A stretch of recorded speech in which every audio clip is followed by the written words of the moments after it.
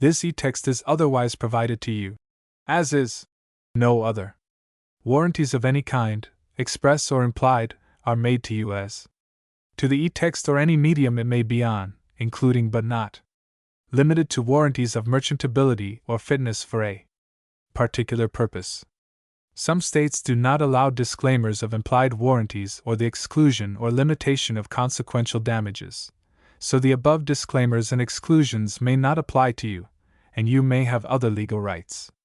Indemnity: you will indemnify and hold Michael Hart, the Foundation, and its trustees and agents, and any volunteers associated with the production and distribution of Project Gutenberg TM texts harmless from all liability, cost, and expense, including legal fees, that arise directly or indirectly from any of the following that you do or cause: 1. Distribution of this e-text; 2. Alteration, modification, or addition to the e-text, or 3. Any defect. Distribution under Project Gutenberg TM. You may distribute copies of this e-text electronically, or by disc, book, or any other medium if you either delete this small print and all other references to Project Gutenberg, or 1. Only give exact copies of it. Among other things, this requires that you do not remove, alter, or modify the e-text or this small print statement. You may, however, if you wish, distribute this e-text in machine-readable binary, compressed, markup, or proprietary form, including any form resulting from conversion by word processing or hypertext software, but only so long as either *, the e-text, when displayed, is clearly readable, and does not contain characters other than those intended by the author of the work, although tilde, asterisk, and underline, underscore, characters may be used to convey punctuation intended by the author, and additional characters may be used to indicate hypertext links, or *. The e-text may be readily converted by the reader at no expense into plain ASCII, EBCDIC, or equivalent form by the program that displays the e-text, as is the case, for instance, with most word processors, or *. You provide, or agree to also provide on request at no additional cost, fee, or expense, a copy of the e-text in its original plain ASCII form, or in EBCDIC or other equivalent proprietary form. 2. Honor the e-text refund and replacement provisions of this small print statement. 3. Pay a trademark license fee to the Foundation of 20% of the gross profits you derive, calculated using the method you already used to calculate your applicable taxes. If you don't derive profits, no royalty is due. Royalties are payable to Project Gutenberg Literary Archive Foundation. The 60 days following each date you prepare, or were legally required to prepare, your annual, or equivalent periodic, tax return. Please contact us beforehand to let us know your plans and to work out the details. What if you want to send money even if you don't have to? Project Gutenberg is dedicated to increasing the number of public domain and licensed works that can be freely distributed in machine-readable form. The project gratefully accepts contributions of money, time, public domain materials, or royalty-free copyright licenses. Money should be paid to the Project Gutenberg Literary Archive Foundation. If you are interested in contributing scanning equipment or software or other items, please contact Michael Hart at hart@pobox.com. Portions of this header are copyright C. 2001 by Michael S. Hart and may be reprinted only when these e-texts are free of all fees.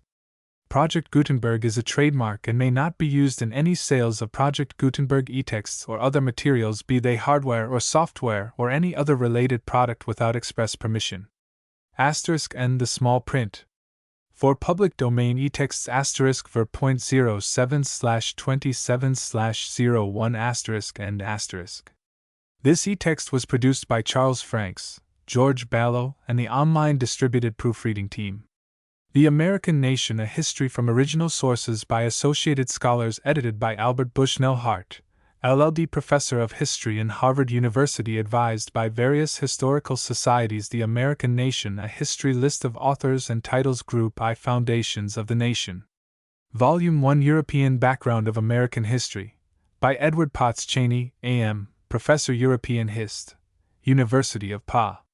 Volume 2, Basis of American History, by Livingston Farrand, Doctor of Laws, President, University of Colorado. Volume 3, Spain in America, by the late Edward Gaylord Bourne, Ph.D., formerly Professor Hist. Yale University. Volume 4, England in America, by Lyon Gardiner Tyler, Doctor of Laws, President William and Mary College. Volume 5, Colonial Self-Government, by Charles McLean Andrews, Ph.D., Professor M. History, Yale University. Group 2, Transformation into a Nation. Volume 6, Provincial America, by Everett Boutelle Green, Ph.D., Professor Hist. And Dean of College, University of Ill. Volume 7, France in America, by the late Reuben Goldthwaites, Doctor of Laws, formerly Section Wisconsin State Hist.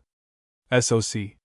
Volume 8, Preliminaries of the Revolution, by George Eliot Howard, Ph.D., Professor Politics Science, University of Neb. Volume 9, The American Revolution, by Claude Halstead Van Tyne, Ph.D., Head Professor Hist.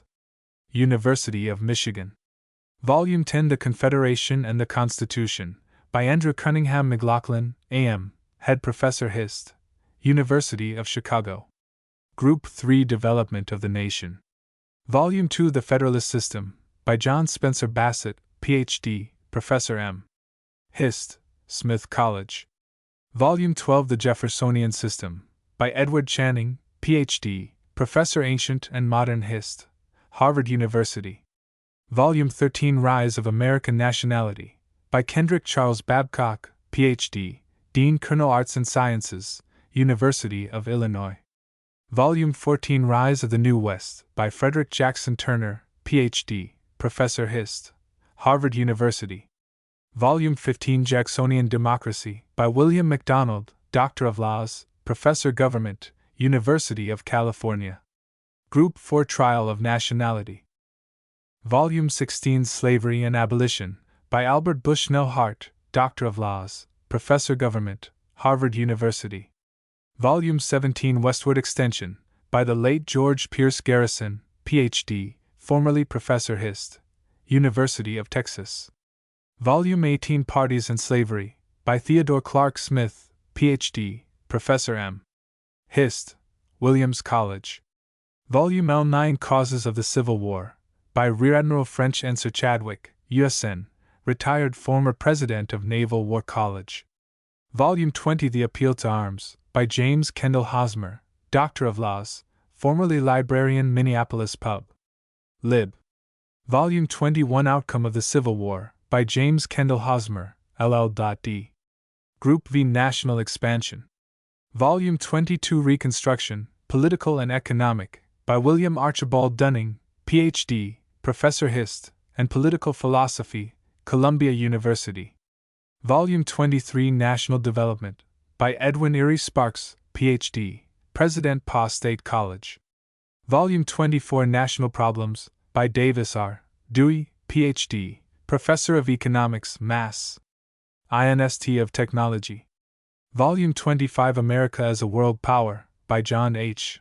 Latane, Ph.D., Professor M. Hist. Johns Hopkins University. Volume 26, National Ideals Historically Traced, by Albert Bushnell Hart, Doctor of Laws, Professor Government, Harvard University. Volume 27, National Progress, 1907 to 1917, by Frederick Austin Ogg, Ph.D., Professor Political Science, University of Wisconsin. Volume 28, Index to the Series, by David Maydole Madison, A.M., Harvard College Library. Committees originally appointed to advise and consult with the editor, the Massachusetts Historical Society. Charles Francis Adams, Doctor of Laws, President Samuel A. Green, M.D., Vice President James Ford Rhodes, Doctor of Laws, Vice President Edward Channing, Ph.D., Professor History, Harvard University, Worthington C. Ford, Chief of Division of Mrs. Library of Congress. The Wisconsin Historical Society. Reuben G. Thwaites, Doctor of Laws, Secretary and Superintendent Frederick J. Turner, Ph.D., Professor of American History, Wisconsin University. James D. Butler, Doctor of Laws, formerly Professor, Wisconsin University. William W. White, President. Henry E. Legler, Curator. The Virginia Historical Society. William Gordon McCabe, Lit. D.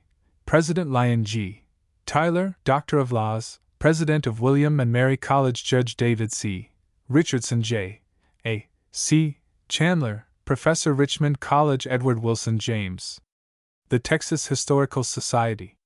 Judge John Henninger Reagan, President George P. Garrison, Ph.D., Professor of History, University of Texas Judge C. W. Raines Judge Zachary T. Fulmore.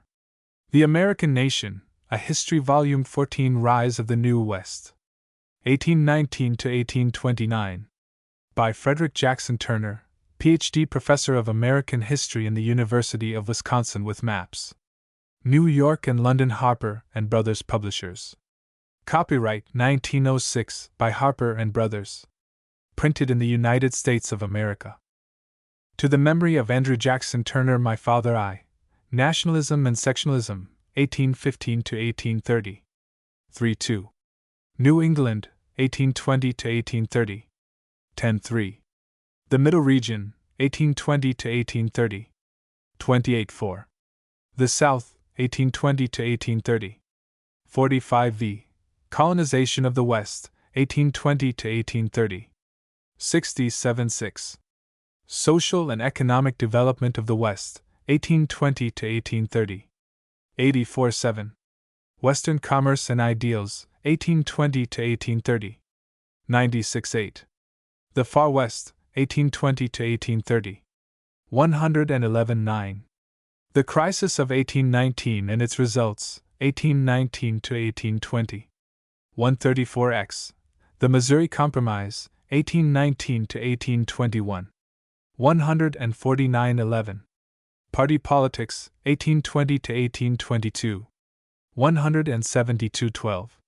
The Monroe Doctrine, 1821 to 1823. 199.13. Internal Improvements, 1818 to 1824. 224.14. The Tariff of 1824, 1820 to 1824. 236.15. The Election of 1824, 1822 to 1825.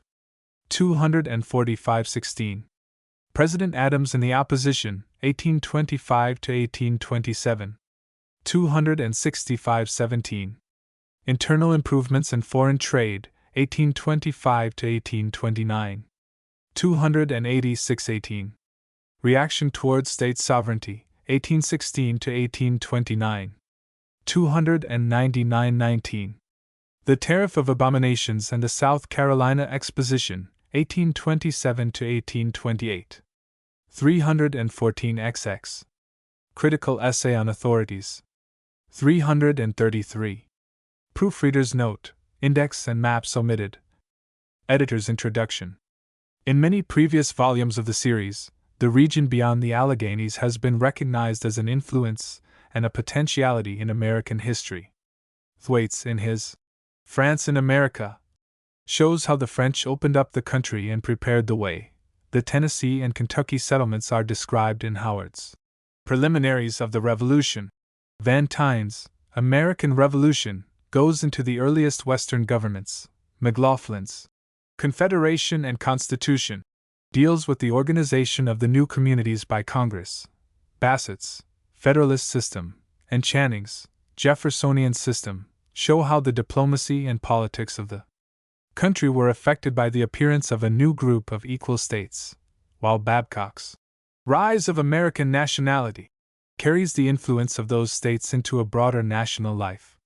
Professor Turner takes up the West as an integral part of the Union, with a self-consciousness as lively as that of the East or South, with its own aims and prejudices, but a partner in the counsels and the benefits of the national government which, as a whole, it is the aim of this volume to describe.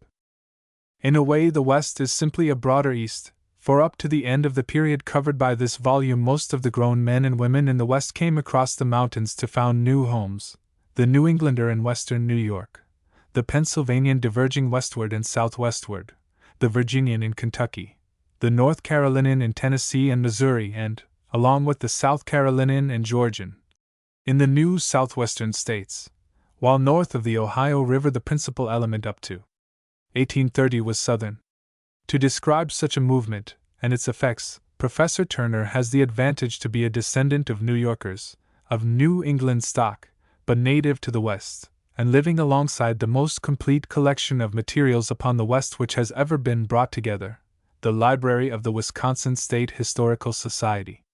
His point of view is that the West and East were always interdependent, and that the rising power of the Western states in national affairs was a wholesome and natural outcome of forces at work for half a century.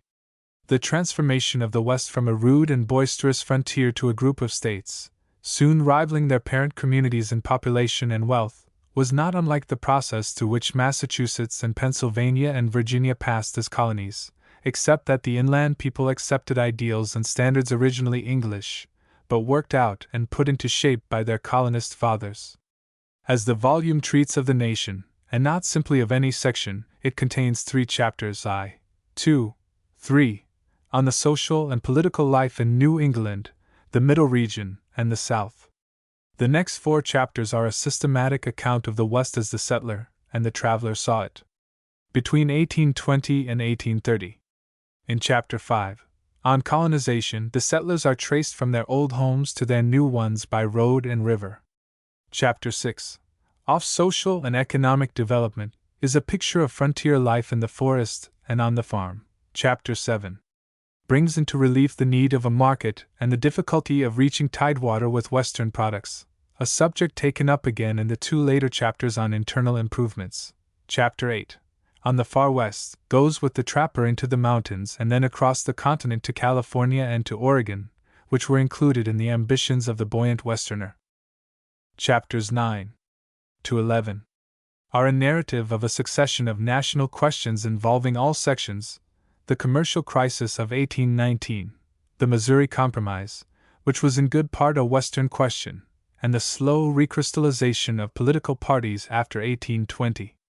Chapter 12 is on the Monroe Doctrine, which included Eastern questions of commerce, Southern questions of nearness to Cuba, and Western questions of Latin American neighbors.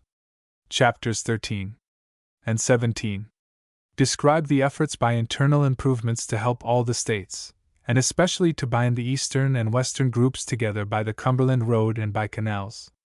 Chapters 14 to 16 take up the tariff of 1824, the presidential election of that year, and its political results. Chapter 18 brings into clear light the causes for the reaction from the ardent nationalism described in Babcock's American Nationality. With Chapter 19, on the tariff of 1828 and the South Carolina protest, the narrative part of the volume closes. The critical essay on authorities and a wealth of footnotes carry the reader back to materials little studied hitherto, and prepare the way for many detailed investigations. The aim of the volume is not to show the rise of the New West as though it were a separate story, but to show how the nation found itself in the midst of questions involving the West, and how all parts of the Union were enriched and stimulated by the appearance of a new section. It opens up new vistas of historical study. Author's Preface. In the present volume I have kept before myself the importance of regarding American development as the outcome of economic and social as well as political forces. To make plain the attitude and influence of New England, the Middle Region, the South, and the West, and of the public men who reflected the changing conditions of those sections in the period under consideration, has been my principal purpose. The limits of the volume have prevented the elaboration of some points well worthy of fuller treatment, and by the plan of the series, certain aspects of the period have been reserved for other writers. I desire to express my cordial appreciation of the friendly criticism and assistance I have received from the editor, Professor Hart. To Professor Carl R. Fish, Professor A. Young, and Dr. U. B. Phillips, my colleagues, I am indebted for a critical reading of several chapters. I have drawn on the manuscript sources possessed by Dr. Phillips for information on many points of Southern history. Several of the topics dealt with in the volume have been investigated by graduate students in my seminary. Particularly, I have profited by the papers of Professor Homer C. Hockett on the Missouri Compromise and the rise of Jacksonian democracy, of Mr. Royal B. Way, now instructor in history in Northwestern University, on internal improvements, and of Dr. W. V. Pulley and Mr. A. C. Bigas on the settlement of Illinois. Mr. S. J. Buck, my assistant in American history, prepared under my direction some of the maps, particularly those of congressional votes. The map of Western fur trading posts and Captain Chittenden's excellent history of the American fur trade furnished the basis for the map of Western posts and trails in the construction of the map of highways and waterways. I have used the map of H. S. Tanner, 1825, and Hewitt's American Traveler, Washington, 1825. From the maps in the 18th Annual Report of the Bureau of Ethnology have been drawn the data for the map of Indian cessions. The editor kindly supplied the map of Russian settlements and claims. For the portrait of Henry Clay, which forms the frontispiece, thanks are due to Mr. Charles Henry Hart, of Philadelphia, the owner of the life mask made by J. H. Brower. Frederick J. Turner. Rise of the New West, Chapter 1, Nationalism and Sectionalism, 1815 to 1830. The history of the United States is the history of a growing nation. Every period of its life is a transitional period, but that from the close of the War of 1812 to the election of Andrew Jackson was peculiarly one of readjustment. It was during this time that the new republic gave clear evidence that it was throwing off the last remnants of colonial dependence. The Revolution had not fully severed the United States from the European state system, but now the United States attained complete independence and asserted its predominance in the Western continent. It was in this period that the nation strengthened its hold on the Gulf of Mexico by the acquisition of Florida, recognized the independence of the revolting Spanish-American colonies, and took the leadership of the Free Sisterhood of the New World under the terms of the Monroe Doctrine. The joyous outburst of nationalism which at first succeeded the dissensions of the period of war revealed itself in measures passed in Congress, under the leadership of Calhoun and Clay. It spoke clearly in the decisions of Judge Marshall, and in the lofty tone of condemnation with which the country as a whole reproached New England for the sectionalism exhibited in the Hartford Convention. Footnote: Babcock M. Nationality M. Nation 13, Chaps 9, 18, Gallatin Writings I. 700. It was not only in the field of foreign relations, in an aroused national sentiment, and in a realization that the future of the country lay in the development of its own resources that America gave evidence of fundamental change. In the industrial field, transportation was revolutionized by the introduction of the steamboat and by the development of canals and turnpikes. The factory system, nourished by the restrictions of the embargo and the war, rapidly developed until American manufactures became an interest which, in political importance, outweighed the old industries of shipping and foreign commerce. The expansion of cotton planting transformed the energies of the South, extended her activity into the newer regions of the Gulf, and gave a new life to the decaying institution of slavery. From all the older sections, but especially from the South and its colonies in Kentucky and Tennessee, a flood of colonists was spreading along the waters of the West. In the Mississippi Valley, the forests were falling before the blows of the pioneers, cities were developing where clearings had just let in the light of day, and new commonwealths were seeking outlets for their surplus and rising to industrial and political power. It is this vast development of the internal resources of the United States, the rise of the New West, that gives the tone to the period. The peace, wrote Webster in later years, brought about an entirely new and a most interesting state of things. It opened to us other prospects and suggested other duties. We ourselves were changed, and the whole world was changed. Other nations would produce for themselves, and carry for themselves, and manufacture for themselves, to the full extent of their abilities. The crops of our plains would no longer sustain European armies, nor our ships longer supply those whom war had rendered unable to supply themselves. It was obvious that, under these circumstances, the country would begin to survey itself, and to estimate its own capacity of improvement. Footnote: Webster, Writings, National Edition, 6, 28. These very forces of economic transformation were soon followed by a distinct reaction against the spirit of nationalism and consolidation which had flamed out at the close of the War of 1812. This was shown, not only in protests against the loose construction tendencies of Congress, and in denunciations of the decisions of the great Chief Justice, but more significantly in the tendency of the separate geographical divisions of the country to follow their own interests, and to make combinations with one another on this basis. From one point of view, the United States, even in this day of its youth, was more like an empire than a nation. Sectionalism had been fundamental in American history before the period which we have reached.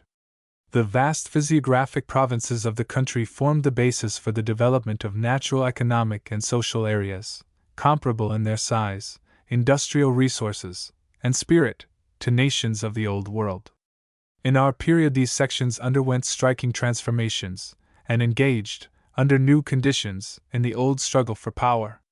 Their leaders, changing their attitude towards public questions as the economic conditions of their sections changed, were obliged not only to adjust themselves to the interests of the sections which they represented, but also, if they would achieve a national career, to make effective combinations with other sections. Footnote Turner. Problems of American History. In Congress of Arts and Sciences, St. Louis, 2. This gives the clue to the decade. Underneath the superficial calm of the era of good feeling, and in contradiction to the apparent absorption of all parties into one, there were arising new issues, new party formations, and some of the most profound changes in the history of American evolution. The men of the time were not unaware of these tendencies. Writing in 1823, Henry Clay declared that it was a just principle to inquire what great interests belonged to each section of our country, and to promote those interests, as far as practicable, consistently with the Constitution, having always an eye to the welfare of the whole. Assuming this principle, said he, does any one doubt that if New York, New Jersey, Pennsylvania, Delaware, Maryland, and the Western States constituted an independent nation, it would immediately protect the important interests in question? And is it not to be feared that, if protection is not to be found for vital interests from the existing systems, in great parts of the Confederacy, those parts will ultimately seek to establish a system that will afford the requisite protection? Footnote: Clay, Works for 81-82, Annals of Tsong, 18 Tsong, 1 Ses, 2, 1997, 24-23. While the most prominent Western statesman thus expressed his conviction that national affairs were to be conducted through combinations between sections on the basis of peculiar interests, Calhoun, at first a nationalist, later the leader of the South, changed his policy to a similar system of adjustments between the rival sections. John Quincy Adams, in 1819, said of Calhoun, "He is above all sectional and factious prejudices more than any other statesman of this Union with whom I have ever acted." Footnote: Adams, Memoirs, v. 361, 6, 75. But Calhoun, by the close of the decade, was not only complaining that the protective policy of certain sections set a dangerous example of separate representation and association of great geographical interests to promote their prosperity at the expense of other interests, but he was also convinced that a great defect in our system was that the separate geographical interests were not sufficiently guarded. Footnote: Am. Hist. Associate, Report 1899, 250. Speaking, in 1831, of the three great interests of the nation, the North, the South, and the West, he declared that they had been struggling in a fierce war with one another, and that the period was approaching which was to determine whether they could be reconciled or not so as to perpetuate the Union. Footnote: Am. Hist. Rev. 6. 742, cf. J.Q. Adams, in Richardson, Messages and Papers. 2, 297, J. Taylor, New Views, 261, Turnbull. The Crisis, No. 2. We see, therefore, that, in the minds of some of the most enlightened statesmen of this decade, American politics were essentially a struggle for power between rival sections. Even those of most enlarged national sympathies and purposes accepted the fact of sectional rivalries and combinations as fundamental in their policies. To understand the period, we must begin with a survey of the separate sections in the decade from 1820 to 1830, and determine what were the main interests shown in each and impressed upon the leaders who represented them. For the purposes of such a survey, the conventional division into New England, Middle Region, South, and West may be adopted. It is true that within each of these sections there were areas which were so different as to constitute almost independent divisions, and which had close affiliations with other sections.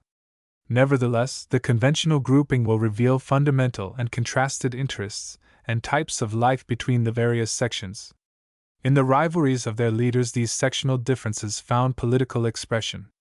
By first presenting a narrative of forces in the separate sections, the narrative of events in the nation will be better understood. A sectional survey, however, cannot fully exhibit one profound change, not easy to depict except by its results. This was the formation of the self-conscious American democracy, strongest in the West and Middle region, but running across all sections and tending to divide the people on the lines of social classes.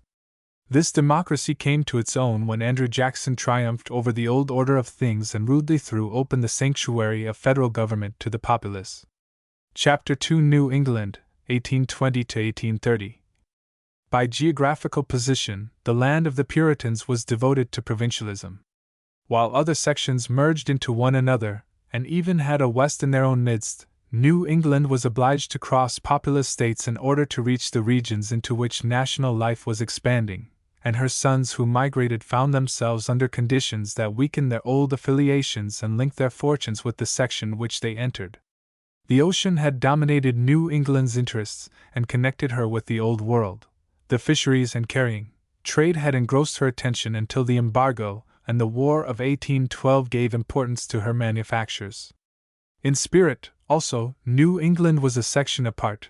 The impress of Puritanism was still strong upon her, and the unity of her moral life was exceptional. Moreover, up to the beginning of the decade with which we have to deal, New England had a population of almost unmixed English origin, contrasting sharply, in this respect, with the other sections. Footnote: for the characteristics of New England in colonial times, see Tyler, England in America, Chaps. 18. 19. Andrews, Colonial Self-Government, Chaps. 18. 19. Green, Provincial America, Chaps. 12. 13. 16 to 18. Bassett, Federalist System, Chaps. 11. 13. M. Nation for v. 6. 11. With these peculiarities, New England often played an important sectional role, not the least effective instance of which had been her independent attitude in the War of 1812. Footnote: Babcock M. Nationality M. Nation, 13. Chapter 9. By 1820, not only were profound economic and social changes affecting the section, but its relative importance as a factor in our political life was declining. Footnote: Adams, United States, 9. Chaps. 4. 7. The Trans-Allegheny States, which in 1790 reported only a little over 100,000 souls, at a time when New England's population was over 1 million, had in 1820 reached a population of nearly 2 millions and a quarter, while New England had not much over 1.5 million. 10 years later, the latter section had less than 2 millions, while the western states beyond the Alleghenies had over 3.5 millions, and the people northwest of the Ohio River alone numbered nearly 1.5 million. In 1820, the total population of New England was about equal to the combined population of New York and New Jersey, but its increase between 1820 and 1830 was hardly 300,000, not much over half that of New York, and less than the gain of Ohio. If Maine, the growing state of the group, be excluded, the increase of the whole section was less than that of the frontier state of Indiana. Our New England prosperity and importance are passing away, wrote Webster at the beginning of the period. Footnote: McMaster, Webster, 90. Were it not that New England was passing through a series of revolutionary economic changes, not fully appreciated at that time, doubtless the percentage of her growth would have been even more unfavorable. As it was, the rise of new manufactures helped to save her from becoming an entirely stationary section. In the course of the preceding 2 decades, New England's shipping industry had reached an extraordinary height, by reason of her control of the neutral trade during the European wars. The close of that period saw an apparent decline in her relative maritime power in the Union, but the shipping and commercial interests were still strong. New England possessed half the vessels owned in the United States and over half the seamen. Massachusetts alone had a quarter of the ships of the nation and over a third of the sailors. Footnote: Pitkin, Statistical View, edition of 1835, 350. Of the exports of the United States in 1820, the statistics gave to New England about 20%, 9/10 of which were from Massachusetts. Footnote: Shaler, United States, I. Chap. X. McGregor, Commercial Statistics of America, 41, 58, 63, 72, 126, 133. This is rather an underestimate of the share of New England, because a portion of the commerce fitted out by her capital and her ships sought the harbor of New York. Great as was New England's interest in the commercial policy of the United States, the manufactures of the section rose to such importance in the course of this decade that the policy of the section was divided. The statistics of the manufactures of the United States at the beginning and at the end of the period were so defective that little dependence can be placed upon them for details. But the figures for New England were more complete than for the other regions. The product of her cotton mills increased in value from $2.5 million in 1820 to over $15.5 million in 1831, and her woolen products rose from less than $1 million to over $11 million. In Massachusetts alone, in the same years, the increase in cottons was from about $700,000 to over $7,700,000, and in woolens, from less than $300,000 to over $7,300,000. Footnote: See Secretary of Treasury, Report, 1854 to 1855, pp-87 to 92. Treasury Report. In-House Exec. Docs. 22 Sohm, ISS, I. Number 308. In brief, the period witnessed the transfer of the industrial center of gravity from the harbors to the waterfalls, from commerce and navigation to manufactures. Besides the textile mills of Rhode Island and Connecticut, the Merrimack mills grew rapidly around Lowell, Massachusetts. The water powers of New Hampshire became the sites of factory towns, and the Industrial Revolution, which, in the time of the embargo, began to transfer industries from the household to the factory, was rapidly carried on. A labor class began to develop, farmers moved into towns, the daughters worked in the mills. It was not long before Irish immigrants found their way to the section and replaced the natives in the mills. The old social and racial unity began to break down. Footnote: Woolen. Labor troubles between 1834 and 1837. In Yale Review, I. 87, Martineau, Society in America, 2, 227, 243, 246, Chevalier, Society, Manners, and Politics, 137, Addison, Lucy Larcom, 6, Clay, Works, v. 467. Agriculture still occupied the larger number of New England people, but it was relatively a declining interest. As early as 1794, Tench Coxe had characterized New England as a completely settled region, with the exception of Maine and Vermont. The generation that followed saw an expansion of agricultural population until the best valley lands were taken and the hillsides were occupied by struggling farmers. By 1830, New England was importing corn and flour in large quantities from the other sections. The raising of cattle and sheep increased as grain cultivation declined. The back country of Maine particularly was being occupied for cattle farms, and in Vermont and the Berkshires there was, towards the close of the decade, a marked tendency to combine the small farms into sheep pastures. Thus, in the tariff agitation of the latter part of the decade, these two areas of western New England showed a decided sympathy with the interests of the wool growers of the country at large. This tendency also fostered emigration from New England, since it diminished the number of small farms. By the sale of their lands to their wealthier neighbors, the New England farmers were able to go west with money to invest. Footnote: Niles Register, 49, 68, Smith and Rann, Rutland County, VT, 166, Goodhue, Hist. Of Shoreham, VT, 59, Nat. Associate of Wool Manufacturers, Bulletin, XXX, 47, 242, 261. In the outlying parts, like the back country of Vermont, farmers still lived under primitive industrial conditions, supporting the family largely from the products of the farm, weaving and spinning under the conditions of household industry that had characterized the colonial period, slaughtering their cattle and hogs, and packing their cheese. When the cold weather set in, caravans of Vermont farmers passed, by sledges, to the commercial centers of New England.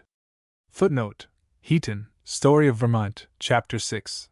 But the conditions of life were hard for the backcountry farmer, and the time was rapidly approaching when the attractions of the western prairies would cause a great exodus from these regions.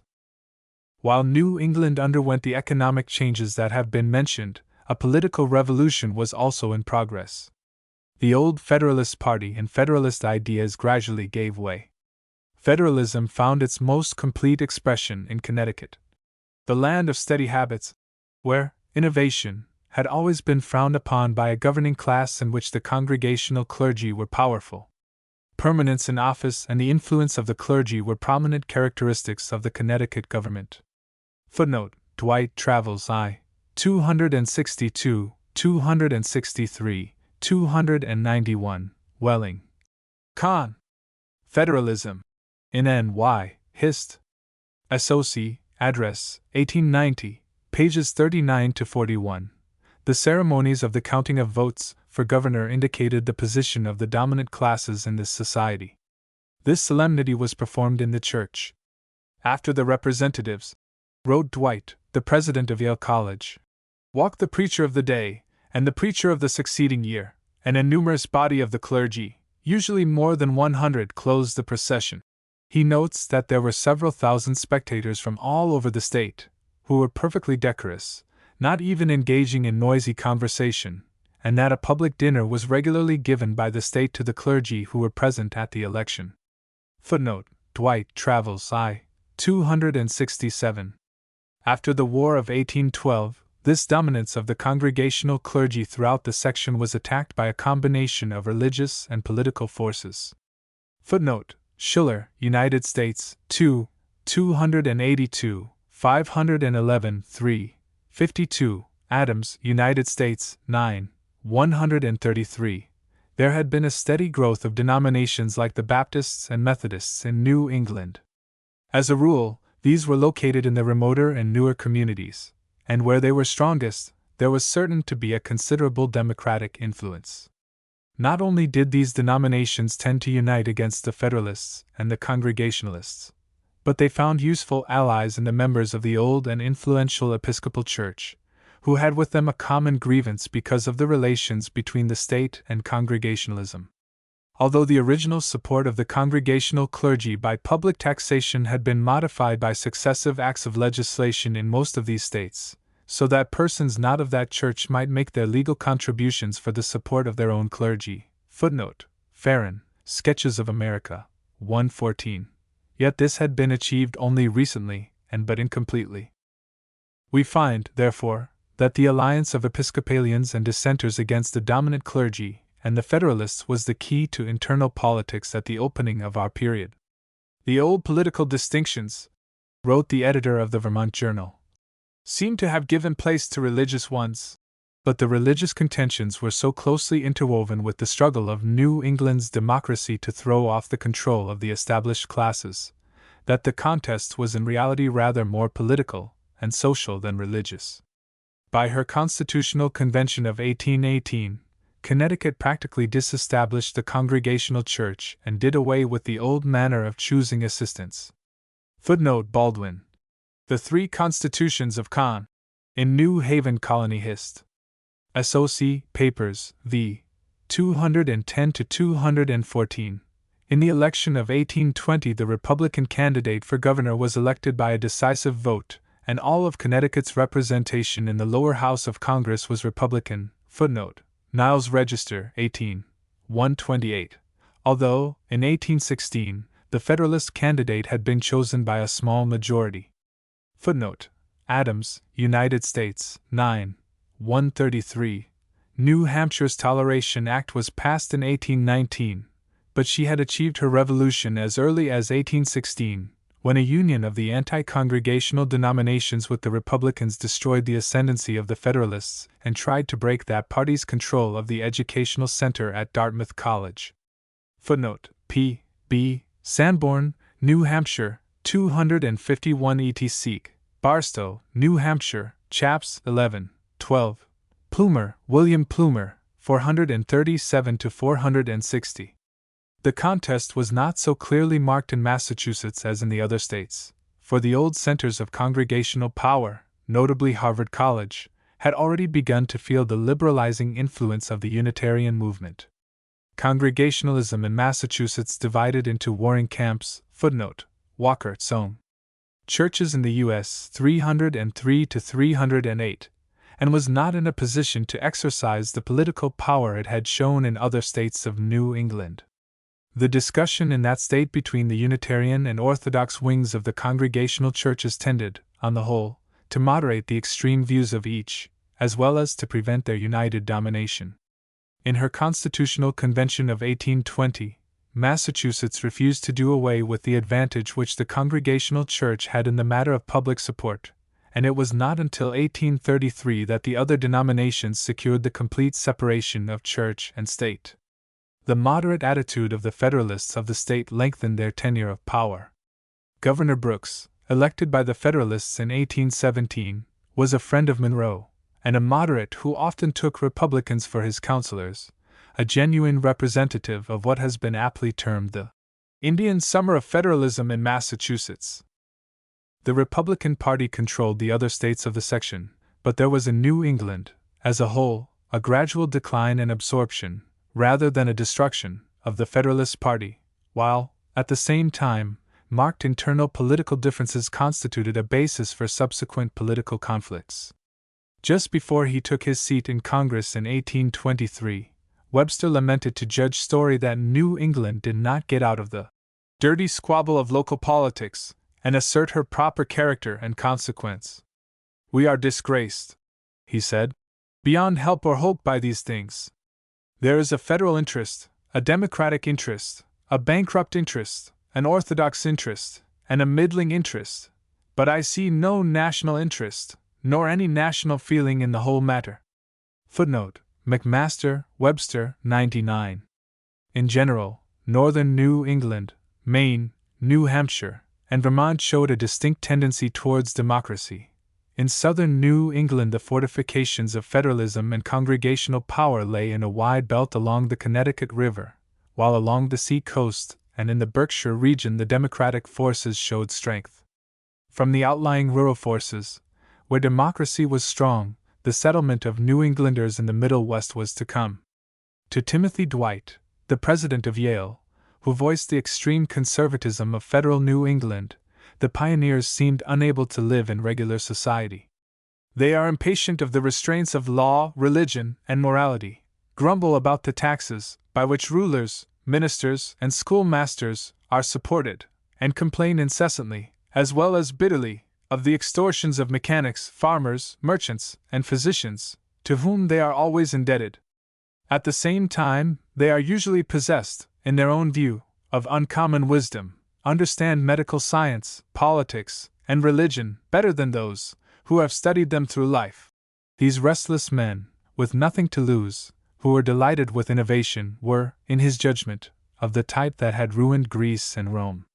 "In mercy, therefore," exclaimed Dwight, "to the sober, industrious, and well-disposed inhabitants, Providence has opened in the vast western wilderness a retreat, sufficiently alluring to draw them away from the land of their nativity. We have many troubles even now, but we should have many more, if this body of foresters had remained at home." Footnote: Dwight Travels 2, 458 to 463. Perhaps the most striking feature of New England life was its organization into communities. What impressed the traveler from other sections or from the Old World was partly the small farms, divided into petty fields by stone fences, but above all, the clustering of habitations in villages instead of dispersing them at intervals of a mile over the country. The spires of the white churches of separate hamlets dotted the landscape. Simple comfort and thrift were characteristic of the region. "Here," wrote a Virginia planter, traveling in New England in the early 30s, "is not apparent 1/100th part of the abject squalid poverty that our state presents." Footnote: Miner's Journal. In Atlantic Monthly, 26, 333. The morale of New England was distinctive. Puritanism had founded the section, and 2 centuries of Calvinistic discipline had molded the New England conscience. That serious self-consciousness, that self-scrutiny, almost morbid at times, by which the Puritan tried to solve the problem of his personal salvation, to determine whether he was of the elect, Wendell Cotton Mather, 6, was accompanied by an almost equal anxiety concerning the conduct of his neighbors. The community life of New England emphasized this trait. Tudor, who was not friendly to the ideals of the land of steady habits, criticized the narrowing influence of local policy, and lamented the sort of habitual, pervading police, made up of Calvinistic inquisition and village scrutiny, in Connecticut. Tudor, Letters on the Eastern States, edition of 1821, 60. Not to be one's brother's keeper and not to assent to the dictates of community sentiment were indications of moral laxity. This long training in theological inquiry, this continued emphasis upon conduct, and this use of community sentiment as a means of enforcing certain moral and political ideals, led the New Englander to war with opposing conceptions wherever he went. A test of the ideals of New England is found in the attitude of those who spread into new regions. The migrating Yankee was a reformer. A considerable proportion of the New Englanders who left the section were come-outers, in religion as in politics. Many of the Vermonters and the pioneers who went west were radicals. But the majority of these dissenters from the established order carried with them a body of ideas regarding conduct and a way of looking at the world that were deeply influenced by their old Puritan training. If, indeed, they revolted from the older type of Calvinism in the freer air of a new country, they were, by this sudden release from restraint, likely to develop isms of their own, which revealed the strong underlying forces of religious thinking. Lacking the restraining influence of the old congregational system, some of them contented themselves with placing greater emphasis upon emotional religion and eagerly embraced membership in churches like the Baptist or Methodist, or accepted fellowship with Presbyterians and welcomed the revival spirit of the Western churches. Others used their freedom to proclaim a new order of things in the religious world. Most noteworthy was Mormonism, which was founded by a migrating New England family and was announced and reached its first success among the New Englanders of New York and Ohio. Anti-Masonry and spiritualism flourished in the greater New England in which these emancipated Puritans settled.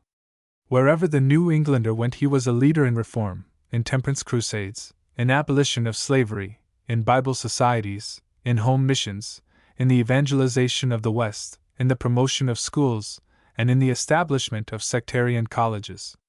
Perhaps the most significant elements in the disintegration of the old Congregationalism in New England itself, however, were furnished by the Unitarians and the Universalists.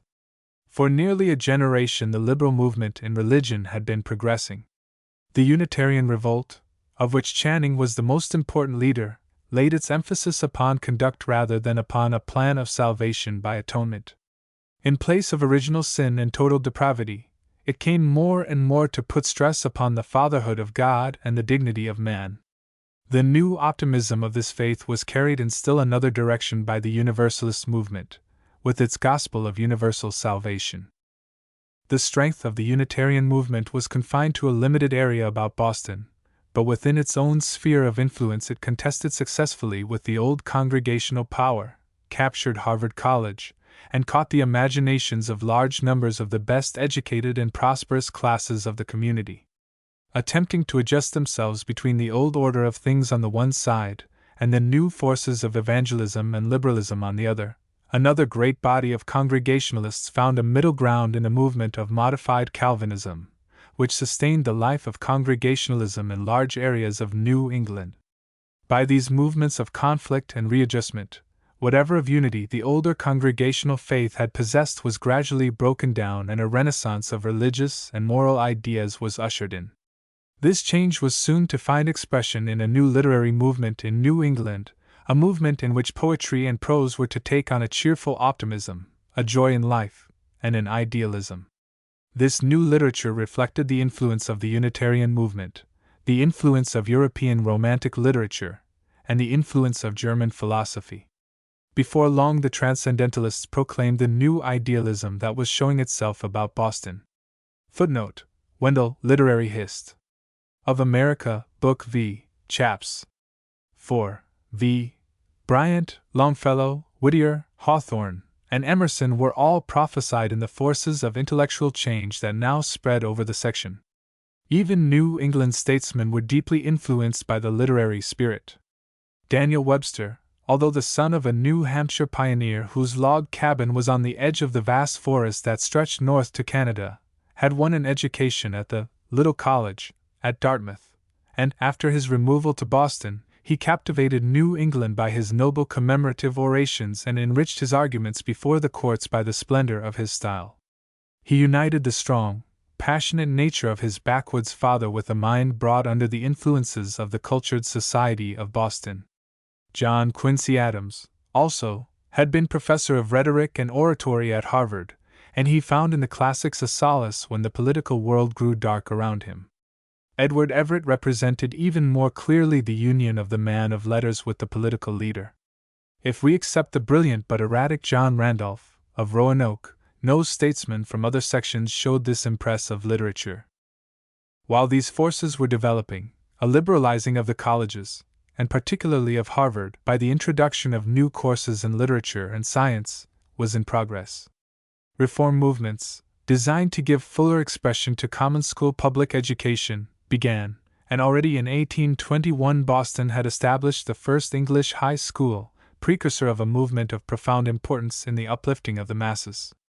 Lyceums and special schools for the laborers flourished in the new centers of manufacturing. The smaller educational centers, like Dartmouth, Bowdoin, Amherst, and Williams, where the farmer boys of New England worked their way through college, sent out each year men to other sections to become leaders at the bar, in the pulpit, in the press, and in the newer colleges. The careers of Amos Kendall, Prentice, and others illustrate these tendencies. In short, New England was training herself to be the schoolmistress of the nation. Her abiding power was to lie in the influence which she exerted in letters, in education, and in reform. She was to find a new life and a larger sphere of activity in the widespread Western communities which were already invaded by her sons. In furnishing men of talent in these fields, she was to have an influence out of all relation to her population. Footnote: Century Mag, 47, 43. Chapter 3: The Middle Region, 1820 to 1830. The Middle States formed a zone of transition between the East and the West, the North and the South. Footnote: For earlier discussions of the Middle Colonies and States, see Tyler, England in America, Chap. 17. Andrews, Colonial Self-Government, Chaps. v. 7, 18, 19. Green, Provincial America, Chaps. 16 to 18. M. Nation 4, v. 6. Geographically, they lay on the line of the natural routes between the Atlantic on the one side, and the Ohio and the Great Lakes on the other. Footnote: Gallatin, Writings 3, 49, Clinton, in Laws of the State of NY in relation to Erie and Champlain Canals I. 140. The waters of the Susquehanna, rising near the lake region of central New York, flowed to Chesapeake Bay, which opened into the Atlantic far down Virginia's coastline. The Great Valley ran through eastern Pennsylvania, across Maryland, and in the form of the Shenandoah Valley, made a natural highway to the interior of North Carolina. New York City and Philadelphia saw in an intimate connection with the rising West the pledge of their prosperity, and Baltimore, which was both a metropolis of the South and of the Middle region, extended her trade north to central New York, west to the Ohio, and south into Virginia, and, like her rivals, sent her fleets to garner the commercial harvest of the sea. In the composition of its population, also, the Middle region was a land of transitions between sections, and a prototype of the modern United States, composite in its nationality. In New York an influential Dutch element still remained. The New England settlers had colonized the western half of the state, and about equaled the native population. In Pennsylvania, Germans and Scotch-Irishmen had settled in such numbers in the course of the 18th century that, by the time of the Revolution, her population was almost evenly divided between these stocks and the English. Footnote: See Lincoln, Revolutionary Movement in PA, in University of PA, Publications I. 24:35, there was also a larger proportion of recent immigrants than in any other state, for by 1830 Pennsylvania had one unnaturalized alien to every 50 inhabitants. Following the Great Valley in the middle of the same century, the Scotch-Irish and German settlers had poured into the upcountry of the South, so that these interior counties of Virginia and the Carolinas were like a peninsula thrust down from Pennsylvania into the South, with economic, racial, social, and religious connections which made an intimate bond between the two sections. A multitude of religious sects flourished in tolerant Pennsylvania, and even the system of local government was a combination of the New England town and the southern county. This region, therefore, was essentially a mediating, transitional zone, including in its midst an outlying New England and a West, and lacking the essential traits of a separate section. It was fundamentally national in its physiography, its composition, and its ideals, a fighting ground for political issues which found their leaders in the other sections. Compared with New England, the middle region was a rapidly growing section. The population of New York, Pennsylvania, New Jersey, and Delaware combined was about 2.75 millions in 1820, and 3.23 millions in 1830. By that date, New York alone balanced all New England in the number of its people. But it was its western half that permitted this growth of the middle section. During the decade 1820 to 1830, New York west of Oneida Lake increased in population by a percentage more than twice as great, and by an amount almost as great, as that of the populous eastern half of the state. By the end of the decade, about one-third of Pennsylvania's population was found west of her central counties. At that time, New York and Pennsylvania became the most populous states in the Union. Virginia and Massachusetts, which in 1790 held the lead, had now fallen to third and eighth place respectively. New Jersey, meanwhile, lagged far behind, and Delaware's rate of increase was only 5.5% in 1829. A member of the Virginia Constitutional Convention asked, "Do gentlemen really believe that it is owing to any diversity in the principles of the state governments of the two states that New York has advanced to be the first state in the Union, and that Virginia, from being the first, is now the third, in wealth and population? Virginia ceded away her Kentucky to form a new state, and New York has retained her Genesee. There lies the whole secret." Footnote: Virginia Constitutional Convention, Debates, 1829 to 1830, 405.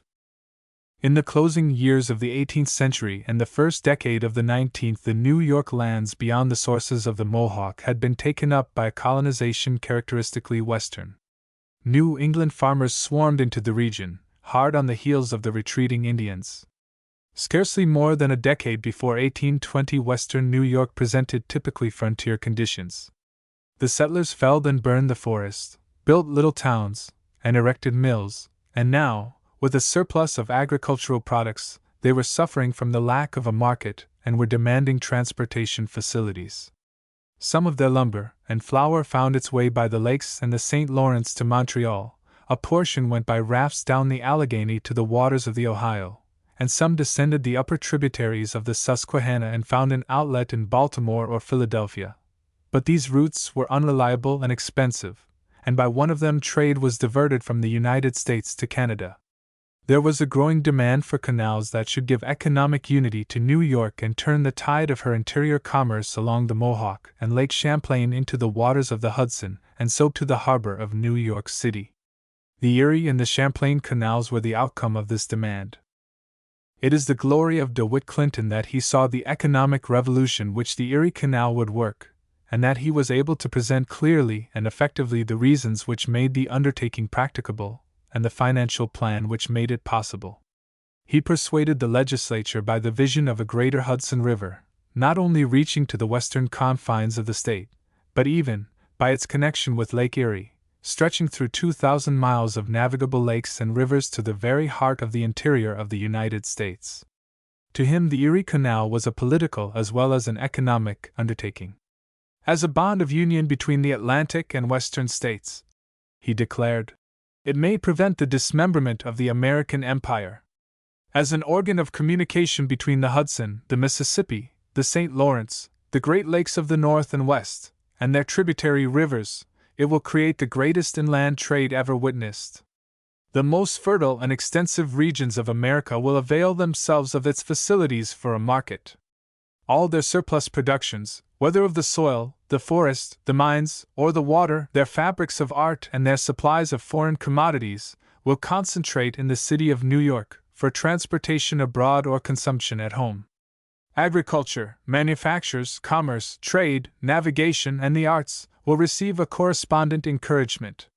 That city will, in the course of time, become the granary of the world, the emporium of commerce, the seat of manufactures, the focus of great moneyed operations, and the concentrating point of vast, disposable, and accumulating capitals, which will stimulate, enliven, extend, and reward the exertions of human labor and ingenuity, in all their processes and exhibitions.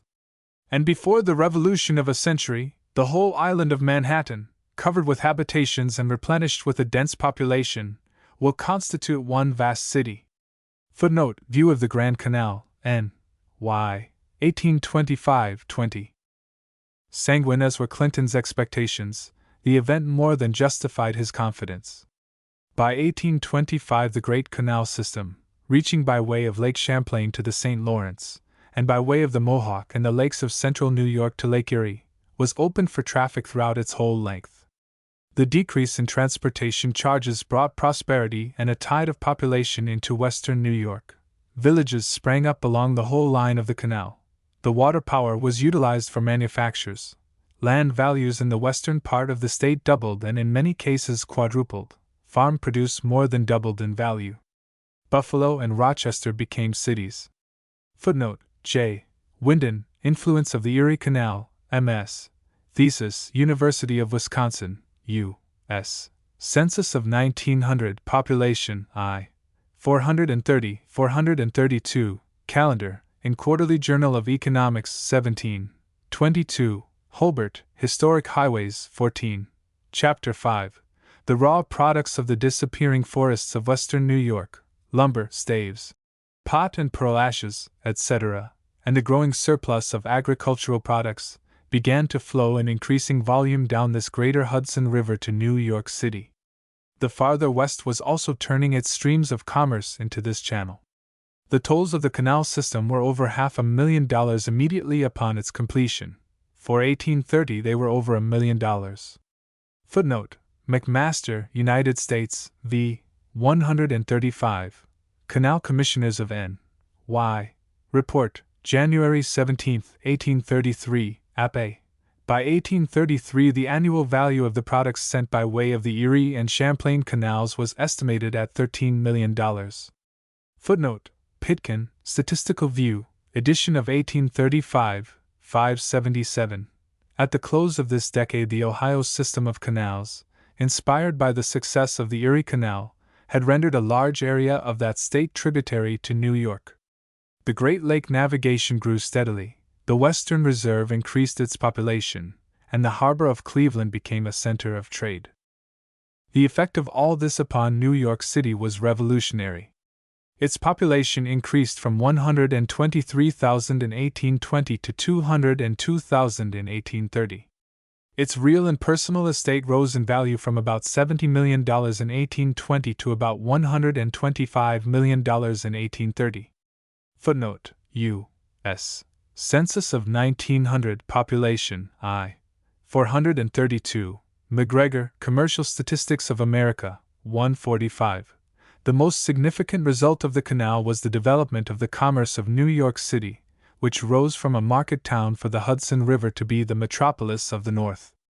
The value of the imports of New York State in 1821 was $24 million. In 1825, the year of the completion of the canal, it was $50 million. This was an exceptional year, however, and in 1830 the value of the imports was $36 million. In 1821 New York had 38% of the total value of imports into the United States. In 1825, over 50%, and this proportion she maintained during our period. In the exports of domestic origin, New York was surpassed in 1819 by Louisiana, and in 1820 by South Carolina, but thereafter the state took and held the lead. Footnote: compiled from Pitkin, Statistical View. In 1823, the amount of flour sent from the western portion of New York by the Erie Canal equaled the whole amount which reached New Orleans from the Mississippi Valley in that year. Footnote: based on Statistics and Report on Internal Commerce, 1887, page 196, Canal Commissioners of N.Y. Annual Report, February 20, 1824, 33. The state of New York had by a stroke achieved economic unity, and its metropolis at once became the leading city of the country. Philadelphia lost power as New York City gained it. Though the counties tributary to Philadelphia constituted the old center of population and political power, the significant fact of growth in Pennsylvania was the increasing importance of Pittsburgh at the gateway to the Ohio Valley. In the great valley beyond the Blue Ridge lived the descendants of those early Germans and Scotch-Irishmen who early occupied the broad and level fields of this fertile zone, the granary of Pennsylvania. Beyond this rock-walled valley lay the mountains in the west and north of the state, their little valleys occupied by farmers, but already giving promise of the rich yield of iron and coal on which the future greatness of the state was to rest. The anthracite mines of the northeastern corner of the state, which have given to their later possessors such influence over the industries of the country, were just coming into use. The iron ores of the middle mountain counties found their way to the forges at Pittsburgh. Already the bituminous coals of the western counties were serving to generate steam power for the mills upon the upper waters of the Ohio, but, as yet, the iron manufacturers of the state depended on the abundant forests for the production of coke for smelting. The problem of transportation pressed hard upon Pennsylvania from the beginning. While Philadelphia was obliged to contest with Baltimore the possession of the eastern half of the state, she saw the productions of the western counties descending the Ohio and Mississippi to New Orleans. Even the trade in manufactured goods which she had formerly sent to the western rivers was now menaced from two quarters. The development of steam navigation on the Mississippi enabled New Orleans to compete for this trade, and the construction of the Erie Canal, with the projected system of tributary canals in Ohio, made it plain to Pennsylvania that New York was about to wrest from her the markets of the West. It had taken 30 days and cost £5 to transport goods from Philadelphia to Columbus, Ohio. The same articles could be brought in 20 days from New York, by the Erie Canal, at a cost of $2.50. Footnote: McMaster, United States v. 136. To Pennsylvania, the control of the Western market, always an important interest, had led in 1800 to the construction of a system of turnpikes to connect Philadelphia with Pittsburgh over the mountains, which developed a great wagon trade. But the days of this wagon trade were now numbered, for the National Road, joining the Ohio and the Potomac and passing south of Pittsburgh, diverted a large share of this overland trade to Baltimore. The superior safety, rapidity, and cheapness of canal communication showed Pennsylvania that she must adjust her transportation to the new conditions. The way was prepared by the experience of corporations attempting to reach the coal fields of northeastern Pennsylvania. In 1820, practically the whole output from the anthracite fields came from the Lehigh Valley and amounted to 365 tons, an equivalent of one for each day of the year. By the end of the decade, the output of the anthracite fields was about 175,000 tons, and the retail price was reduced to $6.50 a ton. Navigation had been secured by the coal companies between the mines and Philadelphia by the Schuylkill. The Union Canal connected the Schuylkill and Susquehanna, and New York City was supplied by the Delaware Canal. Footnote: McCulloch, Commercial Dictionary, edition of 1852, I. 366, U.S. Census of 1884, Worthington, Finances of Pa. This activity in Pennsylvania and the improvement of navigation so far had been the work of corporations. But now, with the growth of population in the West and the completion of the Erie Canal, a popular demand arose for state construction of inland waterways. In 1825, the legislature passed an act under which an extensive system of canals was begun, to connect Philadelphia with Pittsburgh, the Allegheny River with Lake Erie, and Philadelphia with the central counties of New York at the head of the Susquehanna. Footnote: see Chapter 17. Below. Obstacles speedily developed in the jealousies of the various sections of the state. The farmers of the Great Valley, whose interests lay in the development of a communication with Baltimore, were not enthusiastic. The southern counties of the state, along the line of the turnpikes, found their interests threatened, and the citizens of the northwestern counties were unwilling to postpone their demands for an outlet while the trunk line was building. These jealousies furnish issues for the politics of the state during the rest of the decade. Footnote: McCarthy, Anti-Masonic Party in M. Hist. Associate, Report 1902, I. 427. Nevertheless, Pennsylvania was growing rich through the development of her agriculture and her manufactures. The iron industry of the state was the largest in the Union. Although the industry was only in its infancy, Pittsburgh was already producing or receiving a large part of the pig iron that was produced in Pennsylvania. The figures of the census of 1820 give to the Middle States over 40% of the product of pig iron and castings and wrought iron in the United States, the value of the latter article for Pennsylvania being $1,156,000 as against $472,000 for New York. Footnote: Secretary of Treasury, Report, 1854 to 1855, page 90. The influence of this industry upon Pennsylvania politics became apparent in the discussions over the protective tariff during the decade. Together, New York and Pennsylvania constituted a region dominated by interest in the production of grain and the manufacture of iron. Vast as was the commerce that entered the port of New York, the capital and shipping for the port were furnished in part by New England, and the real interest of the section was bound up with the developing resources of the interior of the nation.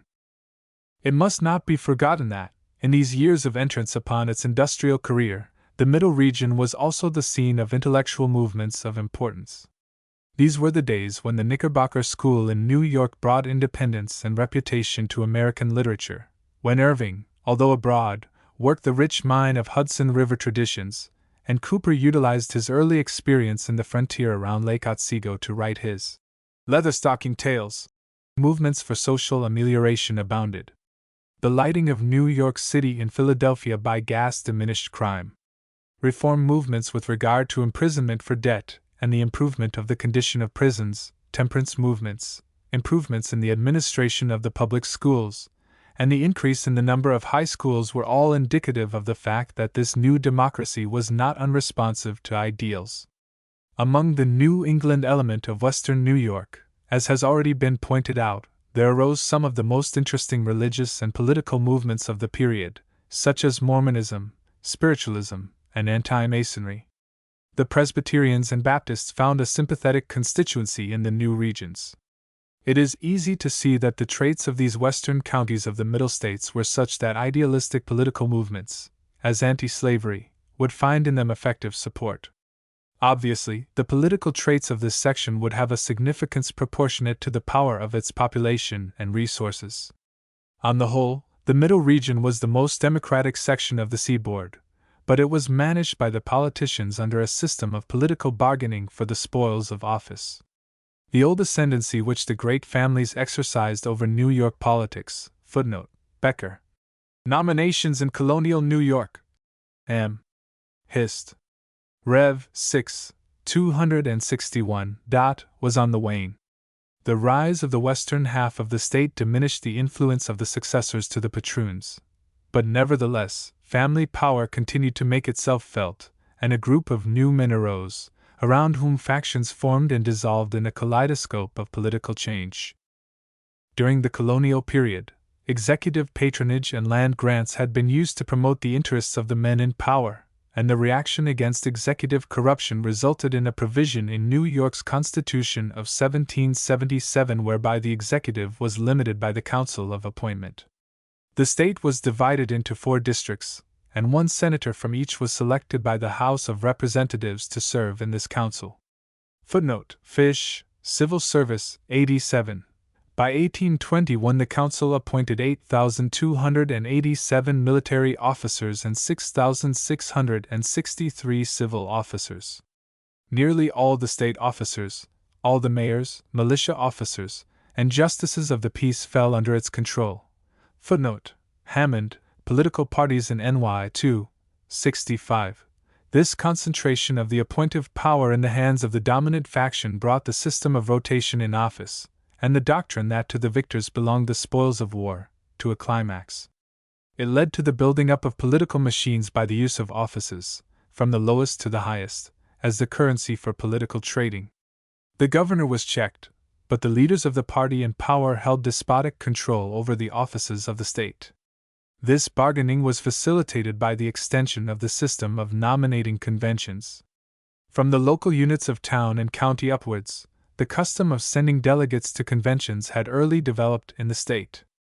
It had become a settled practice for the representatives of one local unit to agree with those of another regarding the order in which their favorite sons should receive office. Town bargained with town, county with county, district with district. In place of the system of control by the established classes, New York's democracy was learning to elaborate the machinery of nomination by the people. But in the process there was developed a race of managing politicians, and the campaigns tended to become struggles between personal elements for power rather than contests on political issues. The finished product of New York politics is shown in Van Buren, the devotee of regularity in party and the adroit manager of its machinery. Shrewdness, tact, and self-reliant judgment, urbane good humor, mingled with a suspicious and half-cynical expression, were written on his face. Little Van was an affable, firm, and crafty politician. Although he was not a creative statesman, either was he a mere schemer. He had definite ideas, if not convictions, of the proper lines of policy, and was able to state them with incisive and forcible argument when occasion demanded. To him, perhaps, more than to any other of the politicians, fell the task of organizing the campaign of Crawford, and afterwards of making the political combinations that brought in the reign of Andrew Jackson. He was the leader of that element of New York politics known as the Bucktails, from the emblem worn by the Tammany Society. Clinton, his opponent, exercised an influence somewhat akin to the Livingstons, the Schuylers, the Van Rensselaers, and the other great family leaders in the baronial days of New York politics. Brusque, arrogant, and ambitious, he combined the petty enmities of a domineering politician with flashes of statesmanlike insight, and he crushed his way to success by an exterminating warfare against his enemies. Around him gathered a personal following embracing one wing of the Republicans, aided by a large fraction of the old Federal Party. For the most part, his strength lay along the line of the Erie Canal and in the regions where the New England element was strong.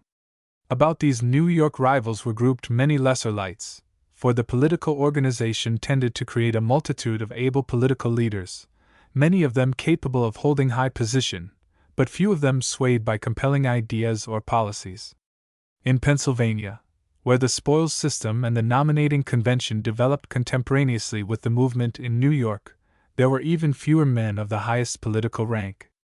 Gallatin's effective career belongs to an earlier period, and he had no successor, as a national figure, among the Pennsylvania party chieftains. Chapter 4: The South, 1820 to 1830. In the decade which forms the subject of this volume, no section underwent more far-reaching changes than did the group of South Atlantic states made up of Maryland, Virginia, the Carolinas, and Georgia, with which this chapter will deal under the name of the South. Then it was that the South came to appreciate the effect of the westward spread of the cotton plant upon slavery and politics.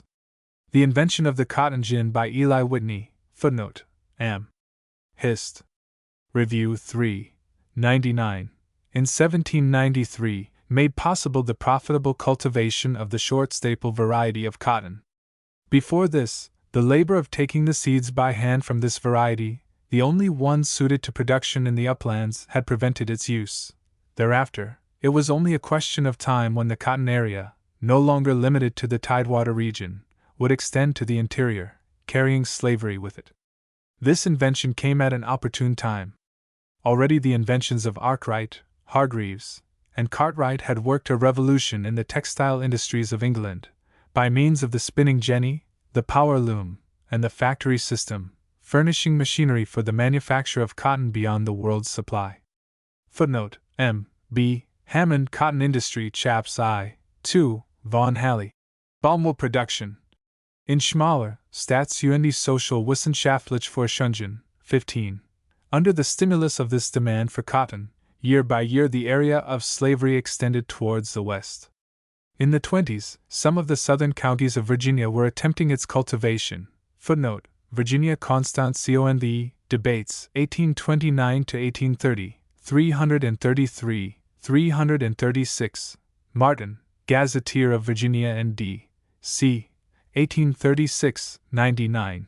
Interior counties of North Carolina were combining cotton raising with their old industries. In South Carolina, the area of cotton and slavery had extended up the rivers well beyond the middle of the state. Footnote: Shaper. Sectionalism and Representation in S. C. in M. Hist. Associate Report, 1900, I. 387-393. While in Georgia, the cotton planters, so long restrained by the Indian line, broke through the barriers and spread over the newly ceded lands. Footnote: Phillips. Georgia and State Rights. Unabridged, 1901-2. 140, map. The accompanying table shows the progress of this crop. It is evident from the figures that Tidewater, South Carolina, and Georgia produced practically all of the cotton crop in 1791, when the total was but 2 million pounds. By 1821, the Old South produced 117 million pounds, and 5 years later, 180 millions. But how rapidly in these 5 years the recently settled Southwest was overtaking the older section cotton crop in million pounds. Footnote: Based on McGregor, Commercial Statistics, 462, cf. de Bow's Review, 17. 428, Vaughan Halley, Balmwood Production, 169, Secretary of Treasury, Report, 1855 to 1856. Page 116. There are discrepancies. The figures are to be taken as illustrative rather than exact. Example: de Bow gives 70 million pounds for Mississippi in 1826. Table omitted is shown by its total of over 150 millions. By 1834, the Southwest had distanced the older section. What had occurred was a repeated westward movement. The cotton plant first spread from the sea-coast to the uplands, and then, by the beginning of our period, advanced to the Gulf Plains, until that region achieved supremacy in its production.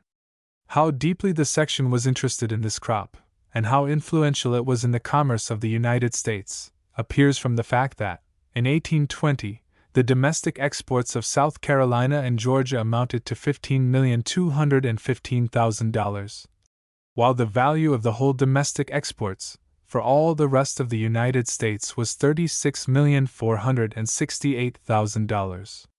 Footnote: Pitkin, Statistical View, edition of 1835, page 57. This, however, inadequately represents the value of the exports from these two cotton states, because a large fraction of the cotton was carried by the coastwise trade to northern ports and appeared in their shipments. Senator William Smith, of South Carolina, estimated that in 1818 the real exports of South Carolina and Georgia amounted to more than half as much as that of the other states of the Union, including the vast and fertile valley of the Mississippi.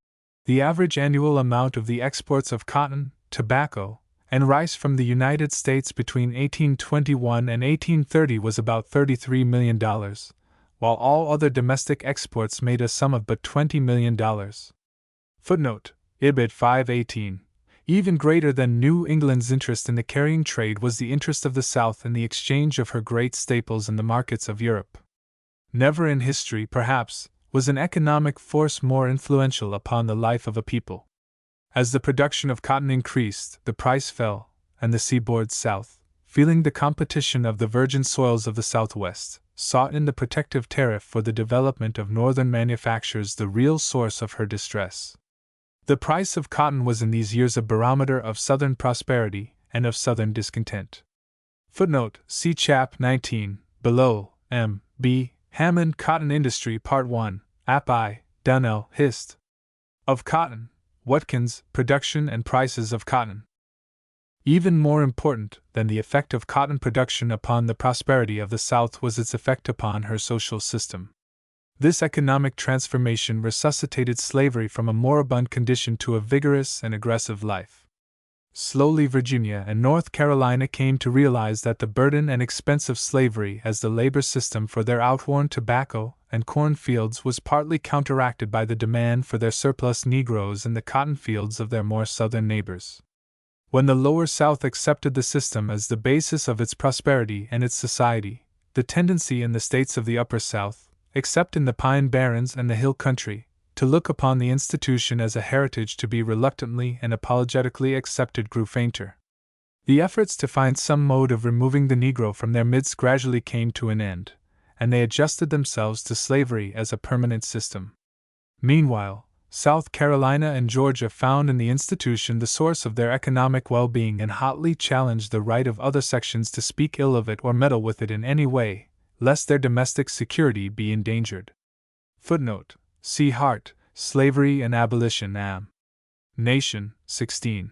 When the South became fully conscious that slavery set the section apart from the rest of the nation, when it saw in nationalizing legislation, such as protection to manufacturers and the construction of a system of internal improvements, the efforts of other sections to deprive the cotton states of their profits for the benefit of an industrial development in which they did not share, deep discontent prevailed. With but slight intermission from the days of Washington to those of Monroe, the tobacco planters under the Virginia dynasty had ruled the nation. But now, when the center of power within the section passed from the weakening hands of Virginia to those of South Carolina, the aggressive leader of the Cotton Kingdom, the South found itself a minority section in the Union. When it realized this, it denied the right of the majority to rule, and proceeded to elaborate a system of minority rights as a protection against the forces of national development, believing that these forces threatened the foundations of the prosperity, and even the social safety of the South. From the middle of the 18th century, the seaboard planters had been learning the lesson of control by a fraction of the population. The South was by no means a unified region in its physiography. The Blue Ridge cut off the low country of Virginia from the Shenandoah Valley, and beyond this valley the Alleghanies separated the rest of the state from those counties which we now know as West Virginia. By the time of the Revolution, in the Carolinas and Georgia, a belt of pine barrens, skirting the fall line, from 50 to 100 miles from the coast, divided the region of tidewater planters of these states from the small farmers of the upcountry. This population of the interior had entered the region in the course of the second half of the 18th century. Scotch-Irishmen and Germans passed down the Great Valley from Pennsylvania into Virginia, and through the gaps in the Blue Ridge out to the Piedmont region of the Carolinas, while contemporaneously other streams from Charleston advanced to meet them. Footnote: Bassett in M. Hist. Associate, Report 1894, page 141, Shaper, Ibid, 1900, I. 317, Phillips, Ibid, 1901-2, 88. Thus, at the close of the 18th century, the South was divided into two areas presenting contrasted types of civilization. On the one side were the planters, raising their staple crops of tobacco, rice, and indigo, together with some cultivation of the cereals. To this region belonged the slaves. On the other side was this area of small farmers, raising livestock, wheat, and corn under the same conditions of pioneer farming as characterized the interior of Pennsylvania. From the second half of the 18th century down to the time with which this volume deals, there was a persistent struggle between the planters of the coast, who controlled the wealth of the region, and the free farmers of the interior of Maryland, Virginia, the Carolinas, and Georgia. The tidewater counties retained the political power which they already possessed before this tide of settlement flowed into the back country. Refusing in most of these states to reapportion on the basis of numbers, they protected their slaves and their wealth against the dangers of a democracy interested in internal improvements, and capable of imposing a tax upon slave property in order to promote their ends. In Virginia, in 1825, for example, the Western men complained that 20 counties in the upper country, with over 220,000 free white inhabitants, had no more weight in the government than 20 counties on Tidewater, containing only about 50,000, that the 6 smallest counties in the state, compared with the 6 largest, enjoyed nearly 10 times as much political power. Footnote: Alexandria Herald, June 13, 1825. To the gentlemen planters of the seaboard, the idea of falling under the control of the farmers of the interior of the South seemed intolerable. It was only as slavery spread into the uplands, with the cultivation of cotton, that the lowlands began to concede and to permit an increased power in the legislatures to the sections most nearly assimilated to the seaboard type. South Carolina achieved this end in 1808 by the plan of giving to the seaboard the control of one house, while the interior held the other. But it is to be noted that this concession was not made until slavery had pushed so far up the river courses that the reapportionment preserved the control in the hands of slave-holding counties. Footnote: Calhoun Works I. 401, Shaper, Sectionalism and Representation in S. C. in Am. Hist. Associate, Report 1900, I. 434 to 437. A similar course was followed by Virginia in the Convention of 1829 to 1830, when, after a long struggle, a compromise was adopted, by which the balance of power in the state legislature was transferred to the counties of the Piedmont and the Valley. Footnote: Virginia Constitution Debates, 1829 to 1830. Chandler, Representation in Virginia, in Johns Hopkins University Studies, 14. 286 to 298. Here slaveholding had progressed so far that the interest of those counties was affiliated rather with the coast than with the Trans-Allegheny country. West Virginia remained a discontented area until her independent statehood in the days of the Civil War. These transmontane counties of Virginia were, in their political activity during our period, rather to be reckoned with the West than with the South. Thus the southern seaboard experienced the need of protecting the interests of its slave-holding planters against the free democracy of the interior of the South itself, and learned how to safeguard the minority. This experience was now to serve the South, when, having attained unity by the spread of slavery into the interior, it found itself as a section in the same relation to the Union which the slave-holding Tidewater area had held towards the more populous up-country of the South. The unification of the section is one of the most important features of the period.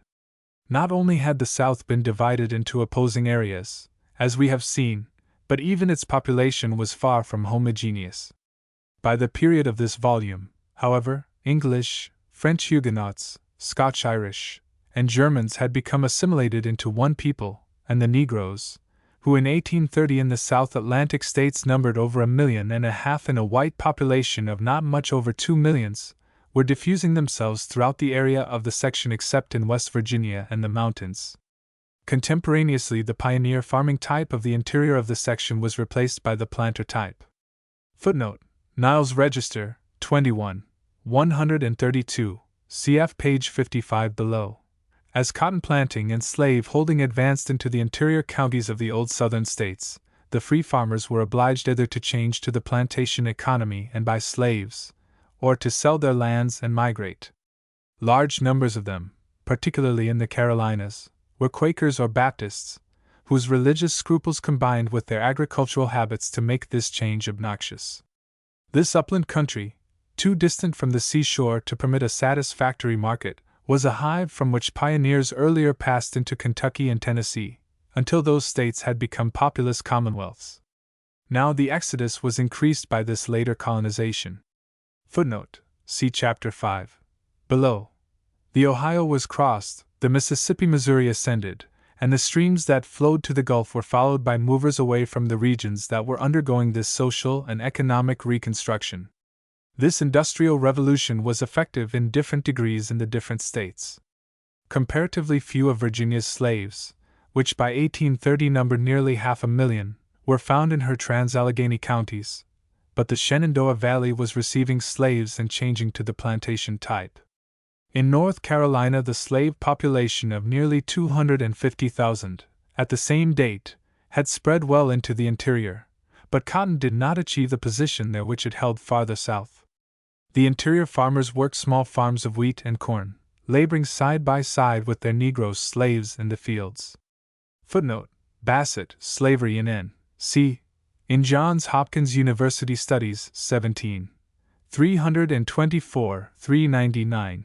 South Carolina had over 300,000 slaves, more than a majority of her population, and the Black Belt extended to the interior. Georgia's slaves, amounting to over 200,000, somewhat less than half her population, steadily advanced from the coast and the Savannah River towards the cotton lands of the interior, pushing before them the less prosperous farmers, who found new homes to the north or south of the cotton belt or migrated to the southwestern frontier. Footnote: Phillips, Georgia and State Rights in Am. Hist. Associate, Report 1901-2, 106. Here, as in North Carolina, the planters in the interior of the state frequently followed the plow or encouraged their slaves by wielding the hoe. Footnote: Phillips, Georgia and State Rights in M. Hist. Associate, Report 1901-2, 107. Thus, this process of economic transformation passed from the coast towards the mountain barrier, gradually eliminating the inharmonious elements, and steadily tending to produce a solidarity of interests. The South as a whole was becoming, for the first time since colonial days, a staple-producing region, and, as diversified farming declined, the region tended to become dependent for its supplies of meat products, horses, and mules, and even hay and cereals, upon the North and West. The westward migration of its people checked the growth of the South. It had colonized the New West at the same time that the Middle region had been rapidly growing in population, and the result was that the proud states of the southern seaboard were reduced to numerical inferiority. Like New England, it was an almost stationary section. From 1820 to 1830, the states of this group gained little more than 500,000 souls, hardly more than the increase of the single state of New York. Virginia, with a population of over 1 million, increased but 13.7%, and the Carolinas only 15.5%. In the next decade, these tendencies were even more clearly shown, for Virginia and the Carolinas then gained but little more than 2%. Georgia alone showed rapid increase. At the beginning of the decade, the Indians still held all of the territory west of Macon, at the center of the state, with the exception of 2 tiers of counties along the southern border. And when these lands were opened towards the close of the decade, they were occupied by a rush of settlement similar to the occupation of Oklahoma and Indian Territory in our own day. What Maine was to New England, that Georgia was to the southern seaboard, with the difference that it was deeply touched by influences characteristically Western. Because of the traits of her leaders, and the rude, aggressive policy of her people, Georgia belonged at least as much to the West as to the South. From colonial times, the Georgia settlers had been engaged in an almost incessant struggle against the savages on her border, and had the instincts of a frontier society.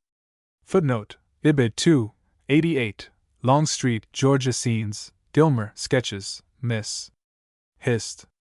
SOC, Publications 8, 443. From 1800 to 1830, throughout the Tidewater region, there were clear evidences of decline.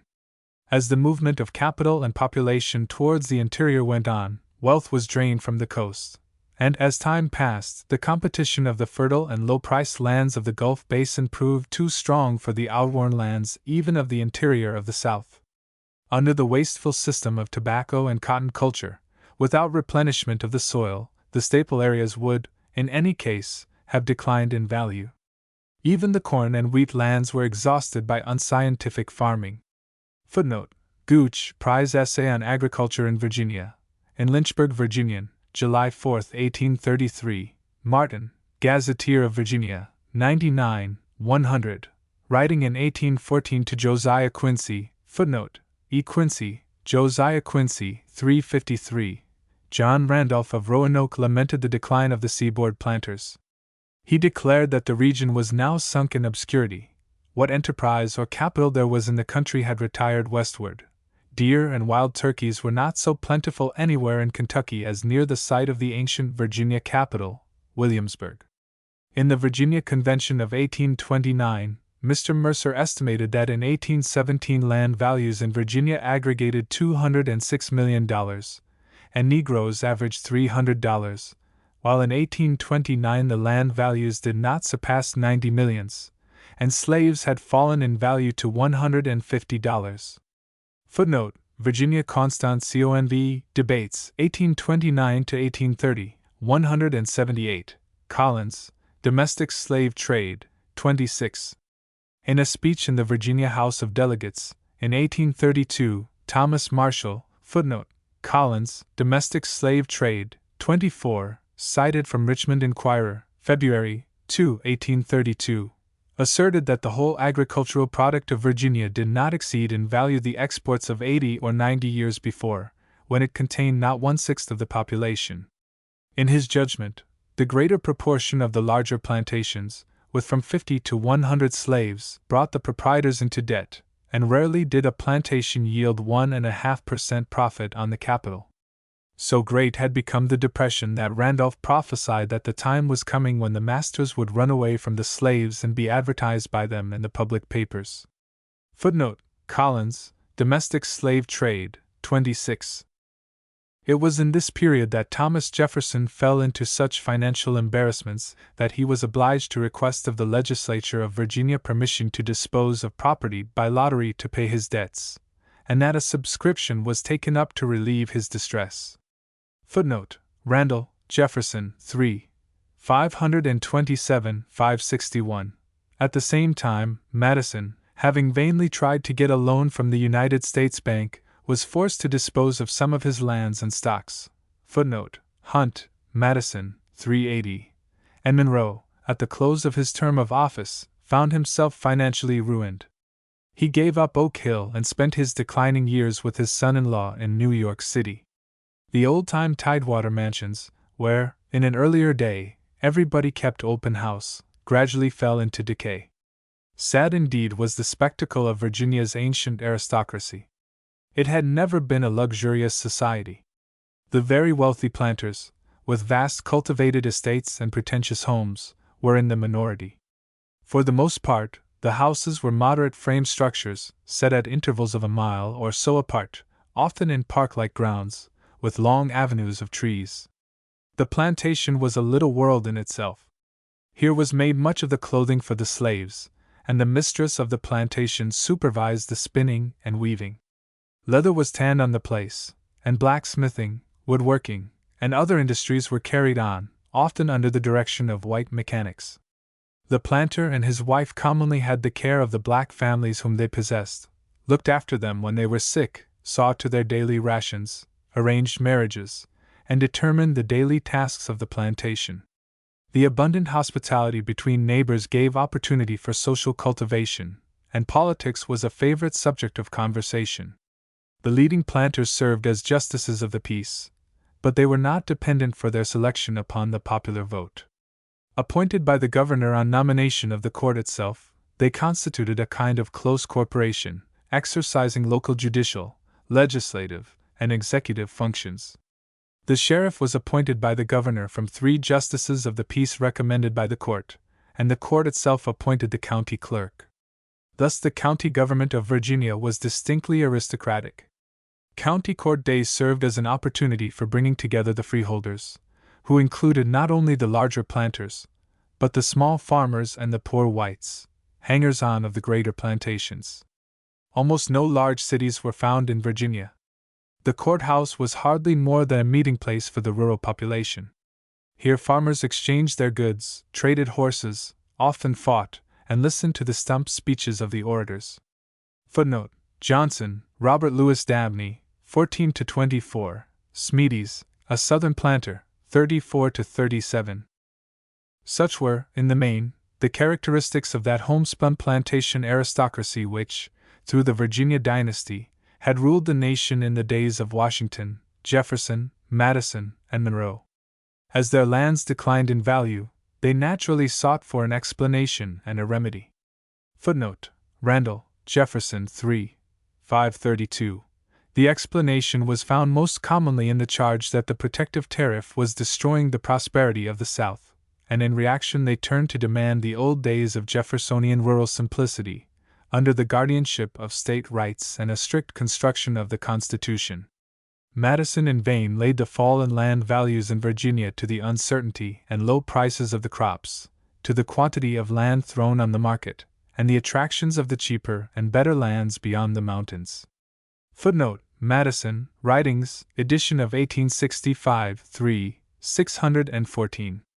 Others called attention to the fact that the semi-annual migration towards the west and southwest, which swept off enterprising portions of the people and much of the capital and movable property of the state, also kept down the price of land by the great quantities thereby thrown into the market. Instead of applying a system of scientific farming and replenishment of the soil, there was a tendency for the planters who remained to get into debt in order to add to their possessions the farms which were offered for sale by the movers. Thus there was a flow of wealth towards the west to pay for these new purchases. The overgrown plantations soon began to look tattered and almost desolate. Galled and gullied hillsides and sedgy, briery fields. Footnote: Lynchburg, Virginian, July 4, 1833, showed themselves in every direction. Finally, the planter found himself obliged to part with some of his slaves, in response to the demand from the new cotton fields, or to migrate himself, with his caravan of Negroes, to open a new home in the Gulf region. During the period of this survey, the price for prime field hands in Georgia averaged a little over $700. Footnote: Phillips and Pohl. Science Court. XX. 267. If the estimate of $150 for Negroes sold in family lots in Virginia is correct, it is clear that economic laws would bring about a condition where Virginia's resources would in part depend upon her supply of slaves to the Cotton Belt. Footnote: Collins, Domestic Slave Trade, 42-46. It is clear, also, that the Old Dominion had passed the apogee of her political power. It was not only the planters of Virginia that suffered in this period of change. As the more extensive and fertile cotton fields of the new states of the Southwest opened, North Carolina and even South Carolina found themselves embarrassed. With the fall in cotton prices, already mentioned, it became increasingly necessary to possess the advantages of large estates and unexhausted soils, in order to extract a profit from this cultivation. From South Carolina there came a protest more vehement and aggressive than that of the discontented classes of Virginia. Already the indigo plantation had ceased to be profitable, and the rice planters no longer held their old prosperity. Charleston was peculiarly suited to lead in a movement of revolt. It was the one important center of real city life of the seaboard south of Baltimore. Here every February the planters gathered from their plantations, 30 to 150 miles away, for a month in their town houses. At this season, races, social gaieties, and political conferences vied with one another in engaging the attention of the planters. Returning to their plantations in the early spring, they remained until June, when considerations of health compelled them either again to return to the city, to visit the mountains, or to go to such watering places as Saratoga in New York. Here again they talked politics and mingled with political leaders of the North. It was not until the fall that they were able to return again to their estates. Footnote: Hodgson, Letters from North America, I. 50. Thus South Carolina, affording a combination of plantation life with the social intercourse of the city, gave peculiar opportunities for exchanging ideas and consolidating the sentiment of her leaders. The condition of South Carolina was doubtless exaggerated by Hayne, in his speech in the Senate in 1832, when he characterized it as not merely one of unexampled depression, but of great and all-pervading distress. With the mournful evidence of premature decay, merchants bankrupt or driven away, their capital sunk or transferred to other pursuits, our shipyards broken up, our ships all sold. If, said he, we fly from the city to the country, what do we there behold? Fields abandoned, the hospitable mansions of our fathers deserted, agriculture drooping, our slaves, like their masters, working harder and faring worse, the planter striving with unavailing efforts to avert the ruin which is before him. He drew a sad picture of the once thriving planter, reduced to despair, gathering up the small remnants of his broken fortune, and with his wife and little ones, tearing himself from the scenes of his childhood and the bones of his ancestors to seek in the wilderness the reward for his industry of which the policy of Congress had deprived him. Footnote: Register of Debates 8, PTI 80, cf. Houston, nullification in SC 46, McDuffie, in Register of Debates 18th Song, 2 Sess. 253. The genius of the South expressed itself most clearly in the field of politics. If the democratic Middle region could show a multitude of clever politicians, the aristocratic South possessed an abundance of leaders bold in political initiative and masterful in their ability to use the talents of their northern allies. When the Missouri question was debated, John Quincy Adams remarked that if institutions are to be judged by their results in the composition of the councils of this Union, the slaveholders are much more ably represented than the simple freemen. Footnote: Adams' Memoirs 4, 506. The Southern statesmen fall into two classes. On the one side was the Virginia group, now for the most part old men, rich in the honors of the nation, still influential, but, except for Monroe, no longer directing party policy. Jefferson and Madison were in retirement in their old age. Marshall, as Chief Justice, was continuing his career as the expounder of the Constitution in accordance with Federalist ideals. John Randolph, his old eccentricities increased by disease and intemperance, remained to proclaim the extreme doctrines of Southern dissent and to impale his adversaries with javelins of flashing wit. A maker of phrases which stung and festered, he was still capable of influencing public opinion somewhat in the same way as are the cartoonists of modern times. But his course through life had been like that of the arrow which Alcestis shot to heaven, which effected nothing useful, though it left a long stream of light behind it. Footnote: Lynchburg, Virginian, May 9, 1833. In North Carolina, the Venerable Macon remained to protest like a later Cato against the tendencies of the times and to raise a warning voice to his fellow slaveholders against national consolidation. In the course of this decade, the effective leadership of the South fell to Calhoun and Crawford. Footnote: see Chapter 11. Below. About these statesmen were grouped energetic and able men like Hayne, McDuffie, and Hamilton of South Carolina, and Cobb and Forsyth of Georgia, men who sometimes pushed their leaders on in a sectional path which the latter's caution or personal ambitions made them reluctant to tread. Nor must it be forgotten that early in the decade the South lost two of her greatest statesmen, the wise and moderate Lowndes, of South Carolina, and Pinckney, the brilliant Maryland orator. In the course of the 10 years which we are to sketch, the influence of economic change within this section transformed the South Carolinians from warm supporters of a liberal national policy into the straightest of the sect of state sovereignty advocates, intent upon raising barriers against the flood of nationalism that threatened to overwhelm the South. In relating the changing policy of the Southern political leaders, we shall again observe the progress and the effects of the economic transformations which it has been the purpose of this chapter to portray. Chapter 5: Colonization of the West, 1820 to 1830. The rise of the New West was the most significant fact in American history in the years immediately following the War of 1812. Ever since the beginnings of colonization on the Atlantic coast, a frontier of settlement had advanced, cutting into the forest, pushing back the Indian, and steadily widening the area of civilization in its rear. Footnote: 3 articles by F.J. Turner, viz. Significance of the Frontier in American History. In M. Hist. Associate, Report 1893, 199 to 227. Problem of the West. In Atlantic Monthly, 78, 289. Contributions of the West to American Democracy, Ibid. Sci. 83. There had been a West even in early colonial days, but then it lay close to the coast.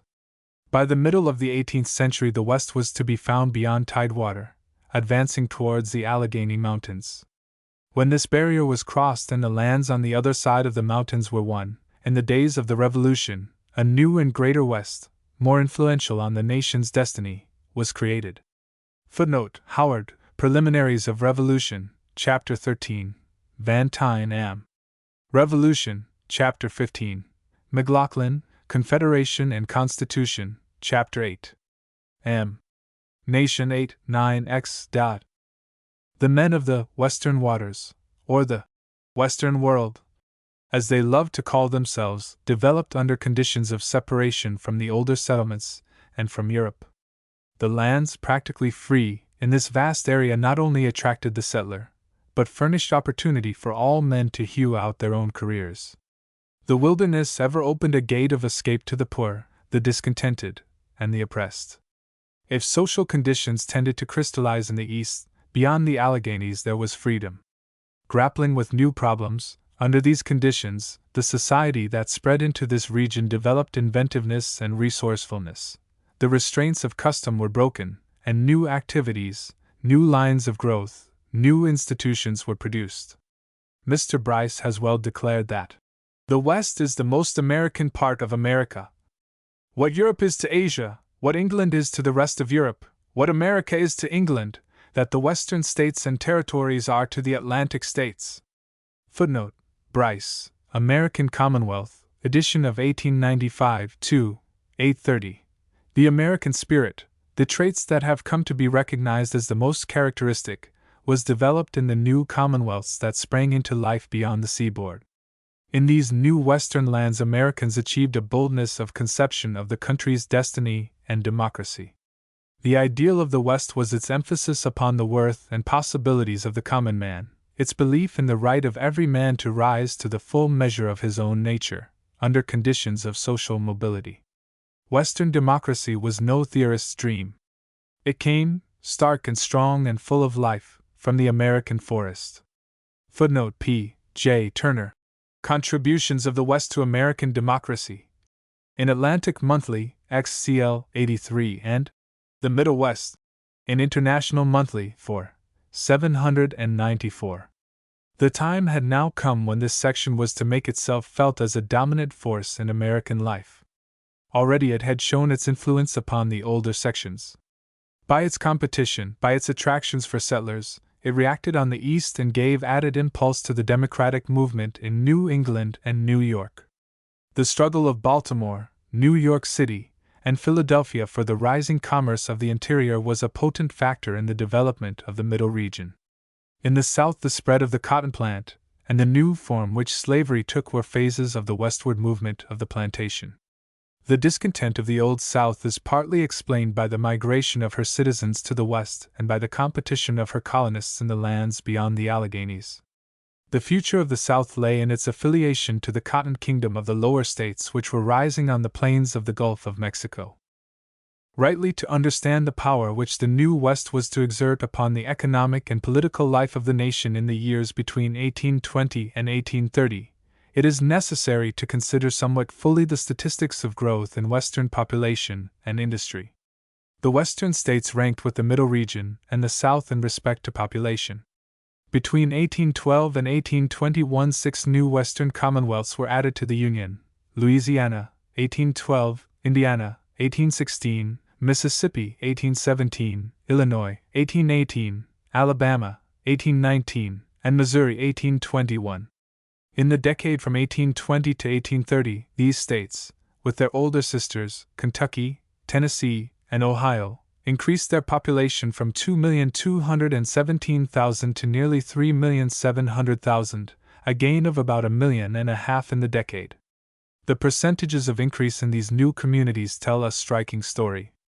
Even the older states of the group grew steadily. Kentucky, with 22%, Louisiana, with 41%, and Tennessee and Ohio, each with 61%, were increasing much faster than New England and the South, outside of Maine and Georgia. But for the newer communities, the percentages of gain are still more significant: Mississippi, 81%, Alabama, 142%, Indiana, 133%, and Illinois, 185%. The population of Ohio, which hardly more than a generation before was fresh, untouched, unbounded, magnificent wilderness. Footnote: Webster, Writings, National Edition v. 252, was now nearly 1 million, surpassing the combined population of Massachusetts and Connecticut. A new section had arisen and was growing at such a rate that a description of it in any single year would be falsified before it could be published. Nor is the whole strength of the Western element revealed by these figures. In order to estimate the weight of the Western population in 1830, we must add 600,000 souls in the western half of New York, 300,000 in the interior counties of Pennsylvania, and over 200,000 in the trans-Allegheny counties of Virginia, making an aggregate of 4,600,000. Fully to reckon the forces of backwoods democracy, moreover, we should include a large fraction of the interior population of Maine, New Hampshire, and Vermont, North Carolina, and Georgia, and northern New York. All of these regions were to be influenced by the ideals of democratic rule which were springing up in the Mississippi Valley. In voting power, the western states alone, to say nothing of the interior districts of the older states, were even more important than the figures for population indicate. The West itself had, under the apportionment of 1822, 47 out of the 213 members of the House of Representatives, while in the Senate its representation was 18 out of 48, more than that of any other section. Clearly, here was a region to be reckoned with.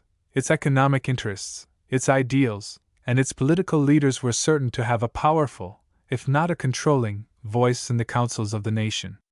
At the close of the War of 1812, the West had much homogeneity.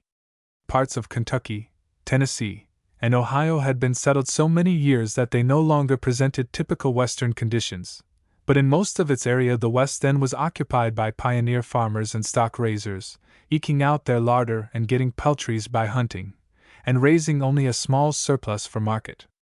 By 1830, however, industrial differentiation between the northern and southern portions of the Mississippi Valley was clearly marked. The Northwest was changing to a land of farmers and town builders, anxious for a market for their grain and cattle, while the Southwest was becoming increasingly a cotton-raising section, swayed by the same impulses in respect to staple exports as those which governed the southern seaboard. Economically, the northern portion of the valley tended to connect itself with the Middle States, while the southern portion came into increasingly intimate connection with the South. Nevertheless, it would be a radical mistake not to deal with the West as a separate region, for, with all these differences within itself, it possessed a fundamental unity in its social structure and its democratic ideals, and at times, in no uncertain way, it showed a consciousness of its separate existence. In occupying the Mississippi Valley, the American people colonized a region far surpassing in area the territory of the old 13 states. The movement was, indeed, but the continuation of the advance of the frontier which had begun in the earliest days of American colonization. The existence of a great body of land, offered at so low a price as to be practically free, inevitably drew population towards the West. When wild lands sold for $2 an acre, and indeed, could be occupied by squatters almost without molestation, it was certain that settlers would seek them instead of paying $20 to $50 an acre for farms that lay not much farther to the east, particularly when the western lands were more fertile. The introduction of the steamboat on the western waters in 1811, moreover, soon revolutionized transportation conditions in the West. Footnote: Flint, Letters, 260, Monet in this. Hist. SOC, Publications 7, 503, Hall, Statistics of the West, 236, 247, Lloyd, Steamboat Disasters, 1853, 32, 40-45, Preble, Steam Navigation, 64, McMaster, United States 4, 402, Chittenden, Early Steamboat Navigation on the Missouri, Chapter 9. At the beginning of the period of which we are treating, steamers were ascending the Mississippi and the Missouri, as well as the Ohio and its tributaries. Between the close of the War of 1812 and 1830, moreover, the Indian title was extinguished to vast regions in the West. Half of Michigan was open to settlement, the northwestern quarter of Ohio was freed, in Indiana and Illinois, more than half of which had been Indian country prior to 1816, all but a comparatively small region of undesired prairie lands south of Lake Michigan was ceded. Almost the whole state of Missouri was freed from its Indian title, and in the Gulf region, at the close of the decade, the Indians held but 2 isolated islands of territory, one in western Georgia and eastern Alabama, and the other in northern and central Mississippi. These ceded regions were the fruit of the victories of William Henry Harrison in the Northwest, and of Andrew Jackson in the Gulf region. They were, in effect, conquered provinces, just open to colonization. The maps of the United States Census, giving the distribution of population in 1810, 1820, and 1830, footnote, see Maps of Population, compare U.S. Census of 1900, Statistical Atlas, Plates 4, 5, 6, exhibit clearly the effects of the defeat of the Indians, and show the areas that were occupied in these years. In 1810, settlement beyond the mountains was almost limited to a zone along the Ohio River and its tributaries, the Cumberland and the Tennessee. In the southwest, the vicinity of Mobile showed sparse settlement, chiefly survivals of the Spanish and English occupation, and along the fluvial lands of the eastern bank of the lower Mississippi, in the Natchez region, as well as in the old province of Louisiana, there was a considerable area occupied by planters. By 1820, the effects of the War of 1812 and the rising tide of westward migration became manifest. Pioneers spread along the river courses of the Northwest well up to the Indian boundary. The zone of settlement along the Ohio ascended the Missouri, in the rush to the Boone's Lick country, towards the center of the present state.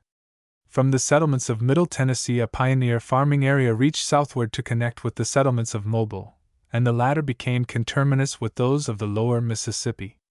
By 1830, large portions of these Indian lands, which were ceded between 1817 and 1829, received the same type of colonization. The unoccupied lands in Indiana and Illinois were prairie country, then deemed unsuited for settlement because of the lack of wood and drinking water.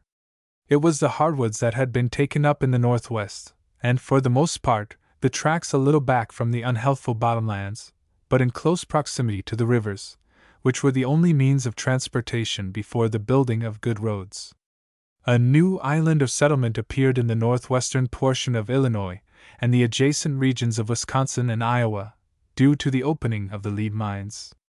Along the Missouri Valley and in the Gulf region, the areas possessed in 1820 increased in density of population. Georgia spread her settlers into the Indian lands, which she had so recently secured by threatening a rupture with the United States. Footnote: MacDonald, Jacksonian Democracy, M. Nation, 15, Chapter 10. Translated into terms of human activity, these shaded areas, encroaching on the blank spaces of the map, meant much for the history of the United States.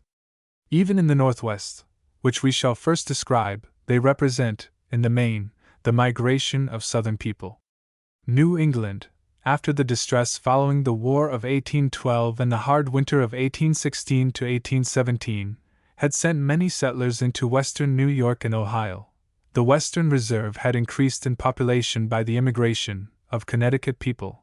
Pennsylvania and New Jersey had sent colonists to southern and central Ohio, with Cincinnati as the commercial center. In Ohio, the settlers of Middle State origin were decidedly more numerous than those from the South, and New England's share was distinctly smaller than that of the South.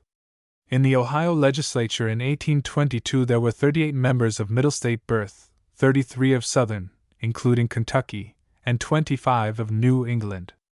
But Kentucky and Tennessee, now sufficiently settled to need larger and cheaper farms for the rising generation, together with the upcountry of the South, contributed the mass of the pioneer colonists to most of the Mississippi Valley prior to 1830.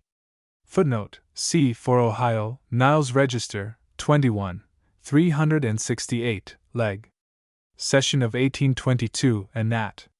Republican, January 2, 1824, for Illinois in 1833, Western Monthly Magazine, I. 199, for Missouri Convention of 1820, Niles Register, 18, 400, for Alabama in 1820, Ibid, XX, 64. Local histories, travels, newspapers, and the census of 1850 support the text, of course. A large fraction of these came from the Scotch-Irish and German stock that in the first half of the 18th century passed from Pennsylvania along the Great Valley to the upcountry of the South. Indiana, so late as 1850, showed but 10,000 natives of New England, and twice as many persons of Southern as of Middle States origin. In the history of Indiana, North Carolina contributed a large fraction of the population, giving to it its Hoosier, as well as much of its Quaker stock.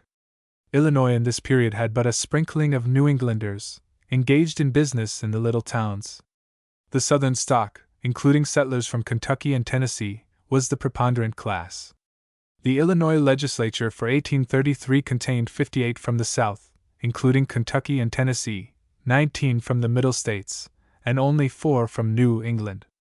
Missouri's population was chiefly Kentuckians and Tennesseans. The leaders of this Southern element came, in considerable measure, from well-to-do classes, who migrated to improve their conditions in the freer opportunities of a new country. Land speculation, the opportunity of political preferment, and the advantages which these growing communities brought to practitioners of the law combined to attract men of this class.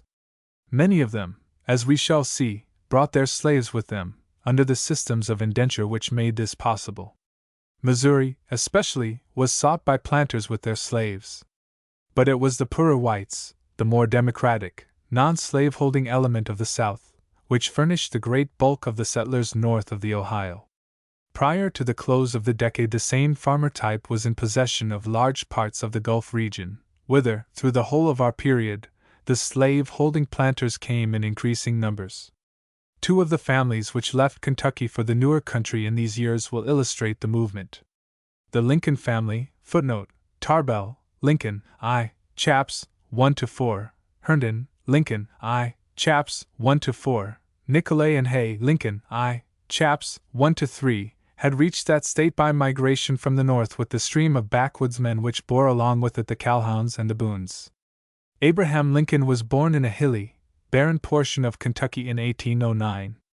In 1816, when Lincoln was a boy of 7, his father, a poor carpenter, took his family across the Ohio on a raft, with a capital consisting of his kit of tools and several hundred gallons of whiskey. In Indiana he hewed a path into the forest to a new home in the southern part of the state, where for a year the family lived in a half-faced camp, or open shed of poles, clearing their land. In the hardships of the pioneer life Lincoln's mother died, as did many another frontier woman. In 1830 Lincoln was a tall, strapping youth, 6 feet 4 inches in height, able to sink his axe deeper than other men into the opposing forest. At that time his father moved to the Sangamon country of Illinois with the rush of land seekers into that new and popular region. Near the home of Lincoln in Kentucky was born, in 1808, Jefferson Davis, footnote, Mrs. Davis, Jefferson Davis, I. 5, whose father, shortly before the War of 1812, went with the stream of southward movers to Louisiana and then to Mississippi. Davis's brothers fought under Jackson in the War of 1812, and the family became typical planters of the Gulf region. Meanwhile, the roads that led to the Ohio Valley were followed by an increasing tide of settlers from the east.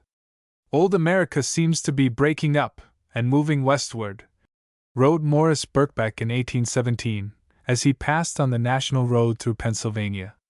We are seldom out of sight, as we travel on this grand track, towards the Ohio, of family groups, behind and before us.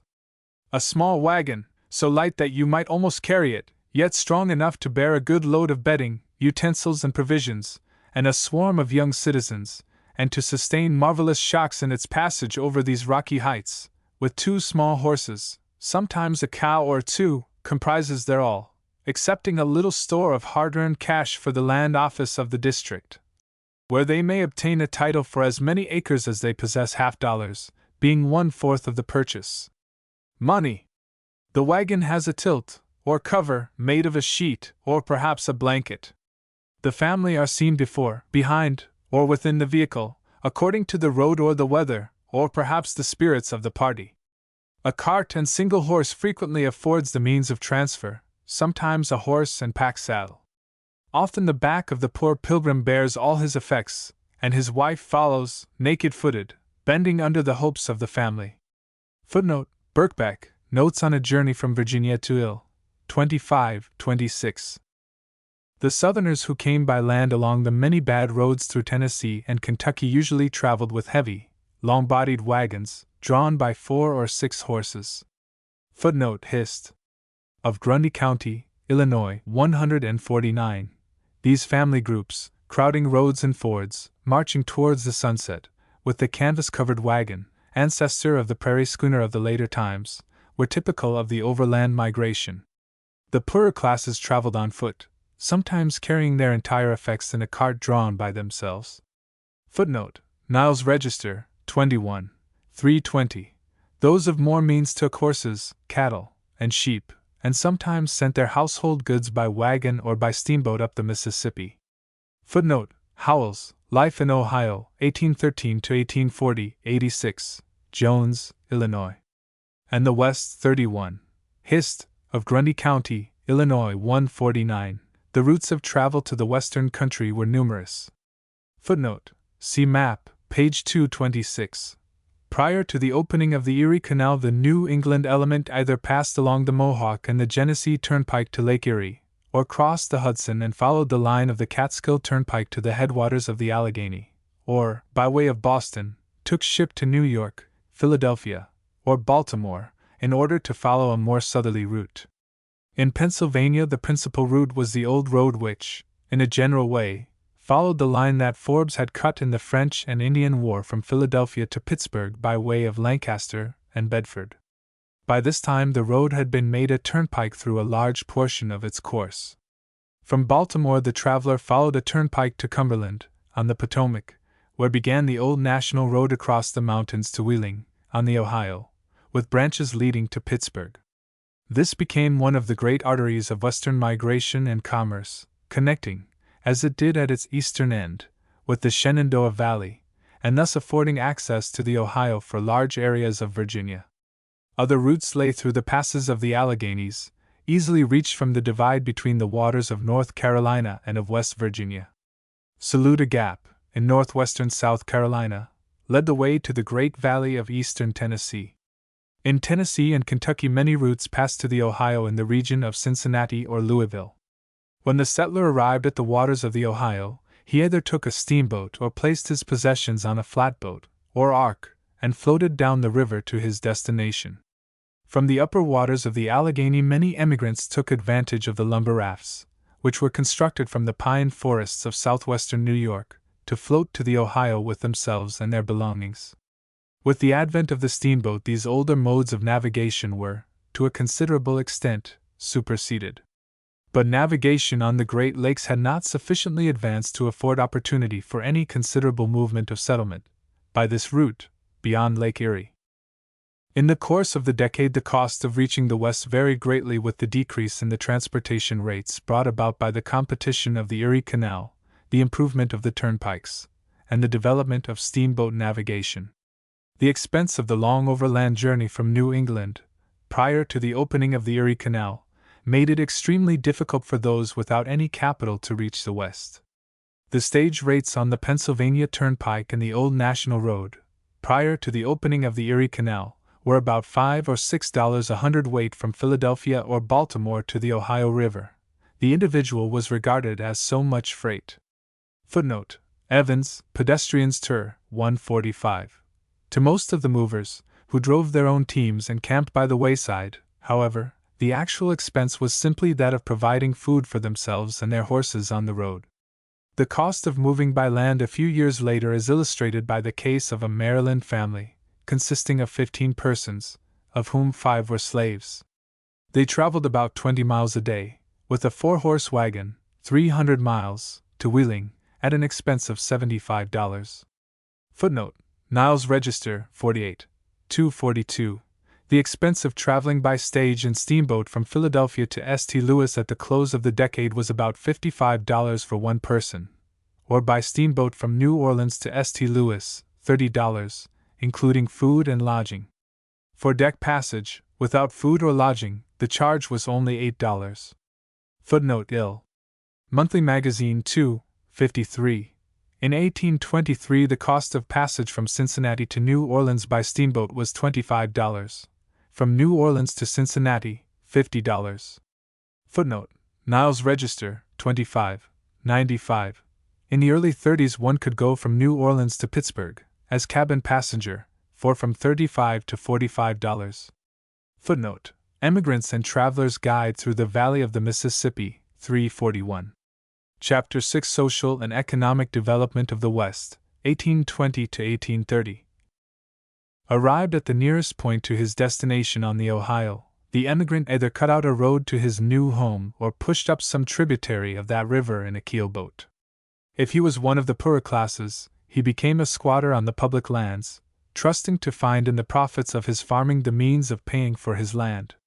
Not uncommonly, after clearing the land, he sold his improvements to the actual purchaser, under the customary usage or by preemption laws. Footnote: Hall, Statistics of the West, 180, Kingdom, America, 56, Peck, New Guide for Emigrants to the West, 1837, 119 to 132. With the money thus secured he would purchase new land in a remoter area, and thus establish himself as an independent landowner. Under the credit system, footnote: Emmerich, Credit and the Public Domain, which existed at the opening of the period, the settler purchased his land in quantities of not less than 160 acres at $2 per acre, by a cash payment of 50 cents per acre, and the rest in installments running over a period of 4 years. But by the new law of 1820, the settler was permitted to buy as small a tract as 80 acres from the government at a minimum price of $1.25 per acre without credit. The price of labor in the towns along the Ohio, coupled with the low cost of provisions, made it possible for even a poor day laborer from the East to accumulate the necessary amount to make his land purchase. Footnote: see, for example, Peck, New Guide for Emigrants to the West, 1837, 107 to 134, Bradbury, Travels 286. Having in this way settled down either as a squatter or as a landowner, the pioneer proceeded to hew out a clearing in the midst of the forest. Footnote: Kingdom, America, 10, 54, 63, Flint, Letters, 206, McMaster, United States, v. 152 to 155, Howells, Life in Ohio, 115. Commonly he had selected his lands with reference to the value of the soil, as indicated by the character of the hardwoods, but this meant that the labor of clearing was the more severe in good soil. Under the sturdy strokes of his axe the light of day was let into the little circle of cleared ground. Footnote: Hall, Statistics of the West, 98, 101, 145. With the aid of his neighbors, called together under the social attractions of a raising, with its inevitable accompaniment of whiskey and a frolic, he erected his log cabin. America, wrote Birkbeck, was bred in a cabin. Footnote: Birkbeck, Notes on Journey, 94. Having secured a foothold, the settler next proceeded to girdle, or deaden, an additional forest area, preparatory to his farming operations. This consisted in cutting a ring through the bark around the lower portion of the trunk, to prevent the sap from rising. In a short time the withered branches were ready for burning, and in the midst of the stumps the first crop of corn and vegetables was planted. Often the settler did not even burn the girdled trees, but planted his crop under the dead foliage. In regions nearer to the east, as in western New York, it was sometimes possible to repay a large portion of the cost of clearing by the sale of pot and pearl ashes extracted from the logs, which were brought together into huge piles for burning. Footnote: Life of Thurlow Weed, Autobiography I. 2. This was accomplished by a log rolling, under the united efforts of the neighbors, as in the case of the raising. More commonly in the West the logs were wasted by burning, except such as were split into rails, which, laid one above another, made the zigzag worm fences for the protection of the fields of the pioneer. When a clearing was sold to a later comer, $50 or $60, in addition to the government price of land, was commonly charged for 40 acres, enclosed and partly cleared. Footnote: Kingdom, America, 1054. It was estimated that the cost of a farm of 320 acres at the edge of the prairie in Illinois, at this time, would be divided as follows: for 160 acres of prairie, $200, for fencing it into 4 40-acre fields with rail fences, $160, for breaking it up with a plow, $2 per acre, or $320, 80 acres of timber land and 80 acres of pasture prairie, $200.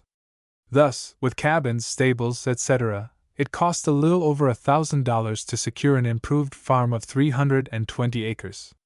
Footnote: J. M. Peck, Guide for Emigrants, 1831, 183 to 188. C.F. Birkbeck, London, 1818. Letters, 45, 46, 69 to 73. S. H. Collins, Emigrant's Guide. Tanner, Publisher, View of the Valley of the Miss. 1834, 232. J. Woods, 2 years' residence, 146, 172. But the mass of the early settlers were too poor to afford such an outlay, and were either squatters within a little clearing, or owners of 80 acres, which they hoped to increase by subsequent purchase. Since they worked with the labor of their own hands and that of their sons, the cash outlay was practically limited to the original cost of the lands and articles of husbandry. The cost of an Indiana farm of 80 acres of land, with 2 horses, 2 or 3 cows, a few hogs and sheep, and farming utensils, was estimated at about $400. The peculiar skill required of the axeman who entered the hardwood forests, together with readiness to undergo the privations of the life, made the backwoodsman in a sense an expert engaged in a special calling. Footnote: J. Hall, Statistics of the West, 101. Cf. Chastellux, Travels in North America, London, 1787, I. 44. Frequently he was the descendant of generations of pioneers, who, on successive frontiers, from the neighborhood of the Atlantic coast towards the interior, had cut and burned the forest, fought the Indians, and pushed forward the line of civilization. He bore the marks of the struggle in his face, made sallow by living in the shade of the forest, shut from the common air. Footnote: Birkbeck, Notes on Journey, 105 to 114, and in a constitution often racked by malarial fever. Dirt and squalor were too frequently found in the squatter's cabin, and education and the refinements of life were denied to him. Often shiftless and indolent, in the intervals between his tasks of forest felling he was fonder of hunting than of a settled agricultural life. With his rifle he eked out his sustenance, and the peltries furnished him a little ready cash. His few cattle grazed in the surrounding forest, and his hogs fed on its mast. The backwoodsman of this type represented the outer edge of the advance of civilization. Where settlement was closer, cooperative activity possible, and little villages, with the mill and retail stores, existed, conditions of life were ameliorated, and a better type of pioneer was found. Into such regions circuit riders and wandering preachers carried the beginnings of church organization, and schools were started. But the frontiersmen proper constituted a moving class, ever ready to sell out their clearings in, footnote, Babcock, 40 Years of Pioneer Life. Journals and Correspondence of J. M. Peck. 101.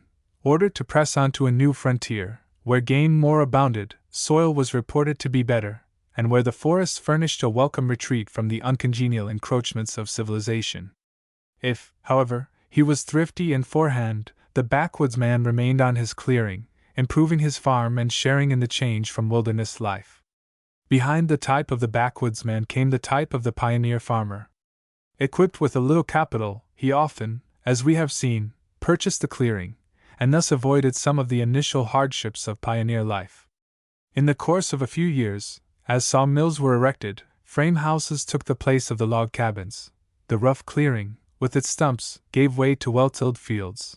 Orchards were planted, livestock roamed over the enlarged clearing, and an agricultural surplus was ready for export. Soon the adventurous speculator offered corner lots in a new town site, and the rude beginnings of a city were seen. Thus Western occupation advanced in a series of waves. Footnote: J. M. Peck, New Guide to the West, Cincinnati, 1848, Chapter 4. T. Flint, Geography and Hist. Of the Western States, 350 etc. J. Flint, Letters from America, 206. C.F. Turner, Significance of the Frontier in American History, in M. Hist. Associate, Report 1893, page 214. McMaster, United States, v. 152 to 160.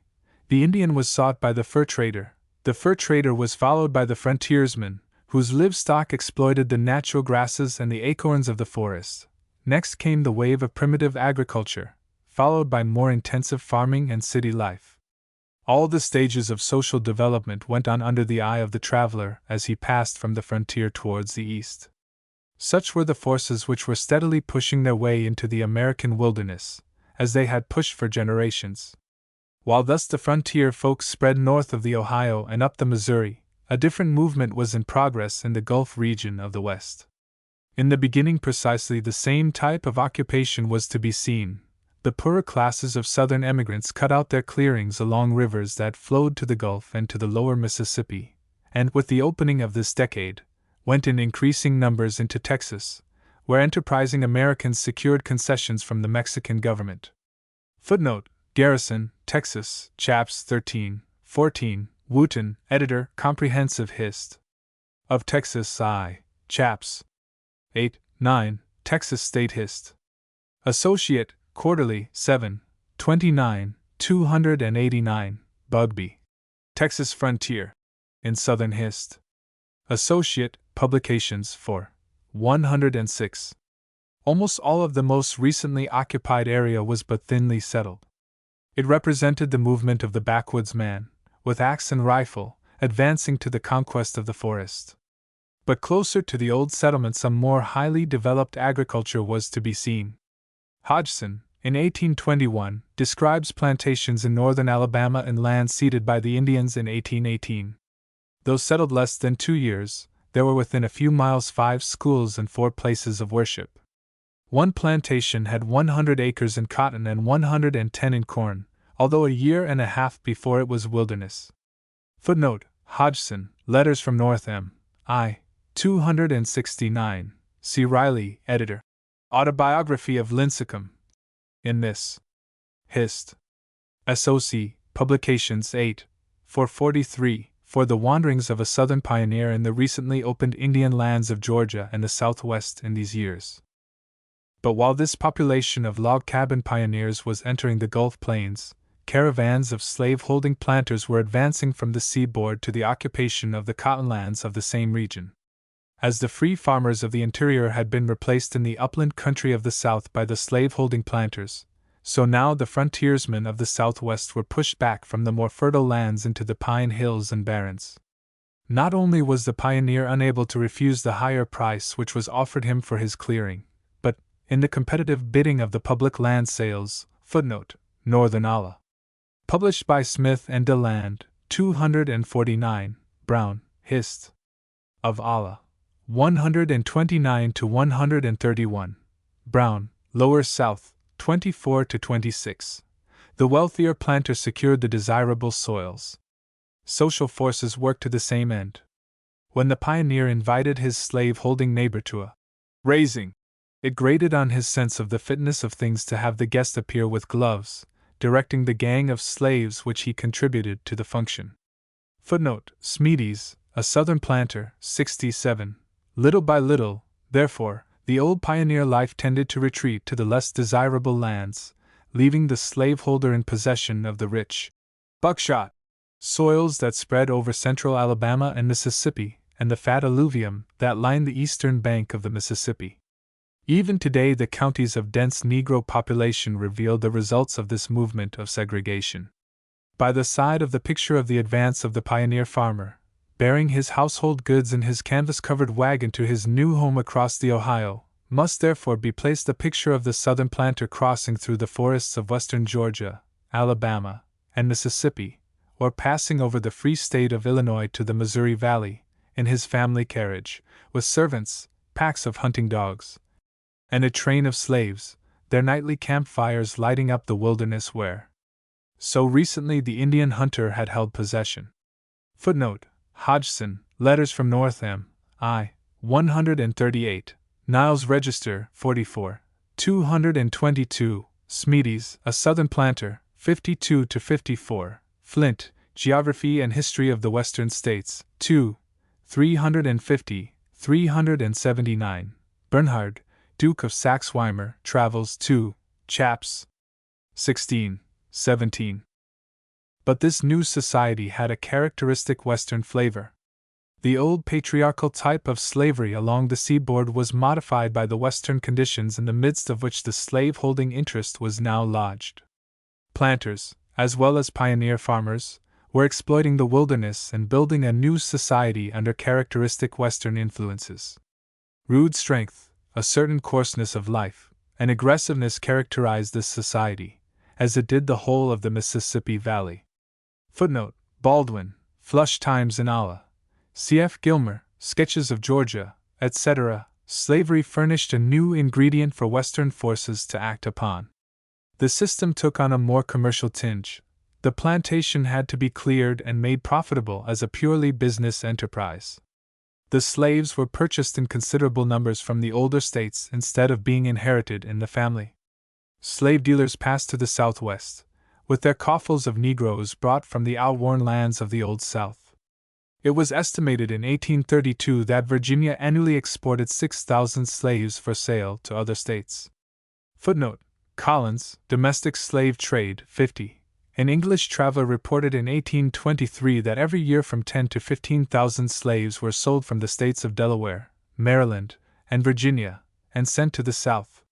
Footnote: Blaine, Excursion through U.S. 226. Hodgson, Letters from North M. I. 194.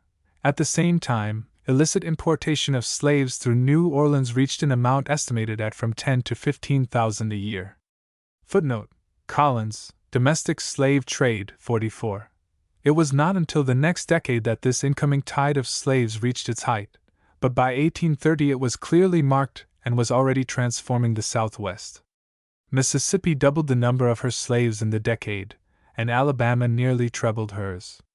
In the same period, the number of slaves of Maryland, Virginia, and North Carolina increased but slightly. As the discussion of the South has already made clear, the explanation of this transformation of the Southwest into a region of slave-holding planters lies in the spread of cotton into the Gulf Plains. In 1811 this region raised but 5 million pounds of cotton. 10 years later its product was 60 million pounds, and in 1826 its fields were white with a crop of over 150 million pounds. It soon outstripped the seaboard South.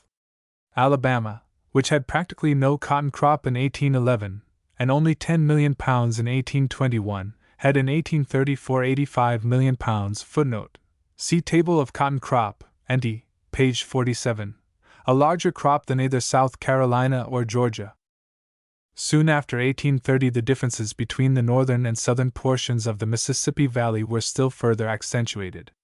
1. From New York and New England came a tide of settlement, in the 30s, which followed the Erie Canal and the Great Lakes, and began to occupy the prairie lands which had been avoided by the southern axemen. This region then became an extension of the greater New England already to be seen in New York. 2. The southern pioneers in the Northwest formed a transitional zone between this northern area and the slave states south of the Ohio. 3. In the Gulf Plains a greater South was in process of formation, but by no means completely established. As yet it was a mixture of pioneer and planter, slave and free, profoundly affected by its western traits. Footnote: Curry. A Settlement in East Ala. In M. Hist. Magazine, 2, 203. The different states of the South were steadily sending in bands of colonists. In Alabama, for example, the Georgians settled, as a rule, in the east. The Tennesseans, moving from the Great Bend of the Tennessee River, were attracted to the northern and middle section, and the Virginians and Carolinians went to the west and southwest, following the bottomlands near the rivers. Footnote: Brown, Hist. of Ala. 129, 130, Northern Ala. Published B.V. Smith and DeLand, Pt. 4, 243 et seq. Chapter 7 Western Commerce and Ideals, 1820 to 1830. By 1820 the West had developed the beginnings of many of the cities which have since ruled over the region. Buffalo and Detroit were hardly more than villages until the close of this period. They waited for the rise of steam navigation on the Great Lakes and for the opening of the prairies. Cleveland, also, was but a hamlet during most of the decade, but by 1830 the construction of the canal connecting the Cuyahoga with the Scioto increased its prosperity, and its harbor began to profit by its natural advantages. Footnote: Whittlesey, Early Hist. of Cleveland, 456, Kennedy, Hist. of Cleveland, Chapter 8. Chicago and Milwaukee were mere fur trading stations in the Indian country. Pittsburgh, at the head of the Ohio, was losing its old preeminence as the gateway to the West, but was finding recompense in the development of its manufactures. By 1830 its population was about 12,000. Footnote: Thurston, Pittsburgh and Allegheny in the centennial year, 61. Foundries, rolling mills, nail factories, steam engine shops, and distilleries were busily at work, and the city, dingy with the smoke of soft coal, was already dubbed the Young Manchester, or the Birmingham, of America. By 1830 Wheeling had intercepted much of the overland trade and traveled to the Ohio, profiting by the old National Road and the wagon trade from Baltimore. Footnote: Martin, Gazetteer of Virginia, 407. Cincinnati was rapidly rising to the position of the Queen City of the West. situated where the river reached with a great bend towards the interior of the Northwest, in the rich farming country between the two Miamis, and opposite the Licking River. It was the commercial center of a vast and fertile region of Ohio and Kentucky. Footnote: Mellish, Information to Emigrants, 108. And by 1830, with a population of nearly 25,000 souls, it was the largest city of the West, with the exception of New Orleans. The center of steamboat building, it also received extensive imports of goods from the East and exported the surplus crops of Ohio and adjacent parts of Kentucky. Its principal industry, however, was pork packing, from which it won the name of Porkopolis. Footnote: Drake and Mansfield, Cincinnati in 1826, page 70. Winter in the West, I. 115. Louisville, at the Falls of the Ohio, was an important place of transshipment and the export center for large quantities of tobacco. There were considerable manufactures of rope and bagging, products of the Kentucky hemp fields, and new cotton and woolen factories were struggling for existence. Footnote: Durrett, Centenary of Louisville, Filson Club, Publications, No. 8, 50-101, Louisville Directory 1832, page 131. St. Louis occupied a unique position, as the entrepot of the important fur trade of the upper Mississippi and the vast water system of the Missouri, as well as the outfitting point for the Missouri settlements. It was the capital of the Far West, and the commercial center for Illinois. Its population at the close of the decade was about 6,000. Only a few villages lay along the Mississippi below St. Louis until the traveler reached New Orleans, the emporium of the whole Mississippi Valley. As yet, the direct effect of the Erie Canal was chiefly limited to the state of New York. The great bulk of Western exports passed down the tributaries of the Mississippi to this city, which was, therefore, the center of foreign exports for the valley, as well as the port from which the coastwise trade in the products of the whole interior departed. In 1830, its population was nearly 50,000.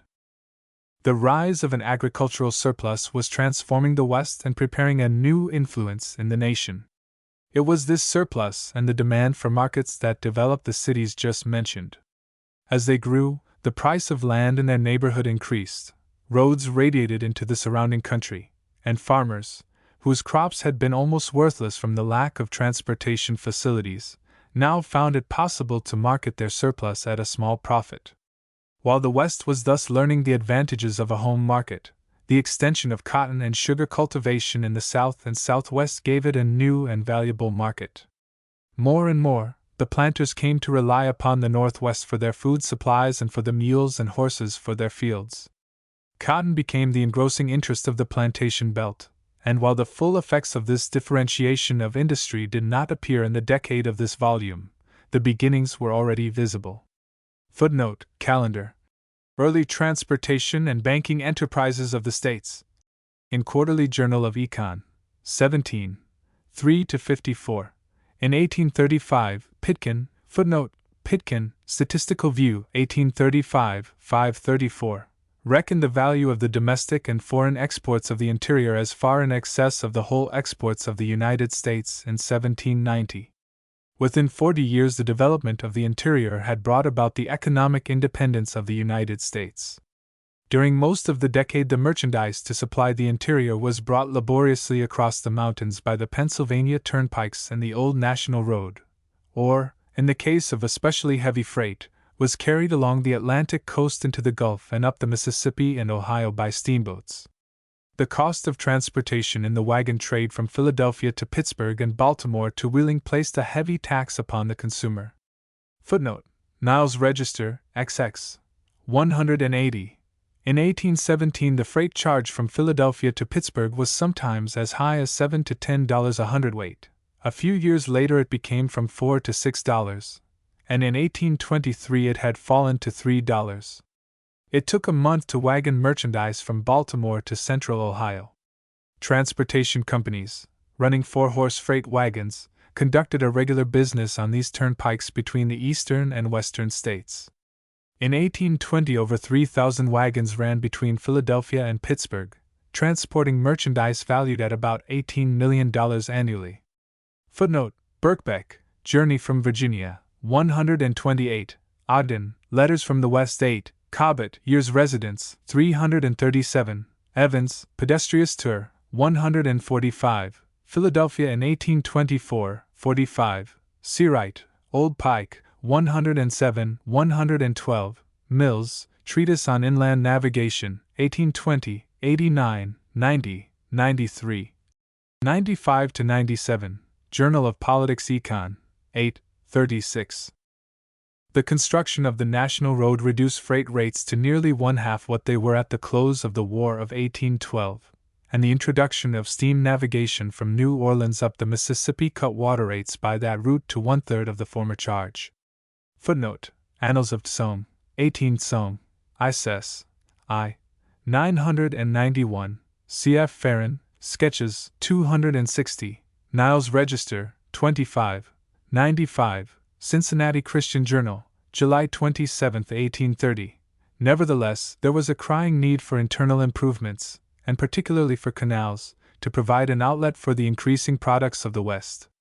Even in the country where I reside, not 80 miles from tidewater, said Tucker. Footnote: Annals of Somme, 15 Somme, ISS, I. 1126, of Virginia, in 1818. It takes the farmer 1 bushel of wheat to pay the expense of carrying 2 to a seaport town. The bulk of the crop, as compared with its value, practically prevented transportation by land farther than 100 miles. Footnote: McMaster, United States, 3, 464. It is this that helps to explain the attention which the interior first gave to making whiskey and raising livestock. The former carried the crop in a small bulk with high value, while the livestock could walk to a market. Until after the War of 1812, the cattle of the Ohio Valley were driven to the seaboard, chiefly to Philadelphia or Baltimore. Travelers were astonished to see on the highway droves of 4,000 or 5,000 hogs, going to an eastern market. It was estimated that over 100,000 hogs were driven east annually from Kentucky alone. Kentucky hog drivers also passed into Tennessee, Virginia, and the Carolinas with their droves. Footnote: Life of Ephraim Cutler, 89, Birkbeck, Journey, 24, Blaine, Excursion through U.S. London, 1824, 90, Atlantic Monthly, 26, 170. The swine lived on the nuts and acorns of the forest, thus they were peculiarly suited to pioneer conditions. At first the cattle were taken to the plantations of the Potomac to fatten for Baltimore and Philadelphia, much in the same way that, in recent times, the cattle of the Great Plains are brought to the feeding grounds in the corn belt of Kansas, Nebraska, and Iowa.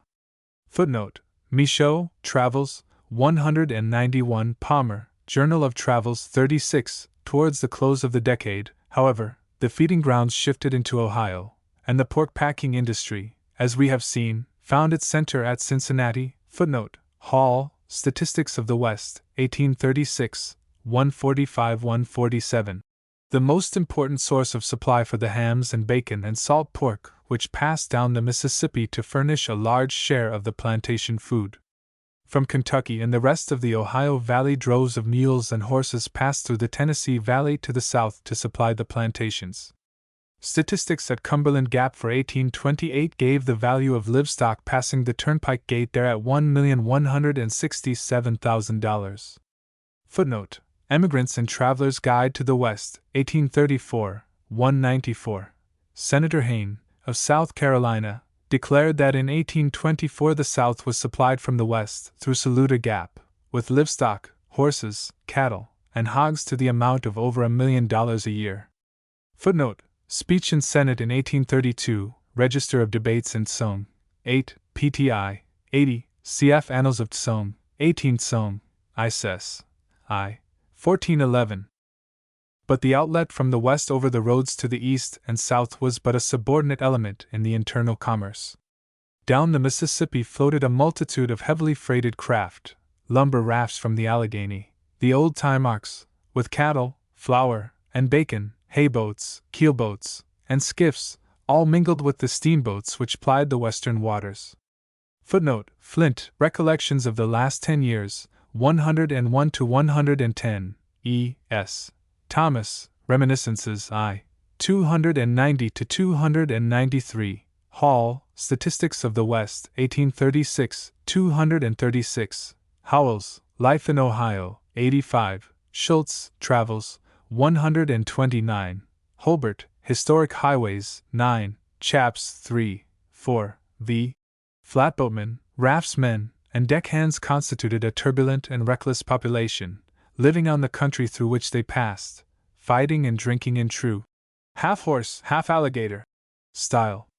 Prior to the steamboat, all of the commerce from New Orleans to the upper country was carried on in about 20 barges, averaging 100 tons each, and making one trip a year.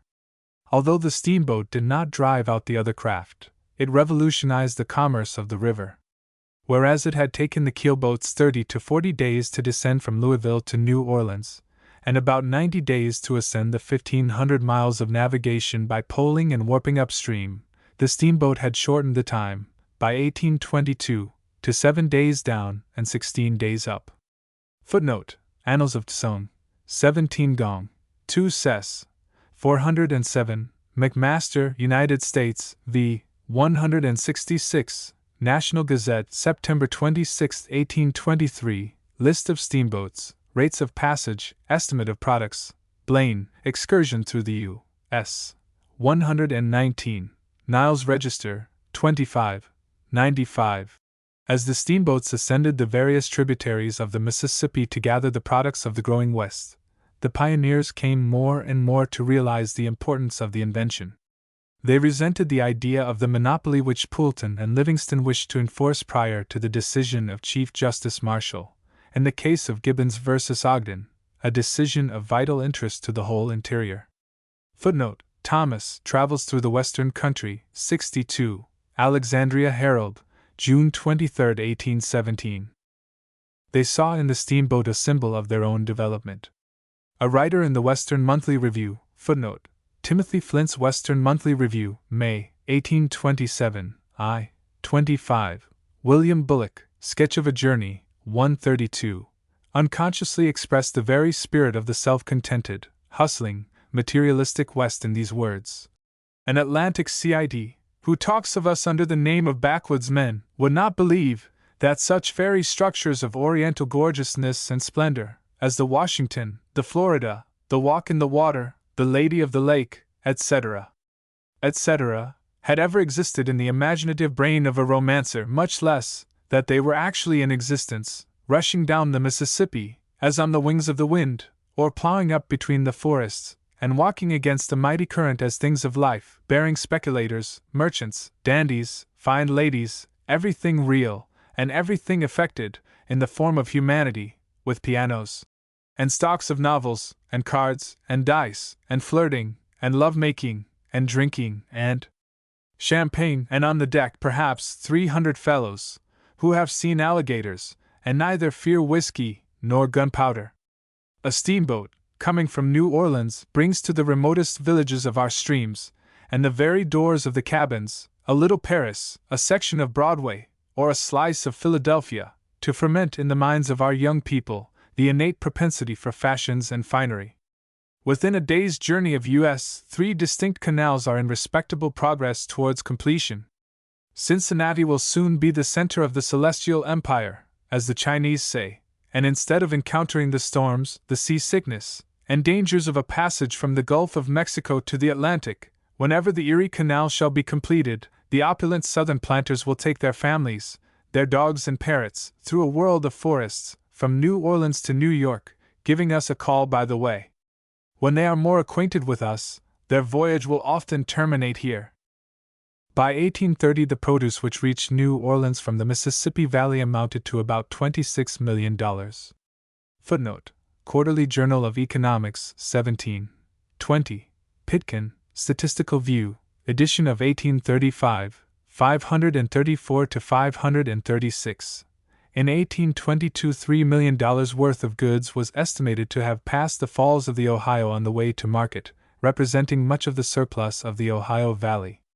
Of this, pork amounted to $1 million in value, flour to $900,000, tobacco to $600,000, and whiskey to $500,000.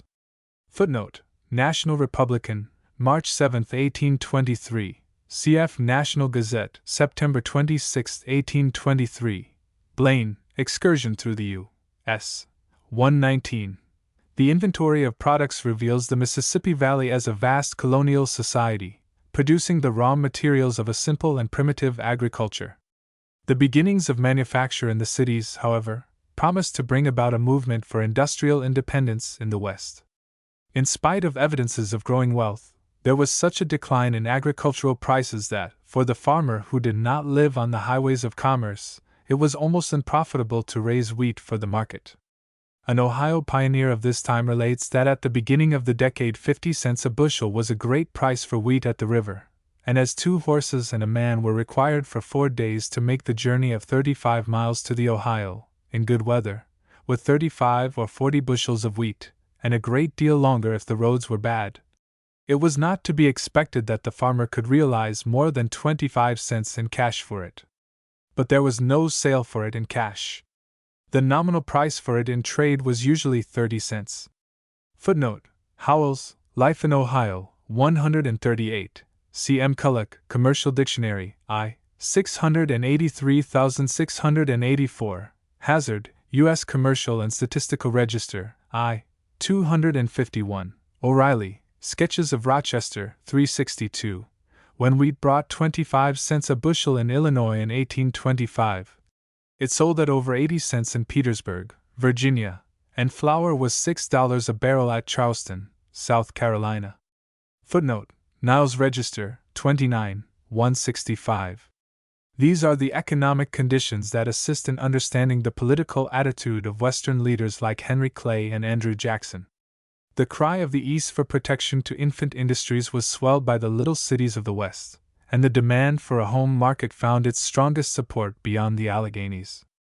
Internal improvements and lower rates of transportation were essential to the prosperity of the Westerners. Largely a debtor class, in need of capital, credit, and an expansion of the currency, they resented attempts to restrain the reckless state banking which their optimism fostered. But the political ideals and actions of the West are explained by social quite as much as by economic forces. It was certain that this society, where equality and individualism flourished, where assertive democracy was supreme, where impatience with the old order of things was a ruling passion, would demand control of the government, would resent the rule of the trained statesmen and official classes, and would fight nominations by congressional caucus and the continuance of presidential dynasties. Besides its susceptibility to change, the West had generated, from its Indian fighting, forest felling, and expansion, a belligerency and a largeness of outlook with regard to the nation's territorial destiny. As the pioneer, widening the ring wall of his clearing in the midst of the stumps and marshes of the wilderness, had a vision of the lofty buildings and crowded streets of a future city, so the West as a whole developed ideals of the future of the common man, and of the grandeur and expansion of the nation. The West was too new a section to have developed educational facilities to any large extent. The pioneers' poverty, as well as the traditions of the southern interior from which they so largely came, discouraged extensive expenditures for public schools. Footnote: McMaster, United States, v. 370-372.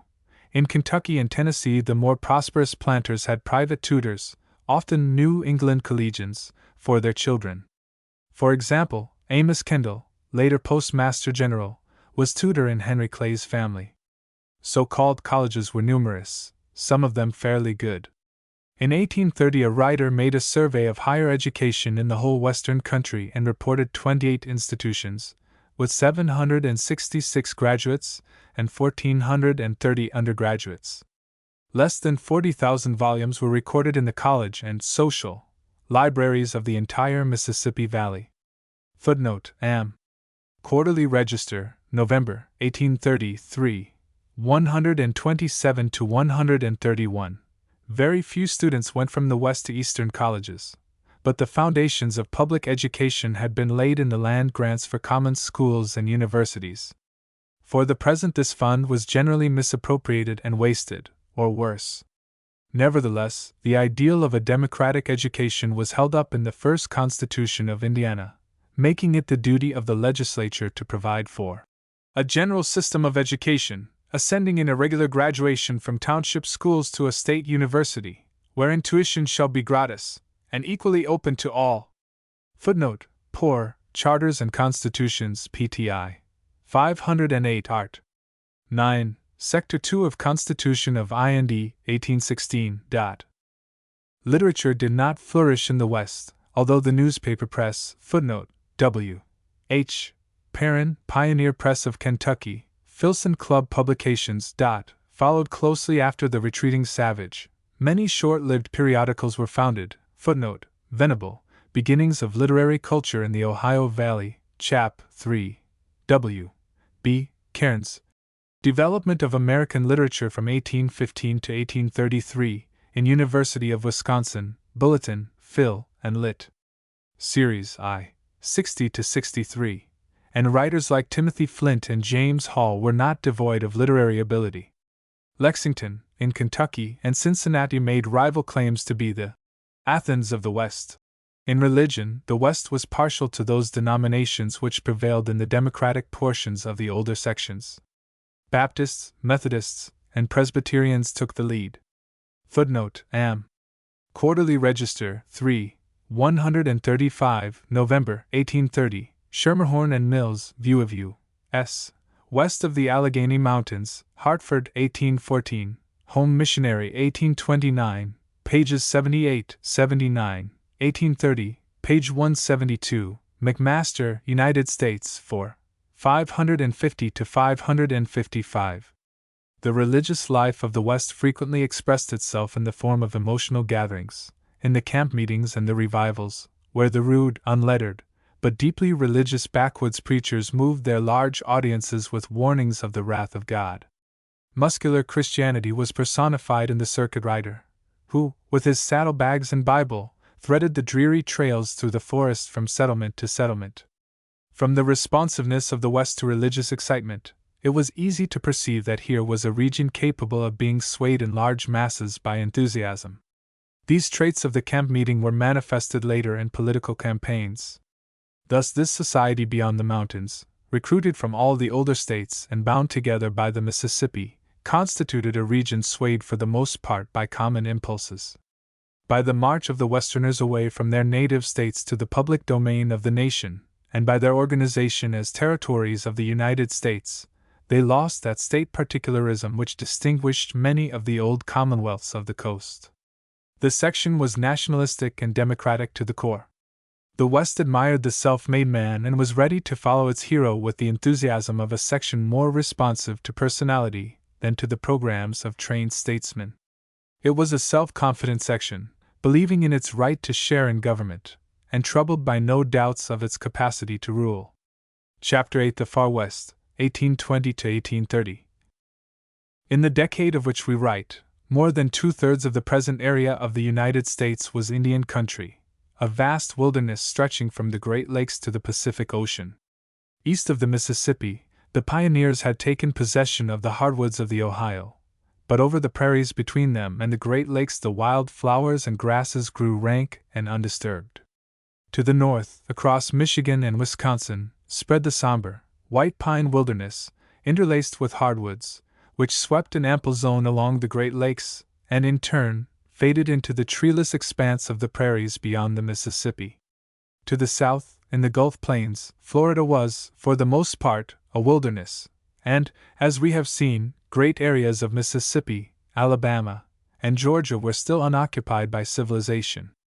West of the Mississippi lay a huge new world, an ocean of grassy prairie that rolled far to the west, till it reached the zone where insufficient rainfall transformed it into the arid plains, which stretched away to the foothills of the Rocky Mountains. Over this vast waste, equal in area to France, Germany, Spain, Portugal, Austria-Hungary, Italy, Denmark, and Belgium combined, a land where now wheat and corn fields and grazing herds produce much of the food supply for the larger part of America and for great areas of Europe, roamed the bison and the Indian hunter. Beyond this, the Rocky Mountains and the Sierra Nevadas, enclosing high plateaus, heaved up their vast bulk through nearly 1,000 miles from east to west, concealing untouched treasures of silver and gold. The great valleys of the Pacific coast in Oregon and California held but a sparse population of Indian traders, a few Spanish missions, and scattered herdsmen. At the beginning of Monroe's presidency, the Pacific coast was still in dispute between England, Spain, Russia, and the United States. Holding to all of Texas, Spain also raised her flag over her colonists who spread from Mexico along the valley of the Rio Grande to Santa Fe, and she claimed the great unoccupied wilderness of mountain and desert comprising the larger portion of Colorado, Arizona, Utah, and Nevada, as well as California. In the decade of 1820 to 1830, fur traders threaded the dark and forbidding defile of the mountains, unfolded the secrets of the Great Basin, and found their way across the Rockies to California and Oregon. The government undertook diplomatic negotiations to safeguard American rights on the Pacific, and extended a line of forts well into the Indian country. While far-seeing statesmen on the floor of Congress challenged the nation to fulfill its destiny by planting its settlements boldly beyond the Rocky Mountains on the shores of the Pacific. It was a call to the lodgment of American power on that ocean, the mastery of which is to determine the future relations of Asiatic and European civilizations. Footnote: C.F. Babcock, M. Nationality, M.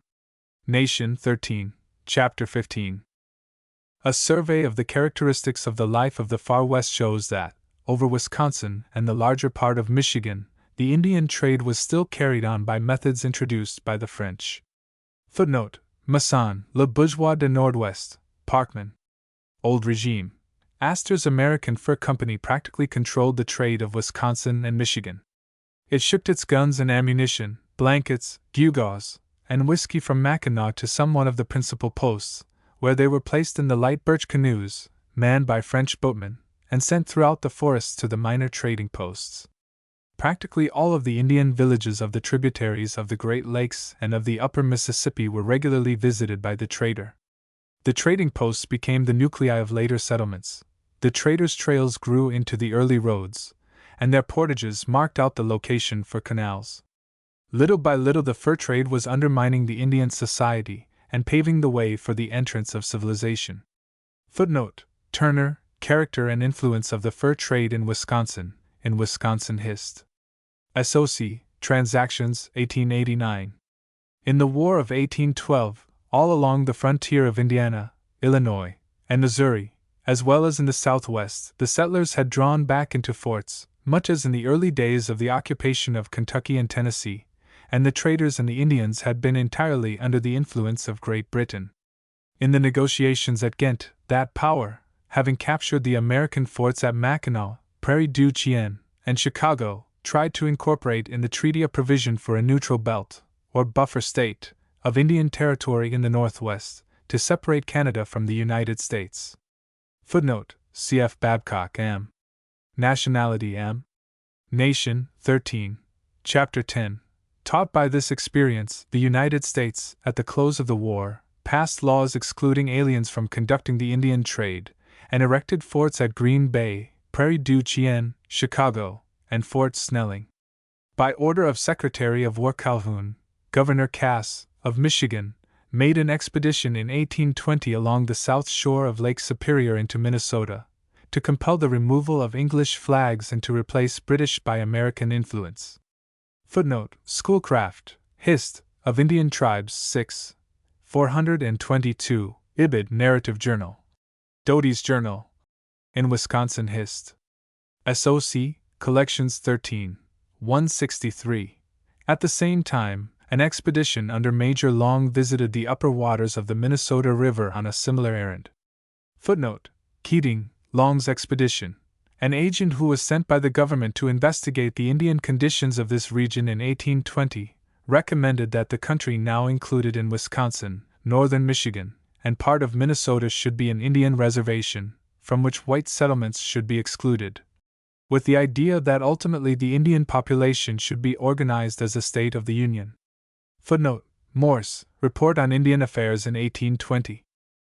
The Creeks and Cherokees, Choctaws, and Chickasaws of the Gulf region were more advanced towards civilization than the Indians of the Northwest.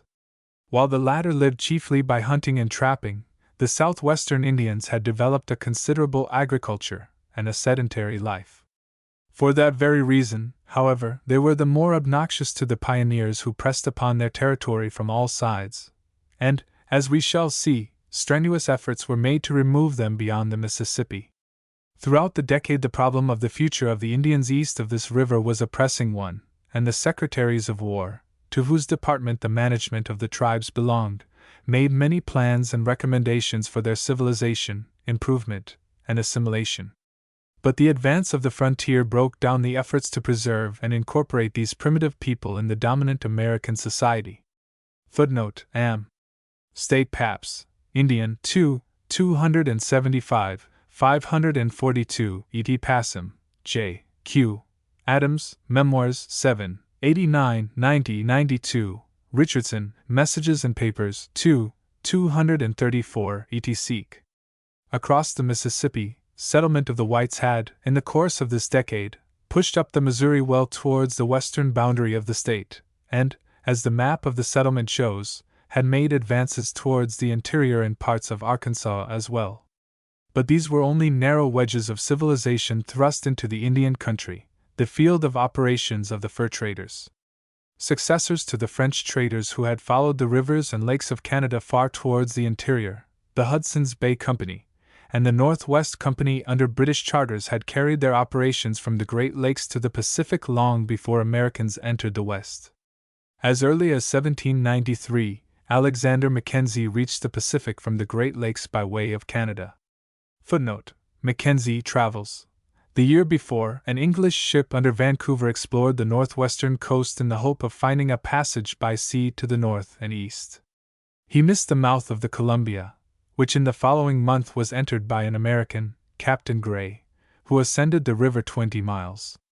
The expedition of Lewis and Clark, 1804 to 1806, made the first crossing of the continent from territory of the United States, and strengthened the claims of that country to the region of the Columbia. Footnote: Cf. Charming, Jeffersonian System, Am. Nation 12, Chap 7. John Jacob Astor's attempt to plant a trading post at Astoria, footnote: Irving, Astoria, had been defeated by the treachery of his men, who, at the opening of the War of 1812, turned the post over to the British Northwest fur traders. The two great branches of the Columbia, the one reaching up into Canada, and the other pushing far into the Rocky Mountains, on the American side, constituted lines of advance for the rival forces of England and the United States in the struggle for the Oregon country. The British traders rapidly made themselves masters of the region. Footnote: Cowes, editor, Greater Northwest. By 1825, the Hudson's Bay Company monopolized the English fur trade and was established at Fort George, as Astoria was rechristened, Fort Walla Walla, and Fort Vancouver, near the mouth of the Willamette. Here, for 22 years, its agent, Dr. John McLaughlin, one of the many Scotchmen who have built up England's dominion in the new countries of the globe, ruled like a benevolent monarch over the realms of the British traders. Footnote: Schaeffer, Pacific Northwest, Chapter 8. From these Oregon posts as centers they passed as far south as the region of Great Salt Lake, in what was then Mexican territory. While the British traders occupied the northwest coast, the Spaniards held California. Although they established the settlement of San Francisco in the year of the Declaration of American Independence, settlement grew but slowly. The presidios, the missions, with their Indian neophytes, and the cattle ranches feebly occupied this imperial domain. Yankee trading ships gathered hides and tallow at San Diego, Monterey, and San Francisco. Yankee whalers, seal hunters, and fur traders sought the northwest coast and passed on to China to bring back to Boston and Salem the products of the Far East. Footnote: R. H. Dana 2 years before the mast. But Spain's possession was not secure. The genius for expansion which had already brought the Russians to Alaska drew them down the coast even to California, and in 1812 they established Fort Ross at Bodega Bay, a few miles below the mouth of Russian River, north of San Francisco. This settlement, as well as the lesser one in the Farallon Islands, endured for nearly a generation, a menace to Spain's ascendancy in California in the chaotic period when her colonies were in revolt. Footnote: H. H. Bancroft, Hist. of California 2, 628, Hittel, Hist. of California. In the meantime, from St. Louis as a center, American fur traders, the advance guard of settlement, were penetrating into the heart of the vast wilderness between the Mississippi and the Pacific coast. Footnote: Chittenden, Am. For trade of the Far West, this was a more absolute Indian domain than was the region between the Alleghanies and the Mississippi at the end of the 17th century, an empire of mountains and prairies, where the men of the Stone Age watched with alarm the first crawling waves of that tide of civilization that was to sweep them away. The savage population of the Far West has already been described in an earlier volume of this series. Footnote: Farren, Basis of Am. Hist. Am. Nation 2, Chaps 8, 9, 12. See also Chapter 4. On the location of the Indians, see map, page 309. Chittenden, Am. For Trade 2, PTV, Chaps 8, 9, X, Bureau of Ethnology, 7th Annual Report. With the development of the Rocky Mountain Fur Company, the most flourishing period of the St. Louis trade in the Far West began. The founder of this company was William H. Ashley, a Virginian. Between the autumn of 1823 and the spring of the next year, one of his agents erected a post at the mouth of the Bighorn, and sent out his trappers through the Green River Valley, possibly even to Great Salt Lake. A detachment of this party found the gateway of the Rocky Mountains, through the famous South Pass by way of the Sweetwater branch of the North Fork of the Platte. This pass commanded the routes to the great interior basin and to the Pacific Ocean. What Cumberland Gap was in the advance of settlement across the Alleghanies, South Pass was in the movement across the Rocky Mountains. Through it passed the later Oregon and California trails to the Pacific coast. On the lower Missouri and at various places in the interior, footnote: see map, page 114, Chittenden, Am. Fur Trade, I. 44-51, describes posts, etc. Stockade trading posts were erected by the Rocky Mountain Fur Company and its rival, the American Fur Company. In these posts the old fur trade life of the past went on, with French half-breed packmen and boatmen, commanded by the bourgeois. But in some of the best trading grounds, the savages declined to permit the erection of posts, and so, under Ashley's leadership, bands of mounted American trappers, chiefly Kentuckians, Tennesseans, and Missourians, were sent out to hunt and trade in the rich beaver valleys of the mountains. The Rocky Mountain trappers were the successors to the Allegheny frontiersmen, carrying on in this new region, where nature wrought on a vaster plan, the old trapping life which their ancestors had carried on through Cumberland Gap in the dark and bloody ground of Kentucky. Yearly, in June and July, a rendezvous was held in the mountains, to which the brigades of trappers returned with the products of their hunt, to receive the supplies for the coming year. Here, also, came Indian tribes to trade, and bands of free trappers, lone wanderers in the mountains, to sell their furs and secure supplies. Footnote: Irving Bonneville, Chapter 1. The rendezvous was usually some verdure-clad valley or park set in the midst of snow-capped mountains, a paradise of game. Such places were Jackson's Hole, at the foot of the lofty Tetons, Pierre's Hole, not far away, and Ogden's Hole, near the present site of Ogden, in Utah. Great Salt Lake was probably first visited by Bridger in 1824, and the next year a party of Hudson Bay trappers were expelled by Americans who took possession of their furs. In 1826, Ashley carried a 6-pounder cannon on wheels to Utah Lake for the defense of his post. A new advance of the American fur trader was made when Jedediah Smith succeeded Ashley as the leader in Rocky Mountain trade and exploration. In 1826 he left the Salt Lake rendezvous with a party of trappers to learn the secrets of the lands between the Rocky Mountains and the Pacific Ocean. Proceeding to the southwest along the Virgin River, Smith descended it to the Colorado, and crossed the desert to San Diego, California. Here, by the intercession of a Yankee captain then in that port, he obtained supplies from the Spaniards, and turned to the northwest, traveling parallel to the coast for some 300 miles to wintering grounds on the headwaters of the San Joaquin and the Merced. Leaving most of his party behind, he crossed the mountains, by a route south of the Humboldt, and returned to Great Salt Lake. Almost immediately he set out again for California by the previous route, and in 1827 reached the San Jose Mission. Here he was arrested by the Spanish authorities and sent under guard to Monterey, where another Yankee skipper secured his release.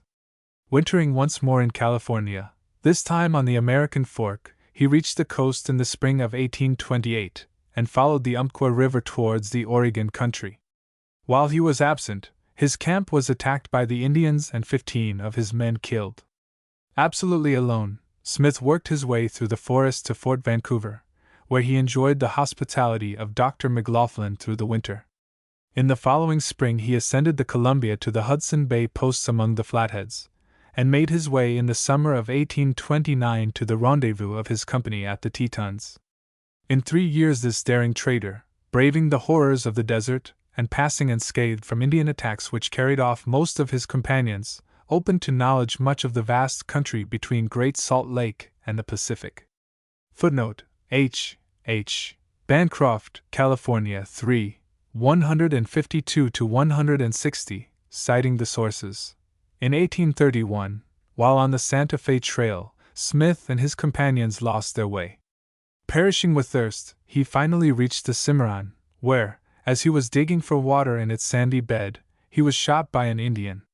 Thus the active men of the Rocky Mountain Fur Company, in the decade between 1820 and 1830, revealed the sources of the Platte, the Green, the Yellowstone, and the Snake Rivers, and the characteristics of the Great Salt Lake region. They pioneered the way to South Pass, descended Green River by boat, carried cannon into the interior basin, showed the practicability of a wagon route through the Rockies, reached California from Salt Lake, crossed the Sierras and the deserts of Utah and Nevada, and became intimately acquainted with the activity of the British traders of the northwest coast. Footnote: Chittenden Am. Fur Trade I. 306. Already an interest in Oregon and the Rocky Mountain region was arising on the eastern seaboard. In 1832, Captain Bonneville, an officer in the United States Army, on leave of absence, passed with a wagon train into the Rocky Mountains, where for nearly 3 years he trapped and traded and explored. Footnote: Irving Bonneville, Walker, one of his men, in 1833, reached California by the Humboldt River, a route afterwards followed by the emigrants to California, and made known much new country. A New England enthusiast, Hall Kelly, had for some years been lecturing on the riches of the Oregon country and the need of planting an agricultural colony there. It was natural that Boston should be interested in the Oregon country, which was visited by so many vessels from that port. In 1820, New England missionaries settled in the Hawaiian Islands, closely connected by trade with the coast. In 1832, Nathaniel Wyeth, of Cambridge, Massachusetts, led a party of New Englanders west, with the plan of establishing a trading and fishing post on the waters of the Columbia. Footnote: Chittenden Am. Fur Trade I. 435, Wyeth's Journals, are published by the Oregon Hist. SOC, C.F. Irving Bonneville, Chapter 6. With Wyeth, on a second expedition in 1834, went the Reverend Jason Lee and 4 Methodist missionaries. 2 years later came Dr. Marcus Whitman and another company of missionaries with their wives. They brought a wagon through South Pass and over the mountains to the Snake River, and began an agricultural colony. Thus the old story of the sequence of fur trader, missionary, and settler was repeated. The possession of Oregon by the British fur trader was challenged by the American farmer. Contemporaneously with the development of the fur trade in the Rocky Mountains, a trade was opened between St. Louis and the old Spanish settlements at Santa Fe. Although even in the days of Washington adventurous frontiersmen like George Rogers Clark had set their eyes on Santa Fe and the silver mines of the Southwest, it was not until the Mexican Revolution, 1821, when Spain's control was weakened throughout her whole domain, that systematic trade was possible. In 1822, Becknell, of Missouri, took a wagon train to Santa Fe, to trade for horses and mules and to trap en route. Year after year thereafter, caravans of Missouri traders found their way across the desert, by the Santa Fe Trail, with cottons and other dry goods furnished from St. Louis, and brought back horses, mules, furs, and silver. The trade averaged about $130,000 a year, and was an important source of supply of specie for the West, and it stimulated the interest of St. Louis in the Mexican provinces. The mode of handling the wagon, trains that passed between Missouri and Santa Fe furnished the model for the caravans that later were to cross the plains in the rush to the gold fields of California. Footnote: Gregg, Commerce of the Prairies, Chittenden, M. For Trade, 2, Chapter 29. By 1833 the important western routes were clearly made known. Footnote: Semple, M. Hist. And its geographic conditions, Chap. X. The Oregon Trail, the Santa Fe Trail, the Spanish Trail, and the Gila Route. Footnote: Personal narrative of James O. Patty, H. Bancroft, Hist. Of California 3, 162, had been followed by frontiersmen into the promised land of the Pacific coast and the Southwest. In the course of 10 years, not only had the principal secrets of the topography of the Rocky Mountains, the Great Basin, the passes across the Sierra Nevadas been revealed, but also the characteristics of the Spanish-American settlements of California and the Rio Grande region. Already pioneers sought Texas, and American colonization was preparing for another and greater conquest of the wilderness. The interest of the United States government in the far west in this period was shown in exploration and diplomacy. Calhoun projected an extension of the forts of the United States well up the Missouri into the Indian country, partly as protection to the traders and partly as a defense against English aggressions. 2 Yellowstone expeditions. Footnote: Chittenden, M. Fur Trade, 2, 562. Long's expedition, Early Western Travels, 14 to 17. Were designed to promote these ends. The first of these, 1819 to 1820, was a joint military and scientific undertaking, but the military expedition, attempting to ascend the Missouri in steamboats, got no farther than Council Bluffs. Mismanagement, extravagance, and scandal attended the undertaking, and the enterprise was made an occasion for a political onslaught on Calhoun's management of the War Department. The scientific expedition, under Major Long, of the United States Engineering Corps, ascended the Missouri in the Western Engineer, the first steamboat which navigated those waters above St. Louis, a sternwheeler, with serpent-mouthed figurehead, through which the steam escaped, bringing terror to the savages along the banks. The expedition advanced far up the South Platte, discovered Long's Peak, and camped near the site of Denver. Thence the party passed to La Junta, Colorado, whence it broke into 2 divisions, one of which descended the Arkansas, the other reached the Canadian River, which it mistook for the Red, and descended to its junction with the Arkansas.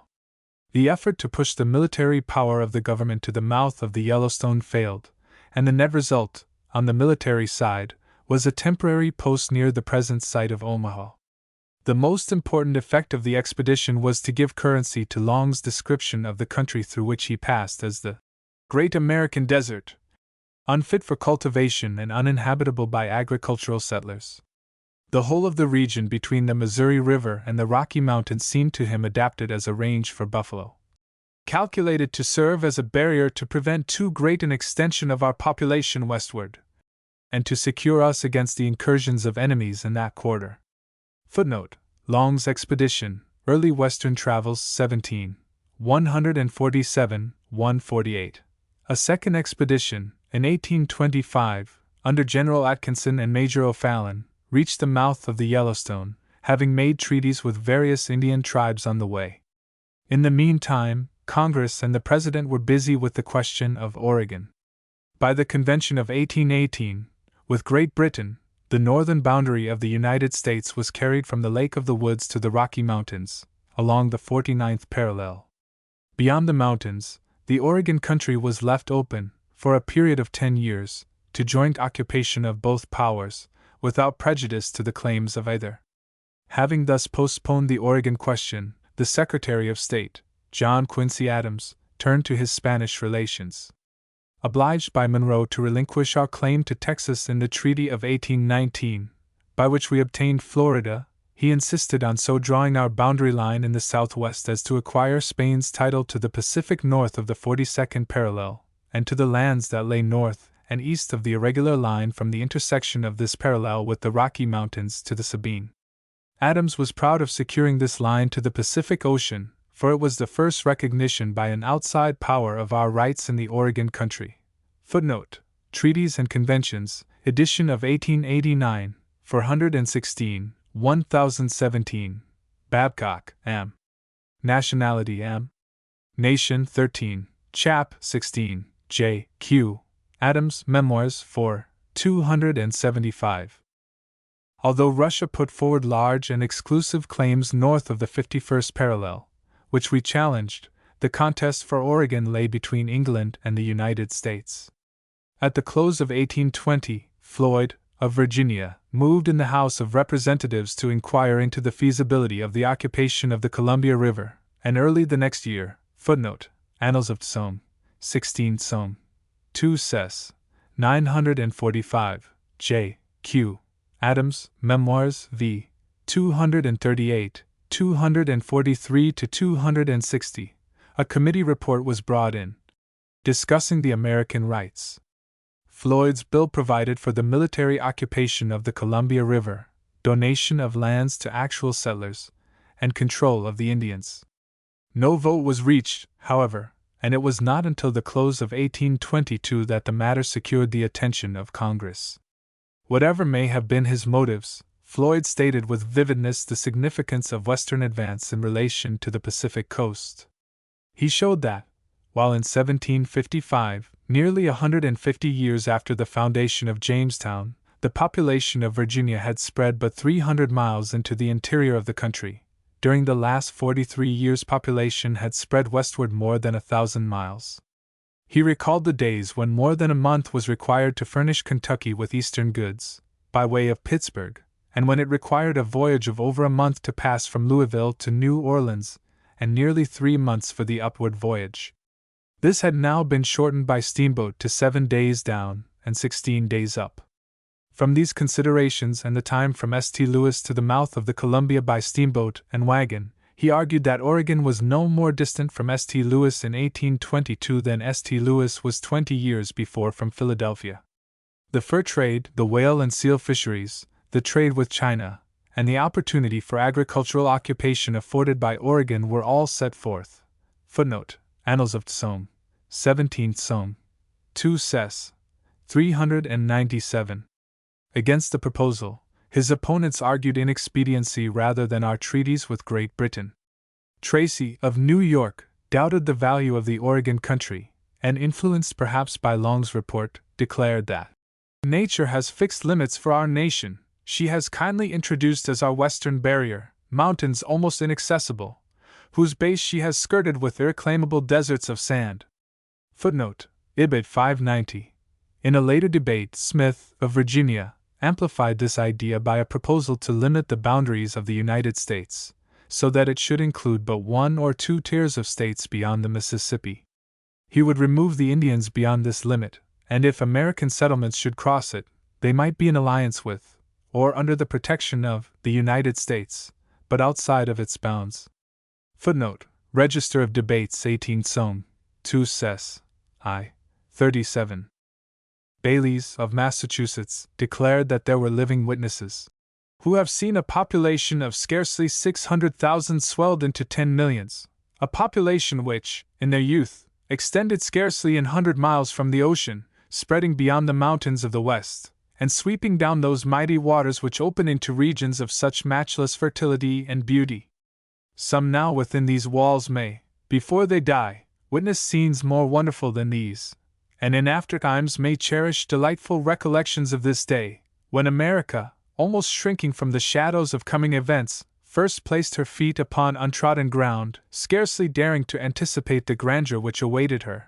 Tucker, of Virginia, agreed that settlement marches on, with the increasing rapidity of a fire, and nothing will stop it until it reaches the shores of the Pacific, which he estimated would be by 1872.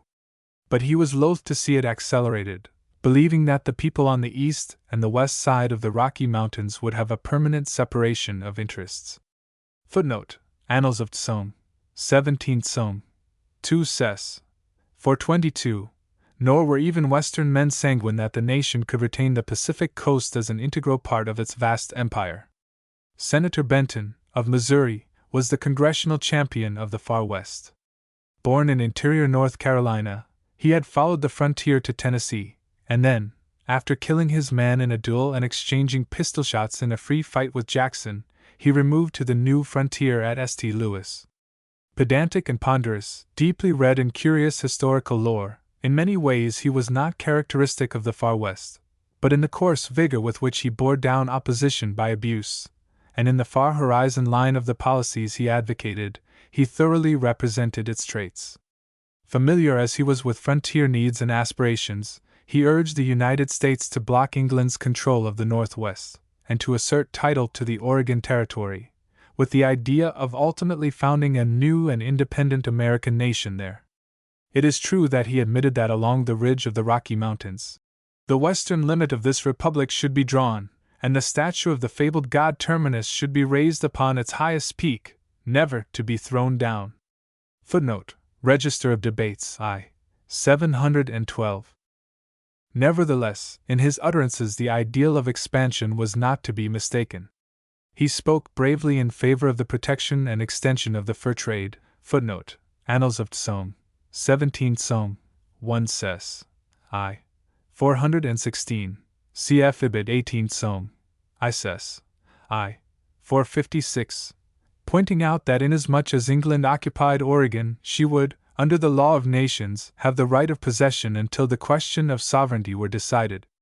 He warned his countrymen, in 1823, that Great Britain would monopolize the Pacific Ocean, and by obtaining control of the Rocky Mountain fur trade would be able to launch the Indians of the North and West against the frontiers of Missouri and Arkansas, Illinois and Michigan, upon the first renewal of hostilities between the United States of America and the King of Great Britain.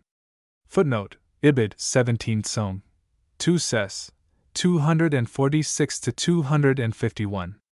Benton believed that, within a century, a population greater than that of the United States of 1820 would exist on the west side of the Rocky Mountains, and he saw in the occupation of the northwest coast the means of promoting a trade between the valley of the Mississippi, the Pacific Ocean, and Asia. Upon the people of Eastern Asia, he thought, the establishment of a civilized power on the opposite coast of America would produce great benefits. Science, liberal principles in government, and the true religion might cast their lights across the intervening sea. The valley of the Columbia might become the granary of China and Japan, and an outlet to their imprisoned and exuberant population. Russia and the legitimates menaced Turkey, Persia, China, and Japan. They menaced them for their riches and dominions. The same powers menaced the two Americas for the popular forms of their governments. To my mind, the proposition is clear that Eastern Asia and the two Americas, as they have become neighbors, should become friends. Footnote: Register of Debates, I. 712. With true Western passion, he denounced the relinquishment of Texas by the Treaty of 1819. The magnificent valley of the Mississippi is ours, he proclaimed, with all its fountains, springs, and floods, and woe to the statesman who shall undertake to surrender one drop of its water, 1 inch of its soil, to any foreign power.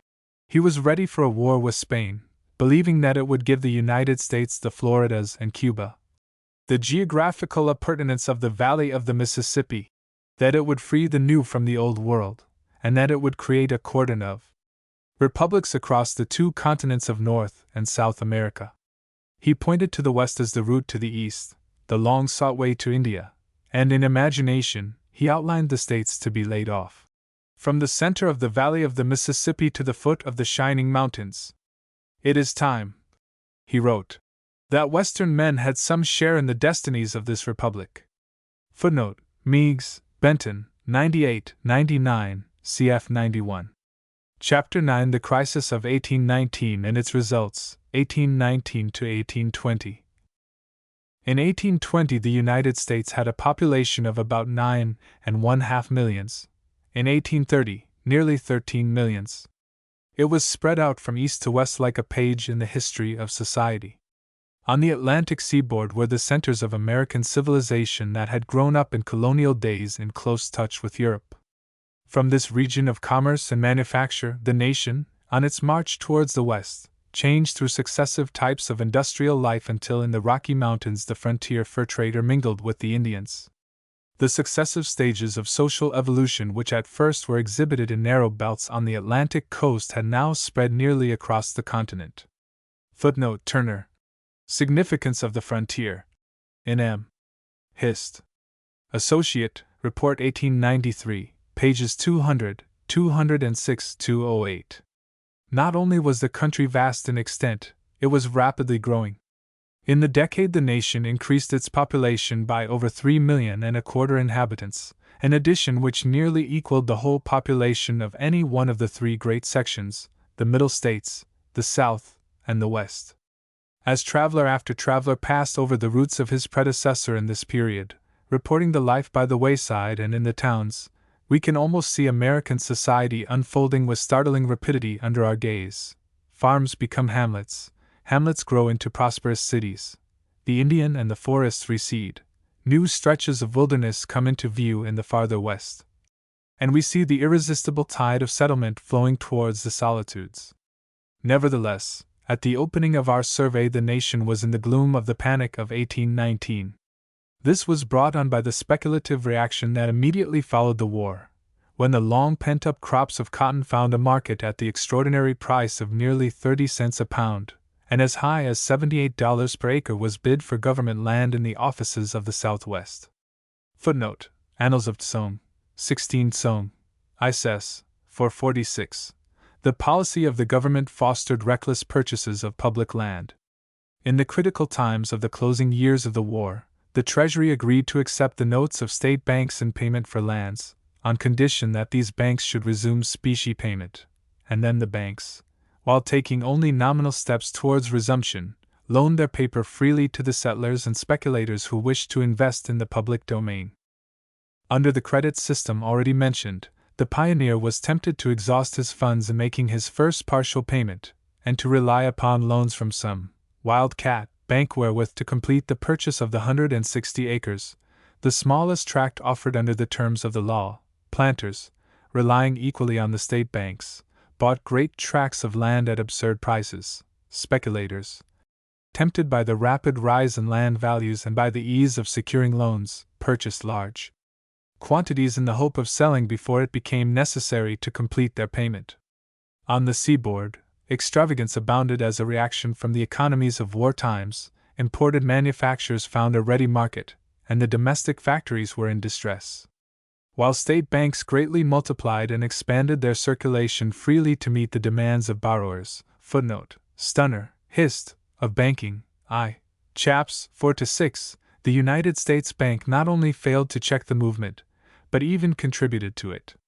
After a dance of speculation, the bank, in the summer of 1818, was facing ruin, and it took drastic means to save itself. Its measures compelled the state banks to redeem their notes in specie or close their doors. Footnote: Catterall, Second Bank, Chapter 3, Dewey, Financial Hist. Of the U.S., Chap. 7, Babcock M. Nationality M. Nation. 13, Chapter 13. By the spring of 1819 the country was in the throes of a panic. State bank issues were reduced from $100 million in 1817 to $45 million in 1819. Few banks in the South and West were able to redeem their notes in specie before 1822, but they pressed their debtors harshly. Staple productions fell to less than half of their former price. Land values declined 50 to 70%. Manufacturers were in distress. Laborers were out of work. Merchants were ruined. Footnote: J. Q.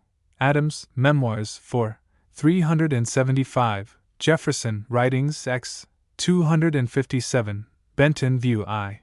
5, Niles Register, 16, 114, Hodgson, Travels, 2, 128, Sumner, Hist. Of Banking I. Chaps. 7, 8. The conditions are illustrated in the case of Cincinnati. By the foreclosure of mortgages, the National Bank came to own a large part of the city hotels, coffee houses, warehouses, stables, iron foundries, residences, and vacant lots. All the flourishing cities of the West, cried Benton, are mortgaged to this money power. They may be devoured by it at any moment. They are in the jaws of the monster. Throughout the South and West the bank became familiarly known as the monster. Footnote: Catterall, Second Bank, 67. Even in the days of its laxity, the National Bank was obnoxious in many quarters of the country. By the state constitution of 1816, Indiana attempted to prevent the establishment within its limits of any bank not chartered by the state, and Illinois incorporated a similar provision in her constitution of 1818. Between 1817 and 1819, Maryland, Tennessee, Georgia, North Carolina, Kentucky, and Ohio all passed acts taxing the United States Bank. Footnote: Ibid 64-65. Ohio, defying the decision of the Supreme Court in the case of McCulloch v. Maryland, which asserted the constitutionality of the bank and denied to the states the right to tax it, forcibly collected the tax and practically outlawed the bank. Footnote: see Chapter 15, below. From the beginning of our history, the frontier had been a debtor region, always favorable to an expansion of the currency and to laws to relieve the debtor class. It was but the continuation of an old practice when the Western legislature in this time of stringency attempted measures of relief for their citizens. Kentucky's litter of 40 banks chartered in the session of 1818 to 1819 had been forced to the wall by the measures of the National Bank.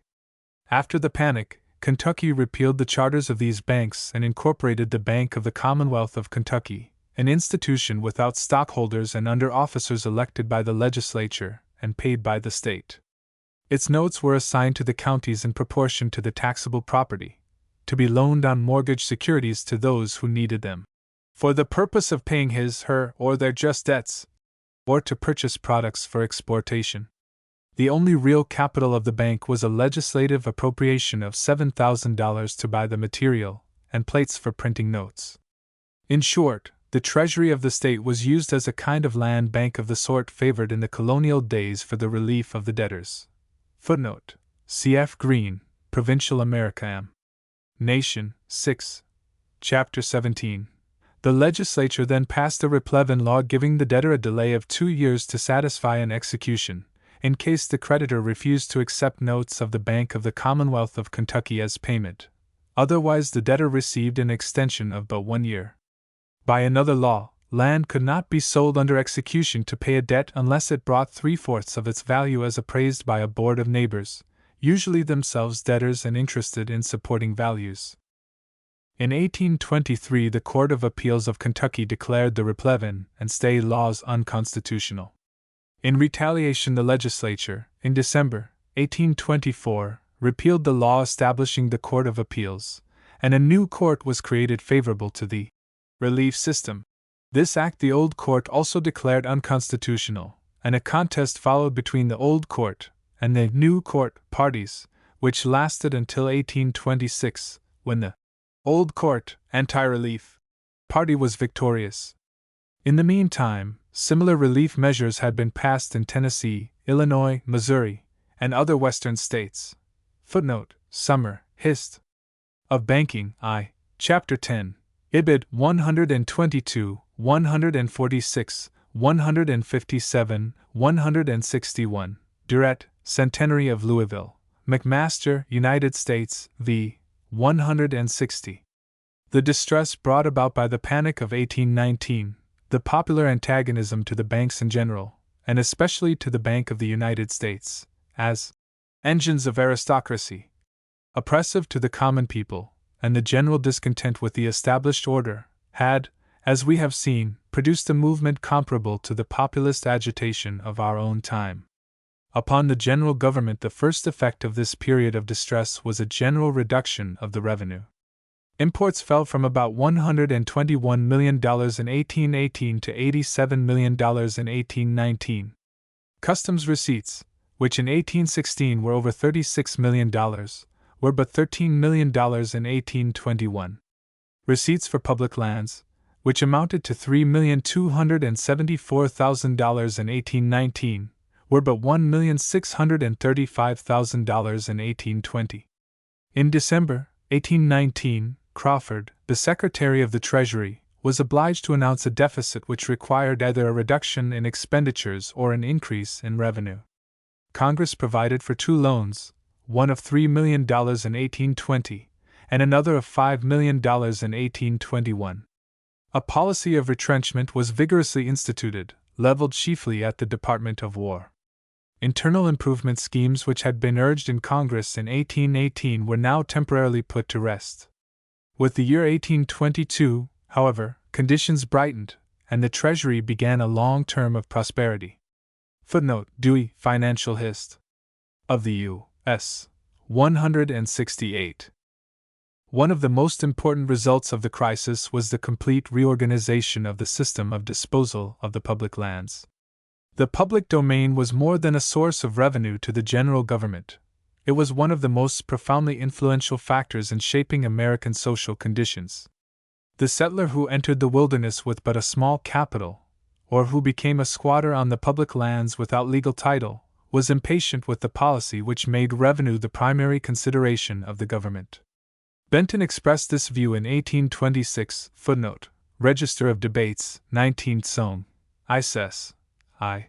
727, when he said, "I speak to statesmen, and not to common clerks, to senators, and not to quaestors of provinces, to an assembly of legislators, and not to a keeper of the king's forests. I speak to senators who know this to be a republic, not a monarchy, who know that the public lands belong to the people and not to the federal government." The effect of the credit system had been, as we have seen, to stimulate speculation and to plunge the settlers deeply in debt to the general government. By 1820, these payments for the public lands were over $22 million in arrears. Relief measures passed by Congress from time to time had extended the period of payment and made other concessions. Now the government had to face the problem of reconstructing its land laws or of continuing the old credit system and relentlessly expelling the delinquent purchasers from their hard-won homes on the public domain. Although the legal title remained in the government, the latter alternative was so obviously dangerous and inexpedient that Congress passed two new acts. The first, footnote U.S. Statutes at Large 3, 566. April 24, 1820, reduced the price of land from $2 to $1.25 per acre, abolished the system of credit, and provided that lands might be purchased in multiples of 80 acres. Thus the settler with $100 could secure full title to a farm. This was followed by a Relief Act, March 2, 1821, recommended by Secretary Crawford, footnote, M. State Papers. Finance, 3, 551, 718, U.S. Statutes at Large, 3, 566, allowing previous purchasers to relinquish their claims to land for which they had not paid, and apply payments already made to full purchase of a portion of the land to be retained by the buyer, all overdue interest to be remitted. Footnote, Ibid 3, 612. It is significant that this system was not unlike the relief system which had been so popular in the West. This adjustment of the land question by no means closed the agitation. A few years later, Benton repeatedly urged Congress to graduate the price of public lands according to their real value, and to donate to actual settlers lands which remained unsold after they had been offered at 50 cents an acre. Footnote, Speech in the Senate, May 16, 1826, Meigs, Benton, 163 to 170. The argument rested chiefly on the large number of men unable to secure a farm even under the cheaper price of 1820, the great quantity of public land which remained unsold after it had been offered, the advantage to the revenues from filling the vacant lands with a productive population, and the injustice to the Western states, which found themselves unable to obtain revenue by taxing unsold public lands and which were limited in their power of eminent domain and jurisdiction as compared with the Eastern states, which owned their public lands. In this agitation lay the germs of the later homestead system, as well as of the propositions to relinquish the federal public lands to the states within which they lay. With manufacturers in distress, thousands of operatives out of employment, and the crops of parts of the Middle States and the West falling in price to a point where it hardly paid to produce them, an appeal to Congress to raise the duties established by the Tariff of 1816, footnote, Babcock, M. Nationality M. Nation 13. Chapter 14, was inevitable. Hence, in the spring of 1820 a new tariff bill was presented by Baldwin, of Pennsylvania, the member from Pittsburgh. He came from a city which felt the full effects of the distress of the manufacturers, especially those of iron and glass, and which was one of the important centers of the great grain-raising area of the Middle States and the Ohio Valley. Baldwin believed that the time had arrived when, all the great interests of the country being equally prostrate, and one general scene of distress pervading all its parts, there should be a common effort to improve conditions by a new tariff, intended not for the sake of restoring the depleted treasury, but distinctly for protection. Its advocates proposed to meet the failure of the system of revenue, not by encouraging importations, but by internal taxes and excises on the manufactured goods protected by the impost.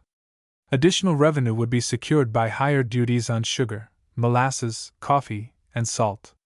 The bill increased ad valorem duties by an amount varying from 25 to 66% additional. For woolen and cotton manufactures, the rate of additional duty was about 1/3, on hemp, an important product in Kentucky, about 2/3. Duty on forged iron bars was increased from 75 cents to $1.25 per hundredweight. On many other articles, the increase of duty amounted to from 20 to 100%. Naturally, the home market argument played an important part in the debates. It was relied upon especially by Henry Clay in his closing speech, footnote, Annals of Soame, 16 Soame, ISS, 2, 30-34, in which he argued that the rapidity of growth of the United States as compared with Europe made the ratio of the increase of her capacity of consumption to that of our capacity of production as 1:4. Already he thought Europe was showing a want of capacity to consume our surplus. In his opinion, cotton, tobacco, and breadstuffs had already reached the maximum of foreign demand. From this he argued that home manufacturers should be encouraged to consume the surplus, and that some portion of American industry should be diverted from agriculture to manufacturing. Industrial independence also required this action. England had recently imposed new duties on wool and cotton, and her corn laws contributed to limit her demand for our flour. "I am, too," he said, "a friend of free trade, but it must be a free trade of perfect reciprocity. If the governing considerations were cheapness, if national independence were to weigh nothing, if honor nothing, why not subsidize foreign powers to defend us?" He met the argument of the deficiency of labor and of the danger of developing overcrowded and pauperized manufacturing centers by reasoning that machinery would enable the Americans to atone for their lack of laborers, and that while distance and attachment to the native soil would check undue migration of laborers to the West, at the same time the danger of congestion in the East would be avoided by the attraction of the cheap Western lands. Lowndes, of South Carolina, who with Calhoun had been one of the prominent supporters of the tariff in 1816, now made the principal speech in opposition. He denied the validity of the argument in favor of a home market and contended that the supply of domestic grain would in any case exceed the demand, and that, however small the export, the price of the portion sent abroad would determine that of the whole. It is important to observe that the question of constitutionality was hardly raised. The final vote in the House, April 29, 1820, stood 91 to 78. New England gave 18 votes in favor and 17 opposed. The Middle Region, including Delaware, gave 56 votes for and 1 vote against. The South, including Maryland and her sister states on the southern seaboard, gave 5 votes in favor and 50 opposed. The Northwest gave its 8 votes in favor, and the Southwest, including Kentucky, gave 4 votes in favor and 10 opposed. The vote of New England was the most divided of that of any section. From the manufacturing states of Connecticut and Rhode Island, but one member, a Connecticut man, voted in opposition to the bill. The only 3 negative votes from Massachusetts proper came from the commercial region of Boston and Salem. That portion of Massachusetts, soon to become the state of Maine, gave 4 votes in opposition, and only 2 in favor, the latter coming from the areas least interested in the carrying trade. New Hampshire and Vermont gave their whole vote in opposition, except for 1 affirmative from Vermont. Kentucky's vote was 4 in favor to 3 opposed, Speaker Clay not voting. In general, the distribution of the vote shows that the maritime interests united with the slave-holding planters, engaged in producing tobacco, cotton, and sugar, in opposition. On the other side, the manufacturing areas joined with the grain and wool-raising regions of the middle and western states to support the measure. From the states of New York, New Jersey, Pennsylvania, Delaware, Ohio, Indiana, and Illinois, casting altogether 65 votes. But one man voted against the bill, and he was burned in effigy by his constituents and resigned the same year. Of the 53 votes cast by the South and Southwest, outside of the border states of Maryland and Kentucky, there were but 5 affirmative votes. It is seen, therefore, that in the House of Representatives, on the tariff issue, the Middle States and the Ohio Valley were combined against the South and Southwest, while New England's influence was nullified by her division of interests. By a single vote, on a motion to postpone, the measure failed in the Senate, but the struggle was only deferred. The most important aspect of the Panic of 1819 was its relation to the forces of unrest and democratic change that were developing in the United States. Calhoun and John Quincy Adams, conversing in the spring of 1820 upon politics, had the gloomiest apprehensions. There had been, within 2 years, Calhoun said, an immense revolution of fortunes in every part of the Union, enormous numbers of persons utterly ruined, multitudes in deep distress, and a general mass of disaffection to the government not concentrated in any particular direction, but ready to seize upon any event and looking out anywhere for a leader. They agreed that the Missouri question and the debates on the tariff were merely incidental to this state of things, and that this vague but widespread discontent, caused by the disordered circumstances of individuals, had resulted in a general impression that there was something radically wrong in the administration of the government. Footnote: Adams, Memoirs v. 128, cf. 498. Although this impression was the result of deeper influences than those to which it was attributed by these statesmen, yet the crisis of 1819, which bore with peculiar heaviness upon the West and South, undoubtedly aggravated all the discontent of those regions. To the historian, the movement is profoundly significant, for ultimately it found its leader in Andrew Jackson. More immediately it led to the demand for legislation to prevent imprisonment for debt. Footnote: see, for example, Annals of Somme, 16 Somme, 2 Sess, 1224, McMaster, United States, 4. 532 to 535. To debates over a national bankruptcy law. Footnote: Annals of Somme, 16 Somme, 2 Sess, I. 757. 759, 792, 1203 et passem, to the proposal of constitutional amendments leading to the diminution of the powers of the Supreme Court, to a reassertion of the sovereignty of the states. Footnote: see Chapter 8, below, and to new legislation regarding the public lands and the tariff. The next few years bore clear evidence of the deep influence which this period of distress had on the politics and legislation of the country. Chapter 10: The Missouri Compromise, 1819 to 1821.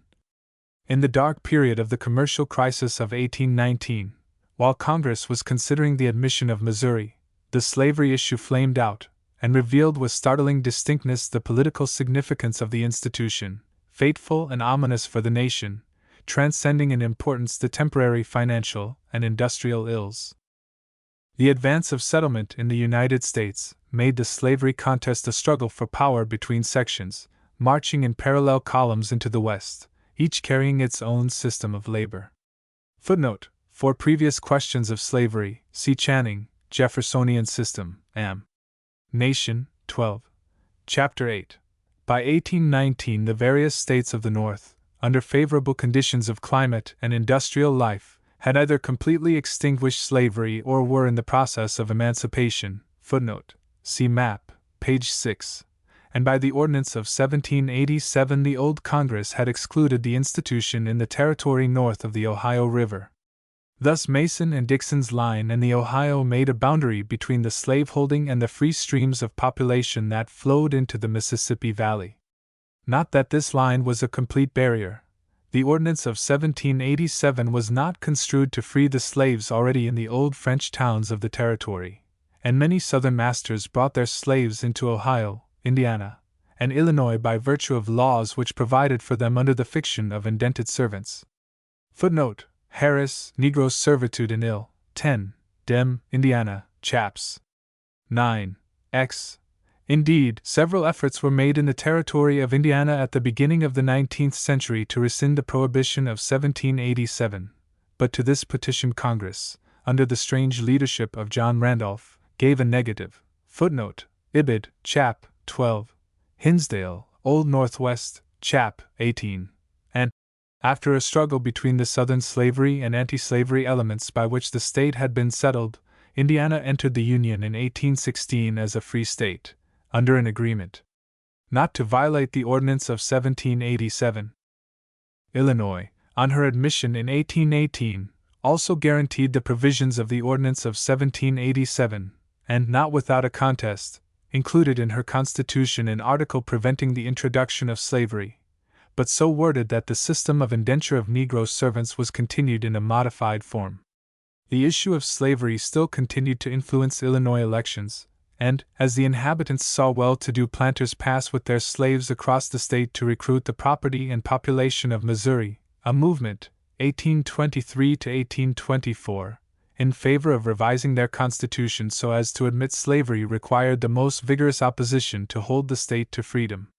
The leader of the anti-slavery forces in Illinois was a Virginian, Governor Coles, once private secretary to President Madison, who had migrated to free his slaves after he became convinced that it was hopeless to make the fight which Jefferson advised him to carry on in favor of gradual emancipation in his native state. Footnote: Harris, Negro Servitude in 3, Chapter 4. Washburn, Coles, Chaps. 3. v. In both Indiana and Illinois, the strength of the opposition to slavery and indented servitude came from the poorer whites, particularly from the Quaker and Baptist elements of the Southern stock, and from the Northern settlers. In Maryland, Virginia, and North Carolina, ever since the decline of the tobacco culture, a strong opposition to slavery had existed, shown in the votes of those states on the Ordinance of 1787, and in the fact that as late as 1827 the great majority of the abolition societies of the United States were to be found in this region. Footnote: Dunn, Indiana, 190. Bassett in Johns Hopkins University Studies, 16, No. 6.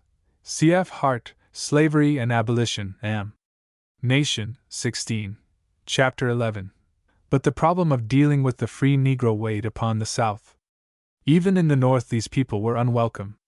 They frequently became a charge upon the community, and they were placed under numerous disabilities.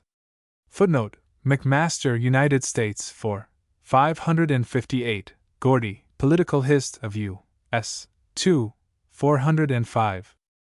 The idea of deporting freedmen from the United States found support both among the humanitarians, who saw in it a step towards general emancipation, and among the slaveholders who viewed the increase of the free Negroes with apprehension. To promote this solution of the problem, the Colonization Society, footnote: McPherson, Liberia, McMaster, United States, 4. 556 etc., was incorporated in 1816, and it found support not only from anti-slavery agitators like Lundy, who edited the Genius of Universal Emancipation at Baltimore, but also from slaveholders like Jefferson, Clay, and Randolph. It was the design of this society to found on the coast of Africa a colony of free blacks, brought from the United States. Although, after unsuccessful efforts, Liberia was finally established in the 20s, with the assistance of the general government, but not under its jurisdiction, it never promoted state emancipation.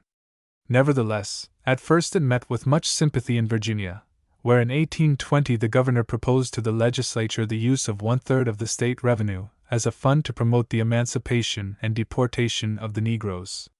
Footnote: Jefferson, Writings, Ford's edition, X. 173, 178, Niles Register, 17. 363, King, Life and Caresp. Of King, 6. 342, Adams, Memoirs, 4. 293. The unprofitableness of slavery in the border states, where outworn fields, the decline of tobacco culture, and the competition of western lands bore hard on the planter. Footnote: see Chapter 4. Above, Hart, Slavery and Abolition, Am. Nation, 16. Chapter 4. Now became an argument in favor of, permitting slavery to pass freely into the new country of the West. Any limitation of the area of slavery would diminish the value of the slaves and would leave the Old South to support, under increasingly hard conditions, the redundant and unwelcome slave population in its midst. The hard times from 1817 to 1820 rendered slave property a still greater burden to Virginia. Moreover, the increase of the proportion of slaves to whites, if slavery were confined to the region east of the Mississippi, might eventually make possible a servile insurrection, particularly if foreign war should break out. All of these difficulties would be met, in the opinion of the South, by scattering the existing slaves and thus mitigating the evil without increasing the number of those in bondage.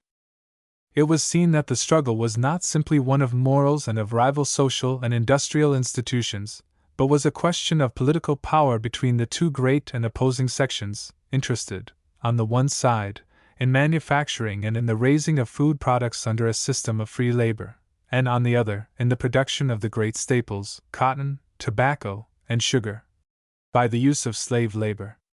Already the southern section had shown its opposition to tariff and internal improvements, which the majority of the northern states vehemently favored. In other words, the slavery issue was seen to be a struggle for sectional domination. At the beginning of the nation in 1790, the population of the North and the South was almost exactly balanced. Steadily, however, the free states drew ahead, until in 1820 they possessed a population of 5,152,000 against 4,485,000 for the slave-holding states and territories, and in the House of Representatives, by the operation of the 3/5 ratio, the free states could muster 105 votes to but 81 for the slave states. Thus power had passed definitely to the North in the House of Representatives. The instinct for self-preservation that led the planters to stand out against an apportionment in their legislatures which would throw power into the hands of non-slaveholders now led them to seek for some means to protect the interests of their minority section in the nation as a whole. The Senate offered such an opportunity, by the alternate admission of free and slave states from 1802 to 1818. Out of the 22 states of the nation, 11 were slaveholding and 11 free. If the South retained this balance, the Senate could block the action of the majority which controlled the lower house. Such was the situation when the application of Missouri for admission as a state in 1819 presented to Congress the whole question of slavery beyond the Mississippi, where freedom and slavery had found a new fighting ground. East of the Mississippi, the Ohio was a natural dividing line. Farther west there appeared no obvious boundary between slavery and freedom. By a natural process of selection, the valleys of the western tributaries of the Mississippi, as far north as the Arkansas and Missouri, in which slaves had been allowed while it was a part of French and Spanish Louisiana, no restraints having been imposed by Congress, received an increasing proportion of the slave-holding planters. It would, in the ordinary course of events, become the area of slave states.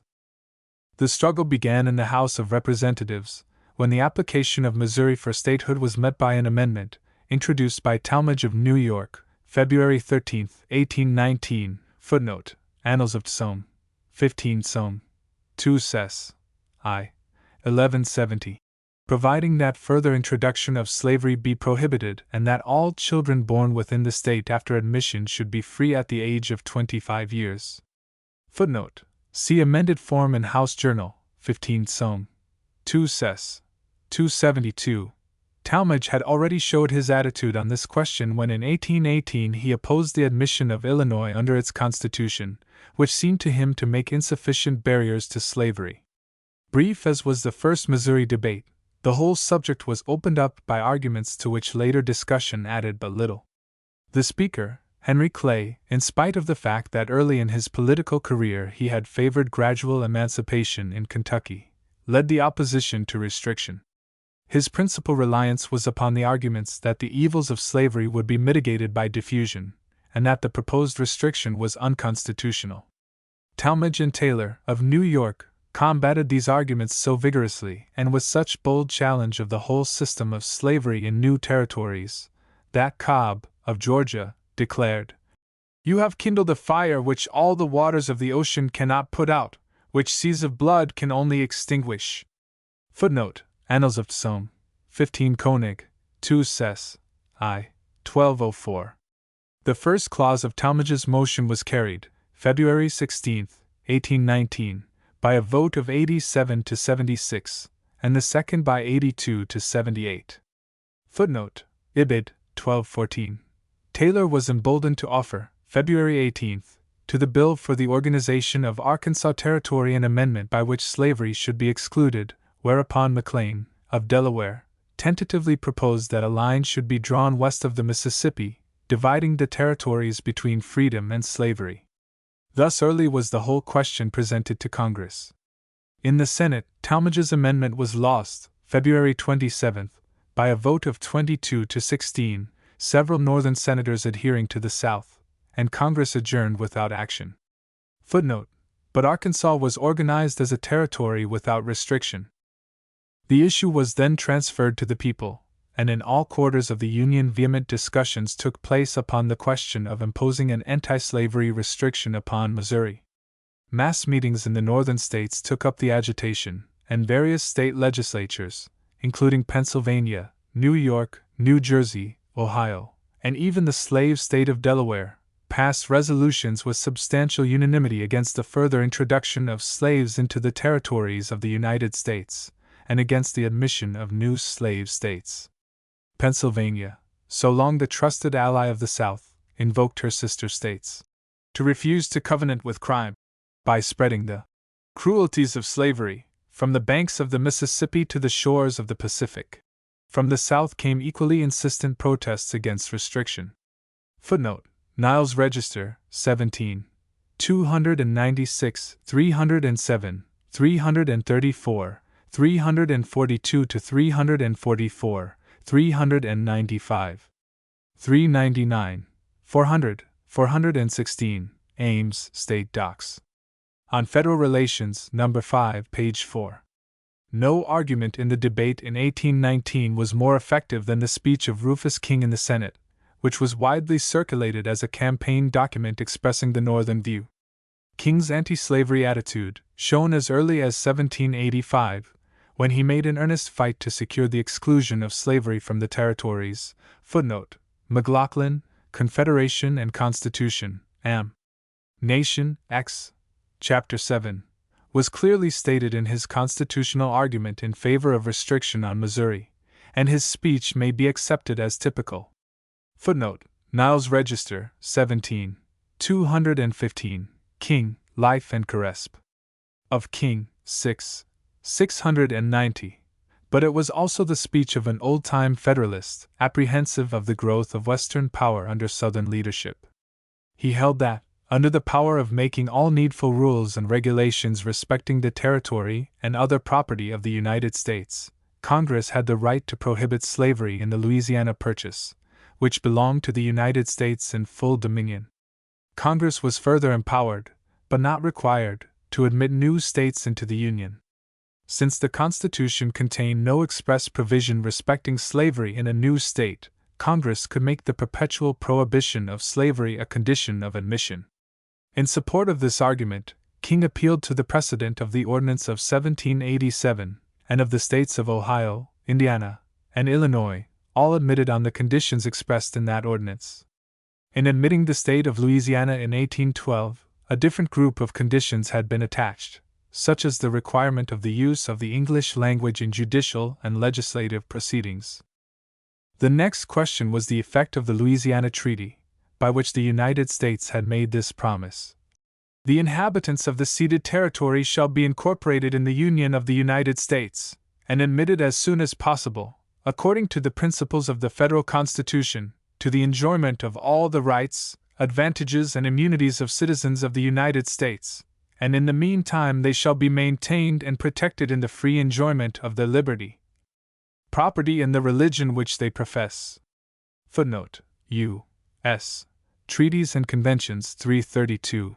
King contended that, by the admission of Missouri to the Union, its inhabitants would obtain all of the federal rights which citizens of the United States derived from its Constitution, though not the rights derived from the constitutions and laws of the various states. In his opinion, the term property did not describe slaves, inasmuch as the terms of the treaty should be construed according to diplomatic usage, and not all nations permitted slavery. In any case, property acquired since the territory was occupied by the United States was not included in the treaty, and therefore, the prohibition of the future introduction of slaves into Missouri would not affect its guarantees. Could Missouri, after admission, revoke the consent to the exclusion of slavery under its powers as a sovereign state? Such action, King declared, would be contrary to the obligations of good faith, for even sovereigns were bound by their engagements. Moreover, the judicial power of the United States would deliver from bondage any person detained as a slave in a state which had agreed, as a condition of admission, that slavery should be excluded. Having thus set forth the constitutional principles, King next took up the expediency of the exclusion of slavery from new states. He struck with firm hand the chord of sectional rivalry in his argument against the injustice to the North of creating new slave-holding states, which would have a political representation, under the federal ratio, not possessed by the North. Under this provision for counting 3/5 of the slaves, 5 free persons in Virginia, so he argued, had as much power in the choice of representatives to Congress and in the appointment of presidential electors as 7 free persons in any of the states in which slavery did not exist. The disproportionate power and influence allowed to the original slave-holding states was a necessary sacrifice to the establishment of the Constitution, but the arrangement was limited to the old 13 states, and was not applicable to the states made out of territory since acquired. This argument had been familiar to New England ever since the purchase of Louisiana. Finally, he argued that the safety of the Union demanded the exclusion of slavery west of the Mississippi, where the exposed and important frontier needed a barrier of free citizens against the attacks of future assailants.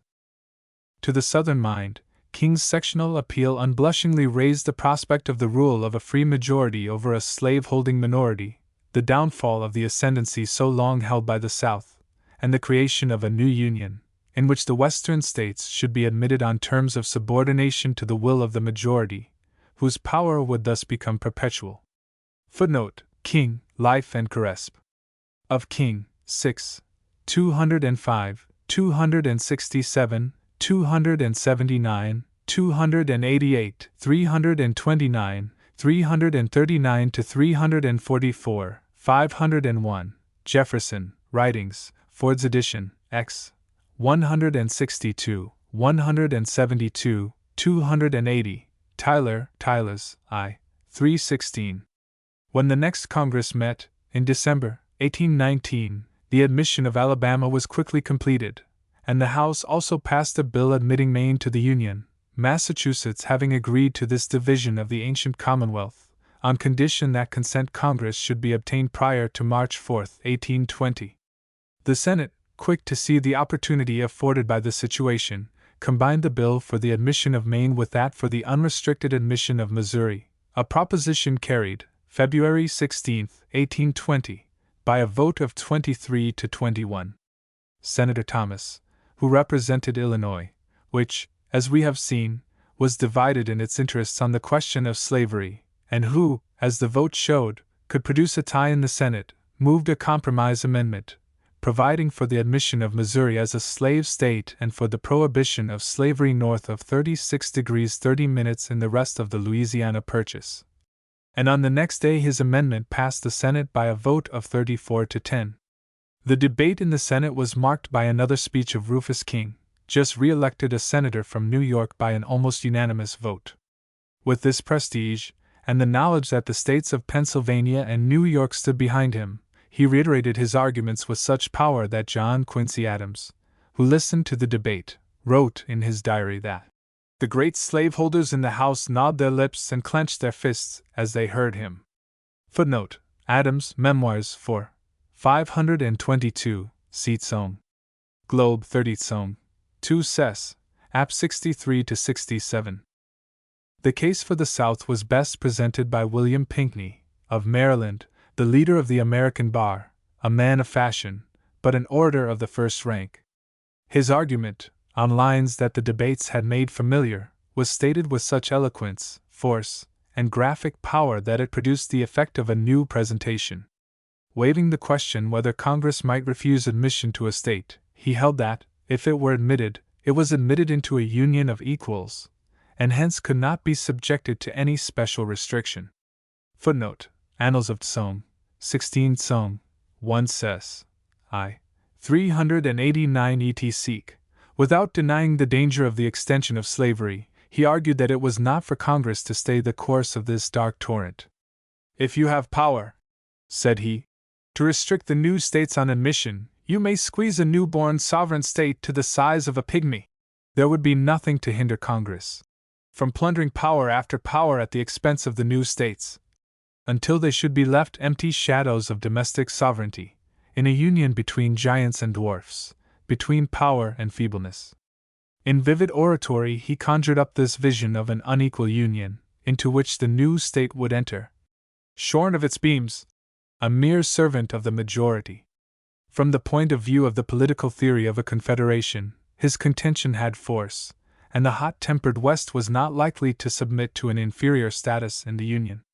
Nevertheless, the debates and votes in the Constitutional Convention of 1787 seem to show that the fathers of the Constitution intended to leave Congress free to impose limitations on the states at admission.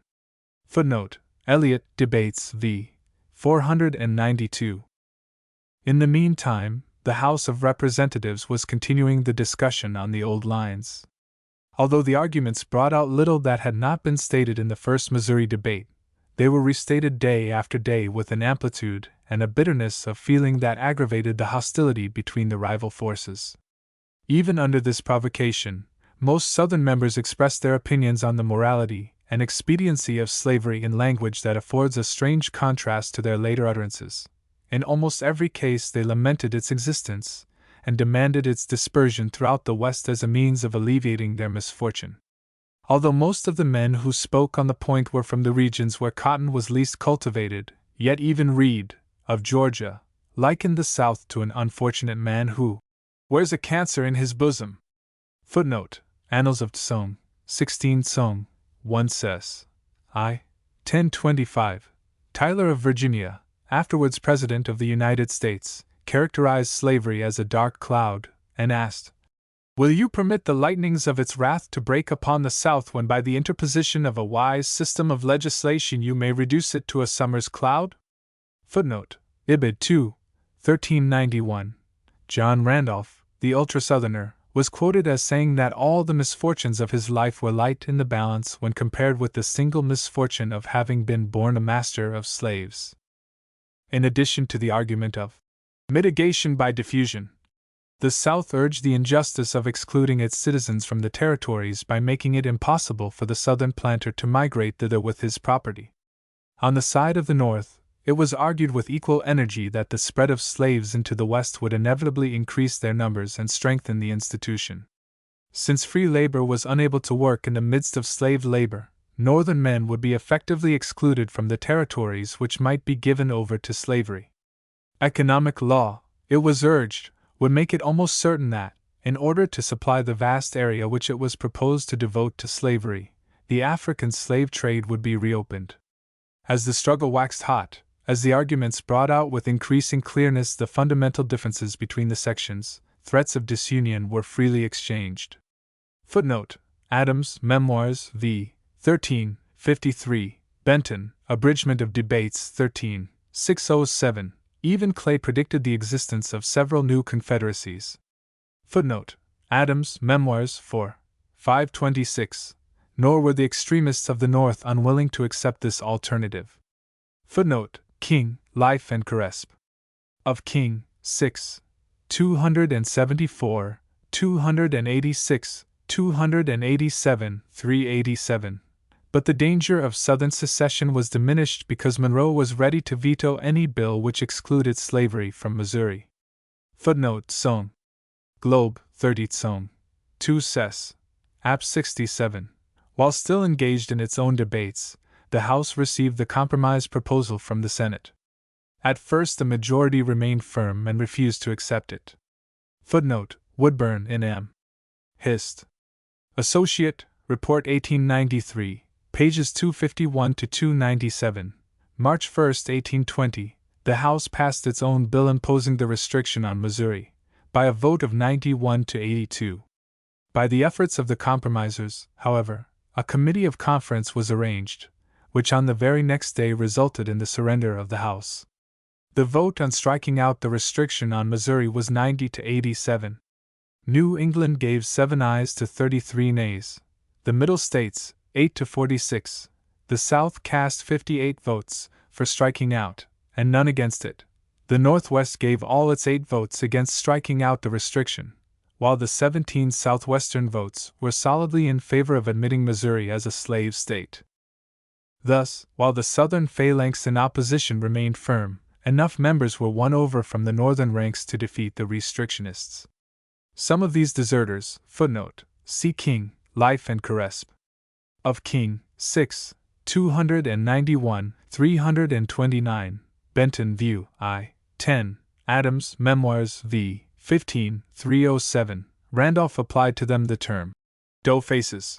From the Northern cause were influenced by the knowledge that the admission of Maine would fail without this concession, others by the constitutional argument, others by the fear of disunion, and still others by the apprehension that the unity of the Democratic Party was menaced by the new sectional alignment, which included among its leaders men who had been prominent in the councils of the Federalists. By the final solution, it was agreed, 134 to 42, to admit Missouri as a slave state and Maine as a free state, while all of the rest of the territory, possessed by the United States west of the Mississippi and north of 36 degrees 30 minutes, was pledged to freedom. Yet the fate of the measure was uncertain, for some of Monroe's Southern friends strongly urged him still to veto the compromise. Footnote Sohm. Globe, 30th Sohm. 2 Sess. App 64. The President submitted to the Cabinet the question whether Congress had the right to prohibit slavery in a territory, and whether the section of the Missouri Bill which interdicted slavery forever in the territory north of 36 degrees 30 minutes was applicable only to the territorial condition, or also to states made from the territory. John Quincy Adams notes in his diary that it was unanimously agreed that Congress have the power to prohibit slavery in the territories, though he adds that neither Crawford Calhoun nor Wirt could find any express power to that effect given in the Constitution. Footnote: Adams, Memoirs v. 5. In order to avoid the difficulty arising from the fact that Adams alone believed the word forever to apply to states as well as territories, the President modified the question so that all would be able to answer that the act was constitutional, leaving each member to construe the section to suit himself. Although apparently the Missouri struggle was thus brought to a conclusion, it is necessary to take note of 2 succeeding episodes in the contest, which immediately revived the whole question, embittered the antagonism, threatened the Union, and were settled by new compromises. In her Constitution, Missouri not only incorporated guarantees of a slavery system, but also a provision against the admission of free Negroes to the state. Application for admission to the Union under this Constitution in the fall of 1820 brought on a contest perhaps more heated and more dangerous to the Union than the previous struggle. Holding that Missouri's clause against free Negroes infringed the provision of the federal Constitution guaranteeing the rights of citizens of the respective states, Northern leaders reopened the whole question by refusing to vote for the admission of Missouri with the obnoxious clause. Again the North revealed its mastery of the House, and the South its control of the Senate, and a deadlock followed. Under the skillful management of Clay, a new compromise was framed, by which Missouri was required, through her legislature, to promise that the objectionable clause should never be construed to authorize the passage of any laws by which any citizen of either of the states of the Union should be excluded from the enjoyment of any of the privileges and immunities to which such citizen was entitled under the Constitution of the United States. This Missouri accepted, but the legislature somewhat contemptuously added that it was without power to bind the state. Footnote: Now's Register, XX, 388, cf. 300. While this debate was in progress, and the problem of the status of Missouri, which had already established a constitution and claimed to be a state, was under consideration, the question of counting the Missouri vote in the presidential election of 1820 was raised. For this a third compromise was framed by Clay, by which the result of the election was stated as it would be with and without Missouri's vote. Since Monroe had been elected by a vote all but unanimous, the result was in either case the same. This theoretical question, nevertheless, was fraught with dangerous possibilities. Missouri was finally admitted by the proclamation of President Monroe, dated August 10, 1821, more than 3 years from the first application for statehood. In a large view of American history, the significance of this great struggle cannot be too highly emphasized. Although the danger passed by and the ocean became placid, yet the storm in many ways changed the coastline of American politics and broke new channels for the progress of the nation. The future had been revealed to far-sighted statesmen, who realized that this was but the beginning, not the end, of the struggle. "This momentous question," wrote Jefferson, "like a fire bell in the night, awakened and filled me with terror. I considered it at once as the knell of the Union. It is hushed, indeed, for the moment. But this is a reprieve only, not a final sentence. A geographical line, coinciding with a marked principle, moral and political, once conceived and held up to the angry passions of men, will never be obliterated, and every new irritation will mark it deeper and deeper." Footnote: Jefferson, Writings, Ford's edition, X. 157. John Quincy Adams relates a contemporaneous conversation with Calhoun, in which the latter took the ground that, if a dissolution of the Union should follow, the South would be compelled to form an alliance, offensive and defensive, with Great Britain, though he admitted that it would be returning pretty much to the colonial state. When Adams, with unconscious prophecy of Sherman's march through Georgia, pressed Calhoun with the question whether the North, cut off from its natural outlet upon the ocean, would fall back upon its rocks bound hand and foot, to starve, or whether it would not retain its powers of locomotion to move southward by land, Calhoun answered that the Southern states would find it necessary to make their communities military. Footnote: Adams' Memoirs 4, 530, 531. To Adams himself, the present question was but a title page to a great tragic volume. He believed that, if dissolution of the Union should result from the slavery question, it would be followed by universal emancipation of the slaves, and he was ready to contemplate such a dissolution of the Union, upon a point involving slavery and no other, believing that the Union might then be reorganized on the fundamental principle of emancipation. "This object," wrote he, "is vast in its compass, awful in its prospects, sublime and beautiful in its issue. A life devoted to it would be nobly spent or sacrificed." Footnote: Adams' Memoirs 4, 531. Looking forward to civil war, he declared, "So glorious would be its final issue, that as God shall judge me, I do not say that it is not to be desired." Footnote: Ibid v. 210. But as yet he confided these thoughts to his diary. The South was far from contented with the compromise, and her leading statesmen, Calhoun especially, came bitterly to regret both the concession in the matter of admitting federal control over slavery in the territories, and the division of the Louisiana Purchase into spheres of influence which left to the slave-holding section that small apex of the triangle practically embraced in Arkansas. While the North received an area capable of being organized into many free states, the South could expect from the remaining territory awarded her only one state. Among the immediate effects of the contest was its influence upon Monroe, who was the more ready to relinquish the American claim to Texas in the negotiations over Florida, because he feared that the acquisition of this southern province would revive the antagonism of the northern anti-slavery forces. Footnote: Monroe Writings 6, 127, cf. Adams' Memoirs v.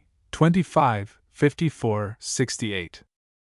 The South learned also the lesson that slavery needed defense against the power of the majority, and that it must shape its political doctrine and its policy to this end. But it would be a mistake to emphasize too strongly the immediate effect in this respect. Slavery was not yet accepted as the foundation of Southern social and economic life. The institution was still mentioned with regret by Southern leaders, and there were still efforts in the border states to put it in the process of extinction. South Carolina leaders were still friendly to national power, and for several years the ruling party in that state deprecated appeals to state sovereignty. Footnote: see Chap 18. Below. In the next few years, other questions, of an economic and judicial nature, were even more influential, as a direct issue, than the slavery question. But the economic life of the South was based on slavery, and the section became increasingly conscious that the current of national legislation was shaped by the majority against their interests. Their political alliances in the North had failed them in the time of test, and the Missouri question disclosed the possibility of a new organization of parties threatening that Southern domination which had swayed the Union for the past 20 years. Footnote: Adams' Memoirs 4. 529, King, Life and Caresp. Of King, 6. 501, Jefferson, Writings, X. 175, 193 n. Cf. Chapter 11. Below, Hart, Slavery and Abolition Am. Nation, 16, Chap 18. The slavery struggle derived its national significance from the West, into which expanding sections carried warring institutions. Chapter 11 Party Politics, 1820 to 1822. To the superficial observer, politics might have seemed never more tranquil than when, in 1820, James Monroe received all but one of the electoral votes for his second term as President of the United States. One New Hampshire elector preferred John Quincy Adams, although he was not a candidate, and this deprived Monroe of ranking with Washington in the unanimity of official approval. But in truth the calm was deceptive. The election of 1820 was an armistice rather than a real test of political forces. The forming party factions were not yet ready for the final test of strength.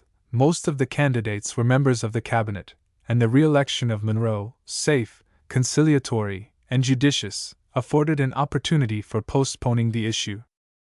As we have seen, the Missouri contest had in it the possibility of a revolutionary division of the Republican Party into two parties on sectional lines. The aged Jefferson, keen of scent for anything that threatened the ascendancy of the triumphant democracy, saw in the dissolution of the old alliance between Virginia and the fanaticized Pennsylvania. Footnote: Jefferson, Writings, Ford's edition, X. 161, 171, 172, 177, 179, 192, 193 n. 279, King, Life and Caresp. Of King, 6. 279, 282, 290, Tsong. Globe, 30 Tsong. 2 Ses. App 63 to 67. In the heat of the Missouri conflict, the menace of a revived Federalist Party, and the loss of Virginia's northern following. So hotly did Virginia resent the Missouri Compromise that while the question was still pending, in February 1820, her legislative caucus, which had assembled to nominate presidential electors, indignantly adjourned on learning that Monroe favored the measure. "I trust in God," said H. St. George Tucker. "If the President does sign a bill to that effect, the Southern people will be able to find some man who has not committed himself to our foes, for such are, depend on it, the Northern politicians." Footnote: William and Mary College Quarterly, X. 11-15. But the sober second thought of Virginia sustained Monroe. On the other side, Rufus King believed that the issue of the Missouri question would settle forever the dominion of the Union. "Old Mr. Adams," said he, "as he is the first, will on this hypothesis be the last president from a free state." Footnote: King, Life and Caresp. Of King, 267, cf. Adams' Memoirs 4. 528. The truth is that the individual interests of the South were stronger in opposing than those of the North in supporting a limitation of slavery. Footnote: Adams' Memoirs 4. 533. The Northern phalanx had hardly formed before it began to dissolve. Footnote: Benton, 30 Years View I. 10. Nevertheless, the Missouri question played some part in the elections in most of the states.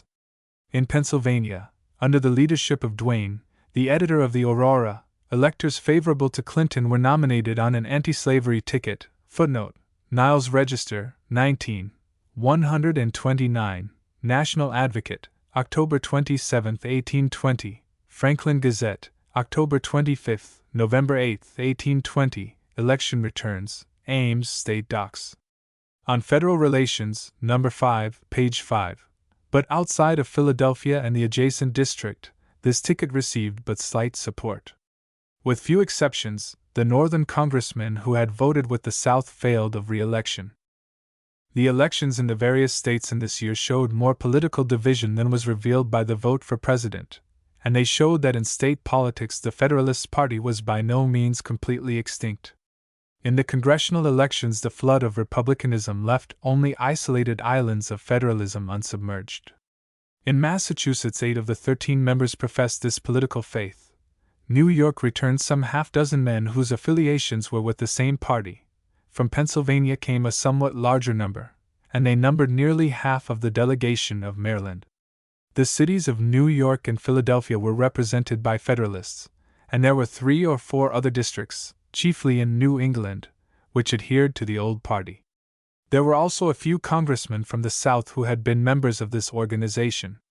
On the whole, however, the Federalists awaited the new development of parties, determined to secure the best terms from those to whom they should transfer their allegiance. In New England, as has already been pointed out, footnote, see Chapter 2. Above, the Toleration movement was completing its work of transferring power to democracy. More important than local issues or the death throes of federalism was the democratic tendency revealed in the constitutional conventions of this period. Between 1816 and 1830, 10 states either established new constitutions or revised their old ones. In this, the influence of the New West was peculiarly important. All of the new states which were formed in that region, after the War of 1812, gave evidence in their constitutions of the democratic spirit of the frontier. With the exception of Mississippi, where the voter was obliged either to be a taxpayer or a member of the militia, all the western states entered the Union with manhood suffrage, and all of them, in contrast with the South, from which their settlers had chiefly been drawn, provided that apportionment of the legislature should be based upon the white population, thus accepting the doctrine of the rule of the majority rather than that of property. As the flood of population moved towards the West and offered these attractive examples of democratic growth, the influence reacted on the older states. In her Constitution of 1818, Connecticut gave the franchise to taxpayers or members of the militia, as did Massachusetts and New York in their constitutions of 1821. Maine provided in her Constitution of 1820 for manhood suffrage, but by this time there was but slight difference between manhood suffrage and one based upon tax-paying.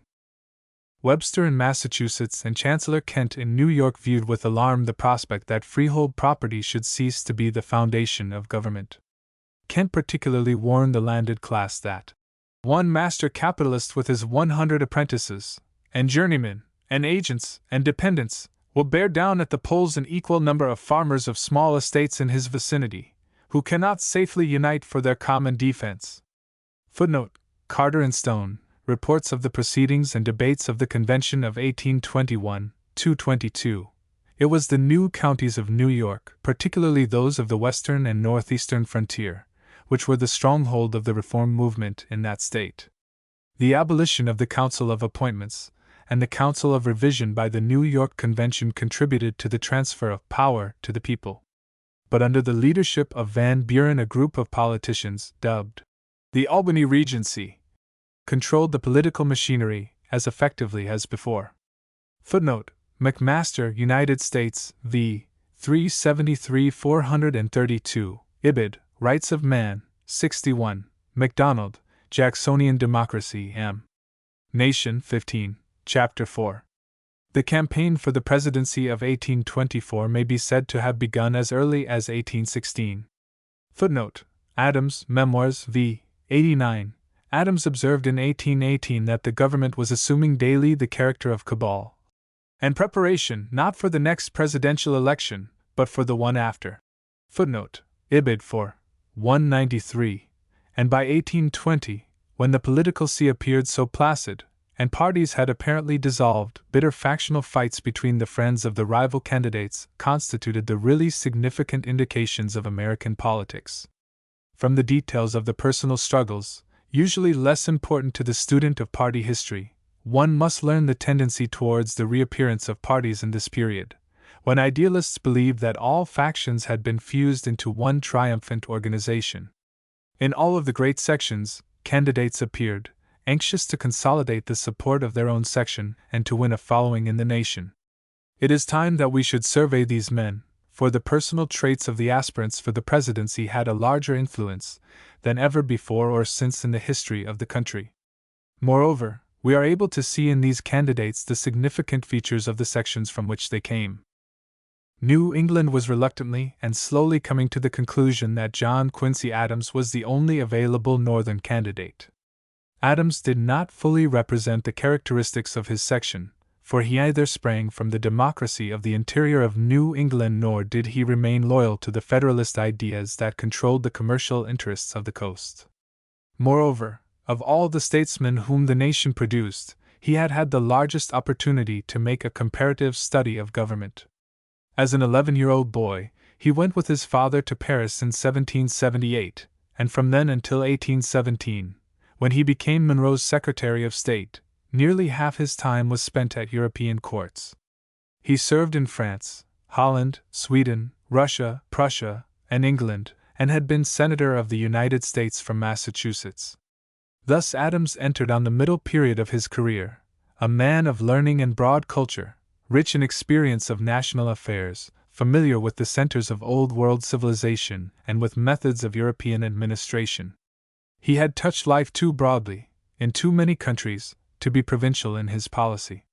In the minds of a large and influential body of his fellow citizens, the Federalists, he was an apostate, for in the days of the embargo he had warned Jefferson of the temper of his section, had resigned, and had been read out of the party. The unpopularity, as well as the fame, of his father was the heritage of the son. Perhaps the most decisive indication of the weakening of sectional bias by his foreign training is afforded by his diplomatic policy. An expansionist by nature, he had been confirmed in the faith by his training in foreign courts. "If we are not taken for Romans, we shall be taken for Jews," he exclaimed to one who questioned the wisdom of the bold utterances of his diplomatic correspondents. In one important respect Adams was the personification of his section. He was a Puritan, and his whole career was deeply affected by the fact. A man of method and regularity, tireless in his work, for he rose before the dawn and worked till midnight, he never had a childhood and never tried to achieve self-forgetfulness. His diary, printed in 12 volumes, is a unique document for the study of the Puritan in politics. Not that it was an entirely unreserved expression of his soul, for he wrote with a consciousness that posterity would read the record, and its pages are a compound of apparently spontaneous revelation of his inmost thought, and of silence upon subjects of which we would gladly know more. He had the Puritan's restraint, self-scrutiny, and self-condemnation. "I am," he writes, "a man of reserved, cold, austere, and forbidding manners." Nor can this estimate be pronounced unjust. He was a lonely man, communing with his soul in his diary more than with a circle of admiring friends. It was not easy for men to love John Quincy Adams. The world may respect the man who regulates his course by a daily dead reckoning, but it finds it easier to make friends with him who stumbles towards rectitude by the momentum of his own nature. Popularity, in any deep sense, was denied him. This deprivation he repaid by harsh, vindictive, and censorious judgments upon his contemporaries, and by indifference to popular prejudices. With the less lovely qualities of the Puritan aggravated by his own critical nature, Adams found himself in a struggle for the presidency against some of the most engaging personalities in American history. He must win over his enemies in New England and attach that section to his fortunes. He must find friends in the Middle States, conciliate the South, and procure a following in the West, where Clay, the hotspur of debate, with all the power of the speakership behind him, and Jackson, Old Hickory, the hero of New Orleans, contested the field. And all the time he must satisfy his conscience, and reach his goal by the craft and strength of his intellect rather than by the arts of popular management. No statesman ever handled the problems of his public career with a keener understanding of the conditions of success. The Middle Region was too much divided by the game of politics played by her multitude of minor leaders to unite upon a favorite son in this campaign. But DeWitt Clinton, finding elements of strength in the prestige which his successful advocacy of the Erie Canal had brought to him throughout the region where internal improvements were popular, and relying upon his old connections with the Federalists, watched events with eager eye, waiting for an opportunity which never came. Although the South saw in Rufus King's advocacy of the exclusion of slavery from Missouri a deep design to win the presidency by an anti-slavery combination of the northern states, there was little ground for this belief. In truth, the Middle region was merely the fighting ground for leaders in the other sections. In the South, Calhoun and Crawford were already contending for the mastery. Each of them represented fundamental tendencies in the section. Born in Virginia in 1772, Crawford had migrated with his father in early childhood to South Carolina, and soon after to Georgia. Footnote Phillips. Georgia and State Rights. In M. Hist. Associate, Report 1901-2, 95, Cobb, Leisure Labors, Miller, Bench and Bar of Georgia, West. Life and Times of William H. Crawford. In National Portrait Gallery for Adams, Life of Gallatin. 598. Here he became the leader of the Virginia element against the interior democracy. But in his coarse strength and adaptability, the burly Georgian showed the impress which frontier influences had given to his state. His career in national politics brought him strange alliances. This Georgia candidate had been no mere subject of the Virginia dynasty, for he supported John Adams in his resistance to France in 1798. Challenged the administration of Jefferson by voting with the Federalists in the United States Senate against the embargo, and ridiculed the ambiguous message of Madison when the issue of peace or war with Great Britain was under consideration. A fearless supporter of the recharter of the National Bank, he had championed the doctrine of implied powers and denied the right of a state to resist the laws of Congress except by changing its representation or appealing to the sword under the right of revolution. Nevertheless, in the period of this volume, Crawford joined the ranks of the Southerners who demanded a return to strict construction and insistence on state rights. In the Congressional Caucus of 1816, he obtained 54 votes for the presidency against 65 for Monroe. Had not the influence of Madison been thrown for the latter, it seems probable that Crawford would have obtained the nomination. But his strength in building up a following in Congress was much greater than his popularity with the people at large. Controlling the patronage of the Treasury Department, he enlarged his political influence. As the author of the 4 Years' Tenure of Office Act, in 1820, he has been vehemently criticized as a founder of the spoils system.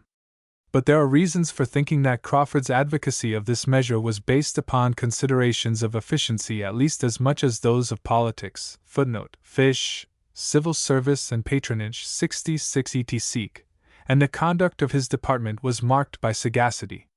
The administration of such a man would probably have been characterized by an accommodating spirit which would have carried on the traditions of Monroe. In the career of Calhoun are strikingly exhibited the changing characteristics of the South in this era.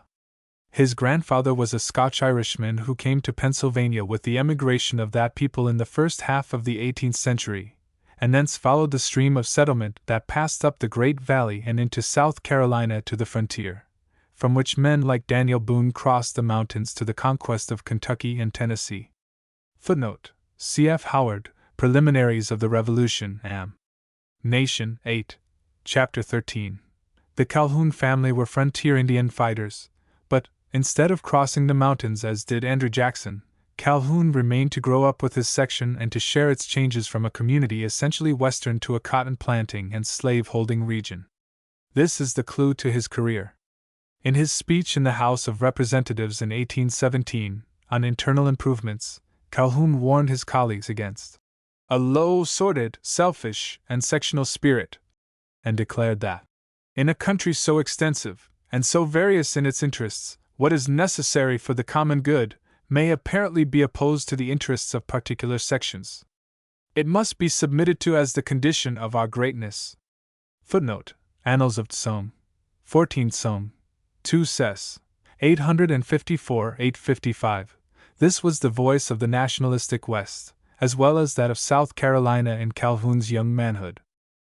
In view of his later career, it is significant that many of those who described him in these youthful years of his nationalistic policy found in him a noticeable tendency to rash speculation and novelty. As a politician, said Senator Mills of Massachusetts, about 1823, he is too theorizing, speculative, and metaphysical, magnificent in his views of the powers and capacities of the government, and of the virtue, intelligence, and wisdom of the people. He is in favor of elevating, cherishing, and increasing all the institutions of the government, and of a vigorous and energetic administration of it. From his rapidity of thought, he is often wrong in his conclusions, and his theories are sometimes wild, extravagant, and impractical. He has always claimed to be, and is, of the Democratic Party, but of a very different class from that of Crawford, more like Adams, and his schemes are sometimes denounced by his party as ultra-fanatical. Footnote: Mass. Hist. SOC Proceedings 1937, 1881–1882. Another contemporary, writing prior to 1824, declared, "He wants, I think, consistency and perseverance of mind, and seems incapable of long-continued and patient investigation. What he does not see at the first examination, he seldom takes pains to search for, but still the lightning glance of his mind, and the rapidity with which he analyzes, never fail to furnish him with all that may be necessary for his immediate purposes."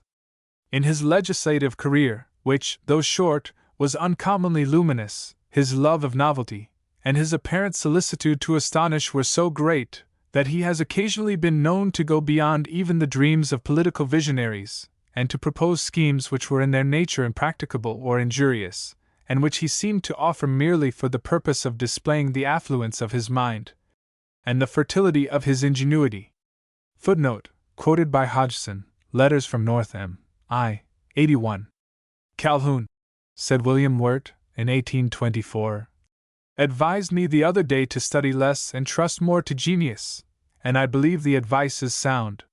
He has certainly practiced on his own precepts, and has become, justly, a distinguished man. It may do very well in politics, where a proposition has only to be compared with general principles with which the politician is familiar." Footnote, Kennedy, William Wirt, 2, 143. Other views of Calhoun in MacDonald, Jacksonian Democracy, Chaps. v. 9, Hart, Slavery and Abolition, Chapter 19, Garrison, Westward Extension, Am. Nation 15, 16, 17. At the beginning of the campaign, Calhoun was the confidant and friend of Adams, apparently considering the alternative of throwing his influence in the latter's favor, if it proved impossible to realize his own aspirations. From beyond the Alleghanies came two candidates who personified the forces of their section. We can see the very essence of the West in Henry Clay and Andrew Jackson. Clay was a Kentuckian, with the characteristics of his state, but in a larger sense, he represented the stream of migration which had occupied the Ohio Valley during the preceding half-century. This society was one which, in its composition, embraced elements of the Middle region as well as of the South. It tended towards freedom, but had slaves in its midst, and had been accustomed, through experience, to adjust relations between slavery and free labor by a system of compromise. Economically, it was in need of internal improvements, and the development of manufactures to afford a home market. It had the ideal of American expansion, and in earlier days vehemently demanded the control of the Mississippi and the expulsion of the Spaniard from the coasts of the Gulf. In the War of 1812 it sent its sons to destroy English influence about the Great Lakes and had been ambitious to conquer Canada. It is an evidence of the rapidity with which the West stamped itself upon its colonists, that although Clay was born, and bred to the law, in Virginia, he soon became the mouthpiece of these Western forces. In his personality, also, he reflected many of the traits of this region. Kentucky, ardent in its spirit, not ashamed of a strain of sporting blood, fond of the horse race, partial to its whiskey, ready to bluff, in politics as in poker, but sensitive to honor, was the true home of Henry Clay. To a Puritan like John Quincy Adams, Clay was, in politics, as in private life, essentially a gamester. Footnote, Adams' Memoirs v. 59. But if the Puritan mind did not approve of Henry Clay, multitudes of his fellow countrymen in other sections did. There was a charm about him that fastened men to him. He was Harry of the West, an impetuous, willful, high-spirited, daring, jealous, but withal, a lovable man. He had the qualities of leadership, was ambitious, impulsive, often guided by his intuitions and his sensibilities, but, at the same time, an adroit and bold champion of constructive legislation. He knew, too, the time for compromise and for concession. Perhaps he knew it too well, for, although no statesman of this era possessed more courageous initiative and constructive power, his tact and his powers of management were such that his place in history is quite as much that of the great compromiser as it is that of the author of the American system. It is not too much to say that Clay made the speakership one of the important American institutions. He was the master of the House of Representatives, shaping its measures by the appointment of his committees and his parliamentary management. Footnote: Follett, Speaker of the House, pages 41 to 46.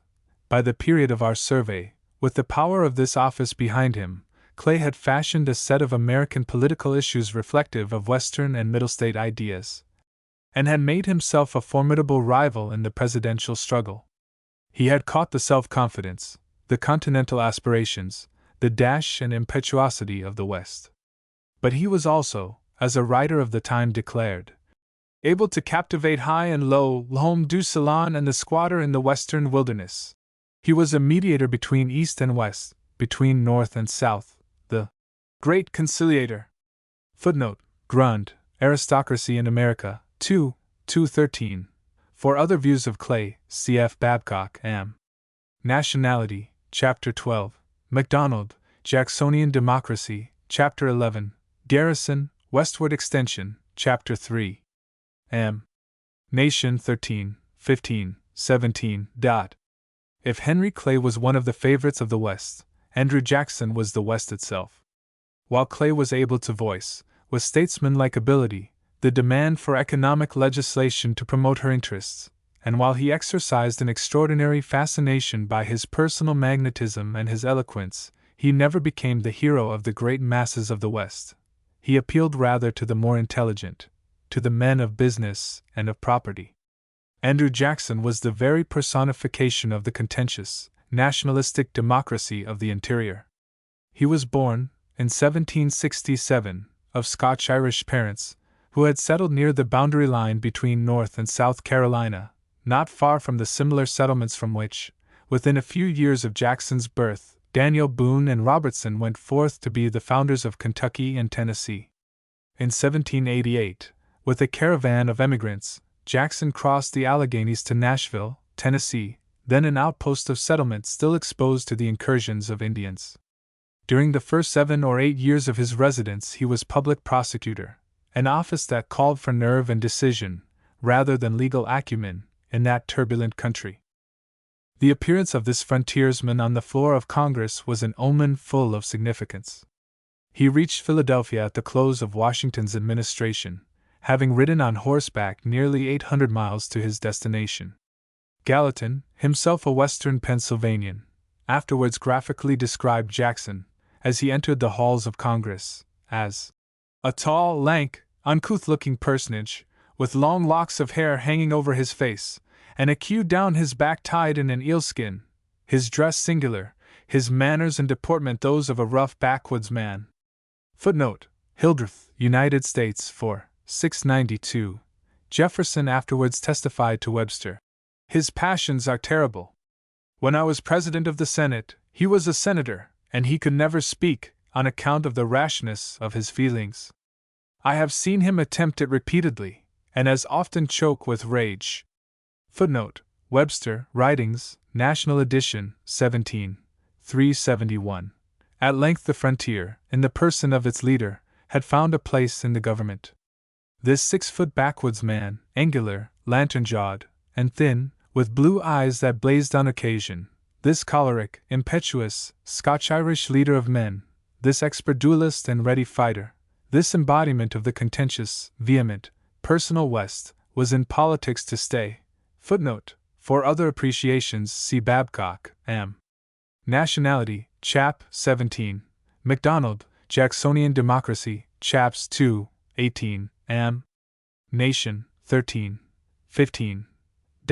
In the War of 1812, by the defeat of the Indians of the Gulf Plains, he made himself the conqueror of a new province for Western settlement, and when he led his frontier riflemen to the victory of New Orleans he became the national hero, the self-made man, the incarnation of the popular ideal of democracy. The very rashness and arbitrariness which his seminal campaign displayed appealed to the West, for he went to his object with the relentless directness of a frontiersman.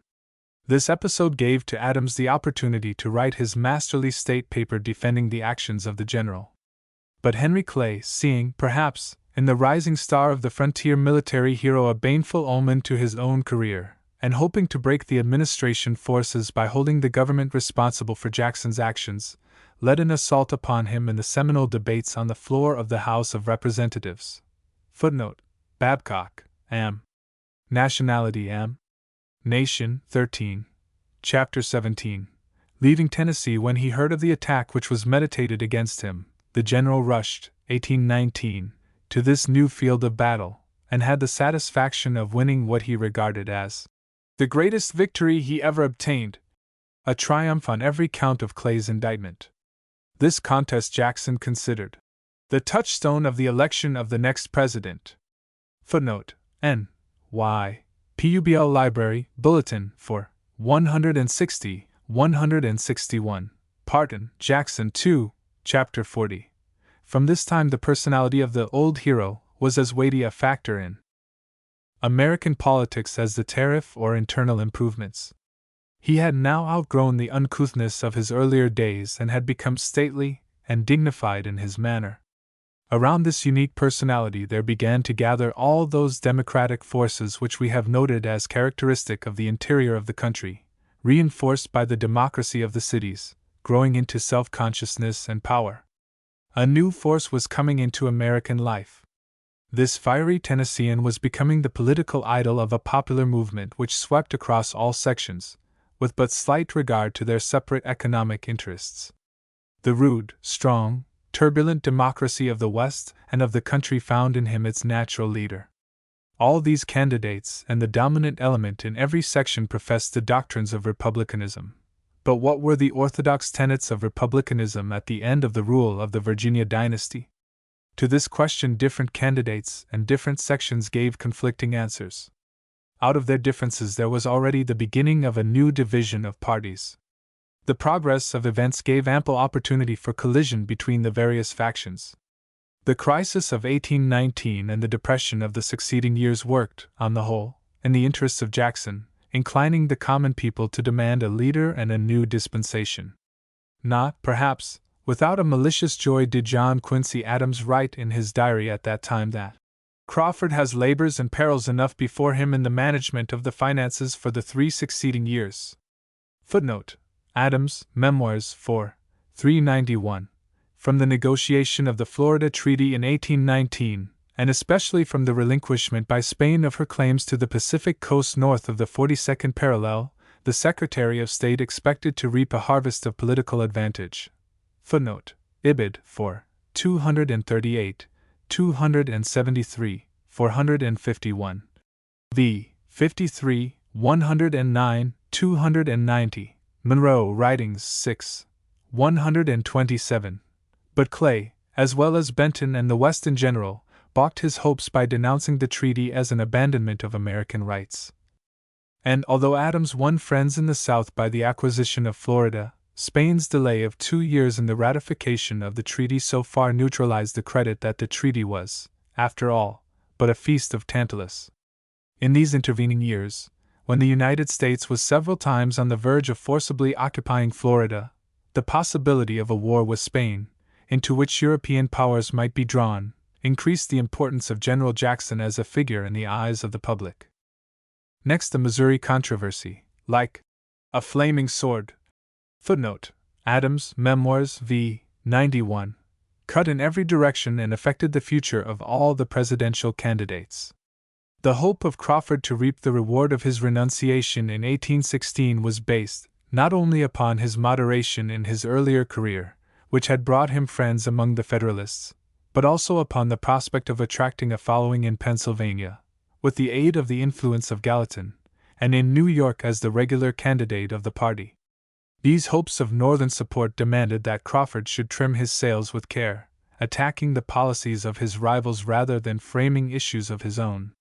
But for a time the Missouri controversy alienated both Pennsylvania and New York from the South, and it brought about a bitterness of feeling fatal to his success in those two states. To Clay, too, the slavery struggle brought embarrassments, for his attitude as a compromiser failed to strengthen him in the South, while it diminished his following in the North. Calhoun suffered from the same difficulty, although his position in the cabinet enabled him to keep in the background in this heated contest. Jackson stood in a different situation. At the time he was remote from the controversy, having his own troubles as governor of Florida, and, as a slave-holding planter, he was not suspected by the South, while at the same time his popularity as the representative of the new democracy was steadily winning him friends in the anti-slavery state of Pennsylvania. To Adams, all the agitation was a distinct gain, since it broke the concert between Virginia and New York and increased his chances as the only important Northern candidate.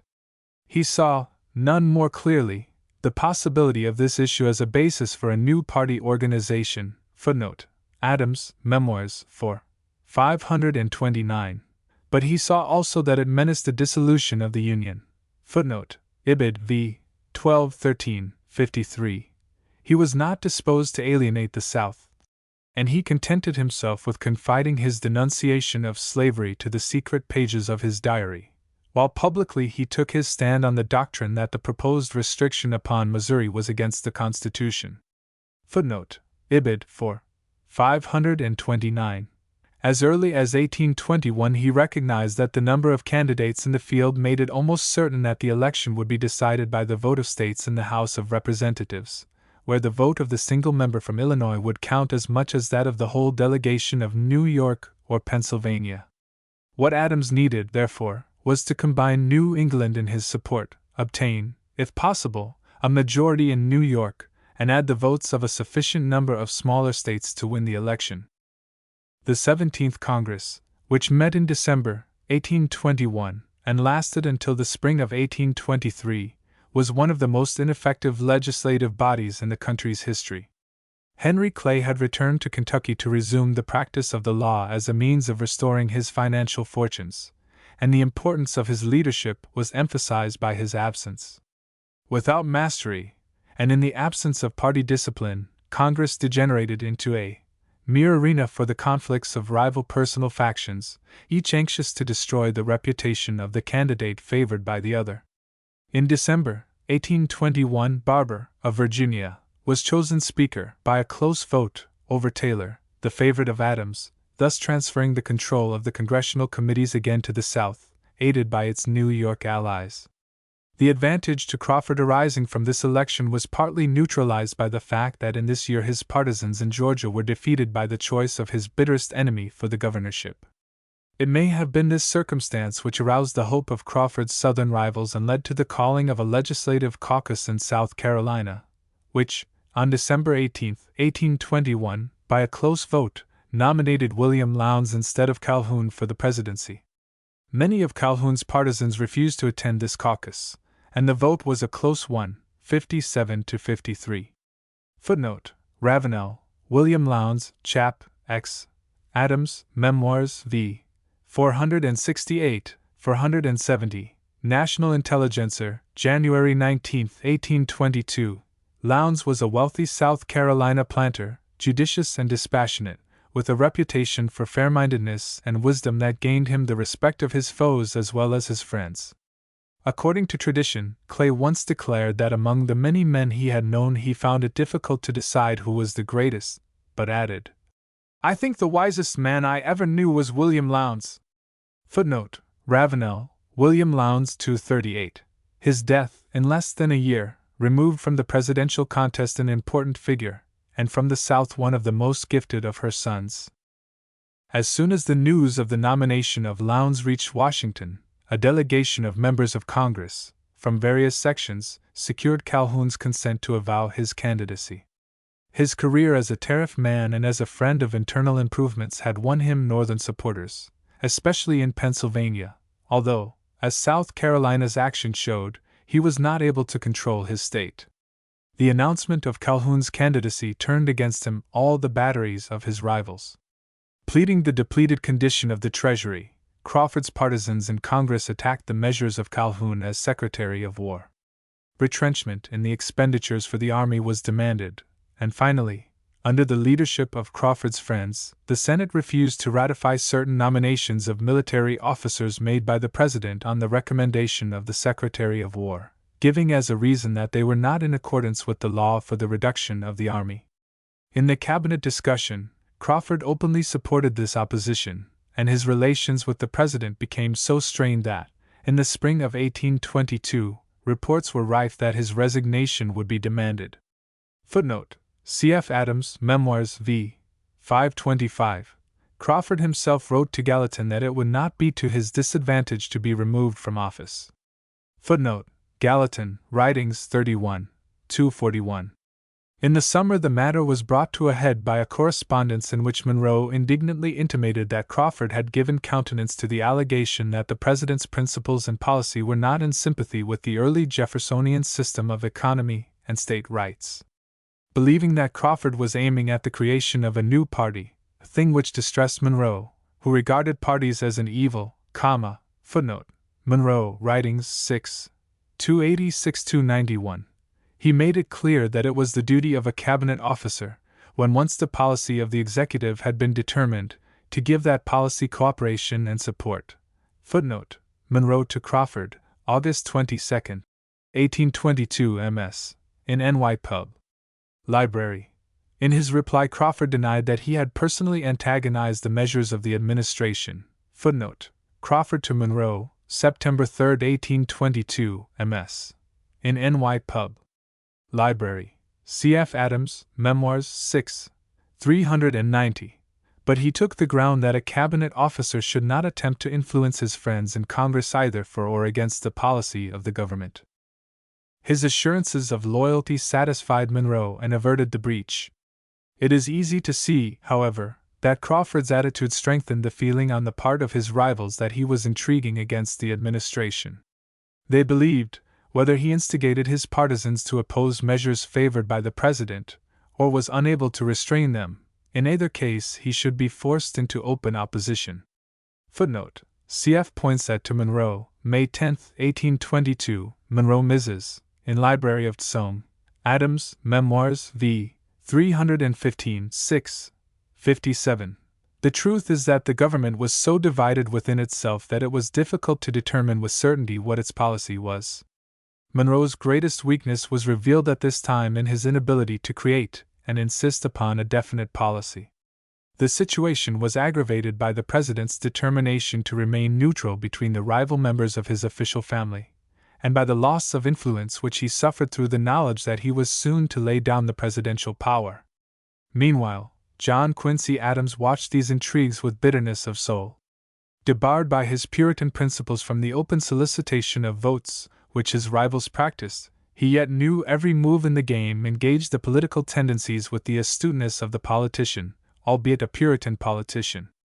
Nor did he disdain to make such use of his position as would win friends or remove enemies.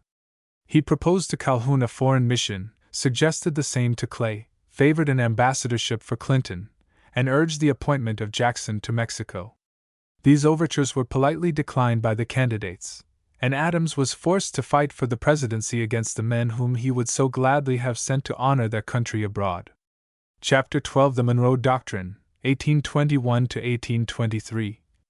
The place of slavery in the westward expansion of the nation was not the only burning question which the American people had to face in the presidency of Monroe. Within a few years after that contest, the problem of the independence of the New World and of the destiny of the United States and the sisterhood of new American republics confronted the administration. Should the political rivalries and wars of Europe to acquire territory be excluded from the Western Hemisphere?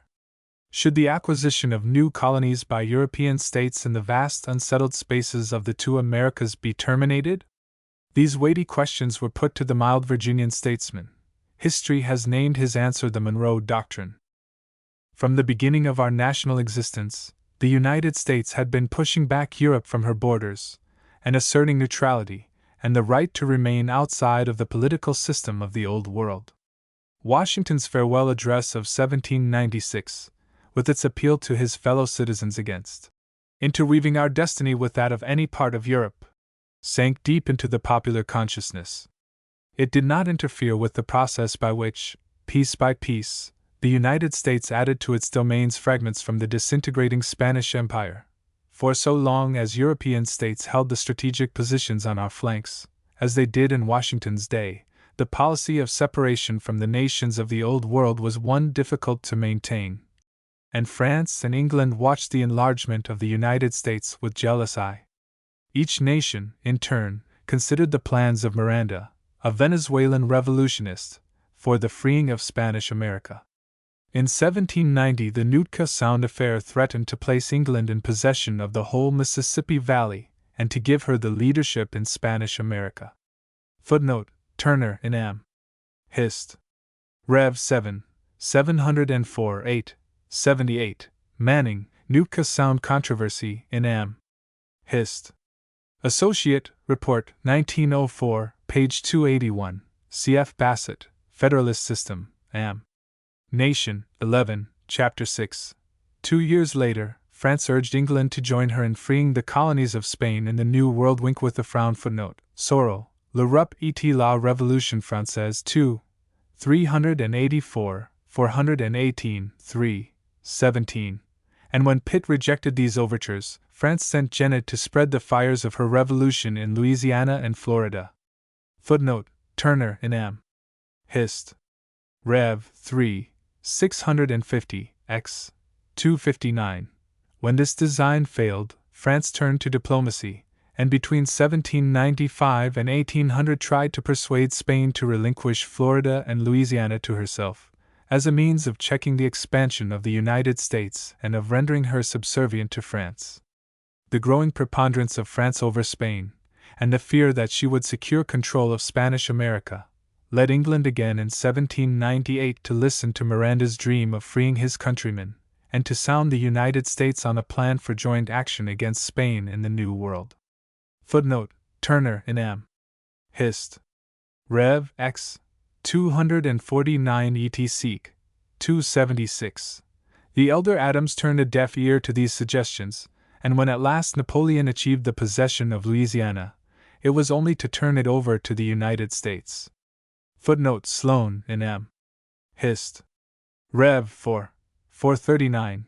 Jefferson's threat that the possession of Louisiana by France would seal the union between England and the United States and make the first cannon which shall be fired in Europe the signal for the tearing up of any settlement she may have made, and for holding the two continents of America in sequestration for the common purposes of the united British and American nations.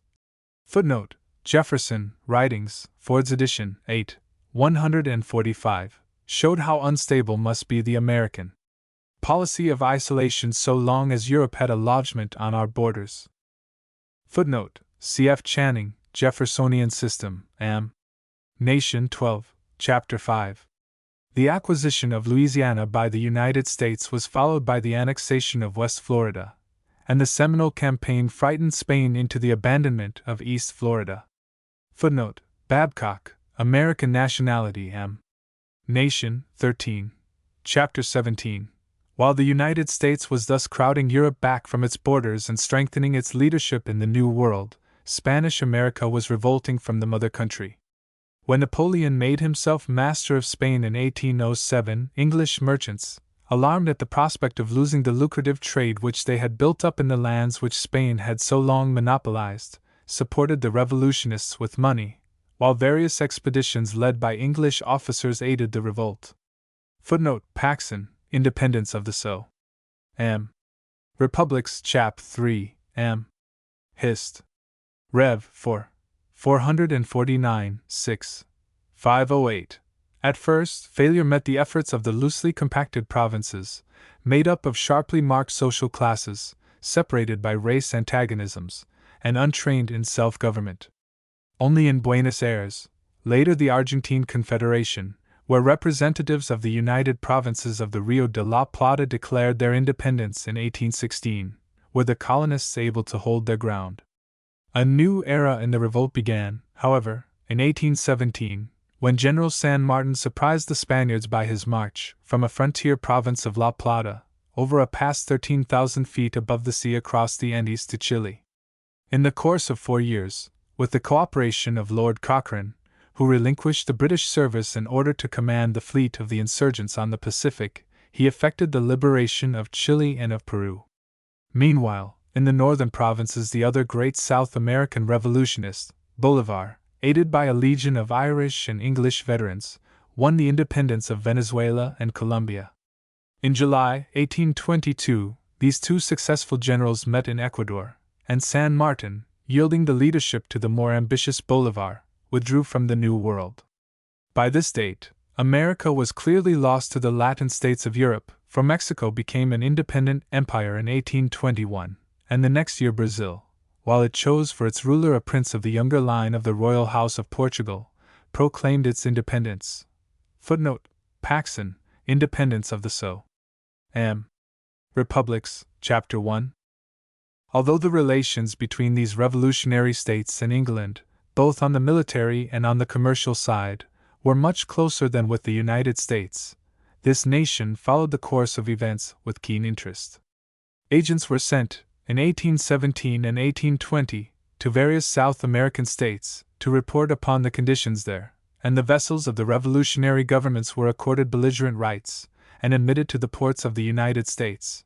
Footnote: Ibid. 121, Am. State Papers, Foreign, 4, 217, 818.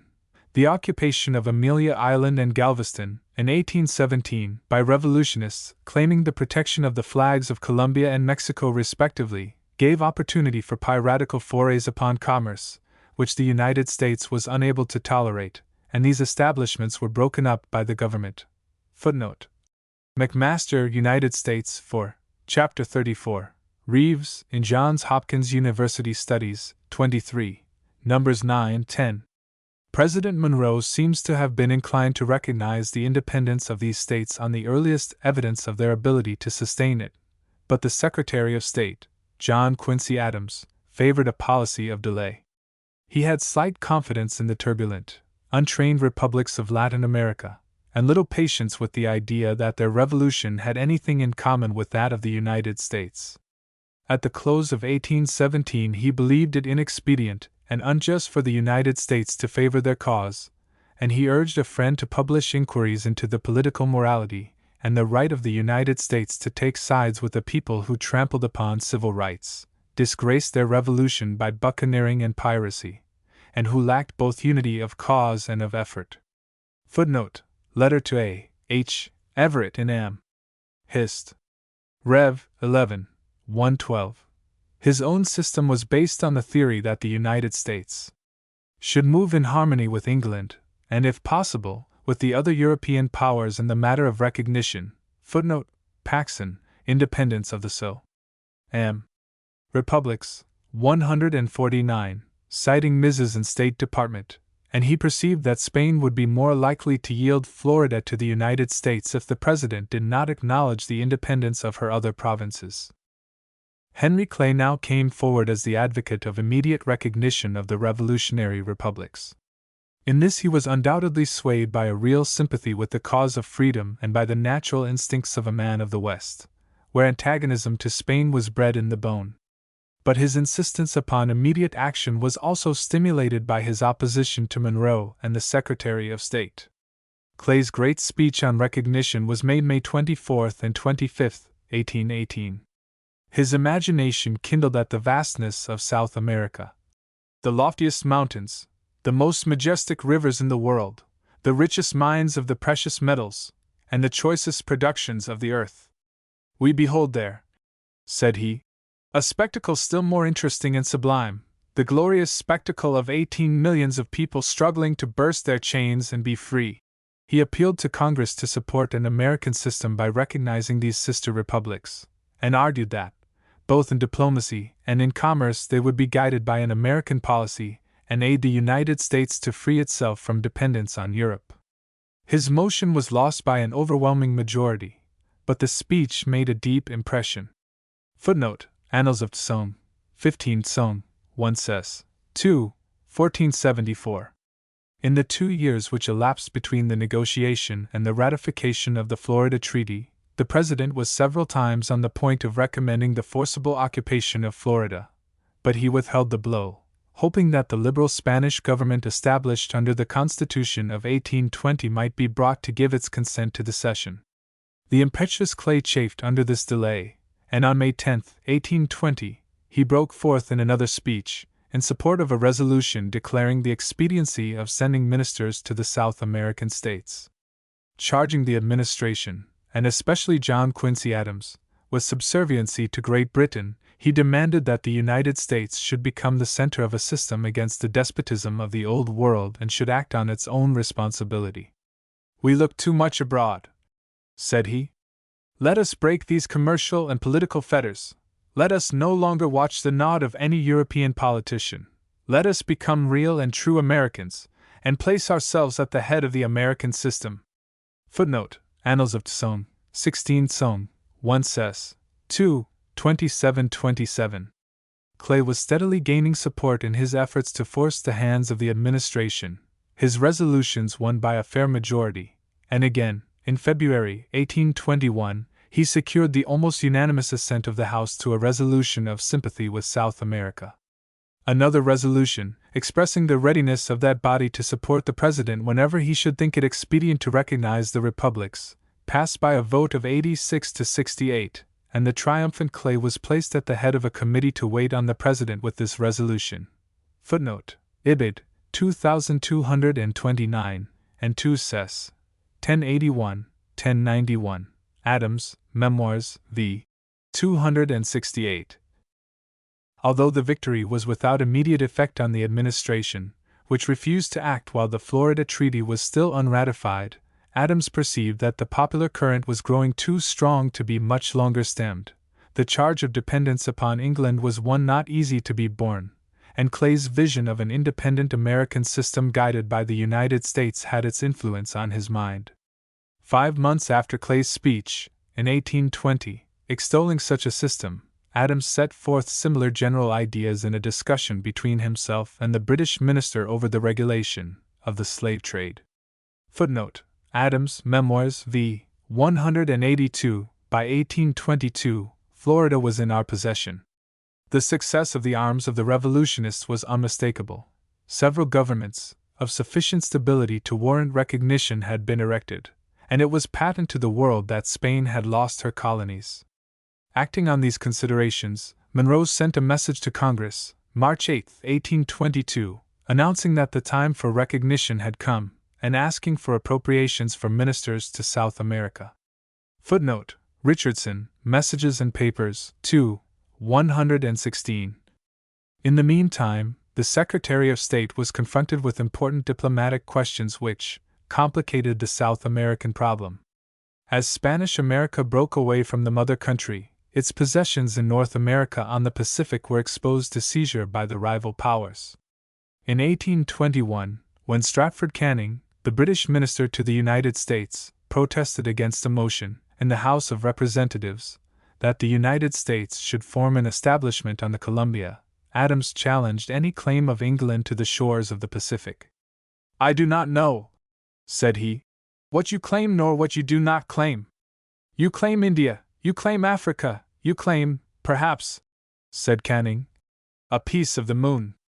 "No," said Adams, "I have not heard that you claim exclusively any part of the moon, but there is not a spot on this habitable globe that I could affirm you do not claim, and there is none which you may not claim with as much color of right as you can have to Columbia River or its mouth." Footnote: Adams' Memoirs v. 252. The time had arrived when Adams's familiarity with foreign diplomacy, his belief that a new nation must assert its rights with vigor if it expected to maintain them, his very testiness and irascibility, his bulldog fighting qualities, in short, the characteristics that were sources of weakness to him in domestic politics, proved to be elements of strength in his conduct of foreign relations. The individualism, the uncompromising nature, the aggressiveness, and the natural love of expansion, which were traits of John Quincy Adams, became of highest service to his country in the diplomatic relations of the next few years. Hardly a year elapsed after this defiance to England when Adams met the claims of Russia likewise with a similar challenge.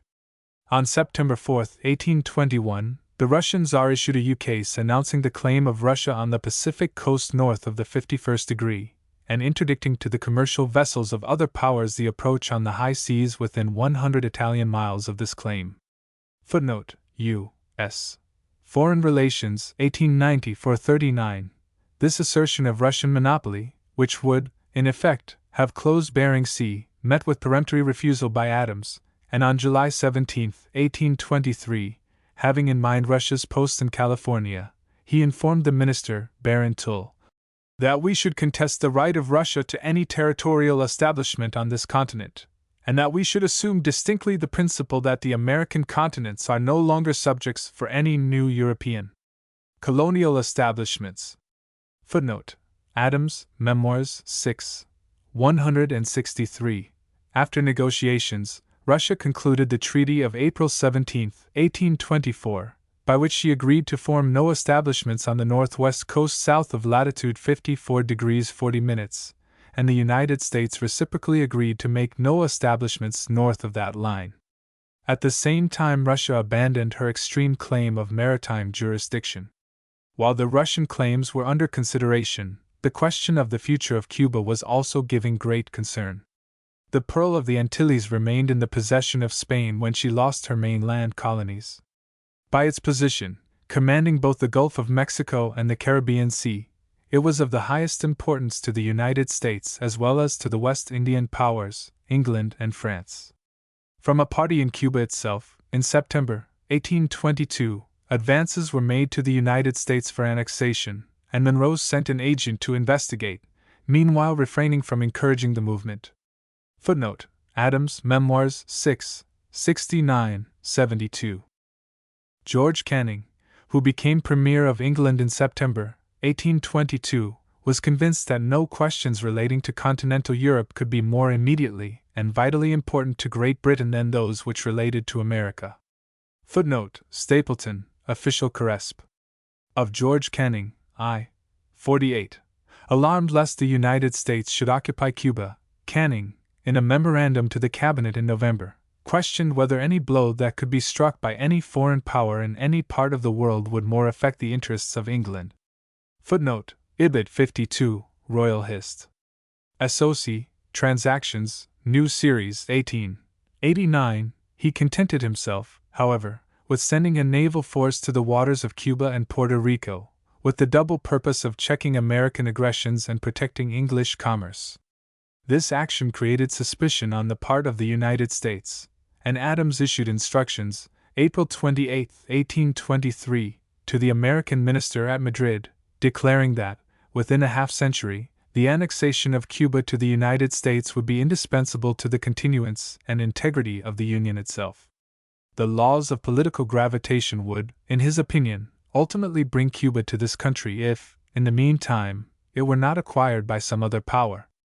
Adams's immediate policy, therefore, favored the retention of Cuba and Puerto Rico by Spain, but he refused to commit the United States to a guarantee of the independence of Cuba against all the world except that power. Footnote: Wharton, Digest of Am. Int. Law, I. 361-366. Latain, Diplomatic Relations with Lat. M. Chapter 3. The mutual jealousies of the nations with respect to the destiny of Cuba became, at this time, entangled with the greater question of the intervention of the Holy Alliance in the New World. At the Congress of Verona, in November 1822, Austria, France, Russia, and Prussia signed a revision of the Treaty of the Holy Alliance. Footnote: Snow, Treaties and Topics, Seignobos, Pol. Hist. Of Europe since 1814, 762.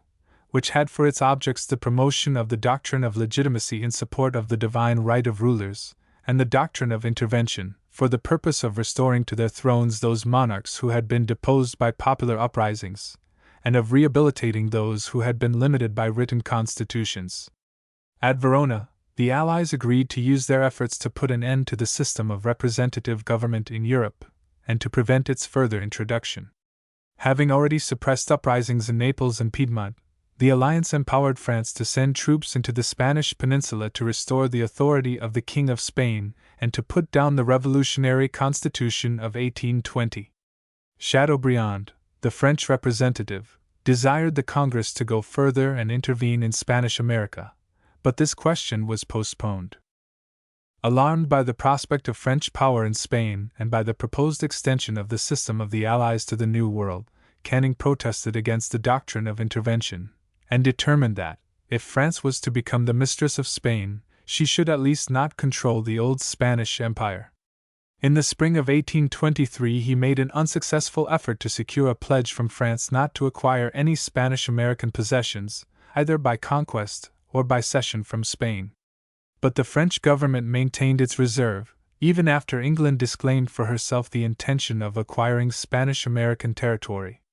Footnote: Stapleton, Political Life of Canning, I. 19.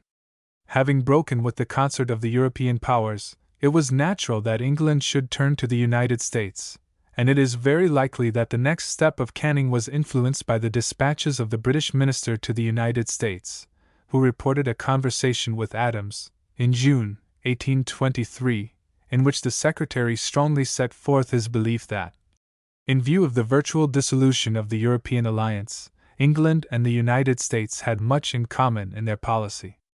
With respect to the vast continent of the West, said he, the United States must necessarily take a warm and decided interest in whatever determined the fate or affected the welfare of its component members, but he disclaimed any wish on the part of this country to obtain exclusive advantages there.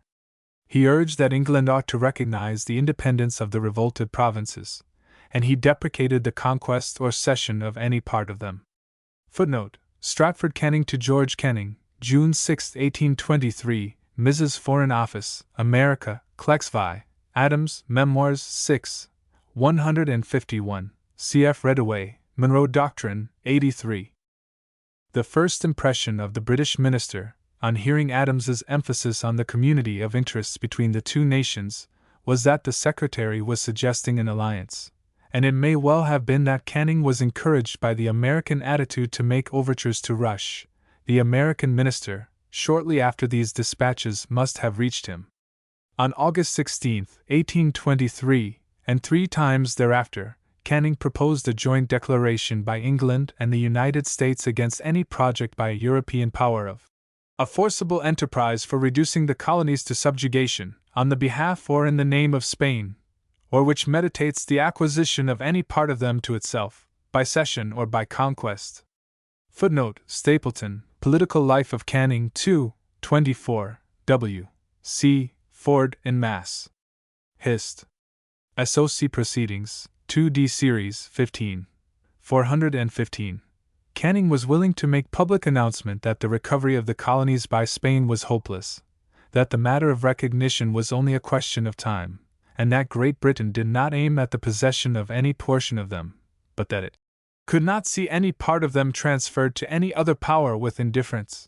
These professions Canning desired that the United States and England should mutually confide to each other and declare. In the face of the world, confronted with Canning's important proposition, Rush, who doubted the disinterestedness of England, prudently attempted to exact a preliminary recognition of the Spanish-American republics. If Canning would agree to take this action, he would accept the responsibility of engaging in such a declaration. Footnote: Ford in Mass. Hist. SOC Proceedings, 2D Series 15. 420 for 23.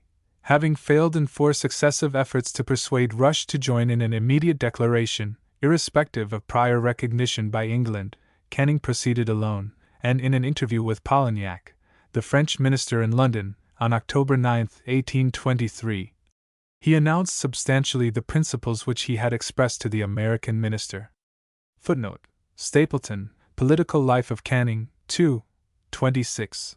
Polignac thereupon disclaimed for France any intention to appropriate Spanish possessions in America, and abjured any design, on the part of his country, of acting against the colonies by force. But he significantly added that the future relations between Spain and her colonies ought to form a subject of discussion between the European powers. Acting on this idea, and in opposition to England's wishes, an invitation was sent to Russia, Prussia, and Austria to confer at Paris on the relations of Spain and her revolted provinces.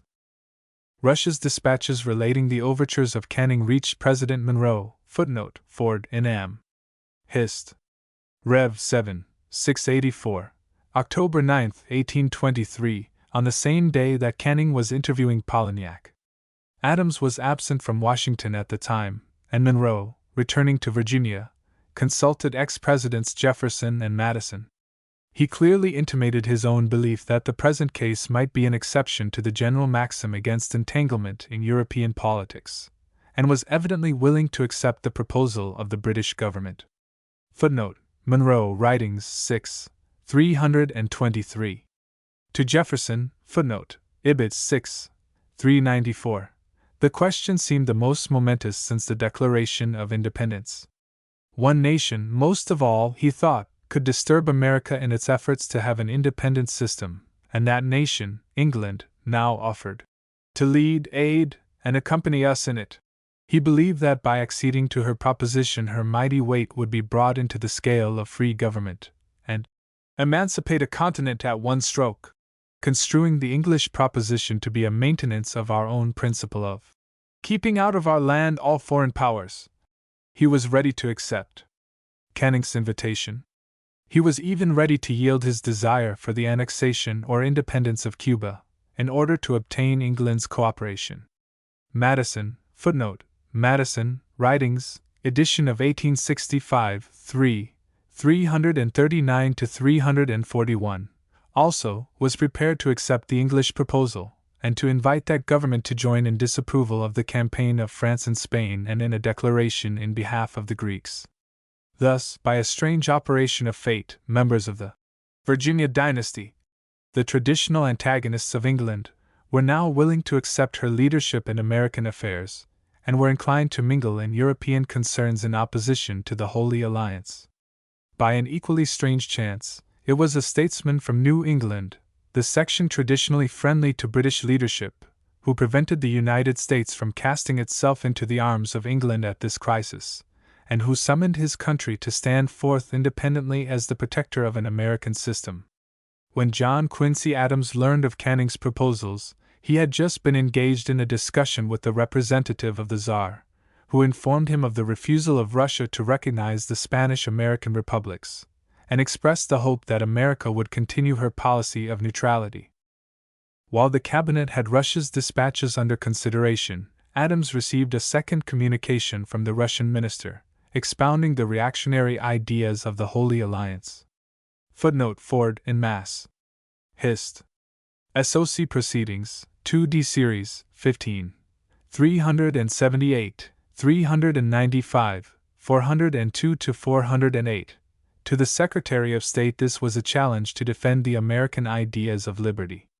Convinces that his country ought to decline the overture of Great Britain and avow its principles explicitly to Russia and France, rather than to come in as a cock boat in the wake of the British man-of-war. Adams informed the President that the reply to Russia and the instructions to Russia and England must be part of a combined system of policy. The ground that I wish to take, he said, is that of earnest remonstrance against the interference of European powers by force with South America, but to disclaim all interference on our part with Europe, to make an American cause and adhere inflexibly to that. Footnote: Adams, Memoirs 6, 178, 194, 197, 199 to 212. In the cabinet he stood firmly against giving guarantees to England with respect to Cuba. He heartened up his colleagues, who were alarmed at the possibility of the spread of war to the United States, but at the same time that he dismissed this danger as remote, he pictured to the cabinet the alarming alternatives in case the Allies subjugated Spanish America, California, Peru, and Chile might fall to Russia, Cuba, to England, and Mexico, to France. The danger was even at our doors, he declared, for within a few days the Minister of France had openly threatened to recover Louisiana. Footnote: Ibid 6, 207, cf. Reeves, in Johns Hopkins University Studies, 23, Numbers 9, 10. Such suggestions exhibit the real significance of the problem, which in truth involved the question of whether America should lie open to seizure by rival European nations, each fearful lest the other gain an undue advantage. It was time for the United States to take its stand against intervention in this hemisphere. Monroe was persuaded by Adams to change the first draft of his message, in which the President criticized the invasion of Spain by France and recommended the acknowledgement of the independence of the Greeks, in terms which seemed to threaten war with Europe on European questions.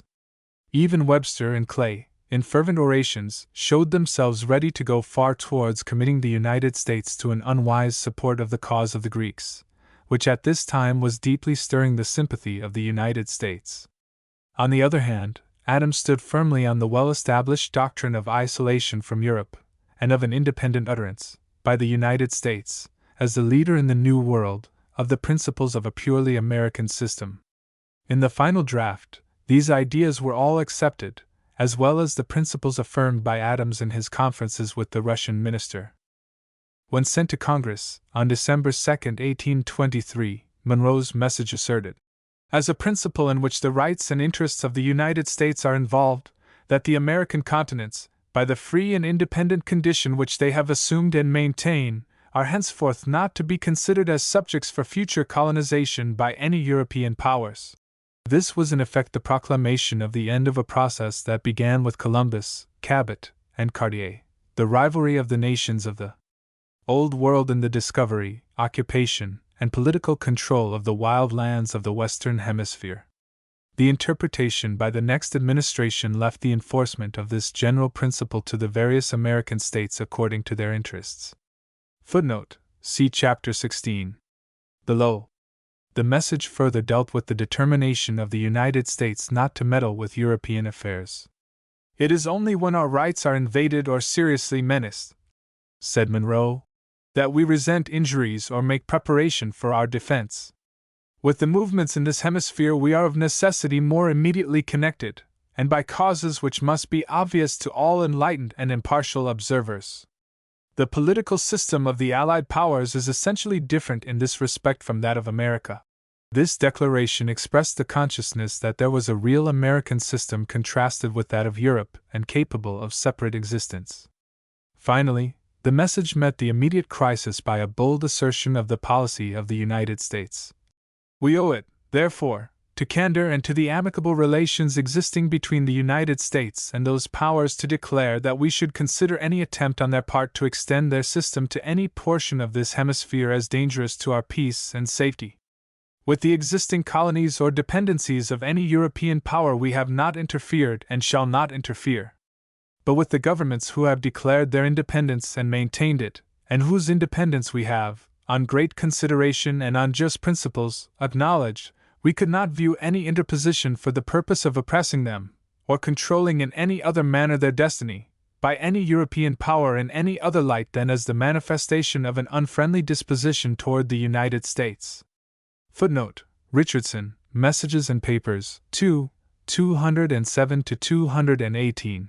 C.F. Hart, Foundations of Am. Foreign Policy, Chapter 7. Herein was the assertion of the well-established opposition of the United States to the doctrine of intervention as violating the equality of nations.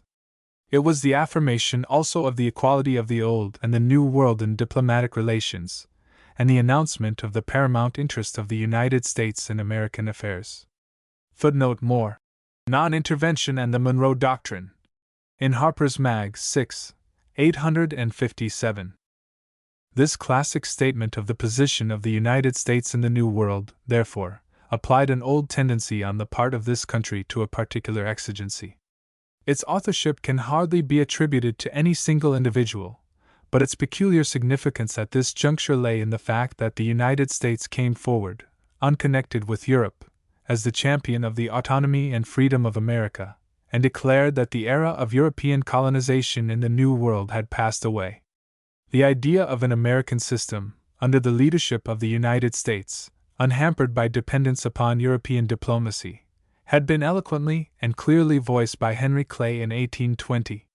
But John Quincy Adams also reached the conception of an independent American system, and to him belongs the credit for the doctrine that the two Americas were closed to future political colonization. His office of Secretary of State placed him where he was able to insist upon a consistent, clear-cut, and independent expression of the doctrine of an American system. Monroe's was the honor of taking the responsibility for these utterances. Footnote: cf. Reddaway, Monroe Doctrine, Chap. v. and Ford in M. Hist. Rev. 7, 676, 8, 28. Canning afterwards boasted, "I called the New World into existence to redress the balance of the Old." Footnote: Stapleton, Political Life of Canning, 3, 227. Unquestionably his determination that, if France had Spain, it should not be Spain with the Indies, materially contributed to make effective the protest of the United States, and he recognized the value of the President's message in putting an end to the proposal of a European Congress. "It was broken," said he, "in all its limbs before, but the President's message gives it the coup de grace." Footnote: Stapleton, George Canning and His Times, 395. Nevertheless, the assertion by the United States of an American system independent of Europe, and the proposed exclusion of Europe from further colonization were, in truth, as obnoxious to England as they were to France. Footnote: Reddaway, Monroe Doctrine, 98. "The great danger of the time," declared Canning in 1825, shortly after the British recognition of Mexico, "a danger which the policy of the European system would have fostered, was a division of the world into European and American, republican and monarchical, a league of worn-out governments on the one hand and of youthful and stirring nations, with the United States at their head, on the other. We slip in between, and plant ourselves in Mexico. The United States have gotten the start of us in vain, and we link once more America to Europe." On December 17, 1824, Canning wrote, "Spanish America is free, and if we do not mismanage our matters sadly, she is English, and novis seclorum nascitur ordo." Footnote: Festing, J. H. Frere and His Friends, 267, quoted by E. M. Lloyd, in Royal Hist. SOC Transactions, New Series, 18, 77-93. Later events were to reveal how unsubstantial were the hopes of the British minister. For the present, his hands were tied by the fact that England and the United States had a common interest in safeguarding Spanish America, and the form of Monroe's declaration seemed less important than its effectiveness in promoting this result. In the United States, the message was received with approbation. Although Clay, from considerations of policy, withdrew a resolution which he presented to Congress, January 20, 1824, giving legislative endorsement to the doctrine. Footnote: Annals of Tsong, 18 Tsong, 1 Ses. I. 1104, 2, 2763. There was no doubt of the sympathy of the American people with its fundamental principles. Together with the attitude of England, it put an end to the menace of the Holy Alliance on this side of the ocean, and it began a new chapter, yet unfinished, in the history of the predominance of the United States in the New World. Chapter 13: Internal Improvements, 1818 to 1824. The transformation by which the slender line of the Indian Trail became the Trader's Trace, and then a road, superseded by the turnpike and canal, and again replaced by the railroad, is typical of the economic development of the United States. As the population of the West increased, its surplus products sought outlets.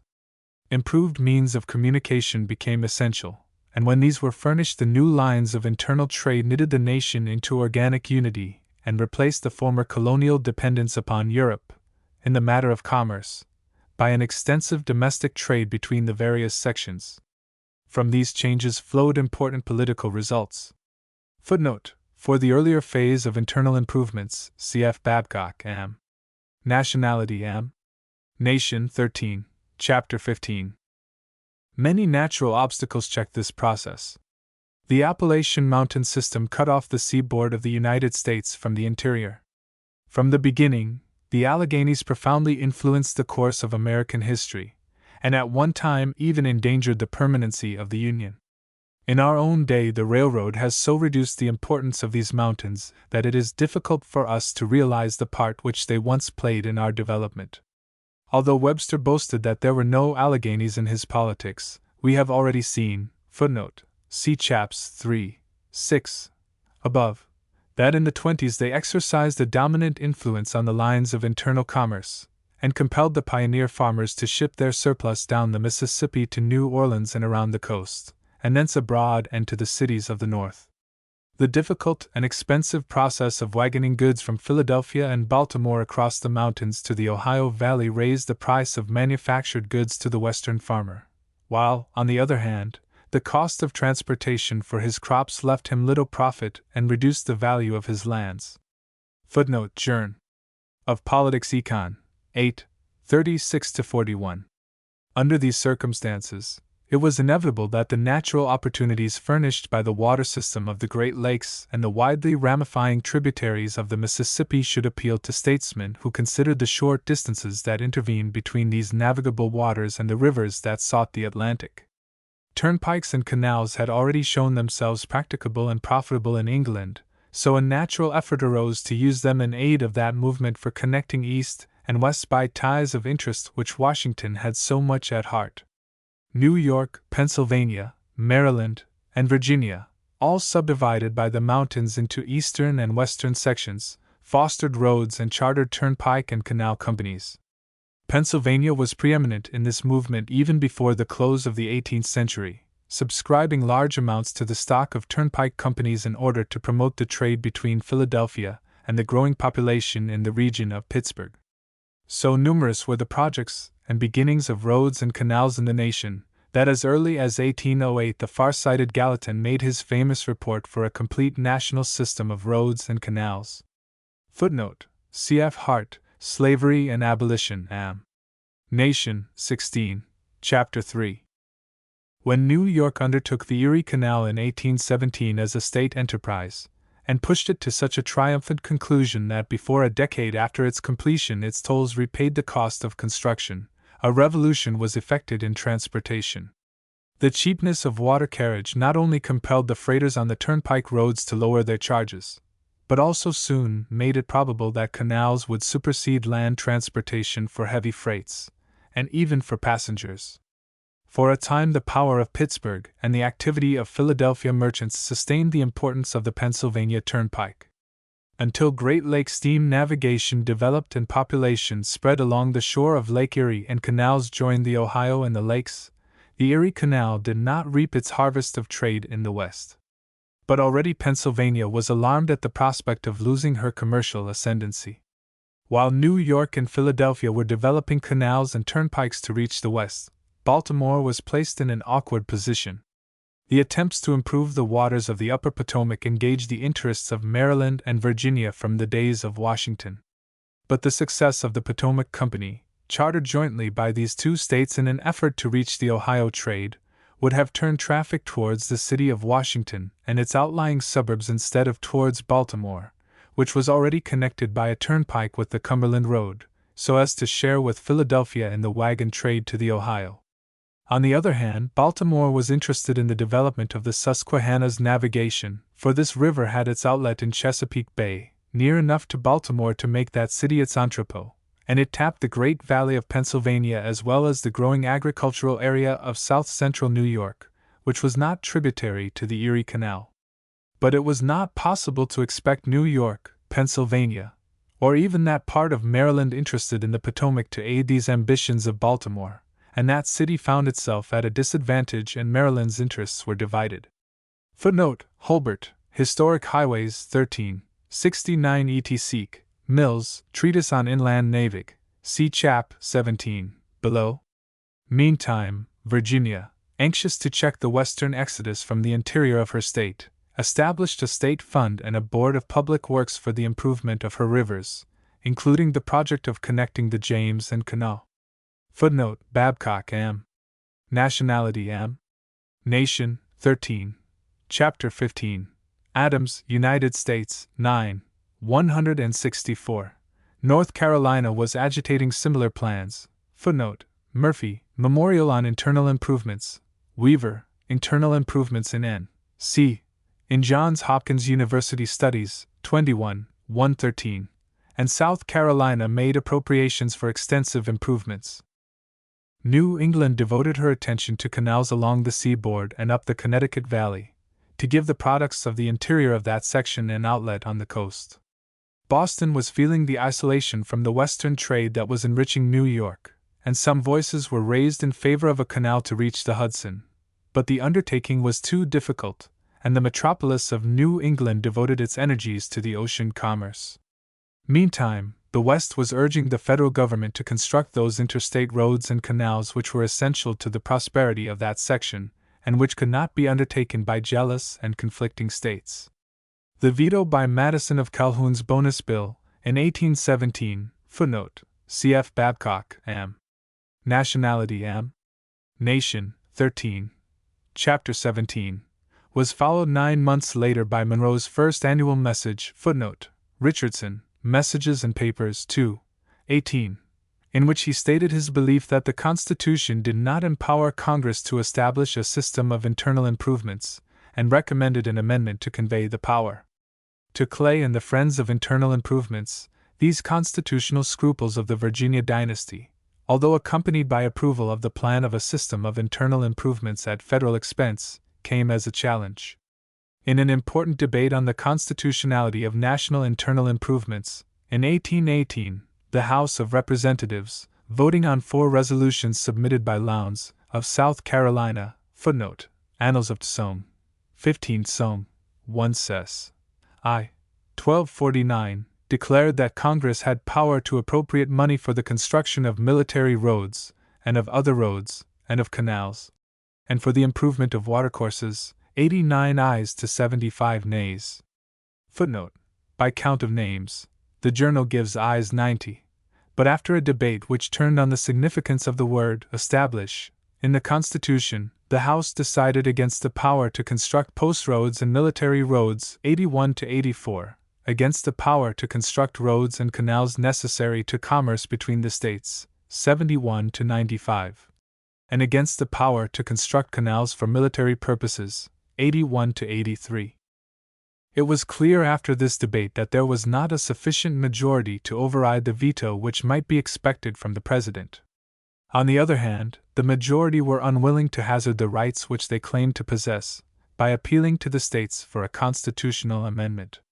The next year Calhoun, the Secretary of War, responding to an invitation of Congress, submitted a report outlining a comprehensive system of internal improvements requisite for the defense of the United States. While avoiding an opinion on the question of constitutionality, he declared that a judicious system of roads and canals, constructed for commerce and the mail, would be itself among the most efficient means for the more complete defense of the United States. Footnote, Am. State Papers, Miscellaneous, 534, and he favored the use of the Engineering Corps for surveying the routes and of federal troops for the actual work of construction. By 1818 the National Road, footnote, cf. Babcock, Am. Nationality Am. Nation, 13. Chapter 15. Young, Cumberland Road, 15. Holbert, Historic Highways, X. Chapter 1. Had been constructed from Cumberland, on the Potomac, across the mountains to Wheeling, on the Ohio, and 2 years later Congress made appropriations for a survey of the road westward to the Mississippi River. The panic of 1819, however, left the Treasury in such a condition that it was not until 1822 that the preservation and construction of this highway was again taken up with vigor. In that year a bill was introduced authorizing the President to cause toll houses, gates, and turnpikes to be erected on the Cumberland Road, and to appoint toll gatherers, with power to enforce the collection of tolls to be used for the preservation of the road. The bill further provided for a system of fines for violation of the laws of the road. It therefore involved the question of the right of jurisdiction as well as of construction. The measure passed the House of Representatives by a vote of 87 to 68. The districts along the line of the Potomac and the Ohio, and the regions tributary to the road in Pennsylvania and Western Virginia, were almost a unit in favor of the bill. Indeed, the whole vote of the Western states, with the exception of 2 members from Tennessee, was given in the affirmative. But Pittsburgh, which feared the diversion of her western trade to Baltimore, opposed the bill.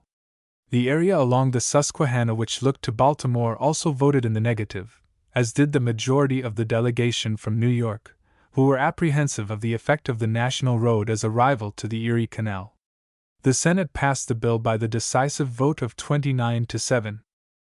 Monroe vetoed this measure, on the ground that it implied a power to execute a complete system of internal improvements, with the right of jurisdiction and sovereignty.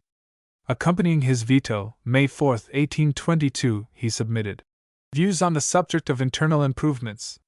Footnote: Richardson, Messages and Papers, 2, 142-183. Monroe Writings, 6, 216. Mason, Veto Power, 85. Nelson Presidential Influence on Int. Imp. Iowa Journal of Hist. and Politics, 4, 29-30. In this elaborate disquisition, he rehearsed the constitutional history of internal improvements, and expounded his conception of the construction of the Constitution, and of the relation of the states and the nation under the theory of divided sovereignty. Although he denied to the federal government the right of jurisdiction and construction, he asserted that Congress had unlimited power to raise money, and that, in its appropriation, they have a discretionary power, restricted only by the duty to appropriate it to purposes of common defense and of general, not local, national, not state, benefit. Nevertheless, he strongly recommended a system of internal improvements, if it could be established by means of a constitutional amendment. Both houses sustained the president's veto. Acting upon Monroe's intimation of the power to appropriate money, and following the line of least resistance, the next year an act was passed making appropriations for repairs of the Cumberland Road. On March 3, 1823, also, was signed the first of the national acts for the improvement of harbors. Footnote: U.S. Statutes at Large 3, 780. The irresistible demand for better internal communications and the development of a multitude of local projects, chief among them a new plan for uniting Chesapeake Bay with the Ohio by a canal along the Potomac, resulted, in 1824, in the introduction of the General Survey Bill, authorizing the President to cause surveys to be made for such roads and canals as he deemed of national importance for commercial, military, or postal purposes. The evident intention of the bill was to prepare a program for appropriations for internal improvements on a national scale, and for subscription to the stock of companies engaged in these enterprises. The discussion of the General Survey Bill brought out the significance of the problem of transportation, and revealed the sectional divisions of the nation in clear light. Henry Clay made an earnest effort to commit Congress to the exercise of the power of construction of interstate highways and canals which could not be undertaken by individual states or by combinations of states, and which, if built at all, must be by the nation. He recounted the attention given by Congress to the construction of public buildings and lighthouses, coast surveys, erection of sea walls in the Atlantic states. Everything on the margin of the ocean, but nothing for domestic trade, nothing for the great interior of the country. Footnote: Annals of Tsong, 18 Tsong, 1 Ses. I. 1035. Not one stone, he said, had yet been broken, not one spade of earth removed, in any Western state. He boldly claimed that the right to regulate commerce granted as fully the power to construct roads and canals for the benefit of circulation and trade in the interior as it did the power to promote coastwise traffic. His speech was a strong assertion of the right of the West to equality of treatment with the old sections of the country. A new world, said he, has come into being since the Constitution was adopted. Are the narrow, limited necessities of the old 13 states, indeed, parts only of the old 13 states, as they existed at the formation of the present Constitution, forever to remain the rule of its interpretation? Footnote: Annals of Tsong, 18 Tsong, 1 Ses. I. 1315, Colton, Private Corresp. Of Clay 81. In contrast with the united attitude of the West upon internal improvements, which Henry Clay voiced with such lofty accent, the South showed divisions which reflected opposing economic interests in the section. Not only were the representatives of Maryland almost a unit in support of the bill, but also the western districts of Virginia and North Carolina, as well as a considerable fraction of the representatives from South Carolina and Georgia, supported the cause of the West on this occasion. The opposition in the South found, perhaps, its most inflexible expression in the speech of John Randolph. Footnote: Annals of Tsong, 18 Tsong, 1 Ses. I.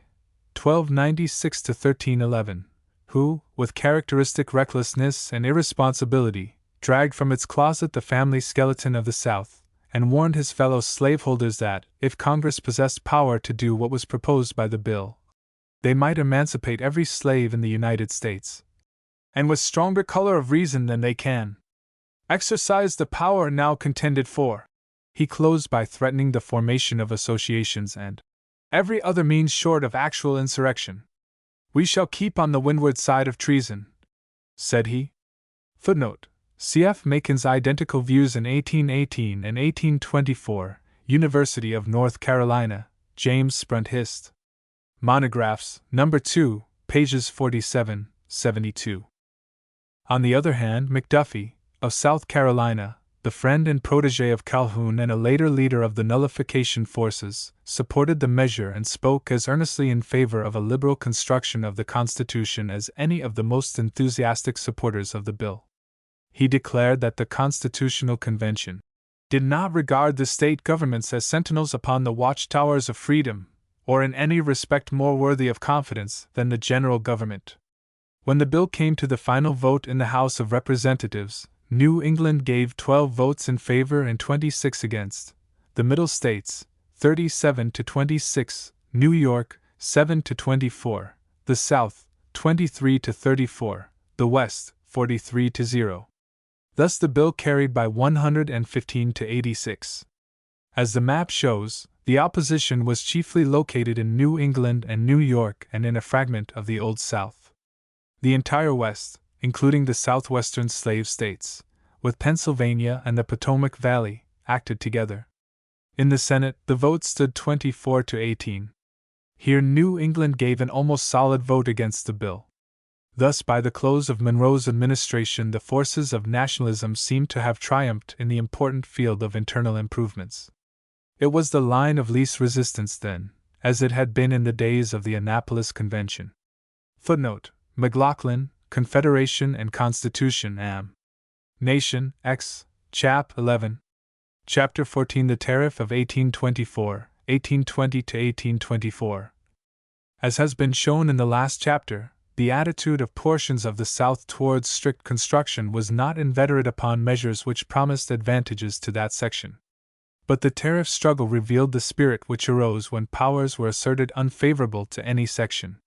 The failure of the Tariff Bill of 1820, footnote, see above, Chapter 9, was followed by other unsuccessful attempts to induce a majority of Congress to revive the subject. The messages of Monroe favored a moderate increase of duties, but it was not until 1824, after the return of Henry Clay and his triumphant election to the speakership, that Congress showed a protectionist majority ably disciplined and led. Footnote: for previous tariff history, C.F. Babcock, Am. Nationality, Am. Nation, 13, Chapter 14. The Tariff Bill of 1824 was supported, not as a revenue, but as a protective measure. It proposed an increase of the duty upon iron, hemp, cotton bagging, woolens, and cottons.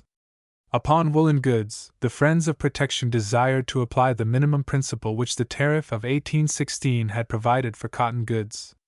But the cheap woolens were mostly used for the clothing of Southern slaves, and the proposition for an increase of duty met with so strenuous a resistance that in the outcome the cheap foreign goods bore a lower rate of duty than did the high-priced products.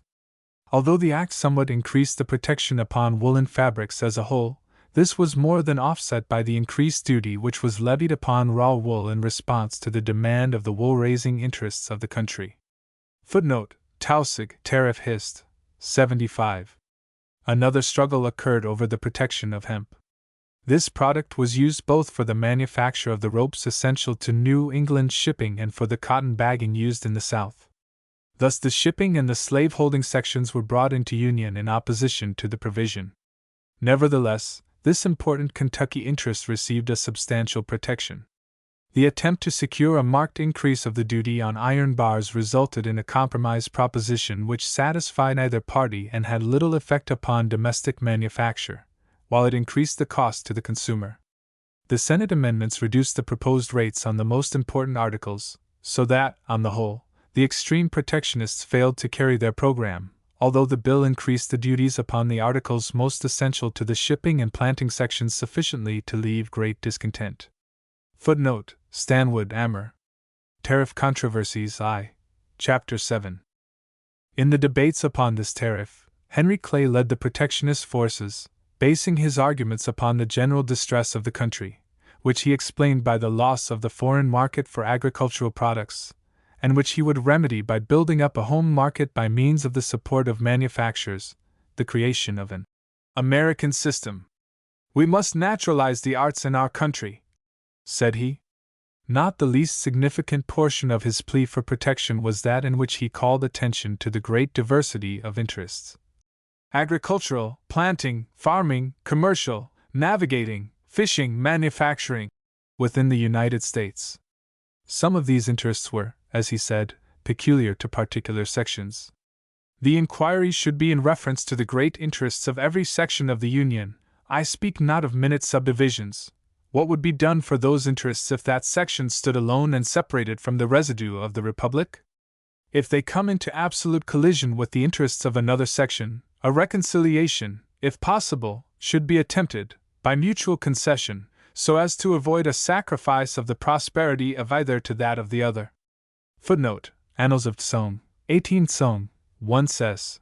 2, 1997, C.F. Clay's letter to Brooke, August 28, 1823, Clay, Private Corresp. 81. Perhaps the ablest speech on the other side was that of Webster. Footnote: Webster, Writings, National Edition, v. 94-149, who ridiculed Clay's discovery. "This favored American policy," said he, "is what America has never tried, and this odious foreign policy is what, as we are told, foreign states have never pursued." He denied the existence of general depression, although he admitted that profits were lower and prices considerably depressed. Webster's argument included an analysis of the theory of protection as against free trade, in which he made a classical statement of the opposition to protection. In short, he represented the attitude of the commercial classes, particularly those of New England, whose interests were injured by any restraint of the freedom of exchange. As yet these classes exercised a dominant influence in Massachusetts. Senator Hayne, of South Carolina, also argued the case against the tariff with a grasp and power of presentation that was hardly second to that of Webster.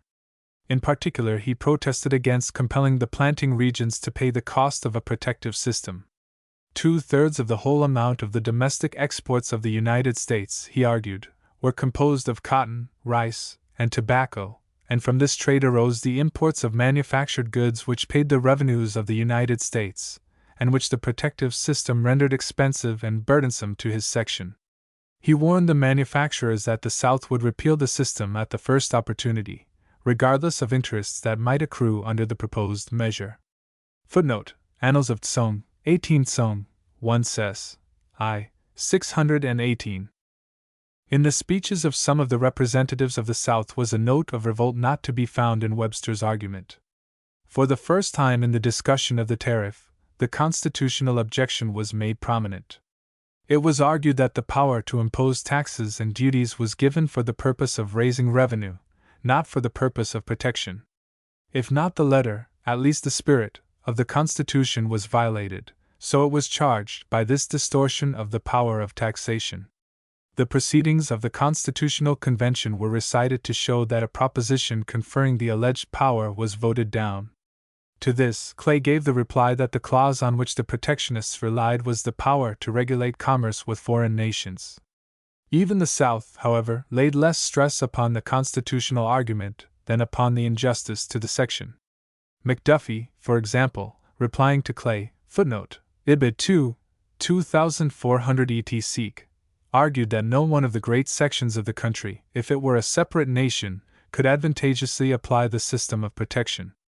He warned the Western states that the system would make them tributary to the Atlantic states, footnote, Ibid 2, 2423, and that they had more to lose by alienating the friendship of the South for a system of internal improvements which should facilitate the sale of their meat products to the South than by a union with the manufacturing interests. With respect to the South itself, he declared that cotton, which alone constituted 1/3 of the whole export of the Union, was in danger of losing the market of England if we ceased to take the manufactures of that country. Protesting that the protective system would strike at the root of their prosperity, by enhancing the cost of the clothing of their slaves and the bagging used to cover their cotton bales, while at the same time it put to hazard the sale of their great staple in the English market, he yet declared that, if the bill should pass, even with a majority of a single vote, I shall, as bound by my allegiance, submit to it as one of the laws of my country. But if this South Carolina leader represented the attitude of his state in showing moderation at this time, footnote, see Ames, State Docs, on Federal Relations, No. 4, page 6, not so did the freelance John Randolph, of Virginia. I do not stop here, sir, said he, to argue about the constitutionality of this bill. I consider the Constitution a dead letter. I consider it to consist, at this time, of the power of the general government and the power of the states. That is the Constitution. I have no faith in parchment, sir. I have faith in the power of the Commonwealth of which I am an unworthy son. If, under a power to regulate trade, you prevent exportation, if, with the most approved spring lancets, you draw the last drop of blood from our veins, if, secundum artem, you draw the last shilling from our pockets, what are the checks of the Constitution to us? A fig for the Constitution. When the scorpion's sting is probing to the quick, shall we stop to chop logic? There is no magic in this word union. While he threatened forcible resistance, he rejoiced in the combination of the shipping and commercial classes of New England with the South in opposition to the measure. The merchants and manufacturers of Massachusetts, New Hampshire, the province of Maine and Sagadahoc, said he, repel this bill, whilst men in hunting shirts, with deerskin leggings and moccasins on their feet, want protection for manufactures. The bill passed the House of Representatives on April 16, 1824, by the close vote of 107 to 102, and subsequently passed the Senate by a small majority. New England Middle Region South MNVMRCTN NPDTMVNSGTHTIOOYJAEODACCAOSNTLTTSNAAALL. Eyes. 0.1151251526241573100004 nays. 0.65012380109621139756. Northwest and Kentucky Southwest OIMKTTAMLTHNLOYOELIAOIDTNAST total OANSALL. Eyes. 0.1421112920002107 nays. 00000073131414102. By this analysis and the map, it is clear that the navigating states were in opposition, while the manufacturing states were generally in favor of the bill. The most important textile manufacturers of Massachusetts, however, were not advocates of protection at this time. The grain and wool producing states gave an overwhelming vote, 91 to 9, in favor of the attempt to provide a home market. The planting states gave but 3 votes in favor to 64 against. Footnote: see the analysis in Now's Register, 26, 113. By comparison with the map of the General Survey Bill, it is seen that the southern half of the West was in a state of unstable equilibrium on these sectional issues. It joined the Ohio Valley and the Middle States in supporting a system of internal improvements, while it transferred its support to the Old South on the question of the tariff. New England, on the other hand, although divided, tended to unite its strength with that of the South on both these measures. In general, the map reveals the process of forming a northern section in opposition to the South, the union of the Ohio Valley with the Middle States against the alliance of the South Atlantic seaboard with the Gulf states. The division of forces exhibited in the Missouri struggle was strikingly like the division now revealed on the tariff question. On the whole, the tariff of 1824 was distinctly a compromise measure. Although the ad valorem duties on cotton and woolen goods were raised, this was balanced by the double duty on raw wool. Nevertheless, it aroused the opposition of the entire planting section, at the same time that the manufacturers of woolen goods felt that their interests had been sacrificed. The tariff question was, in fact, only postponed. In the history of party development, however, Clay's system of internal improvements and tariff, as shown in this session of Congress, had a significance not easily missed, and state sovereignty sentiment in the South grew steadily after these measures. Footnote: see Chapter 18 below, cf. Fontes State Docs, on Federal Relations, No. 4, pages 4 to 13. Chapter 15 The Election of 1824, 1822 to 1825.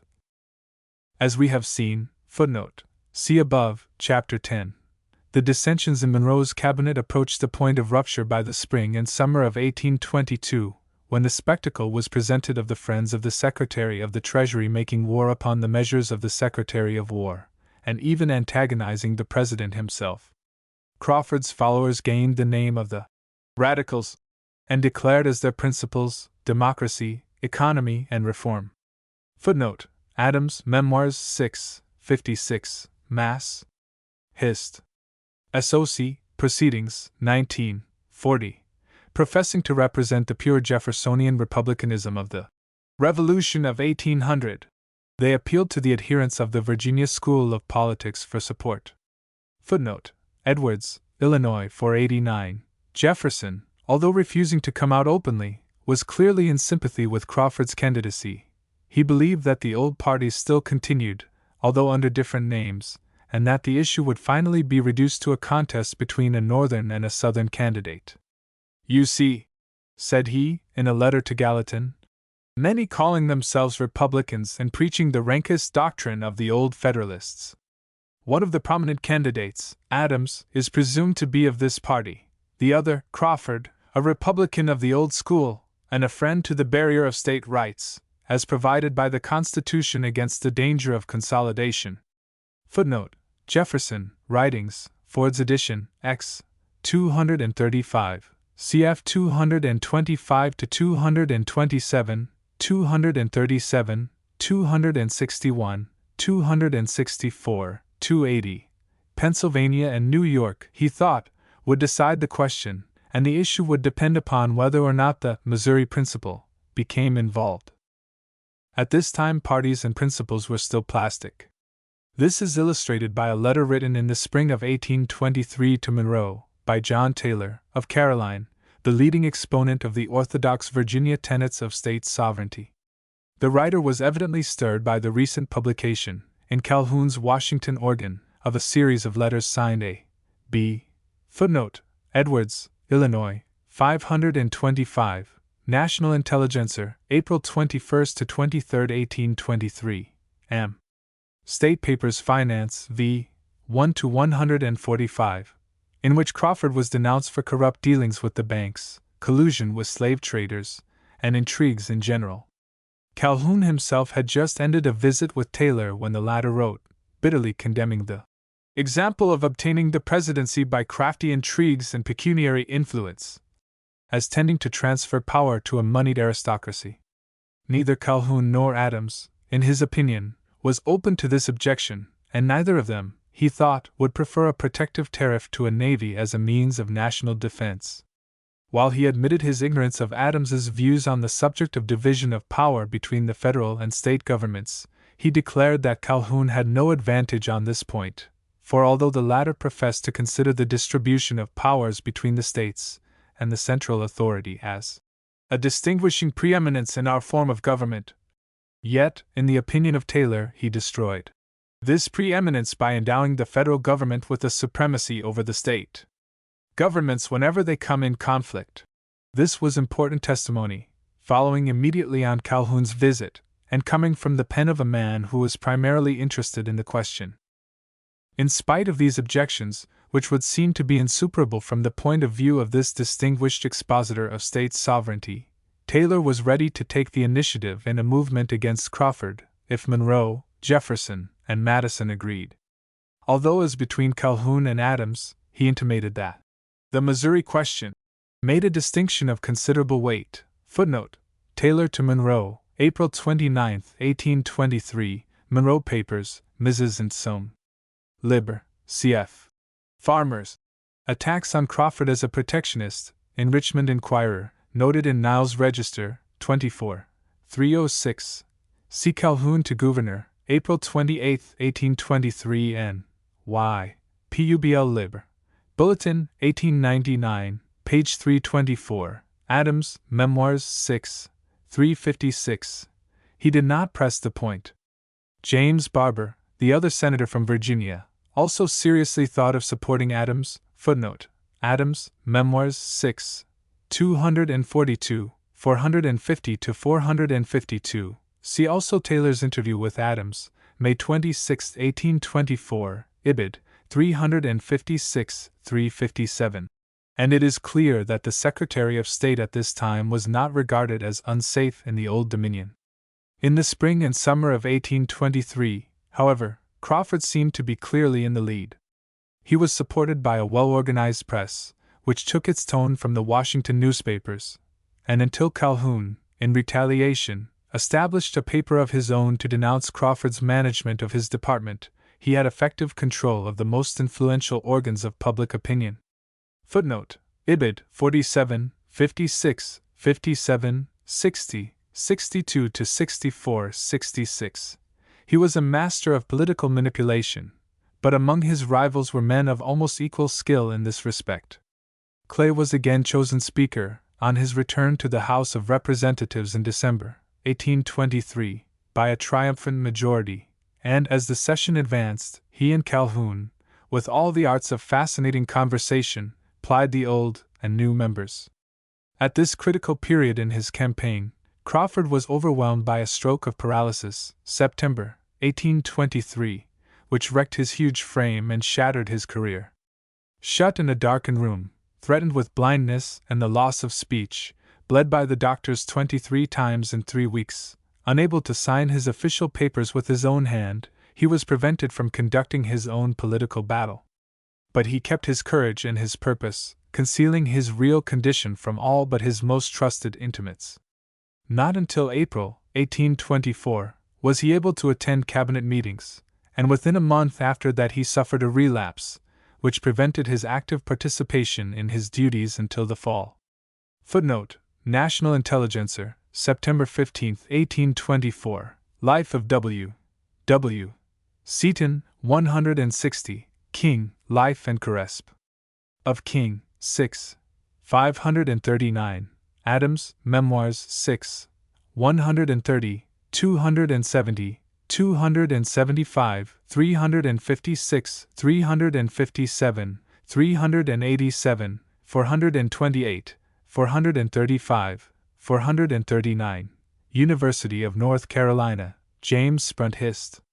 Monographs, No. 2, pages 69, 71, Edwards, Illinois 492. Adams had the New England scruples against urging his cause personally, and took the attitude that the office of president should come from merit, not from manipulation. Footnote: Adams, Memoirs 4, 64, 242, 298, v. 89, 129, 298, 525, Dwight Travels I. 266. Moreover, he saw that the practice of soliciting votes from members of Congress would render the executive subservient to that body. Although his uncompromising temper unfitted him for the tactics of political management, he was an adept in the grand strategy of the contest, and he noted every move of his adversaries. His replies to attacks were crushing, for he had the gift of clear and forcible exposition. Footnote: Adams, Memoirs v. 361, for 96 535, 6, 116 to 118, King, Life and Caresp. Of King, 6, 475, Gallatin, Writings 2, 246. But his greatest strength in the presidential contest lay in the fact that he was the only promising Northern candidate. Early in the campaign, Calhoun commented on the fact that 5 candidates were from the slave-holding states, a circumstance which, in his opinion, would give Adams great advantages if he knew how to improve them. Footnote: Edwards, Illinois 492. Naturally, therefore, Adams gained the influential support of Rufus King, the chief antagonist of the slave section. At first decidedly hostile, King's final adhesion was given to him, not out of personal regard, but because he believed that the public should be aroused against longer submission to a Southern master. He is the only Northern candidate, and as between him and the black candidates I prefer him. Footnote: King, Life and Carresp. Of King 6. 508-510. Steadily Adams increased his following in reluctant New England. Footnote: Niles Register, 23. 322, 342, Clay, Private Carresp, 98. Adams, Memoirs 6. 235.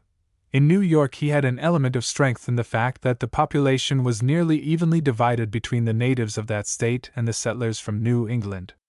Of the delegation from the state of New York in the 17th Congress, for example, those who were born in New England were about equal to those born in the state itself. Nearly 40% of the members of the New York Constitutional Convention of 1821 were born in New England. Footnote: King, Life and Carresp. Of King, 6. 413, Carter and Stone, Reports of New York Convention, 637, Force, Calendar, 1823.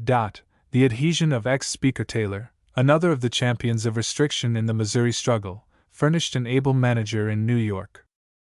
Even the attitude of Van Buren was for a time in doubt, for he would gladly have retired from politics to accept a place on the bench of the Supreme Court of the United States.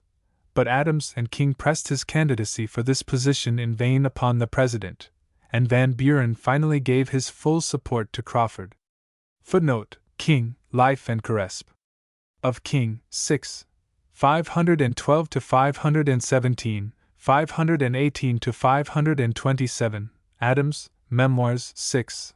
168, 173, Crawford to Van Buren, August 1, 1823, Van Buren Papers, Mrs. M. Hist.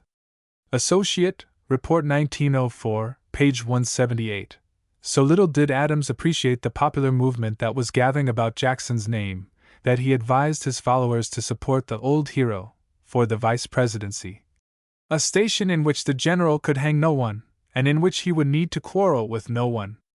His name and character would serve to restore the forgotten dignity of the place, and it would afford an easy and dignified retirement to his old age.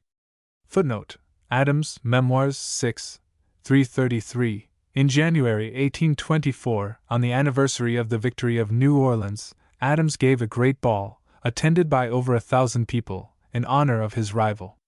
Footnote: Ibid 220, Sergeant, Public Men and Events, I. 48-51. After Jackson's return from the governorship of Florida, in 1821, his star steadily rose in the political horizon. His canvass was conducted by his neighbor, Major Lewis, who was one of the most astute politicians in American history, able subtly to influence the attitude of his volcanic candidate and to touch the springs of political management. On July 20, 1822, the legislature of Tennessee formally nominated the general for the presidency. Footnote: Parton, Jackson, 3. 20, Niles Register, 22. 402. This gave the signal of revolt by the states against the Congressional caucus. Clay rallied his own forces, and in 1822 and 1823 was nominated. Footnote: Niles Register, 23.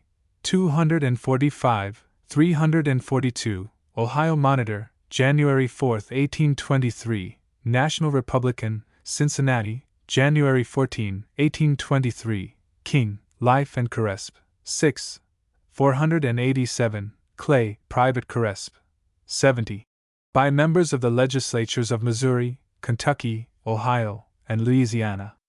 Footnote: National Intelligencer, April 12, 1823, Kentucky Reporter, April 21, 1823. Alabama nominated Jackson, and Mississippi, by a tie vote, proposed both Adams and Jackson. Footnote: McMaster, United States, v. 68. These nominations by states showed that, however the West might be divided, it was a unit in resistance to the selection of a president by a combination of congressmen. It was believed that the spirit of the Constitution was violated by this method, which made the executive depend on the legislative body for nomination, and that a minority candidate might win by the caucus. This became the rallying cry of Jackson, whose canvass was conducted on the issue of the right of the people to select their president. Footnote: Sergeant, Public Men and Events, I. 57, Parton, Jackson, 3, 17, 40, 41. And the prevalent discontent and industrial depression made the voters responsive to this idea. The movement was one of permanent significance in American history, for it represented the growth of democracy, and led the way to the institution of the National Nominating Convention.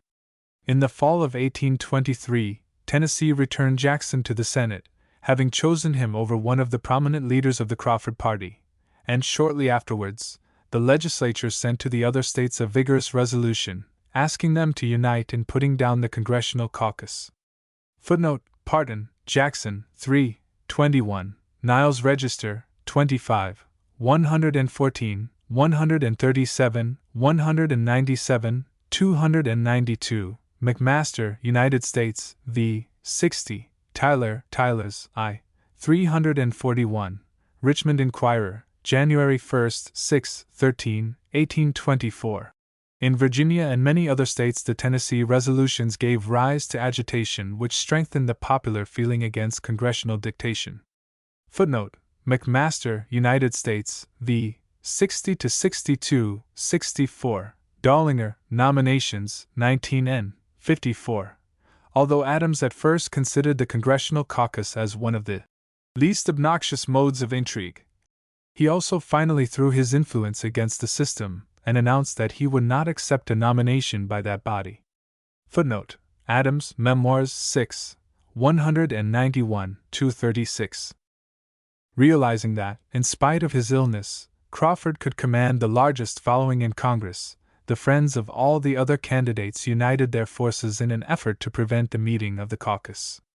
Already it was evident to the Georgian supporters that the only thing that could bring him the victory was insistence upon party unity and discipline, and on February 14, 1824, 66 of the 216 Democrats in Congress gathered for the last Congressional Caucus which nominated a president.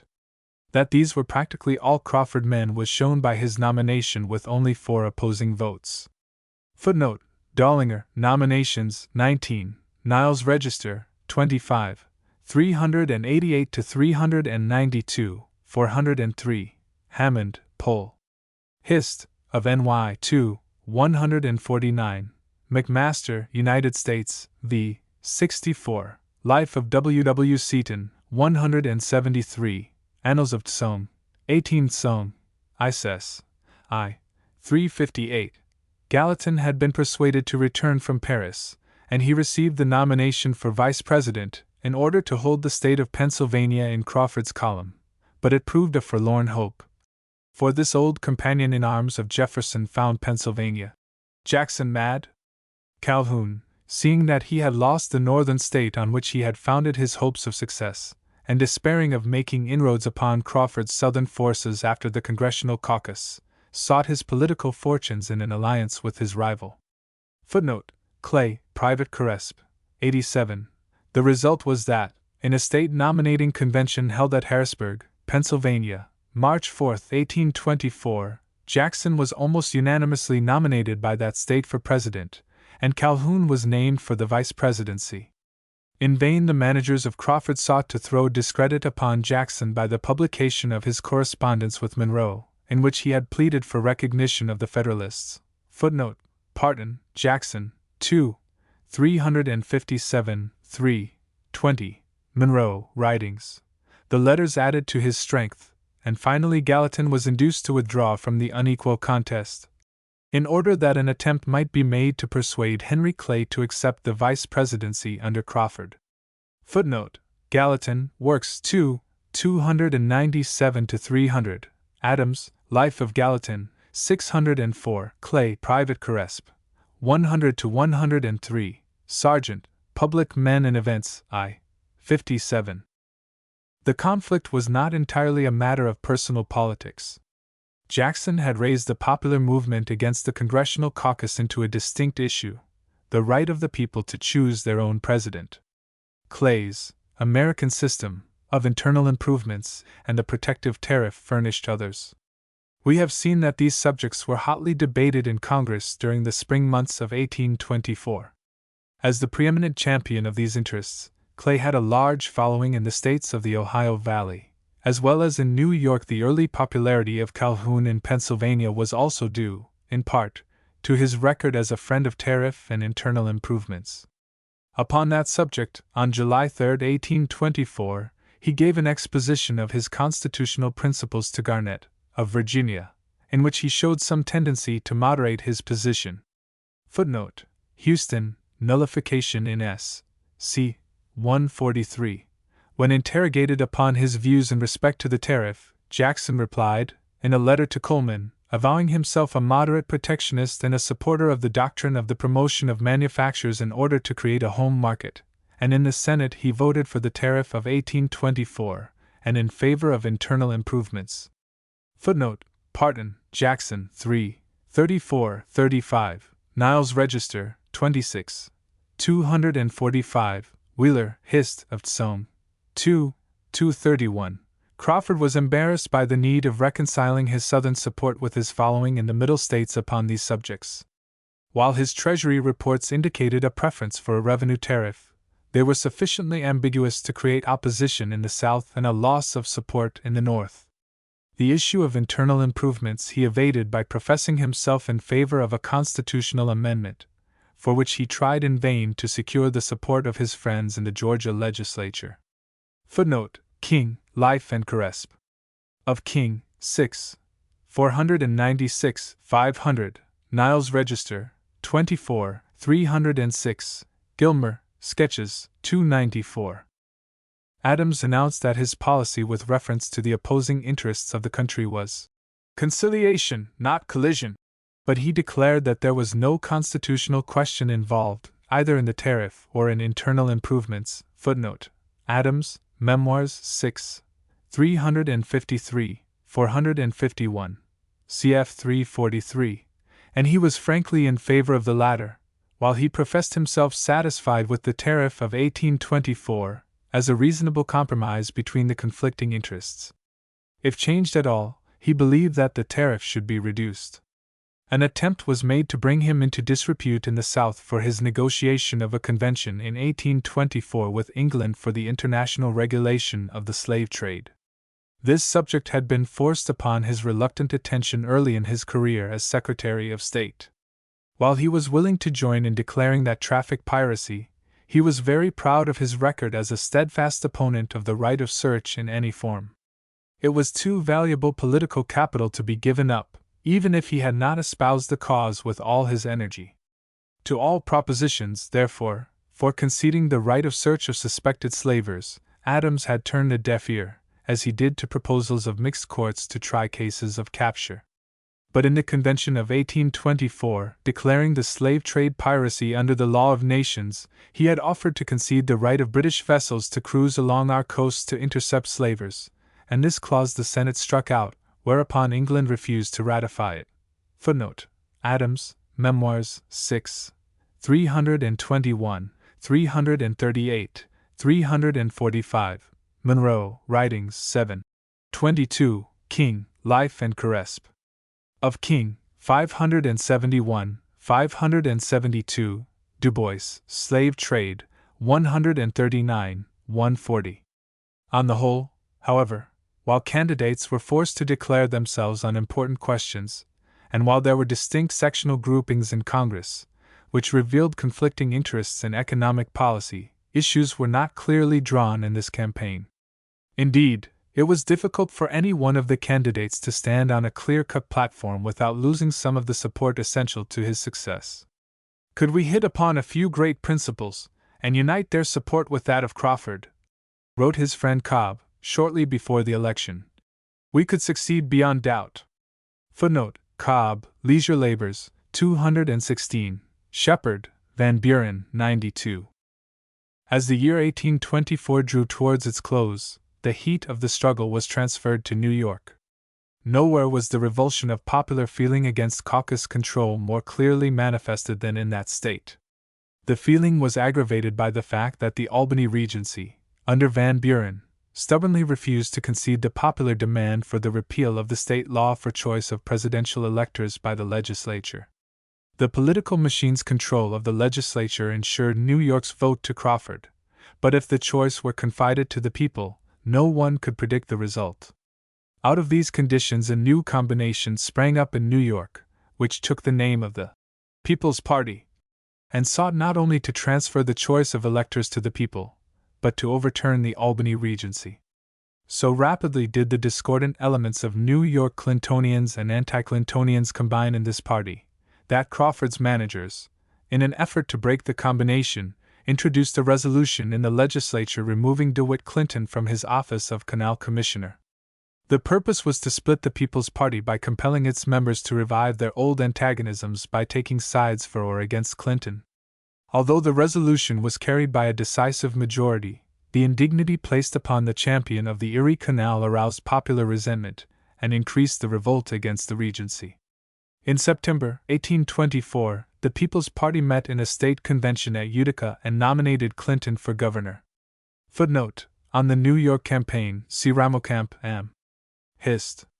Associate, Report 1904, page 177, Hammond, Poll, Hist of N. Y. 2, chaps 29 to 32, Weed, Autobiography, Chapter 15, McMaster, United States, v. 71 to 73. While this campaign, which resulted in an overwhelming victory for the People's Party, was in progress, the legislature met to choose electors. So clearly marked was the trend of public opinion that many members broke away from their allegiance to Crawford. The Senate nominated electors favorable to him, but in the Assembly the Adams men predominated, although they were not in a majority. After several days of deadlock, a combination ticket, made up of Adams electors and certain Clay men who had been named on the Senate's ticket, was suddenly presented to the Assembly and passed, with the aid of Crawford men, who thought that if the matter could be brought to a joint ballot they could then win and exclude Clay from the contest. But the Adams men had conciliated the supporters of Clay by guaranteeing to them 5 electoral votes, which were expected, if the ultimate choice of the president should come to the House of Representatives, to make Clay one of the 3 candidates before that body. Footnote: Clay, Private Corresp. 99, 104, 106, National Intelligencer, September 15, 1824, Van Buren to Crawford, November 17, 1824, Van Buren Papers, Sohn. Lib. The Clay following, therefore, supported the Adams ticket on the joint ballot, with the result that Adams secured 25 electors, Clay 7, and Crawford 4. When the Electoral College met in December, Clay lost 3 of his votes, so that New York finally gave 26 to Adams, 5 to Crawford, 4 to Clay, and 1 to Jackson. Thus the Adams men had failed to carry out their agreement with the followers of Clay. Had not these 3 Clay votes been withdrawn, he would have tied Crawford for 3rd place. Louisiana, although New York's Electoral College voted in ignorance of the fact, had already deserted Clay. Footnote: N. Y. American, December 3, 1824, N. Y. Com. ADV, December 14, 1824, Weed, Autobiography, 128, is in error. L. E. Aylesworth, Clay and Elec of 1824, MS. Thesis. The choice of electors in Louisiana was made by the legislature, in the absence of several Clay men, and the combined Jackson and Adams ticket received a majority of only 2 votes over Clay. Footnote: Sargent, Public Men and Events, I. 67, Niles Register, 27, 257, Adams, Memoirs, 6, 446. Thus vanished the latter's hopes of becoming one of the 3 candidates to be voted on by the House of Representatives. In the country as a whole, Jackson received 99 electoral votes, Adams 84, Crawford 41, and Clay 37. For the vice presidency, Calhoun was chosen by a vote of 182, while Sanford, of New York, received the vote of Ohio, together with a portion of that of Kentucky and New York. Virginia voted for Macon, of North Carolina, Georgia for Van Buren, and scattering votes were given for Jackson and Clay. No presidential candidate had a majority, and in accordance with the Constitution, the House of Representatives was to decide between the 3 highest candidates. To Clay, powerful in Congress, fell the bitter honor of deciding between his rivals. Jackson had a decisive plurality of the electoral vote, and even the Kentucky legislature, under the dominance of the Relief Party, urged the representatives from that state to cast their vote in his favor. Footnote: Adams' Memoirs 6. 446. But although Jackson was popular in the West, Clay had long been hostile to the candidacy of this military chieftain, and could not well alter his opinion. Moreover, Clay's presidential ambitions stood in the way of this choice. It would not have been easy for him to become Jackson's successor, both because of the difficulty of electing two successive candidates from the West and because Calhoun had already anticipated him in the alliance. With Crawford he was on better terms, but that candidate was clearly in the minority, his health was gravely impaired, and his following was made up largely of the opponents of the policies which Clay represented. Footnote: Ibid 7. 4. Niles Register, 27. 386. He determined, therefore, to use his influence in behalf of Adams, the rival who had borne away from him the Secretaryship of State, and whose foreign policy had been the target of his most persistent attacks. On the other hand, the recognition of the Spanish-American republics and the announcement of the Monroe Doctrine had made Adams in a sense the heir of Clay's own foreign policy, and in the matter of tariff and internal improvements, Adams was far more in accord with him than was Crawford. As the day approached on which the House was to make its choice, friends of Clay, including his messmate, Letcher of Kentucky, sought Adams to convey to him the friendly attitude of Clay in their hope that their chieftain might serve himself by supporting Adams. Footnote: Adams' Memoirs 6. 447, 457, 473 to 475. They made it perfectly clear that by this they intended to suggest for Clay a membership in his cabinet.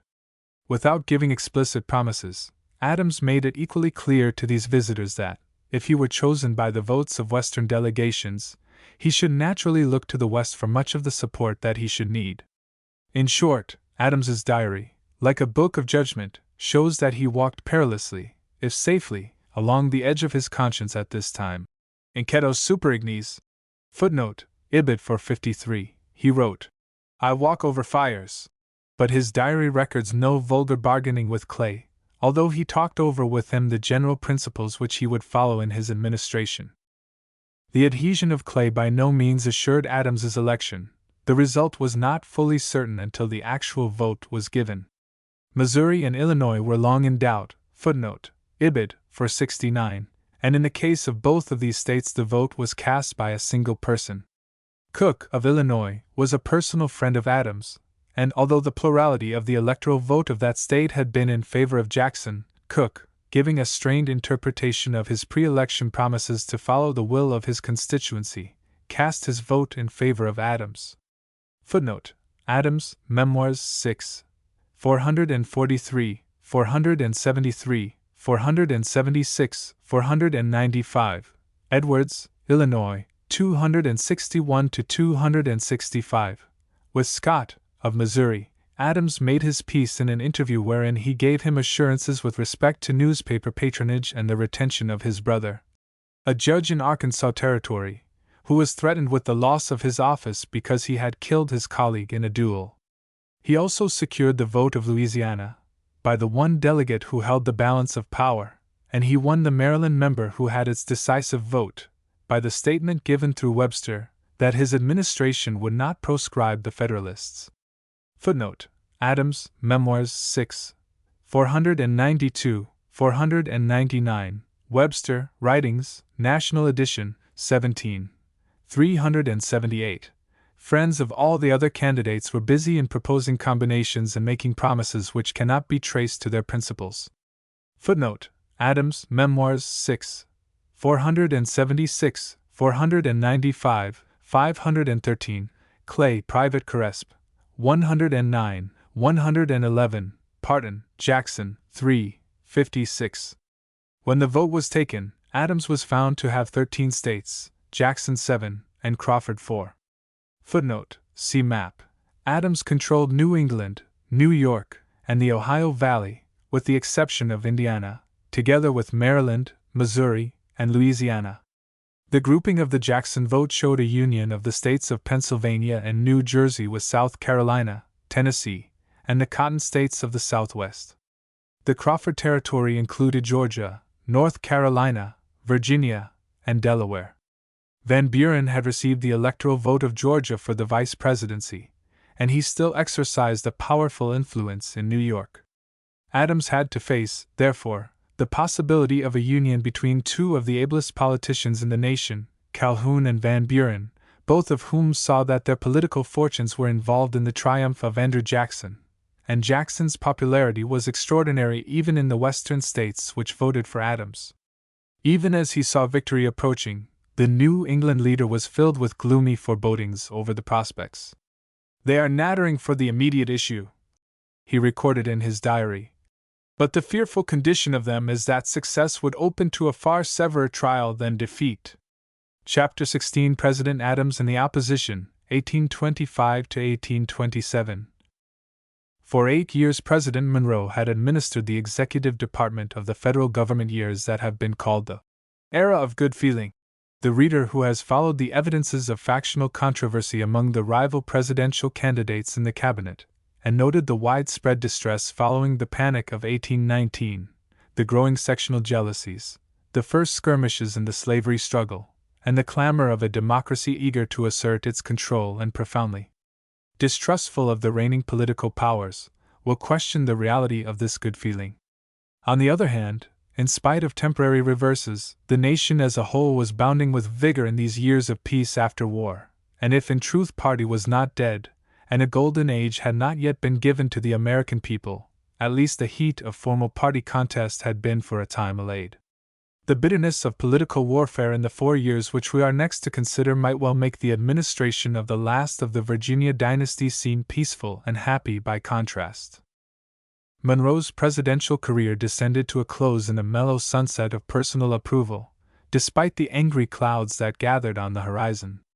He had grown in wisdom by his experiences, and although not a genius, he had shown himself able, by patient and dispassionate investigation, to reach judgments of greater value than those of more brilliant but less safe statesmen. Candor, fair-mindedness, and magnanimity were attributed to him even by those who were engaged in bitter rivalry for the office which he now laid down. He was not rapid or inflexible in his decisions between the conflicting views of his official family, but in the last resort he chose between policies, accepted responsibility, and steered the ship of state between the shoals and reefs that underlay the apparently placid sea of the era of good feeling. How useful were his services in these transitional years appeared as soon as John Quincy Adams grasped, with incautious hands, the helm which Monroe relinquished. Footnote: on Monroe's personal traits see Adams, Memoirs, 4, 240 et Passem, J. Q. Adams, Eulogy on the Life and Character of James Monroe, Schuller, United States, 4, 201 to 207. "Less possessed of your confidence in advance than any of my predecessors," wrote President Adams, in his first annual message, "I am deeply conscious of the prospect that I shall stand more and oftener in need of your indulgence."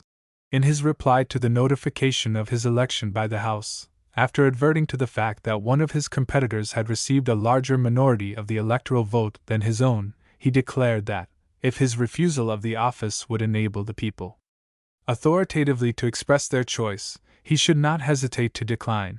Footnote: Richardson, Messages and Papers 2, 293. He believed that perhaps 2/3 of the people were adverse to the result of the election. Footnote: Adams, Memoirs, 7, 98, cf. Ibid 6, 481. In truth, the position of the new president was a delicate one, and he was destined neither to obtain the indulgence asked nor the popular ratification which he craved. By receiving his office from the hands of the House of Representatives in competition with a candidate who had a larger electoral vote, he fell heir to the popular opposition which had been aroused against congressional intrigue, and especially against the selection of the president by the congressional caucus. More than this, it was charged that Clay's support was the result of a corrupt bargain, by which the Kentucky leader was promised the office of Secretary of State. This accusation was first publicly made by an obscure Pennsylvania member, George Kramer, who, in an unsigned communication to a newspaper, when Clay's decision to vote for Adams was first given out, reported that overtures were said to have been made by the friends of Adams to the friends of Clay, offering him the appointment of Secretary of State for his aid to elect Adams, and that the friends of Clay gave this information to the friends of Jackson, hinting that for the same price they would close with the Tennessean. When these overtures, said the writer, were rejected, Clay transferred his interest to Adams. Footnote: Niles Register, 27, 353.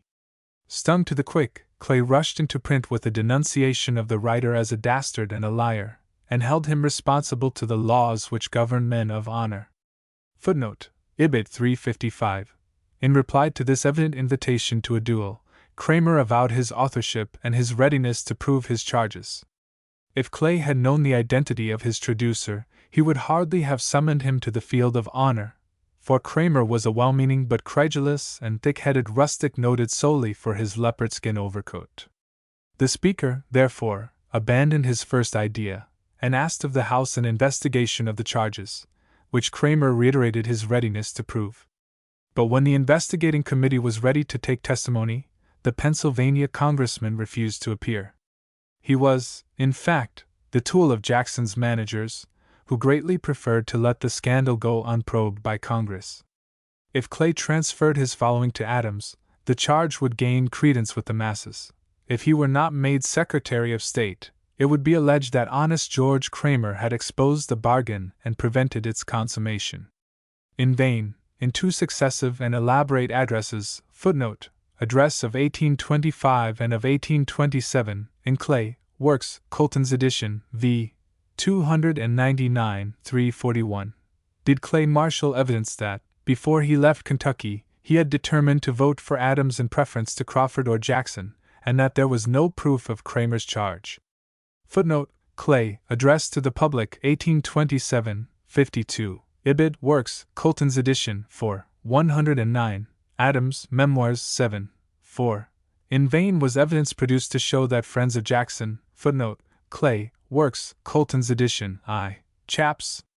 16, 17, Parton, Jackson, 3, 56, 110 to 116, and Crawford, footnote, Adams, Memoirs, 6, 464, 513, 7, 91, solicited Clay's support by even more unblushing offers of political reward than those alleged against Adams.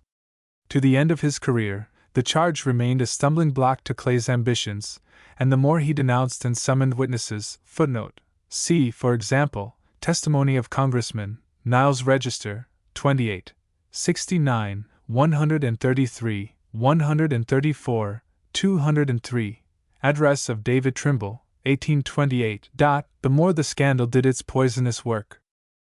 After all, it was Adams who gave the charge immortality. Even if he had appreciated the power of public feeling, he would not have hesitated. If the accusation was a challenge to the spirited Kentuckian, it was a call to duty to the Puritan. 2 days after his election, Adams, asking Monroe's advice about the composition of the cabinet, announced that he had already determined to appoint Clay Secretary of State. Considering it due, said he, to his talents and services to the western section of the Union, whence he comes, and to the confidence in me manifested by their delegations. Footnote: Adams, Memoirs, 6, 508. Clay spoke lightly of the threat in opposition as a mere temporary ebullition of disappointment at the issue of the election. Footnote: Adams, Memoirs, 6, 509. And after a short interval accepted the appointment. Footnote: For his reasons, see Clay, Works, Colton's edition, 4, 114, 192. Up to this time Jackson had kept his temper remarkably. But now that Adams had called to the Department of State the man who made him president, the man who justified his choice by the statement that Jackson was a military chieftain, the great deep of his wrath was stirred.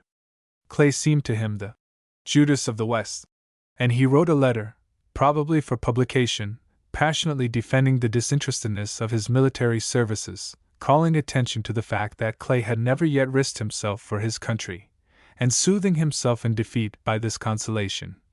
No midnight taper burnt by me, no secret conclaves were held, no cabals entered into to persuade any one to a violation of pledges given or of instructions received. By me no plans were concerted to impair the pure principles of our republican institutions, nor to prostrate that fundamental maxim, which maintains the supremacy of the people's will. Footnote: Niles Register, 28, 20, Parton, Jackson, 3, 77.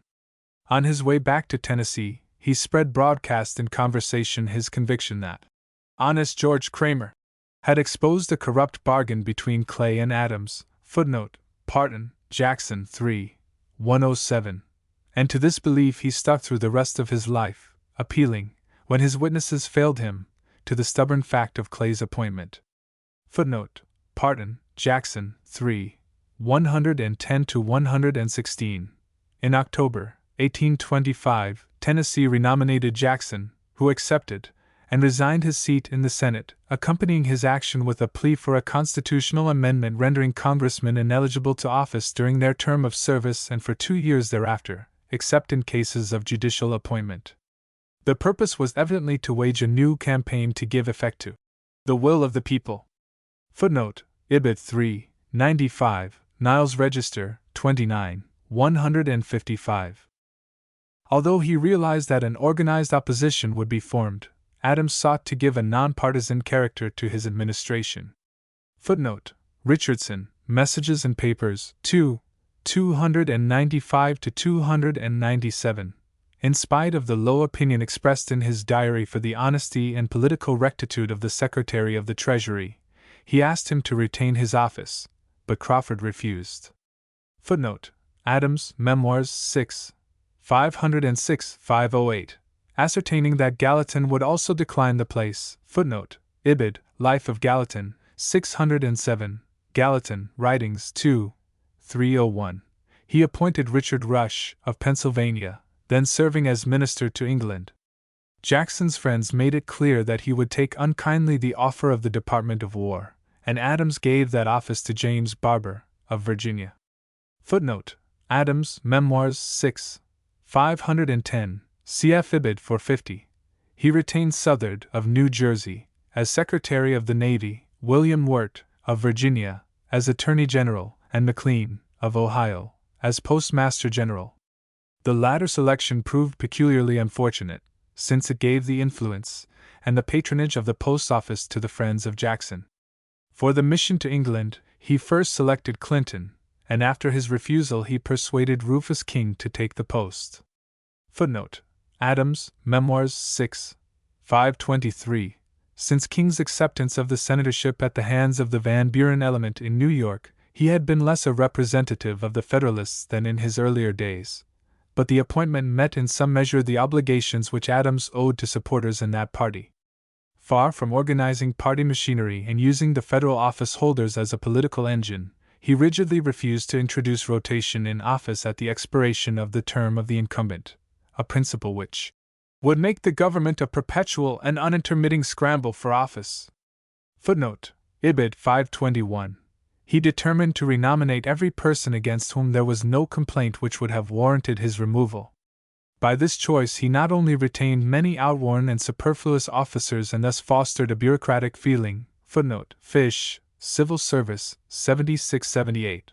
But he also furnished to his enemies local managers of the opposition, for these office holders were, in general, appointees of Crawford, in his own interest, or of McLean, in the interest of Calhoun and Jackson.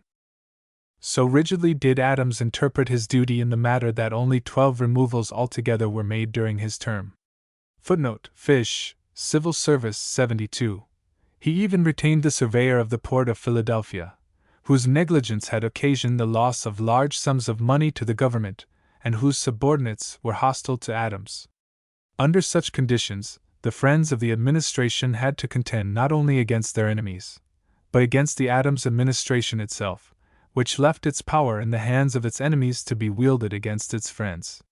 Footnote: Adams, Memoirs 7, 163. Binns, the editor of one of the leading administration papers, in an interview was informed that the president did not intend to make any removals. "I bowed respectfully," said the editor, assuring the president that I had no doubt the consequence would be that he himself would be removed so soon as the term for which he had been elected had expired. This intimation gave the president no concern. Footnote: Parton, Jackson, 3, 92, Adams, Memoirs, 7, 154. Another illustration of his tenacity in this matter, even in opposition to the wishes of Henry Clay, was his refusal to remove a naval officer at New Orleans who had made preparations for a public demonstration to insult a member of Congress who had assisted in electing Adams. Clay believed that the administration should avoid, on the one hand, political persecution, and, on the other, an appearance of pusillanimity. But the president refused to remove a man for an intention not carried into effect, and particularly because he could frame no general policy applicable to this case which would not result in a clean sweep. 4/5 of the custom officers throughout the Union, he thought, were opposed to his election. To depart in one case from the rule which he had laid down against removals would be to expose himself to demands from all parts of the country. Footnote: Adams, Memoirs, 6, 546. The president who rejected these favorite instruments of political success was unable to find compensation in personal popularity or the graces of manner. Cold and repellent, he leaned backward in his desire to do the right, and alienated men by his testy and uncompromising reception of advances. And yet there never was a president more in need of conciliating, for already the forces of the opposition were forming. Even before his election he had been warned that the price of his victory would be an organized opposition to the measures of the administration. Footnote: Ibid. 476, 481, 495, 506, 510, and that Calhoun and his friends in South Carolina and Pennsylvania would be the leaders. Footnote: Am. Hist. Associate, Report 1899 2, 230, 231, Calhoun, Works 3, 51, Sergeant, Public Men and Events I, 106, 109. The union of the opposition forces into a party was perfected slowly, for between Crawford, Jackson, and Calhoun there had been sharp rivalry. Virginia by no means relished the idea of the promotion of the military hero, and in New York Jackson had been sustained by Clinton in 1824 against Crawford, the candidate of Van Buren. The Senate ratification of the nomination of Clay, March 7, 1825, foreshadowed the alliance of Southern interests with those of Pennsylvania. Footnote: Adams, Memoirs, 6, 525, 7, 69. But only 14 votes, including that of Jackson, were mustered against him, while among the 27 who ratified the nomination was Van Buren. By the opening of the 19th Congress, in December, 1825, however, the situation might well have convinced Adams of the need of caution. Taylor, the administration candidate for Speaker, was elected by a majority of only 5 against his opponent's combined vote, and in the Senate, Calhoun appointed committees unfriendly to the president. Nevertheless, in his first annual message, footnote, Richardson, Messages and Papers, 2, 299, Adams challenged his critics by avowing the boldest doctrines of loose construction. The tide of sentiment in favor of internal improvements was so strong, footnote, Jefferson, Writings, Ford's edition, X, 348, that, to ensure its complete success, it would have been necessary only for the executive to cease to interpose the checks which Monroe had placed upon this movement. Prudence would have dictated to a president anxious to enlarge his following the avoidance of irritating utterances upon this point. But Adams characteristically threw away his opportunity, choosing rather to make extreme proposals which he realized had slight chance of success, and to state broad principles of national power. In this respect he went even further than Clay approved. Footnote: Adams, Memoirs, 7, 59, 61-63. Defining the object of civil government as the improvement of the condition of those over whom it is established, not only did he urge the construction of roads and canals, but in his enlarged view of internal improvements, he included the establishment of a national university, the support of observatories, lighthouses of the skies, and the exploration of the interior of the United States and of the Northwest coast. Appealing to the example of European nations, as well as of various states of the Union, he urged Congress to pass laws for the promotion of agriculture, commerce, and manufactures, the encouragement of the mechanic and of the elegant arts, the advancement of literature, and the progress of the sciences, ornamental and profound. Were we, he asked, to slumber in indolence or fold up our arms and proclaim to the world that we are palsied by the will of our constituents, would it not be to cast away the bounties of Providence and doom ourselves to perpetual inferiority? Such a profession of faith as this sounded strangely in the ears of Americans, respectful of their constituents and accustomed to regard government as a necessary evil.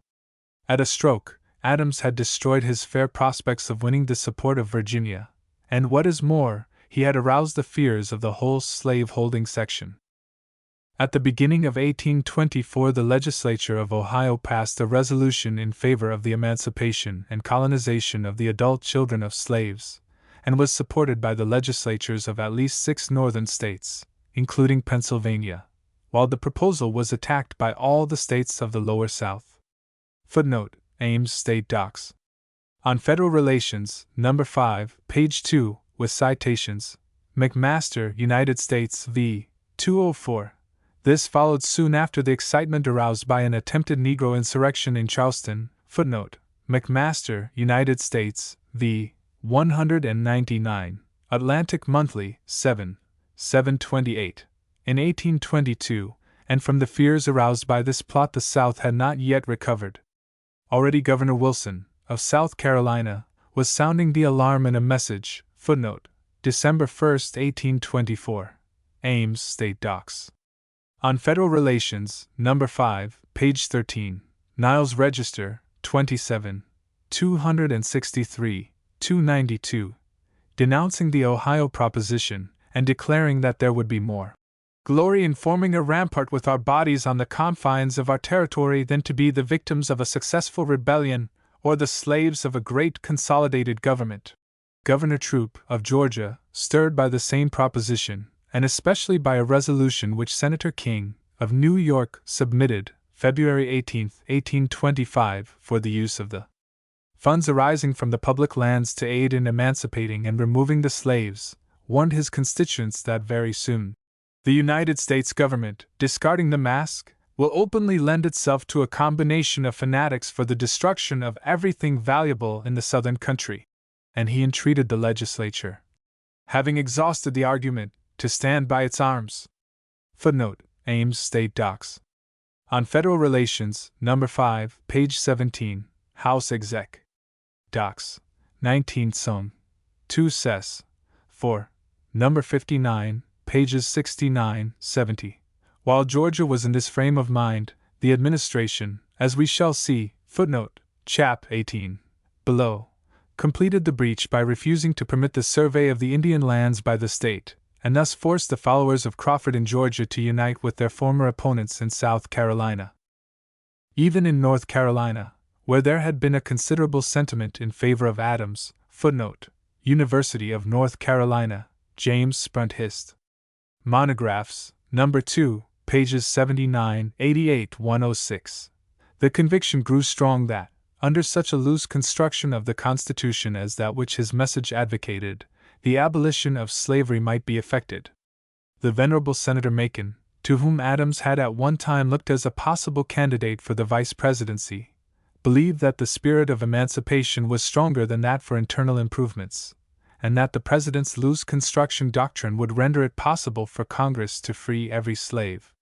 Footnote: Ibid 76, 106, 107.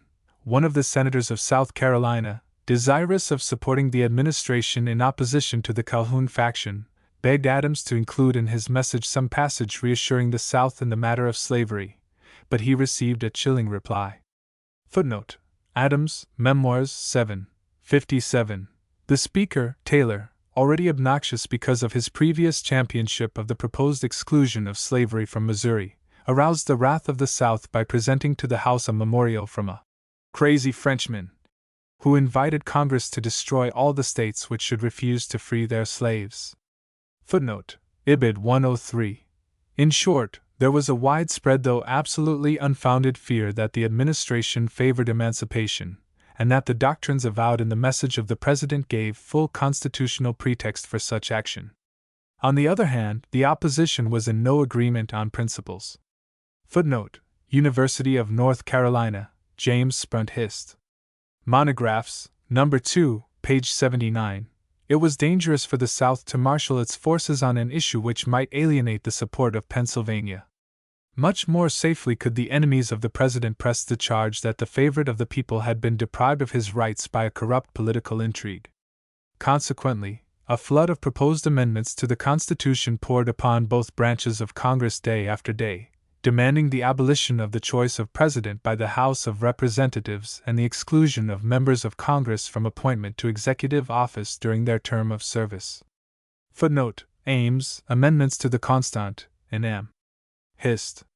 Associate, Report 1896 2, 21, 106, 339, 343. These measures were championed by McDuffie, Benton, and other friends of Calhoun and Jackson. Although they were undoubtedly called out in part by a sincere desire to effect a change in a system which was regarded as dangerous, they also served admirably the purpose of popular agitation. In pursuance of the same policy, a report proposing restrictions upon the executive patronage was made in the Senate, 1826, by a committee which included Benton and Van Buren. This was accompanied by 6 bills, transferring a large share of the patronage from the President to the Congressman, and proposing the repeal of the 4-year Tenure of Office Act. Footnote: Fish, Civil Service, 73. McMaster, United States, v. 432. 6,000 copies of this report were printed for distribution, and the Puritan president, so scrupulous in the matter of the civil service that he disgusted his own followers, found himself bitterly attacked throughout the country as a corrupt manipulator of patronage. The first fully organized opposition, however, was effected in the debates over Adams's proposal to send delegates to the Panama Congress, for here was a topic that permitted combined attack under many flags. In the spring of 1825, the ministers of Mexico and Colombia sounded Clay to ascertain whether the United States would welcome an invitation to a Congress. Footnote: Adams, Memoirs, 6, 531, 536, 542, International M. Conference Reports, etc. 4. The Congress of 1826 at Panama. 23. Initiated by Bolivar, with the design of consolidating the Spanish-American policy, though at first the United States had not been included among the states invited. Footnote: International Am. Conference Reports, etc. 4. The Congress of 1826 at Panama. 155. Clay was predisposed to accept the overture, for he saw in the Congress an opportunity to complete the American system, which he had long advocated and which appealed strongly to his idealistic view of the destiny of the new republics. Footnote: See Chap. 11, above. But Adams was skeptical of the future of these new nations, and, as for an American system, he had once, 1820, declared that we had one already. We constituted the whole of it. There is no community of interests or of principles between North and South America. Footnote: Adams, Memoirs, v. 176, cfm. Hist. Rev. 12, 113. Adams had learned something from Clay in the meantime, however, and his own share in announcing the Monroe Doctrine inclined him to favor the idea of such a Congress, under careful restrictions, to safeguard our neutrality and independence. So the inquiries were met in a friendly spirit, and formal invitations were received from Mexico, Colombia, and Central America in the fall of 1825, defining more clearly the purposes of the Congress and the mode of procedure. Footnote: International Am. Conference Report for 24-34. The explanation still left much to be desired, and it may be doubted whether the President would have accepted the invitation had not Clay's zeal influenced his decision. As its proceedings finally showed, the real purpose of the Congress was to form a close union of the new republics against Spain or other nations which might attack them or make colonial settlements in violation of their territory, and to determine the troops and funds to be contributed by each state for this end. Its General Assembly was to meet every 2 years, and during the war, its members were to be bound by the action of the majority. Footnote: International Am. Conference Report for 169, Bolivar's Instructions, 184, Treaty of Confederation framed by the Panama Congress. Such an organization was manifestly dangerous to the predominance of the United States, and participation in it was incompatible with our neutrality and independence. Having reason to apprehend that the Congress might go to this extent, the President, in determining to accept the invitation, also determined so to limit our representatives that they should have no power to commit either our neutrality or our independent action, unless their action were ratified by the government. Nevertheless, the prospect of an American system from which the United States was excluded was not a pleasing one, and certain topics which were suggested for consideration made the situation really critical. The presence of a large French fleet off the coast of Cuba, in the summer of 1825, revived the apprehension of an invasion of that island, and both Colombia and Mexico contemplated an attack upon this remaining stronghold of Spain. The annexation of Cuba and Puerto Rico by any of the South American republics would unquestionably have meant the emancipation of the slaves, and already the spectacle of the Black Republic of Haiti had brought uneasiness to the South. In this juncture, the administration endeavored to persuade the South American republics to suspend their expedition, and made overtures for Russian influence to induce Spain to recognize the revolted republics, and thus avoid the danger of loss of her remaining possessions. Adams sent a special message to the Senate, December 26, 1825, nominating 2 delegates to the Panama Congress.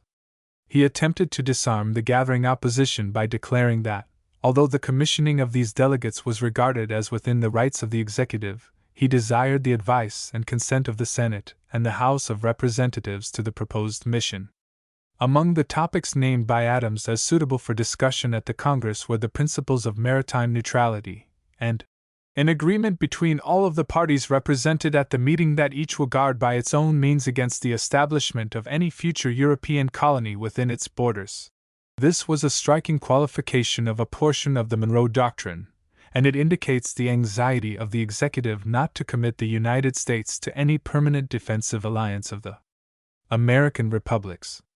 Seeing their opportunity, however, the opposition brought in a report strongly antagonizing the recommendation of this Congress, on the ground that it involved a departure from our time-honored policy of avoiding entangling alliances, that the Congress would really constitute a government, and that the topics of discussion might better be handled by negotiation with the respective states. The opposition considered rather the purposes of the Congress as contemplated by the South American promoters than the propositions which the United States was willing to discuss in the purely consultative body which Adams and Clay had in mind. The knowledge, ignored in the executive message, that the Congress proposed to deal with the problem of the slave trade and of the destiny of Cuba, Puerto Rico, and Haiti, kindled Southern indignation at the idea of submitting the subject of slavery to the discussion of an international tribunal. In a notable speech, Hayne declared this an entirely domestic question. With respect to foreign nations, said he, the language of the United States ought to be that it concerns the peace of our own political family, and therefore we cannot permit it to be touched, and in respect to the slaveholding states, the only safe and constitutional ground on which they can stand is that they will not permit it to be brought into question either by their sister states or by the federal government. Footnote: Register of Debates, 19 Song, 1 Ses. 2, PTI, 165. The peace of 11 states in this union, said Benton, will not permit the fruits of a successful Negro insurrection to be exhibited among them. Footnote: Register of Debates, 19 Song, 1 Ses. 2, PTI, 330.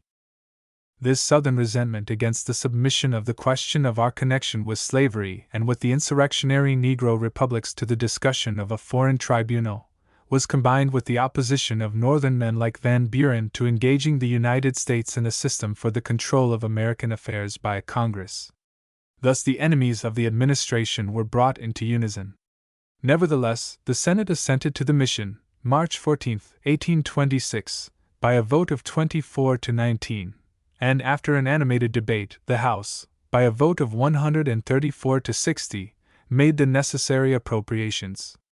It was a barren victory, however, for one of the delegates died while on his way, and the other reached Panama after the Congress had adjourned. Although a subsequent session was to have been held at Tacubaya, near the City of Mexico, dissensions among the Spanish-American states prevented its meeting.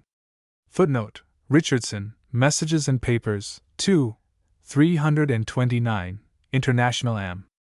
Conference, Report 4, 81, 113, 173-201. Chapter 17 Internal Improvements and Foreign Trade. 1825-1829. What Adams had nearest at heart in his administration was the construction of a great system of roads and canals, irrespective of local interests, for the nation as a whole. Footnote: Wheeler, Hist. of Tsong, 2, 154, Adams, Memoirs 7, 59 8, 444, cf. Chap. 13, above. 2. Exalt the valleys and lay low the mountains and the hills. Appealed to his imagination. He hoped that the increased price of the public lands, arising from the improved means of communication, would in turn furnish a large and steadily increasing fund for national turnpikes and canals. But the American people were not anxious for a system of scientific administration, either of the public domain or of internal improvements. Although Benton could not secure sufficient support to carry his measure for graduating the price of the public lands and donating those which found no purchasers at 50 cents an acre, footnote: Meigs, Benton, 165-172, he voiced, nevertheless, a very general antagonism to the management of the domain by the methods of the counting house. Nor was the President able to control legislation on internal improvements. The report of the engineers appointed under the General Survey Act of 1824 provided for the development of the routes of national importance. Footnote: State Papers, 18 Tsong, 2 Ses, v. Doc. 83, February 14, 1825, cf. Ibid, 19 Tsong, 2 Ses, 2, Ex Doc. Number 10, December 7, 1826. But local interests and the pressure of corporations eager to receive federal subscriptions to their stock quickly broke down the unity of the system. The Senate declined to take action on a resolution introduced December 20, 1825, by Senator Van Buren, of New York, which denied Congress the power to make roads and canals within the respective states, and proposed a constitutional amendment for the grant of the power under limitations. Footnote: Register of Debates, 19 Tsong, 1 Ses, 2, PTI, 20, Ames, Amendments of the Fed. Constant, Am. Hist. Associate, Report 1896, 71, 261. Provision had been made in 1825 for extending the Cumberland Road from Wheeling to Zanesville, Ohio, and for surveys through the other states of the Northwest to Missouri, and appropriations were annually made for the road, until by 1833 it was completed as far as Columbus, Ohio. Nevertheless, that highway was rapidly going to destruction, and a counter-project, ultimately successful, was already initiated for relinquishing the road to the states through which it passed. Footnote: Young, Cumberland Road, Chapter 7, Holbert, Historic Highways, X. Over $2.33 million was appropriated for roads and harbors during the administration of John Quincy Adams, as against about $1 million during the administrations of all of his predecessors combined. Acting on the line of least constitutional resistance opened by Monroe, when he admitted the right of appropriation for internal improvements, though not the right of construction or jurisdiction, extensive appropriations were made for roads and canals and for harbors on the Great Lakes and the Atlantic. Far from accepting Adams's ideal of a scientific general system irrespective of local or party interests, districts combined with one another for local favors, corporations eagerly sought subscriptions for their canal stock, and the rival political parties bid against each other for the support of states which asked federal aid for their roads and canals. By the middle of this administration, the popularity of internal improvement appropriations seemed irresistible, although Southern states raised their voices against it and complained bitterly that they were neglected. The example of the Erie Canal, which was opened by 1825, seemed to furnish proof of the success that awaited state canal construction.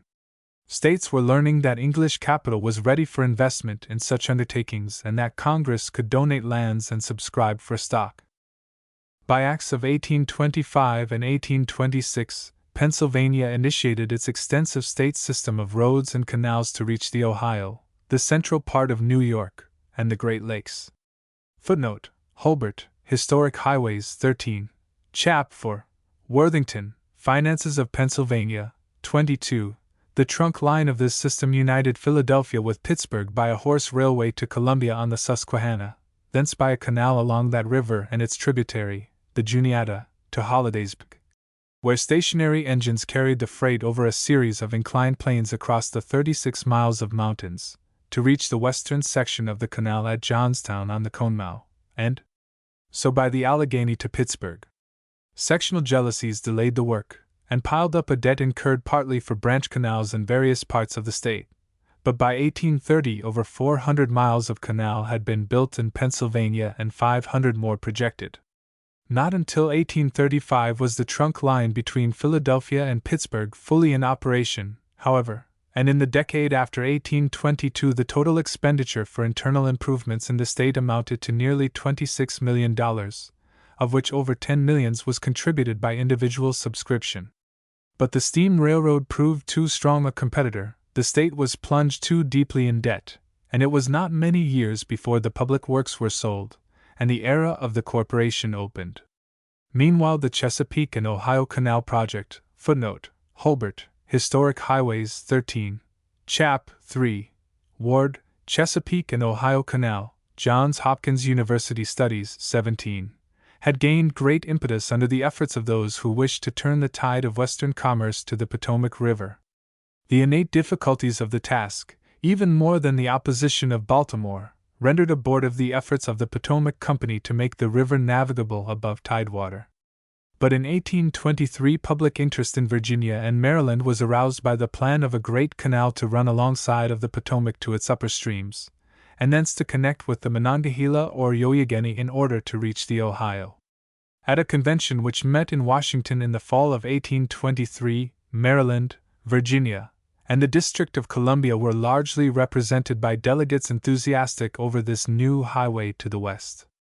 Even Baltimore acquiesced in the undertaking after a provision giving the right to tap the canal by a branch to that city, so that her western trade should not be diverted to the Potomac cities.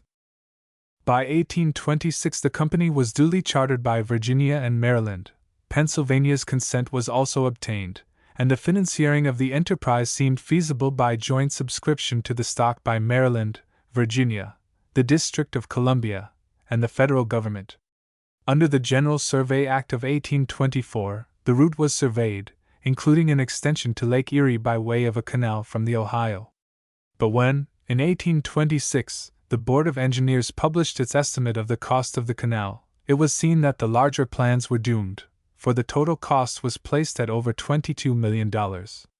This was practically prohibitive, for the whole capital stock of the Chesapeake and Ohio Company was only $6 millions.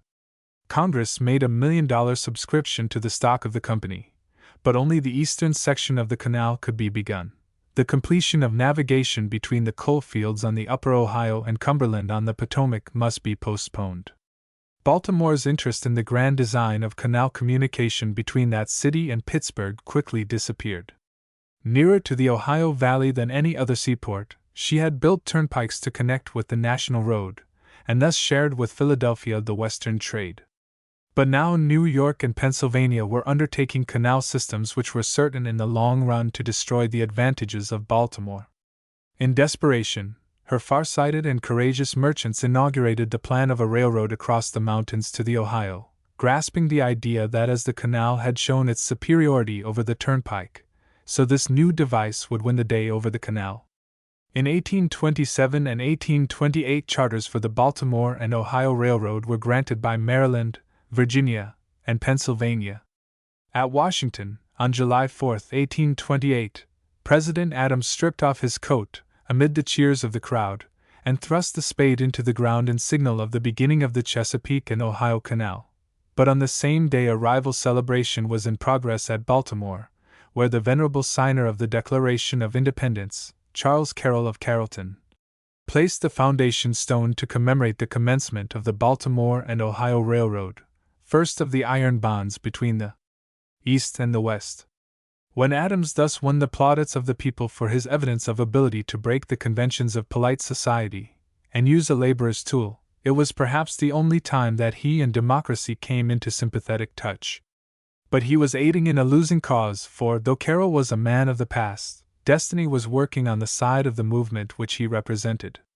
In the field of transportation, the initiative of individuals and of corporations during the next 2 generations proved superior to that of state or nation.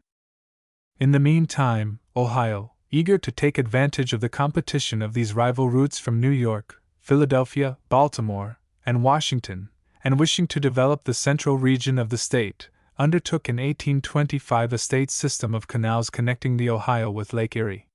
Footnote: Morris, Internal Improvement in Ohio Am. Hist. Associate, Papers 3, 107. See also McClelland and Huntington, Ohio Canals.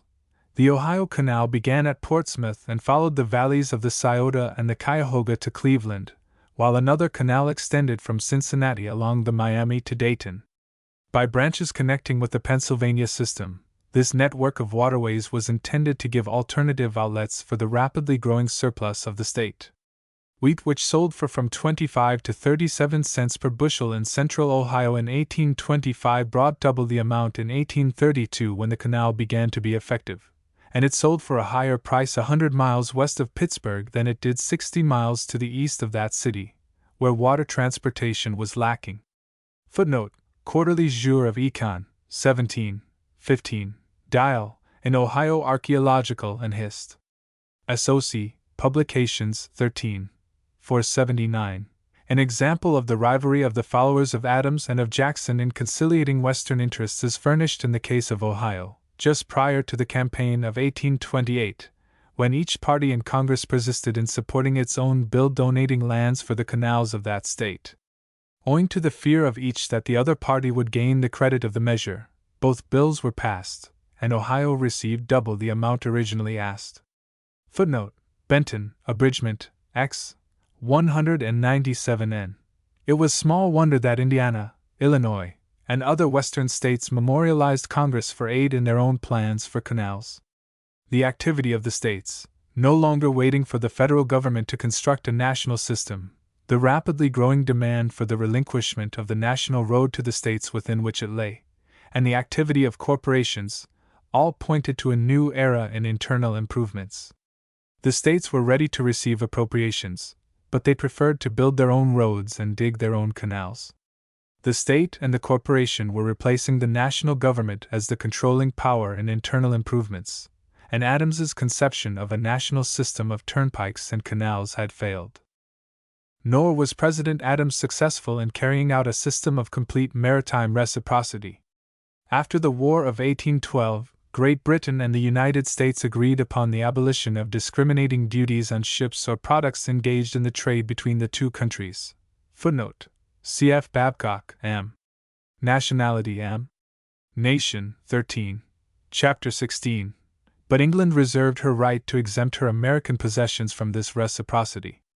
By excluding the ships of the United States from the trade with the English West Indies, England denied a profitable avocation to American shipowners, while, at the same time, the liberal arrangements of the United States permitted her vessels freely to enter the ports of this country with their cargoes of English manufactures, and to carry thence to the West Indies lumber, flour, and provisions to exchange for the molasses and sugar of the islands. This ability to make a triangular voyage, with profits on each transaction, gave such advantage to British ships that they were able to carry on the trade between the United States and England at a rate below that which American vessels could afford. Driven to seek some remedy, the Yankee merchants and skippers turned to the Orient. The trade with China and the East Indies developed rapidly, and our tonnage registered for foreign trade increased from 583,000 tons in 1820 to 758,000 in 1828. Footnote: Marvin, American Merchant Marine, Chapter 9.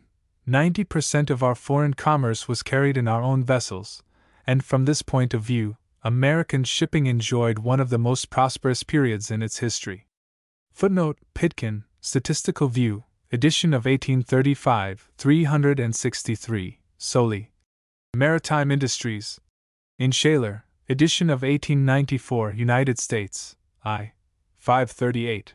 Smuggling was extensively carried on in the West Indies, and a war of retaliatory legislation in regard to shipping characterized the whole decade. In 1825, Parliament passed a somewhat obscure act which opened the ports on a more liberal system of reciprocity. To nations without colonies, she offered the same shipping rights in her colonies which such nations gave to England and her possessions. The act provided that it must be accepted within a year by nations who desired to avail themselves of its provisions. President Adams preferred to deal with the question by diplomacy, and Congress neglected to pass the legislation necessary to accept the offer. When Gallatin, who had been sent to England to treat of this matter, opened his negotiations in 1826, he was informed that it was too late. The stipulated time having elapsed, American vessels were definitely excluded from the West Indies in 1826 by orders in council. Footnote: Adams, Gallatin, 615 to 620. C.F. MacDonald, Jacksonian Democracy, M. Nation, 15. 201. In the campaign of 1828, Adams was blamed for the failure to seize this opportunity, but the generally prosperous condition of our shipping not only moderated the discontent, but even led to a law, May 24, 1828, intended to place American vessels in complete control of our foreign commerce by providing for the abolition, by proclamation of the President, of all discriminating duties against such nations as should free ships of the United States from corresponding discriminations. In the long run, this Reciprocity Act proved a mistake. The end of Adams's administration marked the beginning of a decline in the prosperity of the merchant marine. Footnote: Soley, in Shaler, United States, I. 540. American commerce during this period by no means kept pace with the growing wealth and population of the country. Footnote 2, Stearns, Foreign Trade of the United States, 1820 to 1840, in Jure Pol. Econ. 8, 34, 452. As we have seen, the staple states produced the lion's share of the domestic exports, and the internal exchange favored by the protective tariffs restrained the foreign importations.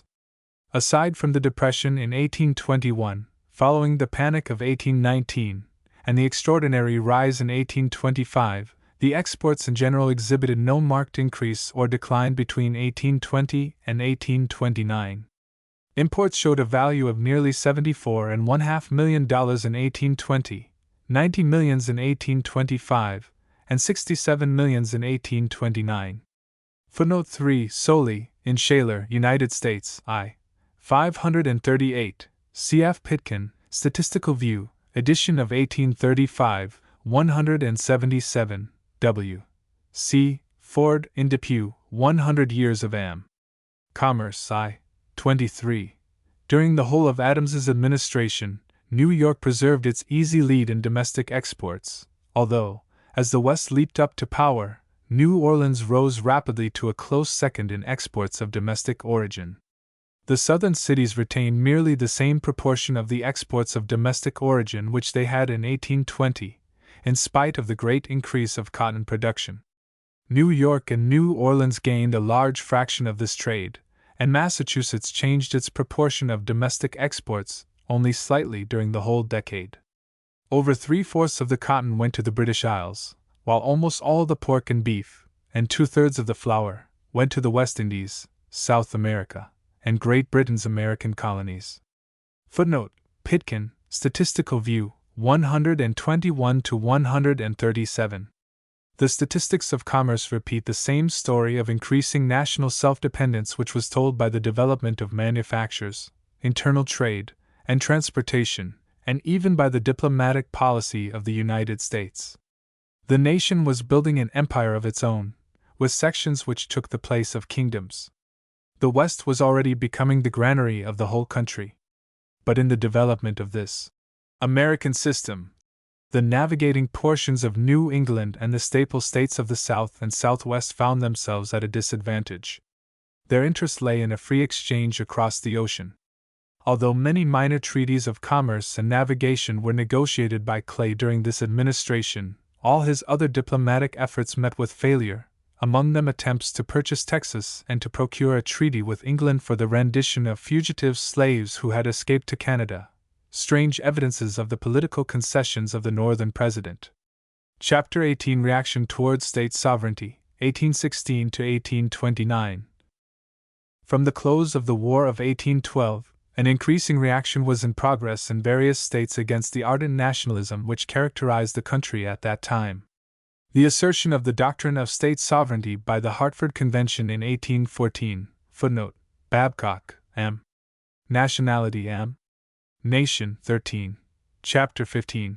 So aroused the other sections of the country that particularism was for the time discredited. Leaders of Virginia politics even approved a rumor that Madison would march troops against New England.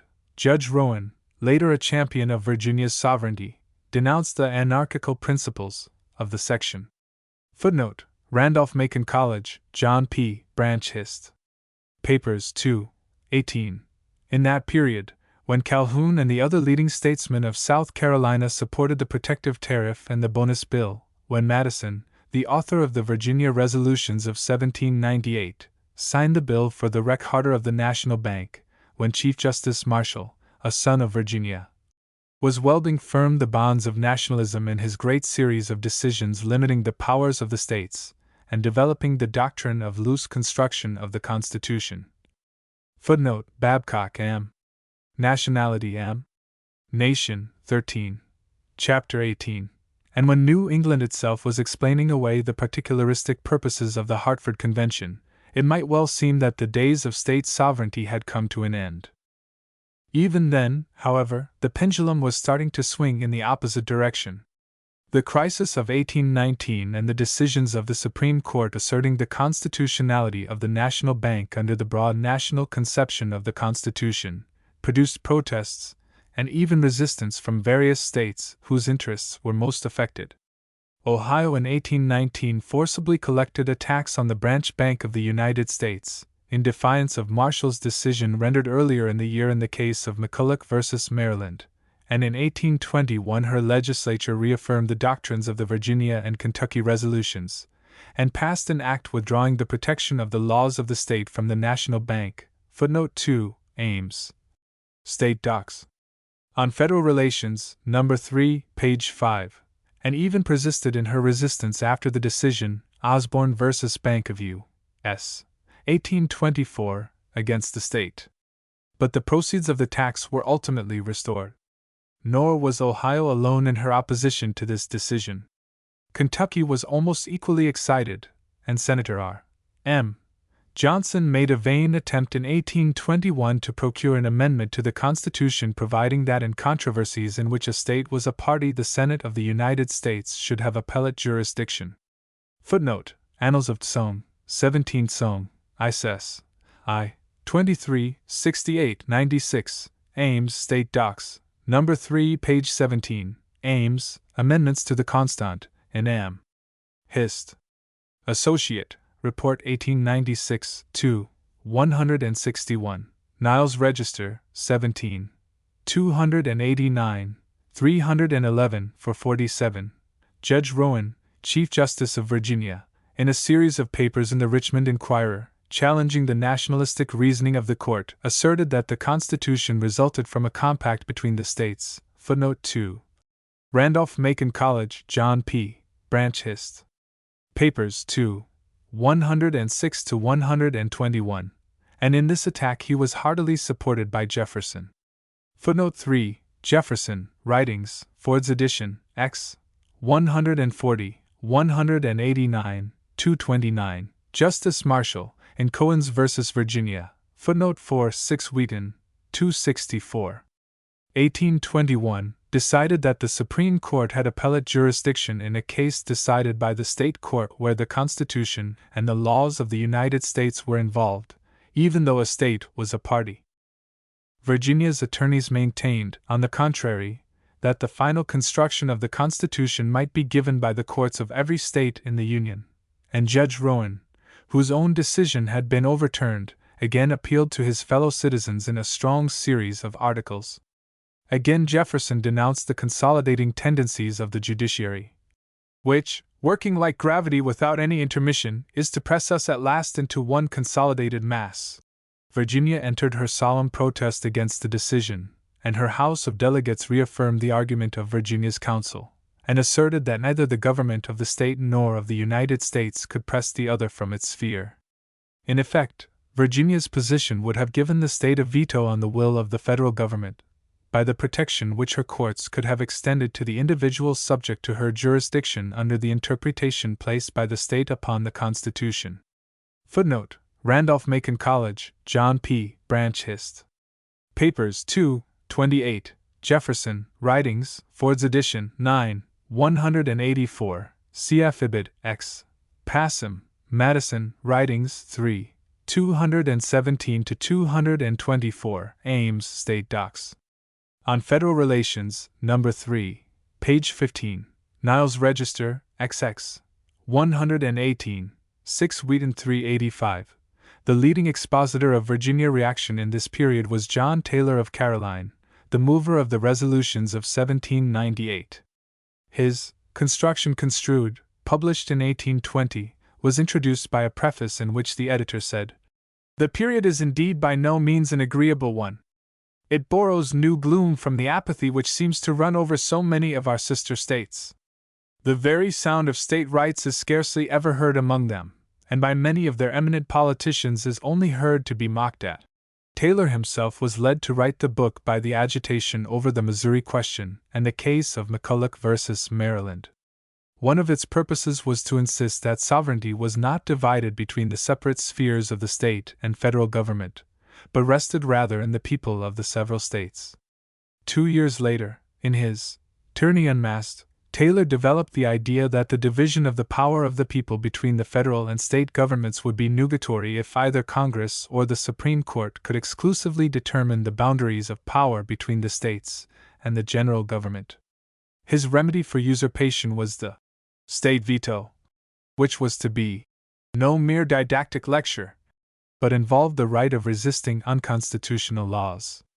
He met the difficulty that the people of one state would construe the Constitution for the people of all the states, by the answer that it was the lesser evil. Footnote: Taylor, Tyranny Unmasked, 258, 262. Again in 1823 in his New Views of the Constitution, he expounded the same ideas, and dwelt upon the position of the states as the defenders of separate geographical interests against oppression by the majority of the nation. He saw a grave danger in the relinquishment to Congress of the power to deal with local and dissimilar geographical interests by loose construction legislation upon such subjects as banks, roads, canals, and manufactures. It would tend to produce geographical combinations. Sections by combining would exploit and oppress the minority. Congress would become an assembly of geographical envoys from the North, the South, and the West. Against these evils, the Constitution, according to his view, had provided by confining geographical interests within state lines instead of collecting them into one intriguing arena. The states, reposing on their sovereignty, would interpose a check to oppressive action and to the combination of sectional interests against the minority. Footnote 1: Taylor, New Views, edition of 1823, 261 etc. Not a theory of government, however, but a political exigency called out a working principle of state rights. When the industrial policy of the government fell under the complete control of the North, and the social system of the South seemed to be menaced, state sovereignty controlled the Southern policy. The increase in popularity of Clay's American system of internal improvements and a protective tariff aroused the apprehensions of the whole planting section. The struggle over the admission of Missouri taught the South the power of an unfriendly national majority, and in 1822, a threatened insurrection of the Negroes at Charleston brought home to the whole section, and particularly to South Carolina, the dangers arising from an agitation of the question of slavery. Footnote 2: C.F. Hart, Slavery and Abolition, Am. Nation, 16, Chapter 8. In the irritated condition and depression of this section, the triumph of loose construction principles and the possible election of a Northern president seemed to presage not only the sacrifice of their economic interests, but even the freeing of their slaves. Footnote 3: See the Resolutions of Virginia, December 23, 1816, in Ames State Docs. On Federal Relations, No. 5, page 3, the Colonization Society, which in its origin had been supported by Southern men, became an object of denunciation by the Lower South after the Missouri controversy and the insurrection of 1822. The opposition was intensified by the disposition of the Society, towards the close of the period, to advocate emancipation, as well as the removal of the existing free Negroes. Footnote: C.F. Hart, Slavery and Abolition, Am. Nation, 16, Chapter 14. In Virginia, the doctrine of state rights was supported by the friends of Crawford, and, in general, by the older portion of the state. In her western counties, however, where a movement was in progress for a constitutional convention to redistribute political power so that the populous interior should not be subordinated to the slave-holding minority of the coast, there was a strong sentiment in favor of the constitutionality and expediency both of federal internal improvements and the tariff. Nevertheless, Virginia's voice was determined by the ascendancy of the old-time plantation interests. In 1825, Jefferson suggested that the legislature of Virginia should pass a set of resolutions, declaring the internal improvement laws null and void. He advised, however, that, at the same time, the issue should be avoided by an act of the Virginia legislature validating these congressional laws. Footnote 2, Jefferson, Writings, Ford's edition, X. 348-352, Ames, State Docs. On Federal Relations, No. 4, page 8. Until action could be taken on a carefully guarded proposal to amend the Constitution so as to grant the right. This was the last effort of Jefferson to stay the tide of internal improvements which was sweeping opposition before it, and even he withdrew his project before it was acted on. His death, July 4, 1826, removed from Virginia the most influential advocate of state sovereignty and the greatest of the Virginia dynasty since Washington. On the same day John Adams died.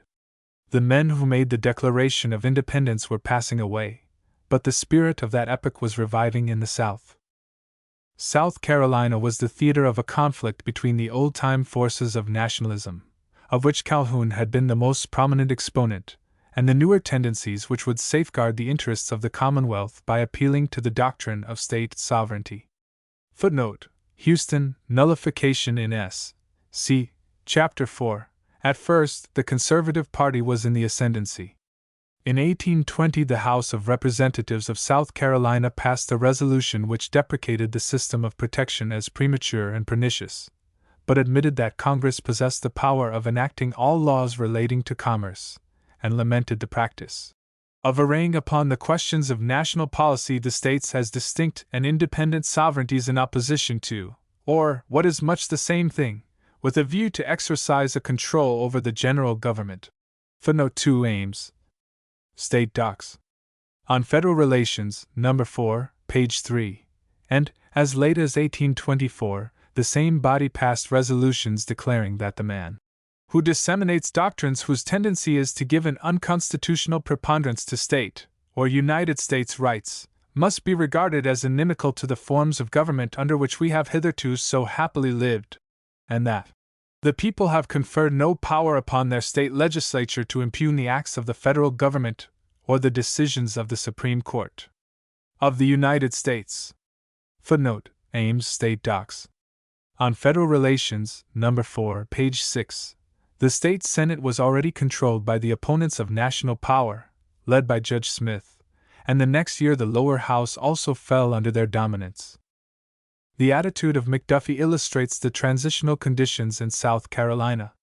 In 1821 he published a pamphlet supporting a liberal construction of the powers of Congress, and refuting the ultra-doctrines respecting consolidation and state sovereignty. Footnote 2, Defense of a Liberal Construction, etc., by One of the People. Reprinted in Philadelphia, 1831. To this pamphlet, Governor Hamilton had prefixed an encomiastic advertisement. In 1824, also, he supported the constitutionality and expediency of the General Survey Act, and repudiated the idea that the state governments were, in any respect, more worthy of confidence than the general government. Footnote 3, Annals of Tsong, 18 Tsong, Ises, 1372, but he opposed the tariff of 1824, and in 1825 he voted against specific measures for internal improvement. Soon after this he joined the ranks of the advocates of state sovereignty, and together with Hamilton and Hayne, so far outstripped the leaders of that faction that Judge Smith and his friends found themselves in a conservative minority against the ultra doctrines of their former opponents. Doubtless the reversal of South Carolina's attitude was accelerated by the slavery agitation which followed the Emancipation Proposition of Ohio, already mentioned, and by the contest over the Negro Seaman Act, footnote, passed December 21, 1822. See Ames State Docs. On Federal Relations, No. 5, page 12, C.F. Hart, Slavery and Abolition, Am. Nation, 16. Chapter 19. A measure by which South Carolina, in consequence of the plot at Charleston, required that free Negroes on vessels entering a port of South Carolina should be imprisoned during the sojourn of the ship. The act brought out protests, both from other states and from Great Britain, whose subjects were imprisoned, and it was declared unconstitutional by Adams's Attorney General and by the federal courts. Nevertheless, it remained unrepealed and continued to be enforced. Footnote 2, McMaster, United States, v. 200-204, 417. The Senate of South Carolina met the situation, at the close of 1824, by resolutions affirming that the duty of preventing insurrections was paramount to all laws, all treaties, all constitutions, and protesting against any claims of right of the United States to interfere with her domestic regulations in respect to the colored population. Footnote 3, Ames State Docs. On Federal Relations, No. 5, page 14.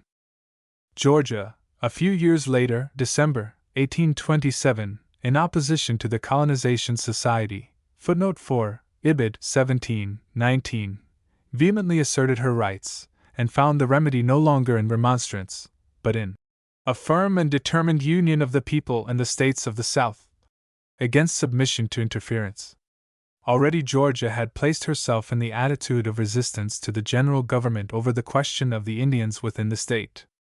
From the beginning of the nation, the Indians on the borders of the settled area of Georgia were a menace and an obstacle to her development. Indeed, they constituted a danger to the United States as well.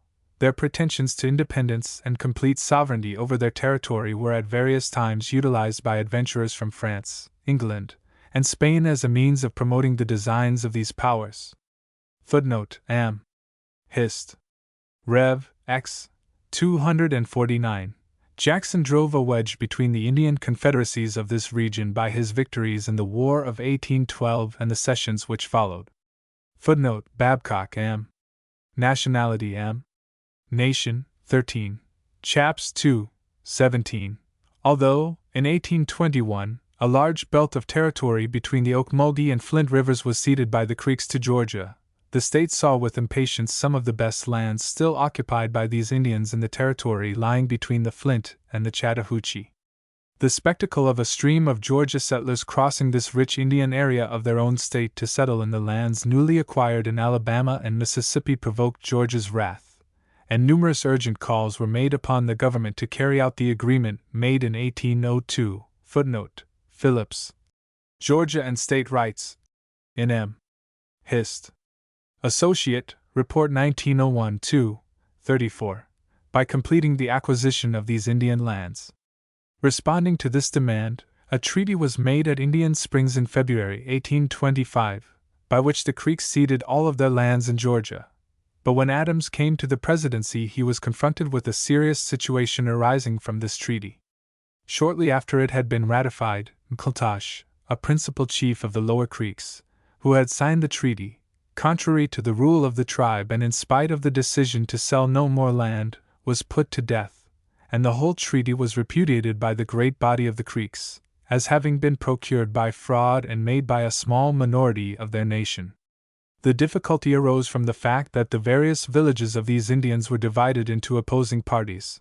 The Upper Creeks, living chiefly along the forks of the Alabama, on the Tallapoosa and the Coosa in Alabama, constituting the more numerous branch, were determined to yield no more territory, while the principal chiefs of the Lower Creeks, who dwelt in western Georgia, along the Flint and Chattahoochee branches of the Apalachicola, were not unfavorable to removal. When Governor Troup, of Georgia, determined to survey the ceded lands, he was notified that the President expected Georgia to abandon the survey until it could be done consistently with the provisions of the treaty.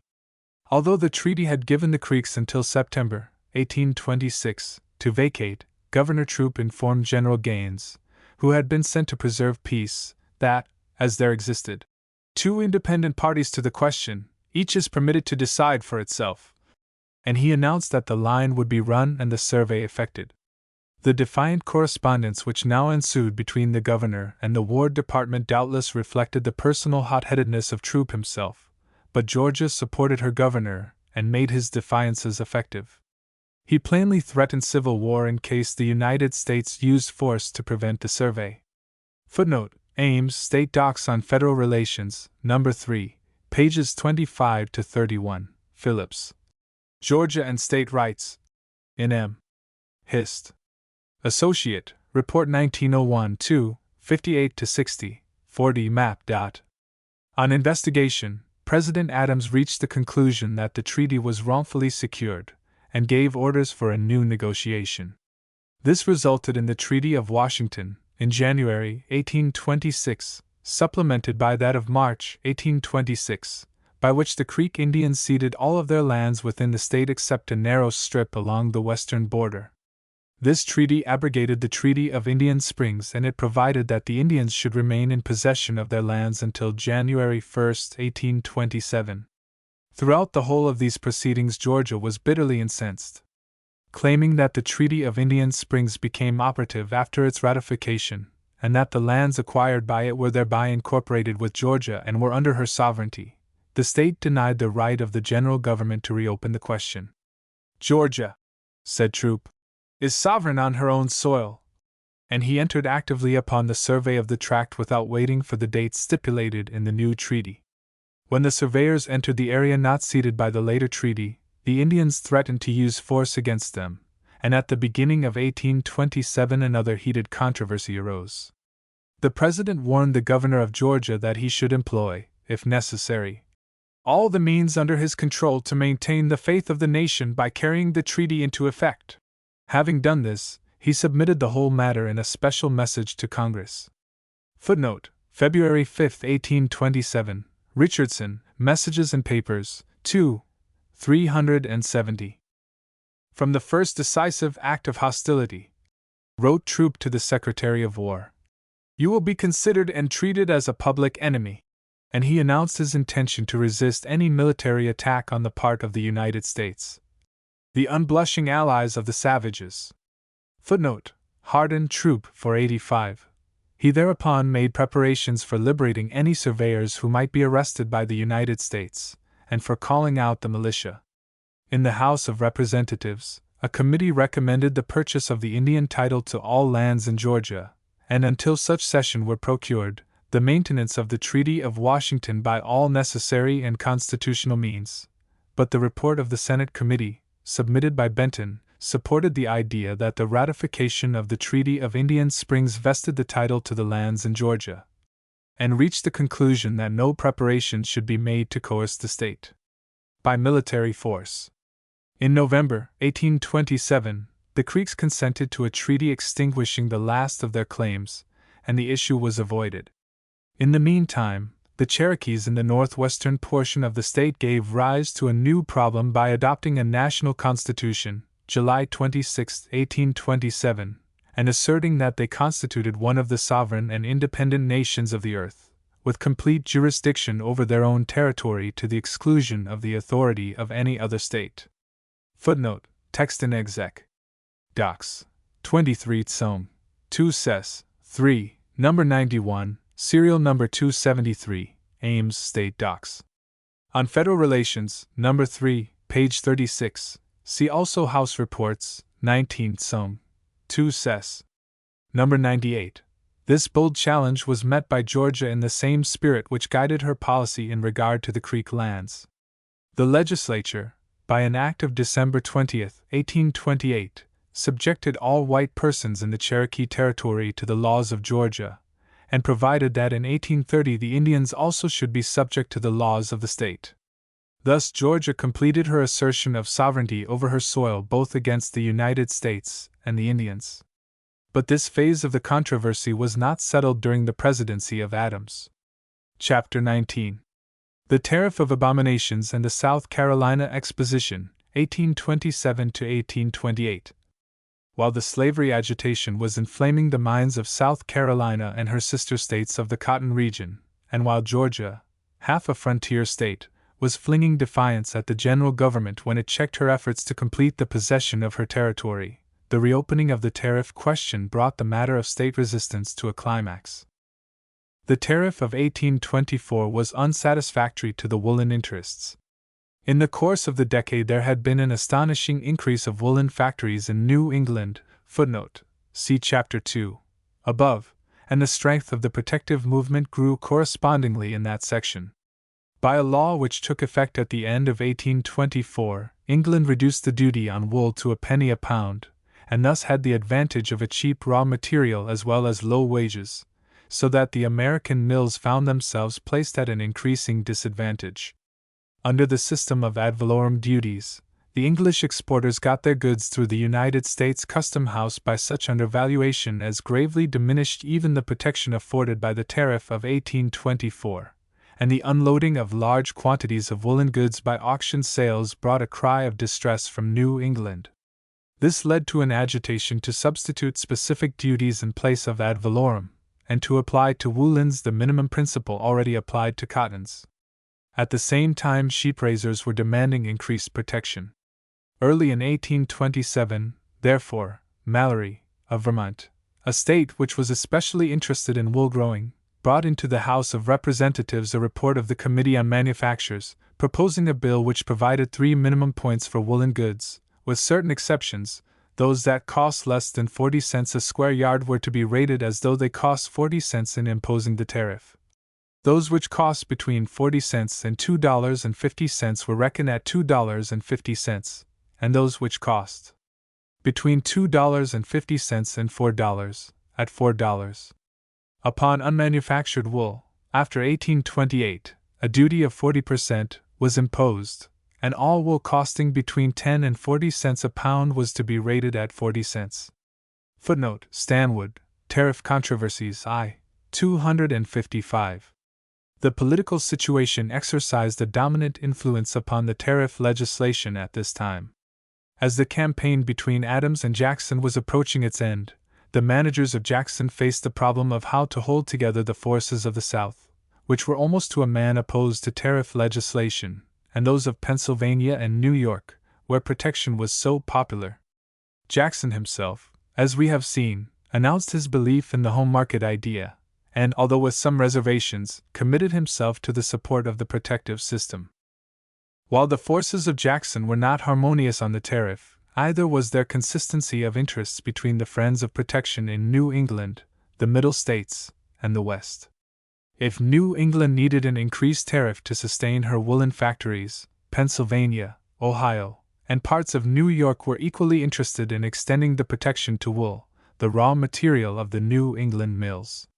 If the New England shipping interests demanded cheap cordage, on the other hand, the Kentucky planters were ever ready to plead for an increased duty upon the hemp which made the ropes. If iron foundries were developing among the towns of the New England coast, where ships brought in the raw material from Sweden and from England, the Pennsylvania forges found an opposite interest in their desire for an increased duty on pig iron to protect the domestic product. The history of the tariff has always been the history of the struggle to combine local and opposing interests into a single bill.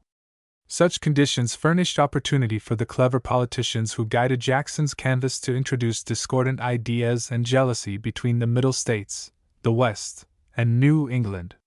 The silence of the New England president upon the question of the tariff, the selfishness of New England's policy, and the inducements offered to the Middle region and the West to demand protection for their special interests were all successfully used to break the unity of the tariff forces. Even protectionist Pennsylvania and Kentucky, home of the champion of the American system, gave a large share of their votes against the bill. Although it passed the House, February 10, 1827, the Senate laid it on the table by the casting vote of Vice President Calhoun, who was thus compelled to take the responsibility of defeating the measure. Footnote: See the account of Van Buren's tactics at this time, in Stanwood, Tariff Controversies, I. 258, and Calhoun, Works 3. 47, and to range himself permanently with the anti-tariff sentiment of his section. Hardly had the Woolens Bill met its fate when the rival forces began to reorganize for another struggle. From the South and from the shipping interests of New England came memorials in opposition to the tariff and in support of the theory of free trade. Footnote: Am. State Papers, Finance v. Passam, at a convention which met in Harrisburg, Pennsylvania, July 30, 1827, 100 delegates from 13 states met to promote the cause of protection. Finding it necessary to combine the various interests, the convention recommended increased duties both upon wool and woolen goods, and the establishment of the minimum system. This combination was made possible by the proposal of effectively counterbalancing the prohibitory duties on wool by such use of the minimum device as would give a practical monopoly of the American market to the domestic manufacturers in the class of goods in which they were most interested.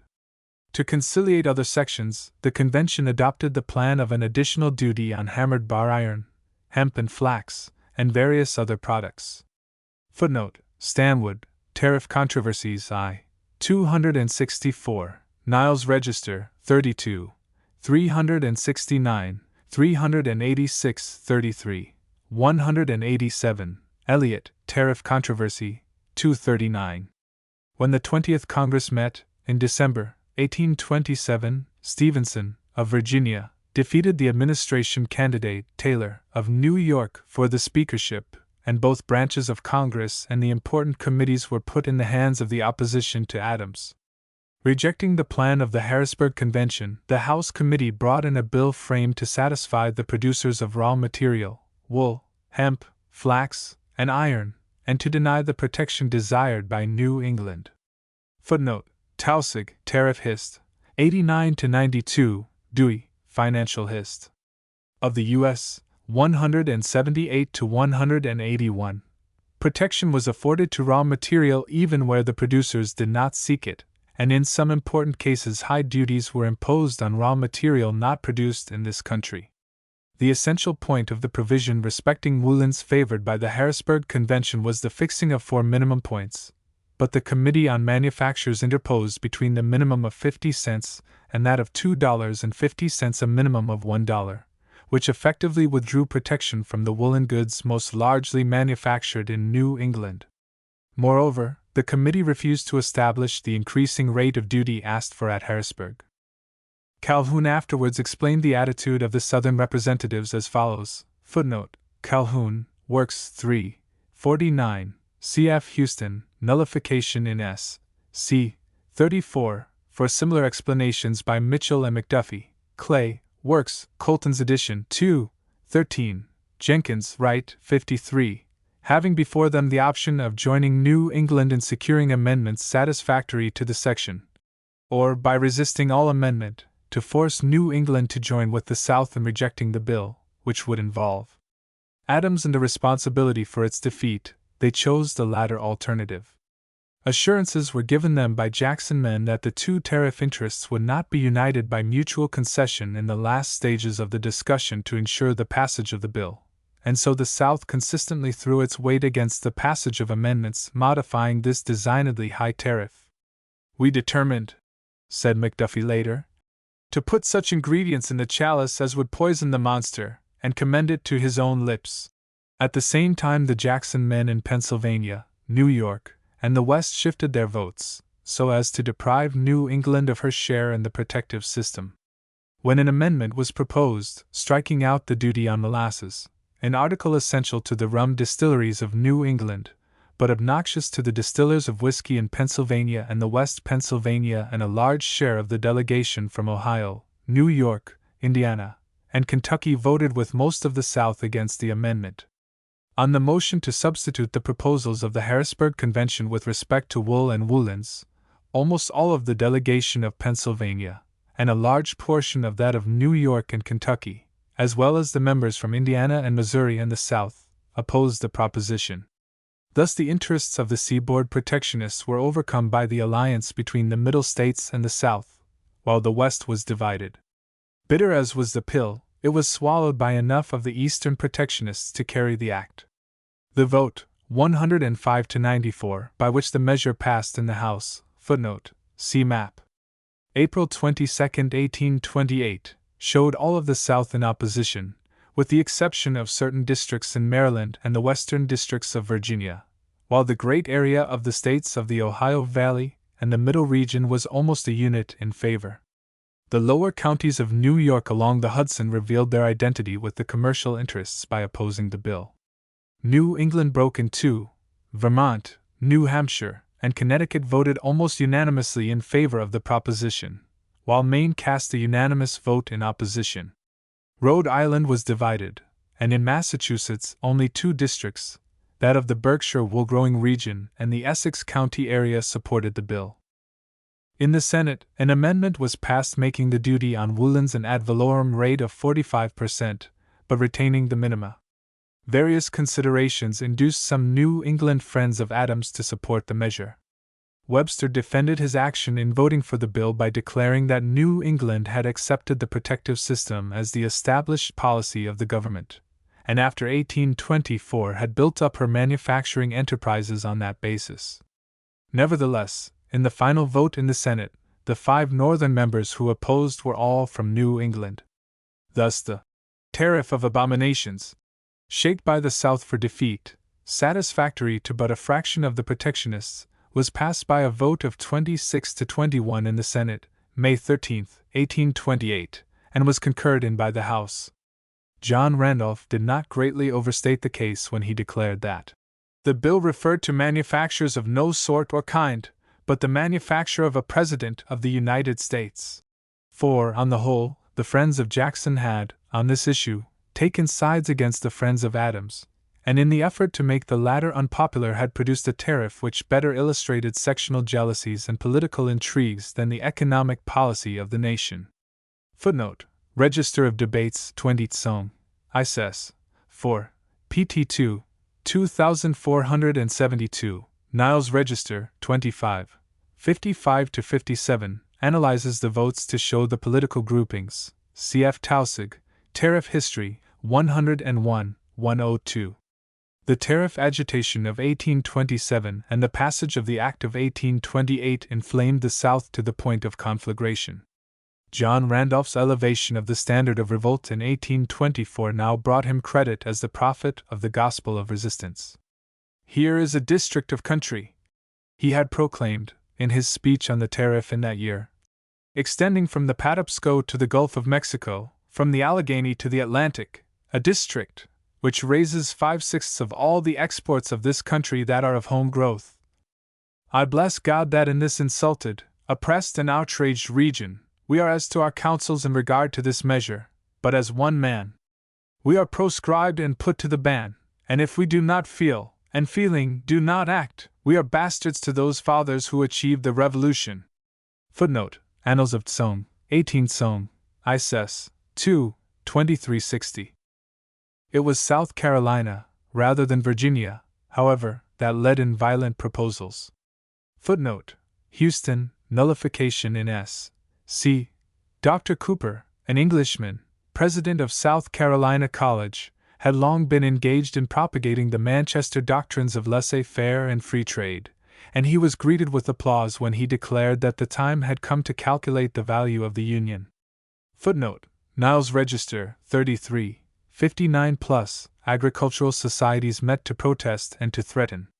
Turnbull, an aggressive and violent writer, in a stirring series of papers published in 1827, under the title of The Crisis, over the signature of Brutus, sounded the tocsin of resistance. He repudiated the moderation and nationalism of Messrs. Monroe and Calhoun, and stood squarely on the doctrine that the only safety for the South was in the cultivation of sectionalism. "In the northern, eastern, middle, and western states," said he, "the people have no fears whatever from the exercise of the implied powers of Congress on any subject, but it is in the South alone where uneasiness begins to manifest itself, and a sensitiveness prevails on the subject of consolidation.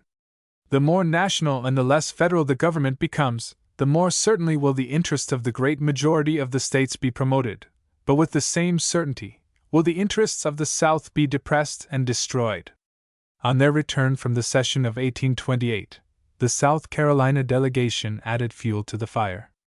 In a caucus of the members, held shortly after the passage of the tariff, proposals were even made for the delegation to vacate their seats in Congress as a protest, and in this temper they returned to their state. Footnote: Niles Register, 35. 184, 202. McDuffie told his constituents that there was no hope of a change of the system in Congress, that the Southern states, by the law of self-preservation, were free to save themselves from utter ruin, and that the government formed for their protection and benefit was determined to push every matter to their annihilation. He recommended that the state should levy a tax on the consumption of northern manufactured goods, boycott the livestock of Kentucky, and wear homespun, and he closed by drawing a comparison between the wrongs suffered by the colonists when they revolted from Great Britain and that by which the South was now oppressed. Footnote: Niles Register, 33. 339, cf. Ibid, 35. 82, 131. Although South Carolina and all of the staple-producing section except Louisiana and Kentucky were in substantial agreement upon the iniquity of the tariff, yet, in respect to the remedy, they were widely at variance. Protest had proven ineffective. Proposals of resistance by force, plans for a Southern convention, and threats of disunion were rife. Footnote: Houston, Nullification in SC 4952, 73-75. Such was the situation which confronted Calhoun when he returned from Washington and found that his section had passed beyond him. The same considerations that had aroused this storm of opposition also had their effect upon him. But he was still hopeful that, by the election of Jackson, a cotton planter, the current of Northern power might be checked, and he looked forward also to the prospect that he himself might eventually reach the presidential chair. Before him lay the double task of uniting himself to his friends in South Carolina, lest he lose touch with the forces of his own section, and of framing a platform of opposition that should be consistent, logical, and defensible, and, at the same time, of providing some mode of avoiding the forcible revolution that the hotheads of his section threatened as an immediate program. It was by the very processes of Western growth that the seaboard South now found itself a minority section and the home of discontent. As the rich virgin soil of the Gulf Plains opened to cotton culture, the output leaped up by bounds. In 1811 the total product was 80 million pounds. In 1821 it was 177 millions. In 1826 it was 330 millions. Prices fell as production increased. In 1816 the average price of middling uplands in New York was nearly 30 cents, and South Carolina's leaders favored the tariff. In 1820 it was 17 cents, and the South saw in the protective system a grievance. In 1824 it was 14 3/4 cents, and the South Carolinians denounced the tariff as unconstitutional. When the Woolens Bill was agitated in 1827, cotton had fallen to but little more than 9 cents, and the radicals of the section threatened civil war. Moreover, the price of slaves was increased by the demands of the new cotton fields of Alabama, Mississippi, and the rest of the Southwest, so that the Carolina planter had to apply a larger capital to his operations, while, at the same time, the cheap and unexhausted soil of these new states tended still further to hamper the older cotton areas in their competition. And the means of transportation from the western cotton fields were better than from those of South Carolina. By devoting almost exclusive attention to her great staple, South Carolina had made herself dependent on the grain and livestock of the West and the manufactures of the North or of England, and when the one crop from which she derived her means of purchasing declined in value, the state was plunged in unrelieved distress. Nevertheless, the planters of the Old South saw clearly but two of the causes of their distress: the tariff, which seemed to them to steal the profits of their crops, and internal improvements, by which the proceeds of their indirect taxes were expended in the West and North. Their indignation was also fanned to a fiercer flame by apprehensions over the attitude of the North towards slavery. In the summer of 1828, Calhoun addressed himself to the statement of these grievances and to the formulation of a remedy. After consultation with leading men in his home at Fort Hill, he was ready to shape a document which, nominally a report of a legislative committee, since it was not expedient for the vice president to appear in the matter, put in its first systematic form the doctrine of nullification.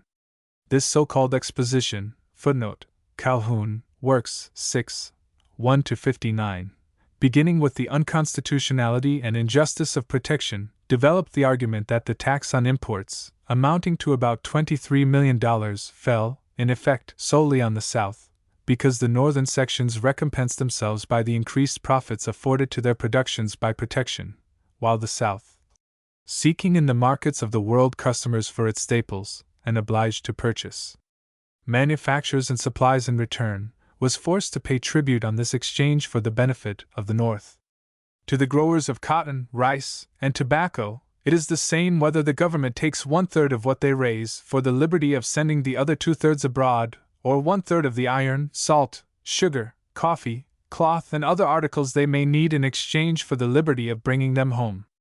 Estimating the annual average export of domestic produce at $53 million, the exposition attributed to the planting section at least $37 million, over 2/3 of the total exports. The voting power of this section in the House of Representatives was but 76, while the rest of the Union had 137 members. Thus, 1/3 of the political union exported more than 2/3 of the domestic products. Assuming imports to equal exports, and the tariff of 1828 to average 45%, the South would pay $16,650,000 as its share of contributions to the national treasury. Calhoun then presented the ominous suggestion that, if the Staples section had a separate custom house, it would have for its own use a revenue of $16,650,000 from foreign trade alone, not counting the imports from the North, which would bring in millions more. "We are mere consumers," he declared, "the serfs of the system, out of whose labor is raised, not only the money paid into the treasury, but the funds out of which are drawn the rich rewards of the manufacturer and his associates in interest." Taking for granted that the price at which the South could afford to cultivate cotton was determined by the price at which it received its supplies, he argued that, if the crop could be produced at 10 cents a pound, the removal of the duty would enable the planter to produce it at 5 1/2 cents, and thus to drive out competition and to add 300,000 or 400,000 bales annually to the production, with a corresponding increase of profit. The complaints of the South were not yet exhausted, for the exposition went on to point out that, in the commercial warfare with Europe which protection might be expected to engender, the South would be deprived of its market and might be forced to change its industrial life and compete with the northern states in manufactures. The advantages of the North would probably ensure it an easy victory, but if not, then an attack might be expected on the labor system of the South, in behalf of the white workmen of the North. What, then, was the remedy? Calhoun found this, although in fragmentary form, ready to his hand. The reserved rights of the sovereign states had long been the theoretical basis of Southern resistance. In the argumentation of such writers as Taylor, Turnbull, and Judge Rowan, not to mention Madison and Jefferson in the Virginia and Kentucky resolutions, there was material for the system, but as yet no one had stated with entire clearness the two features which Calhoun made prominent in his exposition.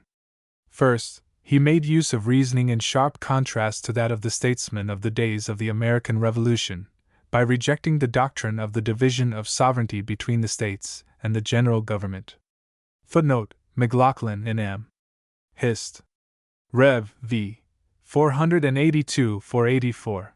Clearly differentiating government from sovereignty, he limited the application of the division to the powers of government, and attributed the sovereignty solely to the people of the several states.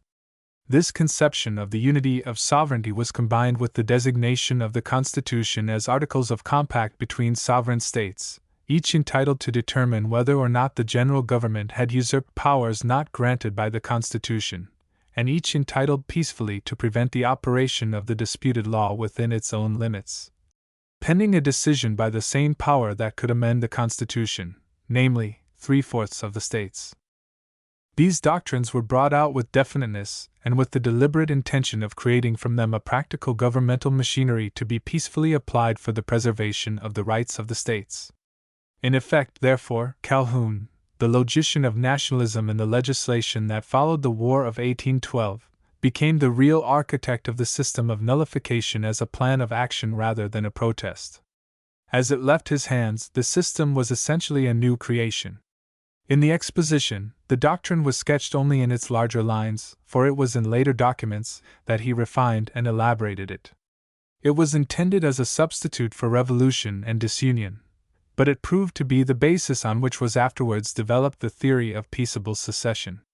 Calhoun did not publicly avow his authorship or his adhesion to nullification until 3 years later. The rallying of the Party of the Union in South Carolina against this doctrine, the refusal of Georgia, Virginia, and other Southern states to accept it as the true exposition of the Virginia and Kentucky resolutions, the repudiation of it by the planting states of the Southwest, all belong to the next volume of this series. Yet the exposition marks the culmination of the process of transformation with which this volume has dealt. Beginning with nationalism, the period ends with sectionalism. Beginning with unity of party and with the almost complete ascendancy of republicanism of the type of Monroe, it ends with sharply distinguished rival parties, as yet unnamed, but fully organized, and tending to differ fundamentally on the question of national powers. From the days when South Carolinians led in legislation for tariff and internal improvements, when Virginians promoted the Colonization Society, and Georgians advocated the policy of mitigating the evils of slavery by scattering the slaves, we have reached a period when a united South protests against the American system, and the lower South asserts that slavery must not be touched, not even discussed. In various Southern states, the minority counties of the coast, raising staples by slave labor, had protected their property interests against the free majority of farmers in the interior counties by so apportioning the legislature as to prevent action by the majority. Now the same conditions existed for the nation. The free majority embraced a great zone of states in the North and West. The South, a minority section, was now seeking protection against the majority of the Union by the device of state sovereignty, and Calhoun made himself the political philosopher of the rights of this minority section, applying to the nation the experience of South Carolina. Footnote: Calhoun. Works Sci. 400-405. Still the great currents of national growth ran on. New England was achieving unity and national feeling as a manufacturing region, and Webster was developing those powers which were to make him the orator of consolidation. While the leaders of the Middle States played the game of personal politics, their people and those of the growing West were rallying around the man who personified their passion for democracy and nationalism, the fiery Jackson, who confused sectional opposition to the government with personal hostility to himself. This frontiersman was little likely to allow political metaphysics, or even sectional suffering, to check his will. And on the frontier of the Northwest, the young Lincoln sank his axe deep in the opposing forest. Chapter 20: Critical Essay on Authorities' Bibliographical Aids. The authorities characterized in the critical essays of Babcock's Rise of American Nationality, MacDonald's Jacksonian Democracy, and Hart's Slavery and Abolition, American Nation, 13, 15, 16, include most of the general authorities, and need not be repeated here in detail. In addition, account should be taken of several indexes to government documents, L.C. Farrell, Tables, an annotated index, 1902, 2 by J.G. Ames, Finding List, 1893, and Checklist, 1895, J.M. Baker, Finding List, 1900-1901, the Index to the Reports of Committees of the House, 1887, an Index to Reports of Committees of the Senate, 1887, Ben Perley-Poore, Descriptive Catalogue of Government Publications, 1885, L.P. Lane, Aids in the Use of Government Publications, American Statistical Association, Publications 7. 1900, 40-57, L.C. Farrell. Public Documents of the United States. Library Journal, 26, 671, Van Tine and Leland, Guide to the Archives of the Government of the United States in Washington, Carnegie Institution, Publications, No. 14, 1904. For bibliography of state official issues, see R. Boker, Editor, State Publications, a provisional list of the official publications of the several states of the United States from their organization, 3 volumes, issued 1899 to 1905. See also J. N. Larned, Literature of American History, 1902, 7-13, and I. S. Bradley, in American Historical Association. Report, 1896, I. 296 to 319, a bibliography of documentary and newspaper material for the Old Northwest. General Secondary Works. The general histories of the period 1819 to 1829 almost without exception extend over earlier or later fields, and are described in earlier or later volumes of this series. To the usual list, James Schuller, J. B. McMaster, George Tucker, H. E. Von Hoist, J. P. Gordy, may be added, S. Perkins, Historical Sketches of the United States, from the Peace of 1815 to 1830, the work of a careful contemporary. Biographies. The most serviceable biographies in this period can be found through the lists in Channing and Hart, Guide to the Study of American History, 1896, page 25. The volumes of the American Statesman series are accurate and well written, especially Morse's John Quincy Adams, Scherz's Henry Clay, Adams's John Randolph, Roosevelt's Thomas H. Benton, McLaughlin's Lewis Cass, Shepard's Van Buren. Sectional History. Among the bibliographies useful for attacking the mass of local and state histories for this period are the following: R. R. Boker, State Publications, New York, 1899, 1902, 1905. A. P. C. Griffin, Bibliography of Historical Societies of the United States, American Historical Association, Reports, 1890, 1892, 1893. New England. The history of this section, since the Revolution, has been neglected, but indications of its importance appear in Justin Windsor, Memorial History of Boston, 4 volumes, 1880 to 1882, 3, 4, and I. B. Richmond, Rhode Island, A Study in Separatism, 1905. M. Louise Green, The Development of Religious Liberty in Connecticut, 1905, deals with the toleration movement. The various historical societies print documentary material, but for the most part, New England's activity in this decade must be sought in original material, biographies, travels, scattered monographs, and in fragments, in state histories. Middle States. The state and local histories of the Middle region are more satisfactory on this period, but the political life must be sought chiefly in biographies, and the economic and social conditions in the scattered material elsewhere cited in this bibliography.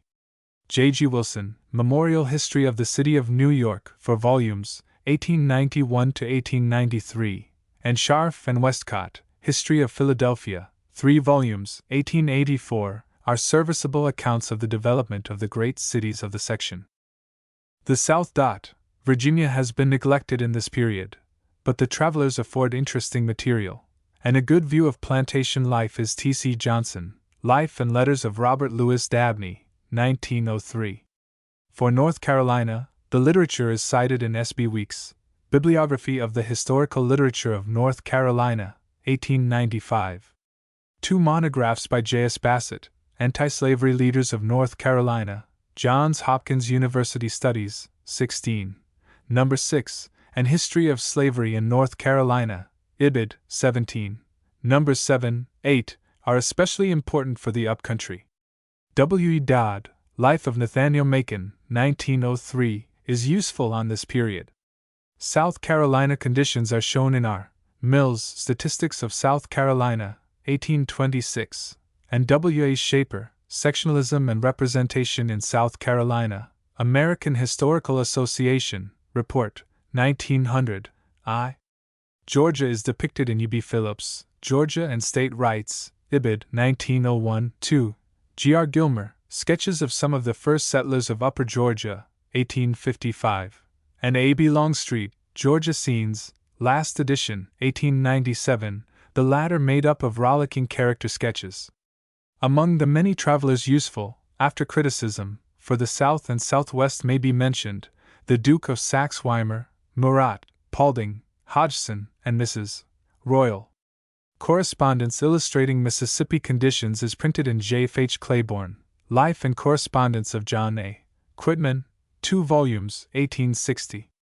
2 lists by T. M. Owen, Bibliography of Alabama, American Historical Association, Report, 1897, and Bibliography of Mississippi, Ibid, 1889, I. open a wealth of southwestern material. For Louisiana, there are various popular histories of New Orleans. N. A. Fortier, History of Louisiana, 1904-3, S. D. Smeady's, Memorials of a Southern Planter, Thomas Dabney, 1887, also 1890, is highly valuable in the developed opening of the Gulf area. One of the best pictures of southwestern conditions is Lincecum's autobiography, so called, in the Mississippi Historical Society, Publications 8. W. G. Brown, Lower South in American History, 1902, is illuminative. The West. The material for the West is scattered, the general histories of the Mississippi Valley failing to deal extensively with settlement. John B. McMaster, History of the People of the United States, 1883 to 1900, for Chap. 33, and V. Chap. XLV, give good accounts of the westward movement. B. A. Hinsdale, Old Northwest, 2 volumes, 1888, 1899, is scholarly, but brief on this period. W. H. Venable, Beginnings of Literary Culture in the Ohio Valley, 1891, is important. Of especial value are the Travelers, Gazetteers, etc., among which the following are exceptionally useful: Timothy Flint, Recollections of the Last 10 Years, 1826, Timothy Flint, History and Geography of the Mississippi Valley, 2 volumes, 2d edition, 1832, 4 books by J. Hall, viz. Letters from the West, 1828, Legends of the West, 1833 and 1869, Notes on the Western States, 1838, Statistics of the West, 1836, Ohio Navigator, 1821, and many other editions. J. M. Peck, Guide for Emigrants, 1831. H. S. Tanner, View of the Valley of the Mississippi, 1834. All of these, of course, must be used critically. Among the contemporaneous state histories, T. Ford, History of Illinois, 1854, J. Reynolds, My Own Times, 1854 to 1855, also 1879, though unreliable in detail, have a value as material on pioneer conditions. The historical societies of the Western states abound in old settlers' accounts. W. C. Howells, Recollections of Life in Ohio, 1895, is a gem. P. G. Thompson, Bibliography of Ohio, 1880, is the key to an extensive literature. There is no good history of Kentucky in this period, but J. Phelan, History of Tennessee, 1888, is excellent. Lives of Clay, Jackson, and Benton all aid in understanding the region. The Far West. H. M. Chittenden, The American Fur Trade of the Far West, 3 volumes, 1902, is excellent. The larger histories of the Pacific States, viz. H. Bancroft, Works, Hittell, California, and Lyman, Oregon, are characterized by Garrison, Westward Expansion, American Nation, the 17th. The publications of the Oregon Historical Society and the Quarterly of the Texas Historical Society are extremely useful. D. G. Wooten, Editor, Comprehensive History of Texas, 2 volumes, 1899, has material on settlement in this period. G. P. Garrison, Texas, 1903, is an excellent little book. Brief accounts of exploration in this period are in E. C. Semple, American History and Its Geographic Conditions, 1903, and R. G. Thwaites, Rocky Mountain Exploration, 1904. J. Schaeffer, History of the Pacific Northwest, 1905, and G. W. James, In and About the Old Missions of California, 1905, are useful brief presentations of conditions on the coast. For all this field, the H. H. Bancroft Library, now the property of the University of California, is the great collection of documentary material. Illustrative books by contemporaries are R. H. Dana, 2 Years Before the Mast, 1849, and other editions, giving California life. W. Irving, Adventures of Captain Bonneville, 1849, giving Rocky Mountain life, and J. Gregg, Commerce of the Prairies, or The Journal of a Santa Fe Trader, 2 volumes, 1844, also in Thwaites, Early Western Travels, 19, XX. Histories of Parties and Political Institutions. Charles McCarthy, The Anti-Masonic Party, American Historical Association, Report, 1902, I. sets a high standard as a monographic party history. C.H. Rammelkamp gives a detailed study of the campaign of 1824 in New York, in Ibid, 1904, pages 175 to 202. All of the biographies of the contemporary statesmen deal with the parties of this period, and J.D. Hammond, History of Political Parties in the State of New York, 2 volumes, 1852, is a good history by a contemporary. U.B. Phillips, Georgia and State Rights, American Historical Association, Report, 1901-2, gives a modern treatment of state politics. On political institutions, the following are particularly useful: Edward Stanwood, History of the Presidency, 1898, M. P. Pollitt, The Speaker of the House of Representatives, 1896, L. G. McConaughey, Congressional Committees, 1898, C. R. Fish, The Civil Service and the Patronage, Harvard Historical Studies, 11, 1905, F. W. Dollinger. Nominations for elective office in the United States, Ibid 4, 1897, J. B. McMaster, Acquisition of Political, Social, and Industrial Rights of Man in America, 1903. Public Documents. For a list of records of debates, legislative journals, documents, statutes, judicial decisions, treaties, and the like, see the Critical Essays, in the neighboring volumes, and in Channing and Hart, Guide, page 30. Works of American Statesmen. To the various editions of the works of James Monroe, Henry Clay, Daniel Webster, John C. Calhoun, Thomas Jefferson, James Madison, Rufus King, described in other volumes of this series, may be added John Quincy Adams, Memoirs, comprising portions of his diary from 1795 to 1848, edited by Charles Francis Adams, 12 volumes, 1874 to 1877. The diary is unusually full, and abounds in valuable material for understanding the politics of the period and the character of Adams. He was biased and harsh in his judgment of contemporaries, but conscientious in his record. The Adams papers are now in the private archives of the family at Quincy. For statesmen of lesser distinction, see W. W. Story, Life and Letters of Joseph Story, 2 volumes, 1851, L. G. Tyler, Letters and Times of the Tylers, 3 volumes, 1884, also 1896. A collection of DeWitt Clinton's letters was published in Harper's Magazine, L.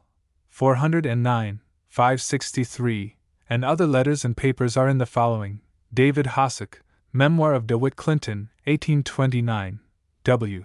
C. Campbell, Life and Writings of DeWitt Clinton, 1849, James Renwick, Life of DeWitt Clinton, 1854. There is no collection of Crawford's works. He is said to have destroyed his papers. A few letters remain, some of them in the possession of Dr. U.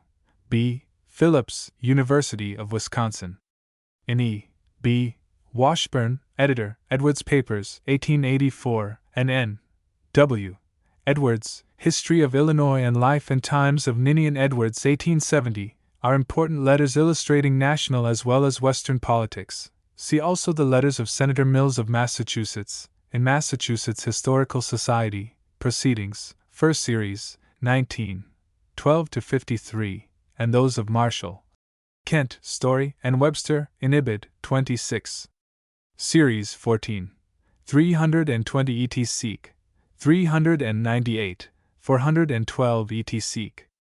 A collection of Macon's letters in this decade is in North Carolina University, James Sprunt Historical Monographs, No. 2. Literary men and journalists are described by Herbert B. Adams, Life and Writings of Jared Sparks, 2 volumes, 1893. John Binns, Recollections of His Life, written by himself, 1854. Amos Kendall, Autobiography, edited by W. Stickney, 1872, valuable for Dartmouth College life and for Kentucky in this period. Thurlow-Weed, Autobiography, 1883. Useful also for Western New York. E. S. Thomas, Reminiscences of the Last 65 Years, 2 volumes, 1840, editor in Charleston, South Carolina, and in Cincinnati. William Winston Seaton of the National Intelligencer, A Biographical Sketch, 1871, contains useful letters by various persons from Washington, the John P. Branch Historical Papers of Randolph, Macon College, Numbers 2 and 3, 1902-1903, contains some letters and a biography of Thomas Ritchie, editor of the Richmond Inquirer. Autobiographies. In the group of autobiographies, reminiscences, etc., Thomas H. Benton, 30 Years' View, or A History of the Working of the American Government, 1820 to 1850, 2 volumes, 1854, is the most important. As a member of the Senate, Benton was active and influential, and despite his positive character, he aims at fairness. Nathan Sargent, Public Men and Events, 1817 to 1853, 2 volumes, 1875, is made up of chatty sketches, with an anti-Jackson bias. Josiah Quincy, Figures of the Past, 1901, Penn. Pictures of Men of the Period. B. F. Perry, Reminiscences of Public Men, 2 series, 1st, 1883, 2d, 1889, Anecdotal Views of South Carolinians, S. G. Goodrich, Recollections of a Lifetime, or Men and Things I Have Seen, 2 volumes, 1886. Manuscript collections. Manuscript collections are located in the reports of the Historical Manuscripts Commission, published by the American Historical Association in its annual reports, and in Justin Windsor, Narrative and Critical History of America, 8. 1889, the Library of Congress contains important manuscripts of Madison, calendared in Bureau of Rolls and Library, Department of State, Bulletin, 4. Of Jefferson, Ibid 6.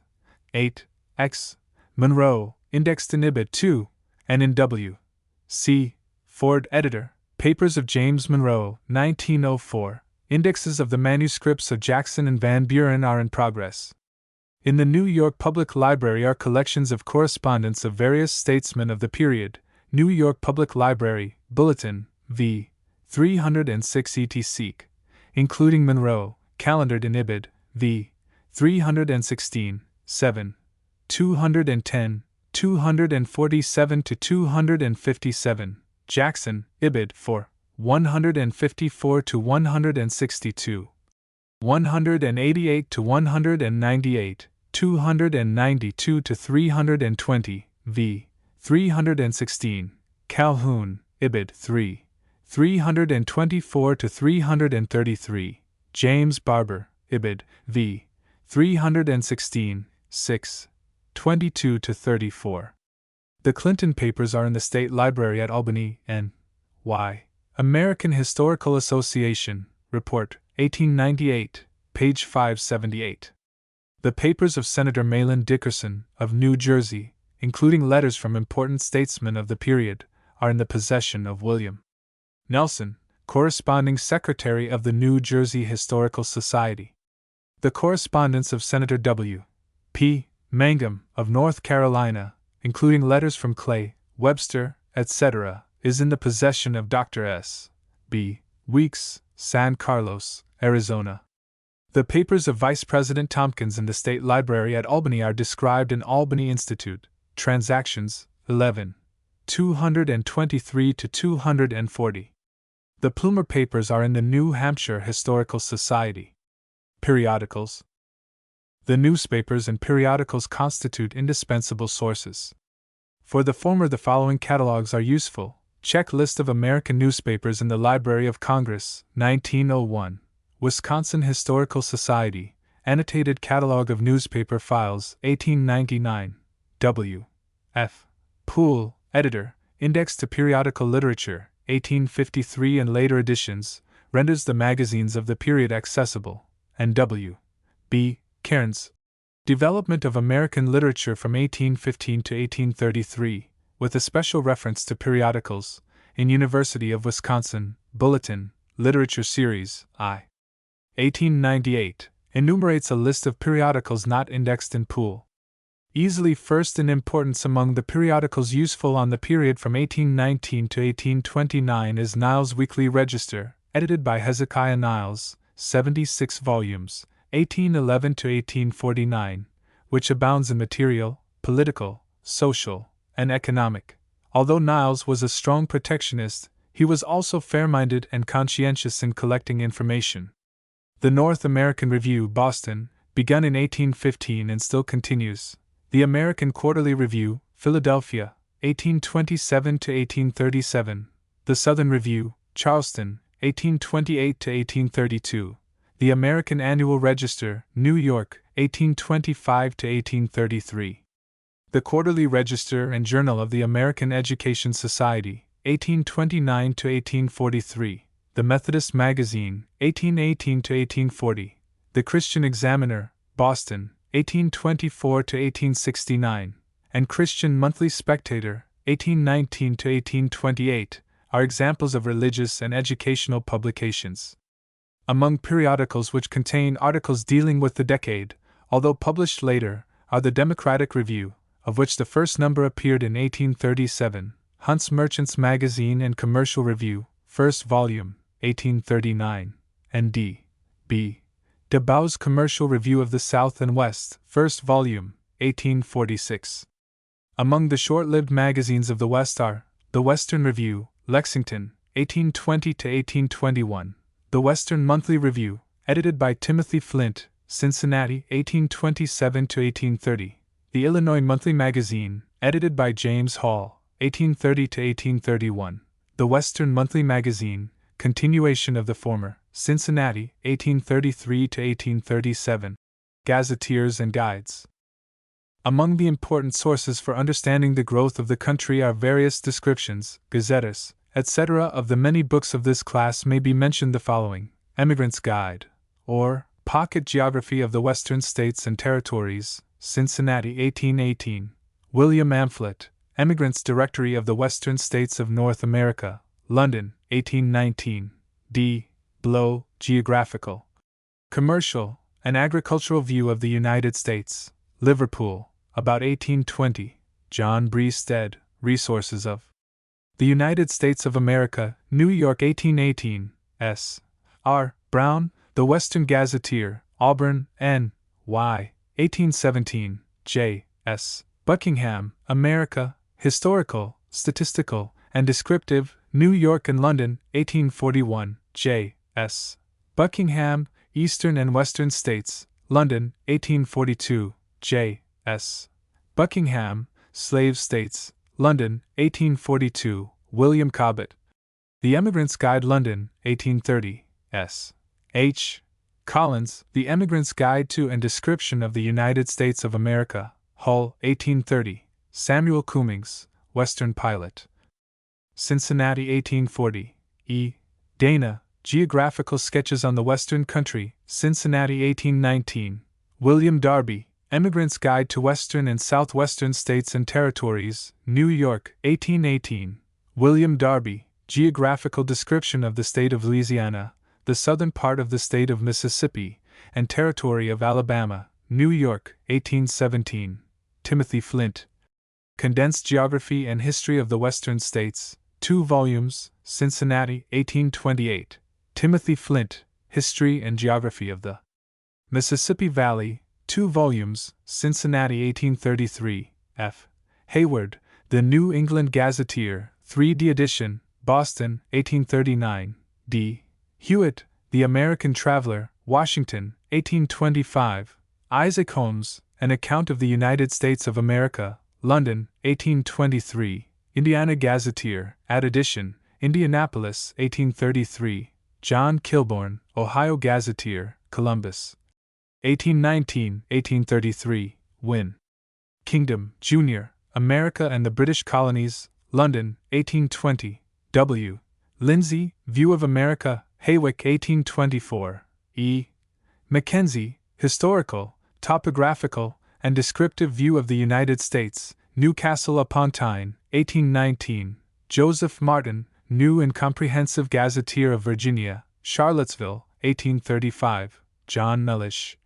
A Geographical Description of the United States, Philadelphia, 1816, 1822, 1826, John Mellish, Information and Advice to Emigrants to the United States, Philadelphia, 1819, John Mellish, The Traveler's Directory Through the United States, Philadelphia, 1815, 1819, 1822, New York 1825, Robert Mills, Statistics of South Carolina, Charleston, 1826, J. M. Peck, A Guide for Emigrants, Boston, 1831, 1837, J. M. Peck, New Guide to the West, Cincinnati, 1848, J. M. Peck, Gazetteer of Illinois.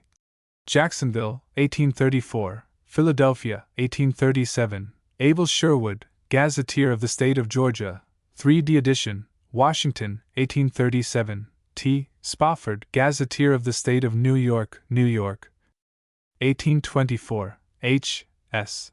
Tanner, Publisher, View of the Valley of the Mississippi, Philadelphia, 1834, H. S. Tanner, Publisher, Geographical, Historical, and Statistical View of the Central or Middle United States, Philadelphia, 1841, D. B. Warden, Statistical, Political, and Historical Account of the United States of North America, 3 volumes, Edinburgh, 1819. Travels. The life of this period is illustrated by the reports of travelers. But the reader must remember that the traveler carries his prejudices, is prone to find in striking exceptions the characteristics of a region, and is exposed to misinformation by the natives. Many of these travelers are, nevertheless, keen observers, well worth attention, and when checked by comparison with others, they are a useful source. A full list of the travels bearing on the West and South from 1819 to 1829 would take more space than can be allotted here. Bibliographies of travels in the United States may be found in Justin Windsor, Narrative and Critical History of America, 1884 to 1889, 8, 493, Channing and Hart, Guide to American History, 1896, page 24, W. B.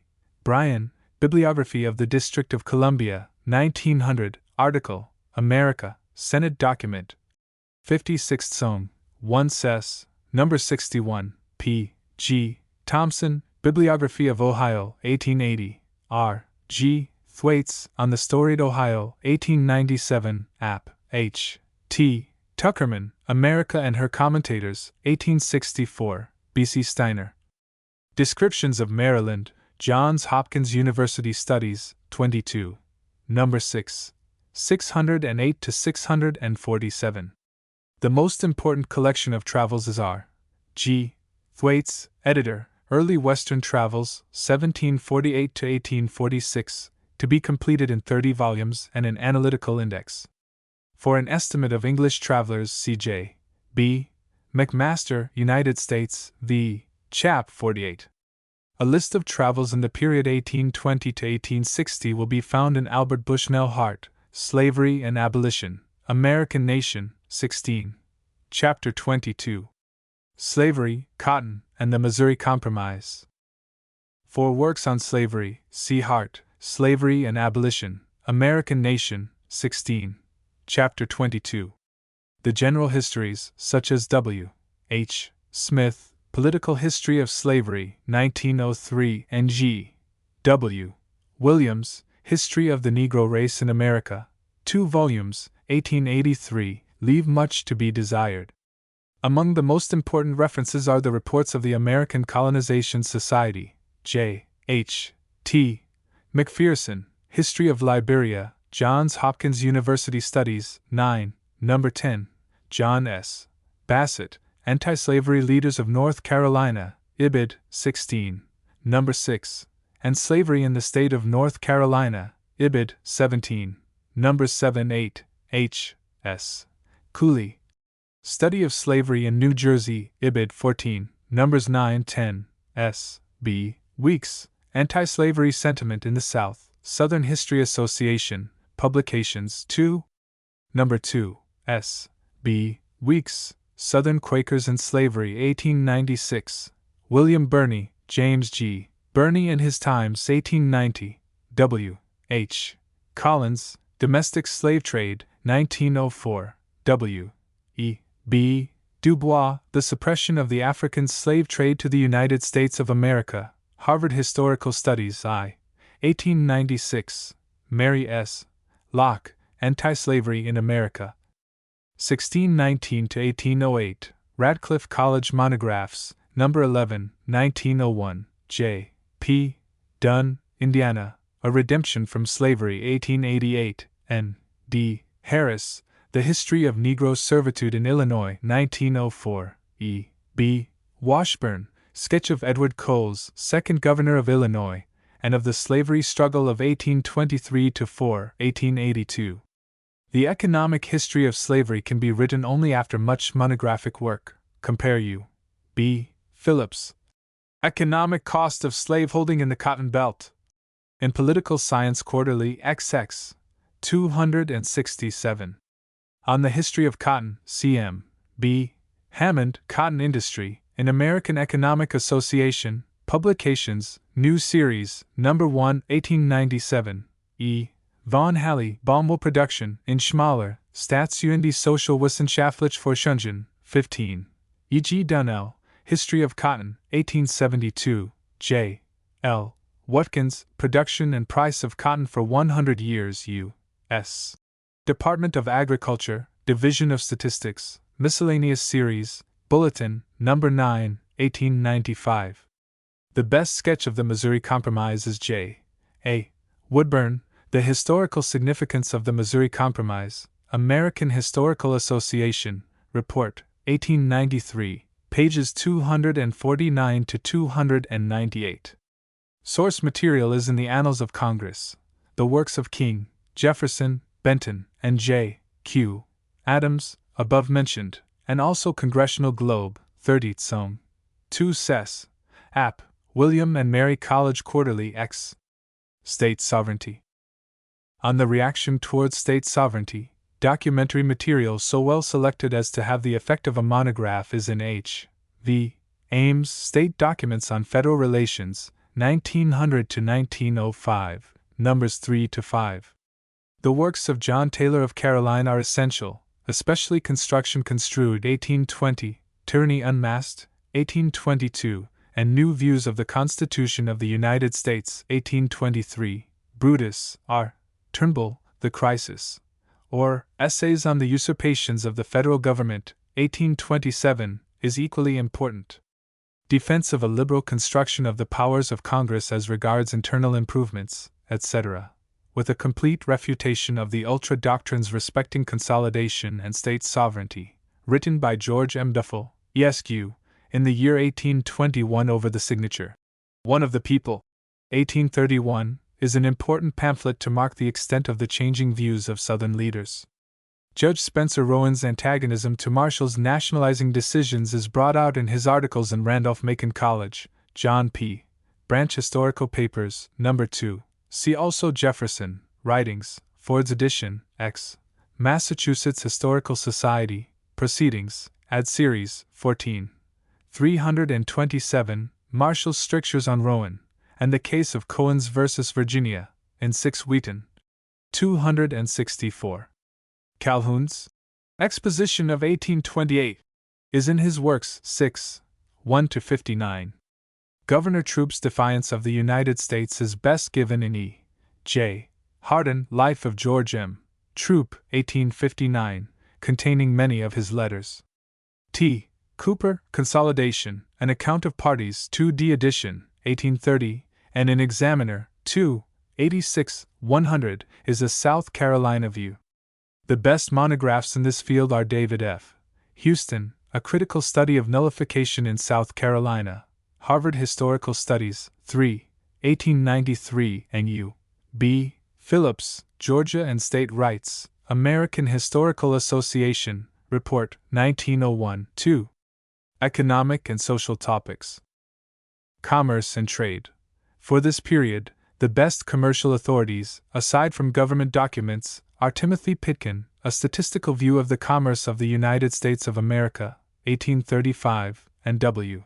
P. Stearns, Foreign Trade of the United States, 1820–1840, in Journal of Political Economy, 8, 34, 452. See also Hazard's United States Commercial and Statistical Register, 6 volumes, 1840–1842, Register of Pennsylvania, 16 volumes, 1828–1835, J. R. M. Culloch, A Dictionary, Practical, Theoretical, and Historical, of Commerce and Commercial Navigation, edited by Henry Vethake. 2 volumes, 1852, John McGregor. Commercial Statistics of America, a digest of her productive resources, commercial legislation, customs, tariffs, shipping, imports and exports, moneys, weights, and measures, London, no date. On Internal Trade, C.W. F. Switzler. Report on Internal Commerce of the United States, Treasury Department, Bureau of Statistics, submitted January 30, 1888, pt. 2. Document No. 1039b. Timothy Flint, History and Geography of the Mississippi Valley, and H. S. Tanner, Publisher, View of the Valley of the Mississippi, both cited above. Navigation and Shipping. See the above and the following. W. H. Bates, American Navigation, The Political History of its Rise and Ruin, and the Proper Means for its Encouragement, 1902. W. L. Marvin, The American Merchant Marine, Its History and Romance from 1620 to 1902, 1902. D. A. Wells, Our Merchant Marine, How It Rose, Increased, Became Great, Declined, and Decayed, 1882. In these works there is a tendency to controversy. Finance. The best manual on the financial history of the period is Davis R. Dewey, Financial History of the United States, 1903, clear and judicious, with full bibliography. The best accounts of banking are R. C. H. Catterall, The Second Bank of the United States, University of Chicago, Decennial Publications 2D Series 2, 1903, W. G. Sumner, A History of Banking in the United States, in A History of Banking in All the Leading Nations, I. 1896. Manufactures. On the Development of Manufactures, C.C. D. Wright, Industrial Evolution of the United States, 1905. William Bagnall, Textile Industries of the United States, 1893. J. L. Bishop, A History of American Manufactures from 1608 to 1860, 3D edition, 3 volumes, 1868. S. N. D. North.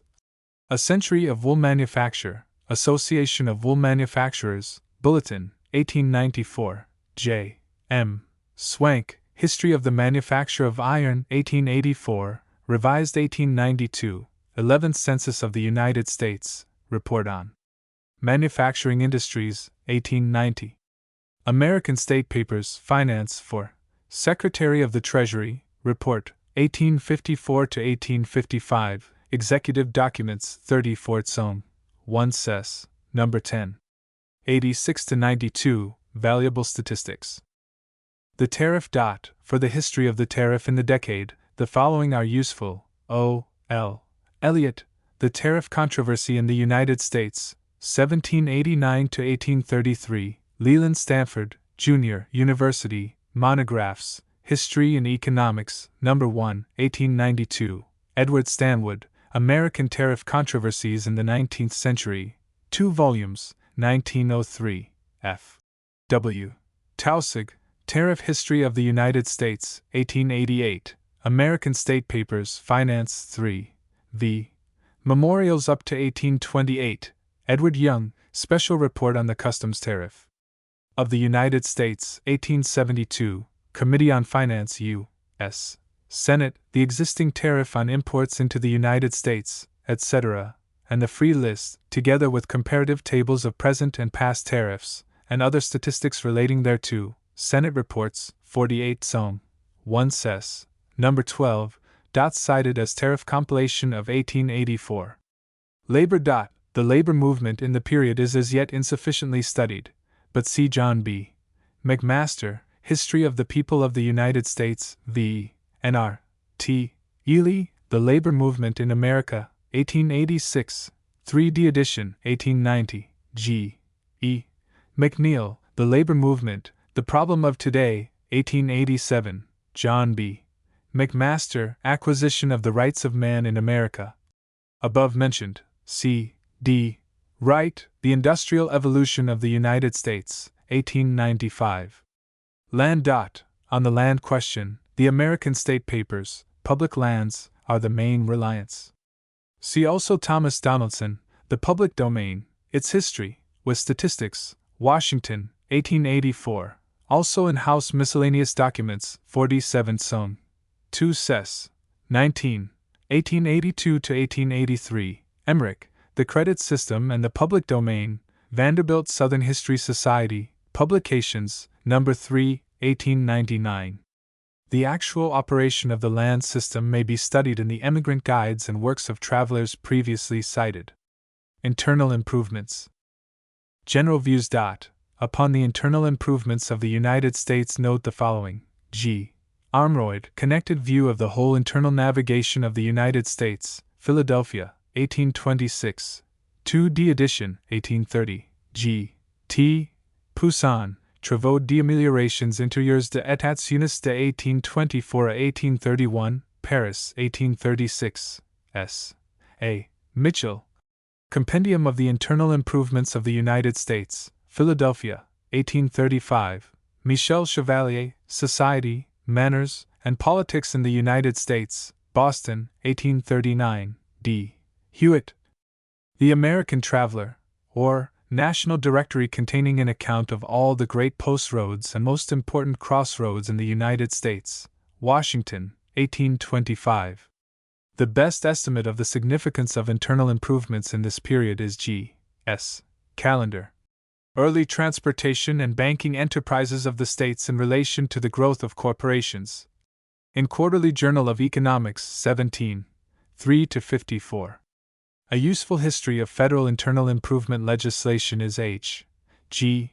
Wheeler, History of Congress, 1848, 2, 109–513. J. L. Ringwalt, Development of Transportation Systems in the United States, 1888, a summary but valuable account. H. V. Poor, Sketch of the Rise and Progress of Internal Improvements, in his Manual of the Railroads of the United States for 1881. Official publications. Especially significant are Niles Register, 36. 168, a statement of the amount of money expended in each state and territory upon works of internal improvement to October 1, 1828. J. C. Calhoun's Report on Carrying Out the General Survey Act of 1824, in his works, v. 137–147, The Historical Survey of the Canals of the United States, Census of the United States, 1884. In the American State Papers, Post Office, 120, is the report of the Postmaster General, January, 1825, giving post routes, frequency of mails, and cost of transportation. C. For statistical data on internal improvements, river and harbor legislation from 1790 to 1887, Senate Miscellaneous Documents, 49 Song. 2 Sess. No. 91, and Secretary of the Interior, statement showing land grants made by Congress to aid in the construction of railroads, wagon roads, canals, and internal improvements. From Records of the General Land Office, 1888. Constitutional Aspects. For this side of the question, see Joseph Story, Commentaries on the Constitution of the United States. 2 volumes, 5th edition, 1891. James Monroe. View of the Conduct of the Executive in Foreign Affairs of United States, in his writings 6. 216–284, and in J. D. Richardson, Messages and Public Papers of the Presidents 2, 144–183, 1899, E. C. Nelson. Presidential Influence on the Policy of Internal Improvements. In Iowa Journal of History and Politics, 4. 3–69. Special monographs. Among the more useful are Mills, Treatise on Inland Navigation, 1820, G. W. Ward, The Early Development of the Chesapeake and Ohio Canal Project, Johns Hopkins University Studies, 17. 431, 1899, C. C. Weaver, History of Internal Improvements in North Carolina previous to 1860, Ibid, 21. 1903, E. J. Benton, The Wabash Trade Route, in the Development of the Old Northwest, Ibid, 21. 1903, J. S. Young, Political and Constitutional Study of the Cumberland Road. University of Chicago Press, 1904, is badly arranged, but useful. T. B. Seawright, Old Pike, Uniontown, Pennsylvania, 1894, entertaining. T. K. Worthington, Historical Sketch of Finances of Pennsylvania, in American Economic Association, Publications 2, 126, gives a good sketch of the internal improvements of that state. C. McCarthy. Anti-Masonic Party, in American Historical Association, Report, 1902, Chaps 8. X. Shows the political influence of canal schemes in Pennsylvania. For Ohio Internal Improvements, C.C. N. Morris, Internal Improvements in Ohio, in American Historical Association, Papers 3, 107, 1889, G. W. Dial, in Ohio Archaeological and Historical Society, Publications 13, 479, C. P. McClelland and C. C. Huntington, History of the Ohio Canals, A. B. Holbert. Historic Highways of America, 16 volumes, 1902 to 1905, including 9, Waterways of Westward Expansion, X. The Ohio River and its Tributaries, 11, The Cumberland Road, 12, Pioneer Roads and Experiences of Travelers, 13, 14, Great American Canals, Chesapeake and Ohio, Pennsylvania, and Erie useful, but not well digested. The best sources for the Erie Canal are laws of the state of New York, in relation to the Erie and Champlain Canals, together with the annual reports of the Canal Commissioners, Albany, 1825, and the succeeding reports of the Canal Commissioners, View of the Grand Canal, pamphlet, Albany, 1825, and the biographies of Clinton by Hossack and Renwick above mentioned. Foreign Relations. On foreign relations, especially the Monroe Doctrine, C.C. Saint-Yobos, Political History of Europe since 1814, 1899, 762, for Bibliography of the Holy Alliance. The following serve to elucidate British policy. H. W. V. Temperley, Life of Canning, 1905. A. G. Stapleton, Political Life of the Right Honorable George Canning, 3 volumes, 1831. E.